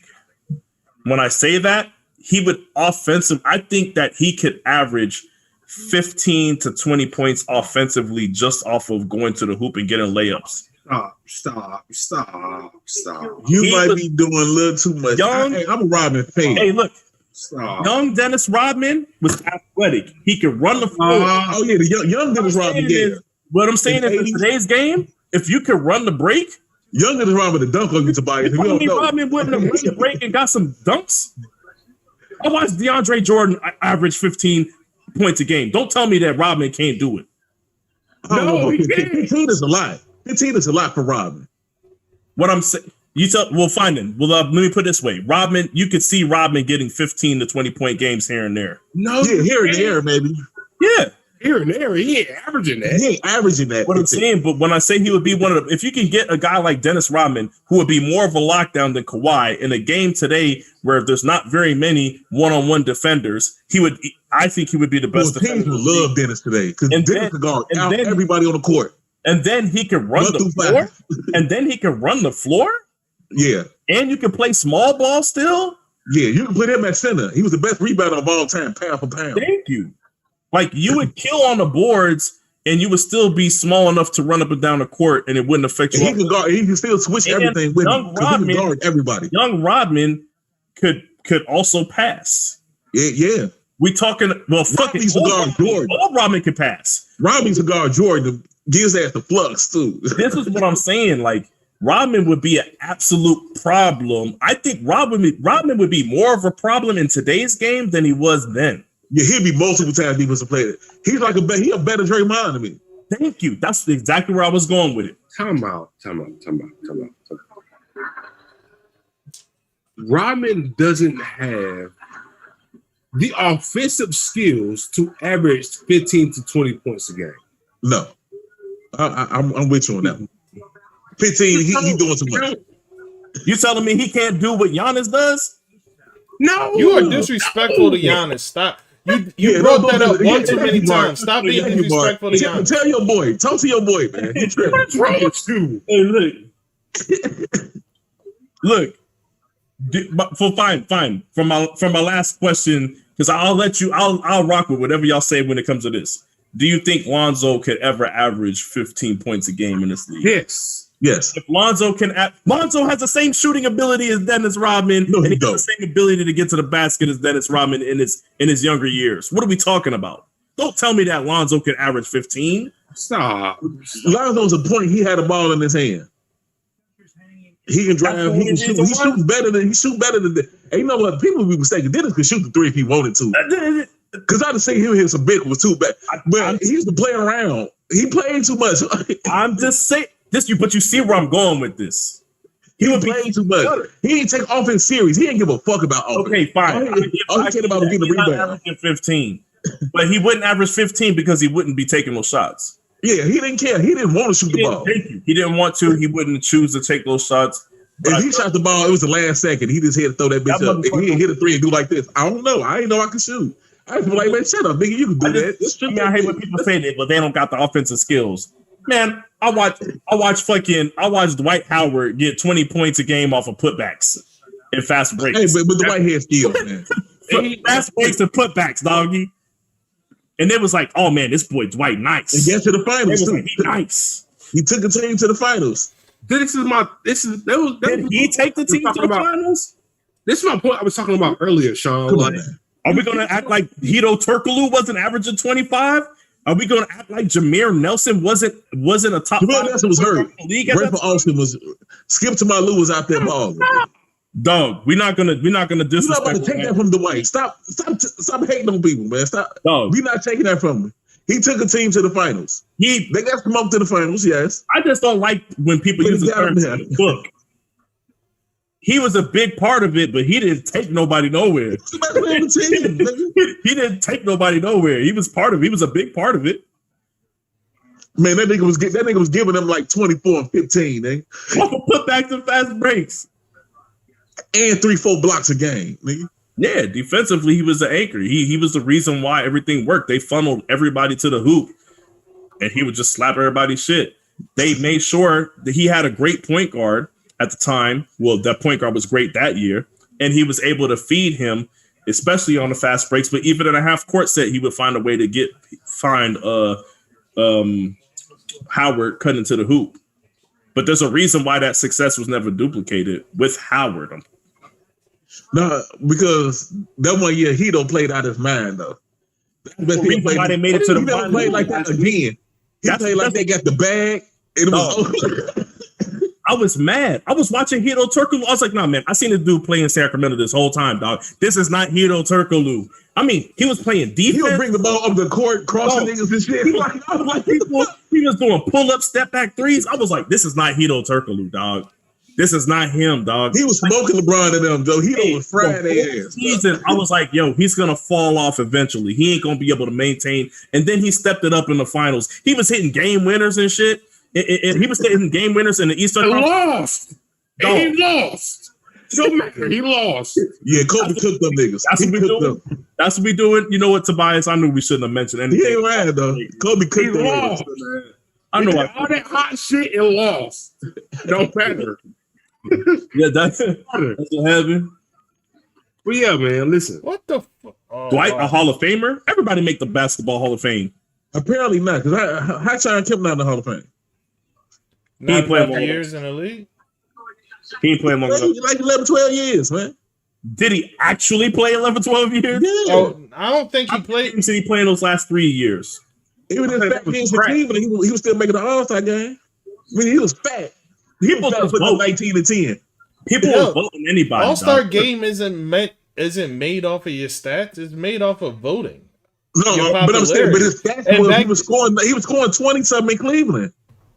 That was like 1 year. Yeah, it was only 1 year. Don't do this.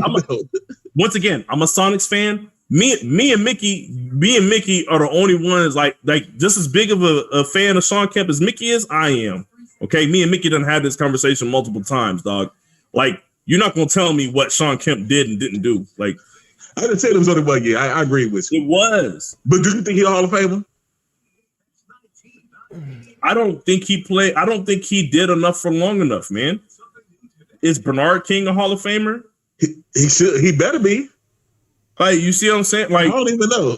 He better be. Yeah, like that man was a bucket, a walking bucket. You know what? I'll be honest with you. A lot of these guys should be, because if they're gonna put Bill Walton in there and he played 8 years, this is what I'm saying. Hey, he had one healthy season in his whole career. Dog, and he Hall of Fame. He gotta go. You know what? I really wish I would have seen. I really wish we would have been able to see. How he made the top 50 players ever, and he had one healthy NBA season. I'm against all of that, but I really wish we would have. I wish we could have seen Arvydas Sabonis in his prime, because I think the videos and footage that I seen of that man in his prime playing overseas, cold motherfucker. He would have dominated the NBA. He would have been like Joker. He would have been more athletic, a more athletic Joker. Yeah, that's what he looked like. Because like Arvydas was a big motherfucker. I'm like, why is his body so abnormally large, man? Something wrong with his body. Yeah, when he finally got to the NBA, he was fat as hell. He was big the motherfucker. Yeah. But he was still balling though. He had bad feet. I remember his vertical was like a half inch. But let me tell you, he could knock down any jump shot from anywhere on the court. His passes, I got into it. I can't remember. I think I got into it with Ricky or Dame. I don't know who it was me. About the greatest passes, the greatest passing big man of all time. Because somebody said he can't hold a torch to. No, it was Dame. It was Dame. He was like, no, because I said because I was telling Dame that Sabonis is one of the greatest passes, but I said he's still number 2 to Joker. Up on Dame, and Dame was like, "Well, Joker got more assists." I'm like, they wasn't running offenses through big guys back then, and I was like, "No, man, no." I had Sabonis as the number 2 best big man pass I've ever seen. He's number 2 to me. I'll take that. He's got to be in the top 2. Joker different. That boy different. He different. But then again, like for me, we still didn't get to see Arvydas in his prime. Yeah. Because he probably would have been able to do all the shit that Joker's doing. That's what I'm saying. To me, back then, from the clips I say, he's like a more athletic Joker. Because back then, he was athletic. Yo, he was running the court like a little shit. Yeah. Like, yeah. He was like a more athletic Joker, but we ain't get to see it. Yeah. Tobias, you gonna be all right, dog? Hey man, listen. Yeah, because this Lamar pack had me higher than the motherfucker. He said this Lamar pack. Good. This Lamar pack had me fried. Nigga, I'm fried off that Lamar, boy. Hey man, listen. I don't know. Hey, Lamar laid down in the end zone like he was trying to get rolled up and smoke. He laid down in the end. Nigga rolled that nigga right up in the joint. Hey man, look. All right, that's too far. That's too far. My bad. I don't want to disrespect Lamar. You know what I'm saying? I don't want to disrespect. Yeah, I fuck with him heavy too, man. But yeah, Tobias was making fun of the Bears last week, so I got to give him back. Yeah. Hold up. That year that Kevin Garnett was hurt for the Celtics, if KG wasn't hurt, the Magic wouldn't have been there. That's true. But I can't say. I don't know, man, because Magic was cooking. There was a hottest. That was the year. Because they beat the shit out of Cleveland. In the NBA. I don't know what KG would have done with Dwight on them. They beat the shit out of Cleveland, boy. I don't know what they would have. They beat them niggas ass. Hey, somebody asked me why they couldn't beat Orlando. I said because Orlando was cooking them at every other position on the court. People forget LeBron was out there dropping 42 and losing and shit. Yeah. Like that shit was crazy. Hedo was giving it to his ass too, though. Hedo was cooking everybody. He was cooking everything. Hedo was cooking LeBron. They act like they ain't have it though. Cooking everything. Hey, it's not a coincidence that all of a sudden LeBron started playing defense after that year. Yeah. Because he was frying his ass. I was like, he getting fried by this foreign white boy. He was getting his ass buckets. But Hedo gave it to everybody that year. Sometimes a motherfucker just has an unexplained. Yeah, he was hot. He was hot. Like, I talk about that Dirk year when they won the chip. Because I was like, I watched Dirk taking centers off the dribble and taking them to the hoop. I'm like, when does Dirk take people off the dribble and take them to the hoop? I don't know what's going on here, but you can't guard him right now. Like, if he's going to take cats off the dribble when they come out to guard him at the perimeter, then it's going to be a problem. But I never, he did it again the next year when he had his MVP season, but that little small window was it. That was it. He just wasn't that guy no more. And I was just like, yo, I don't know what happened, but he was possessed for like a whole year and a half. Yeah. Yeah.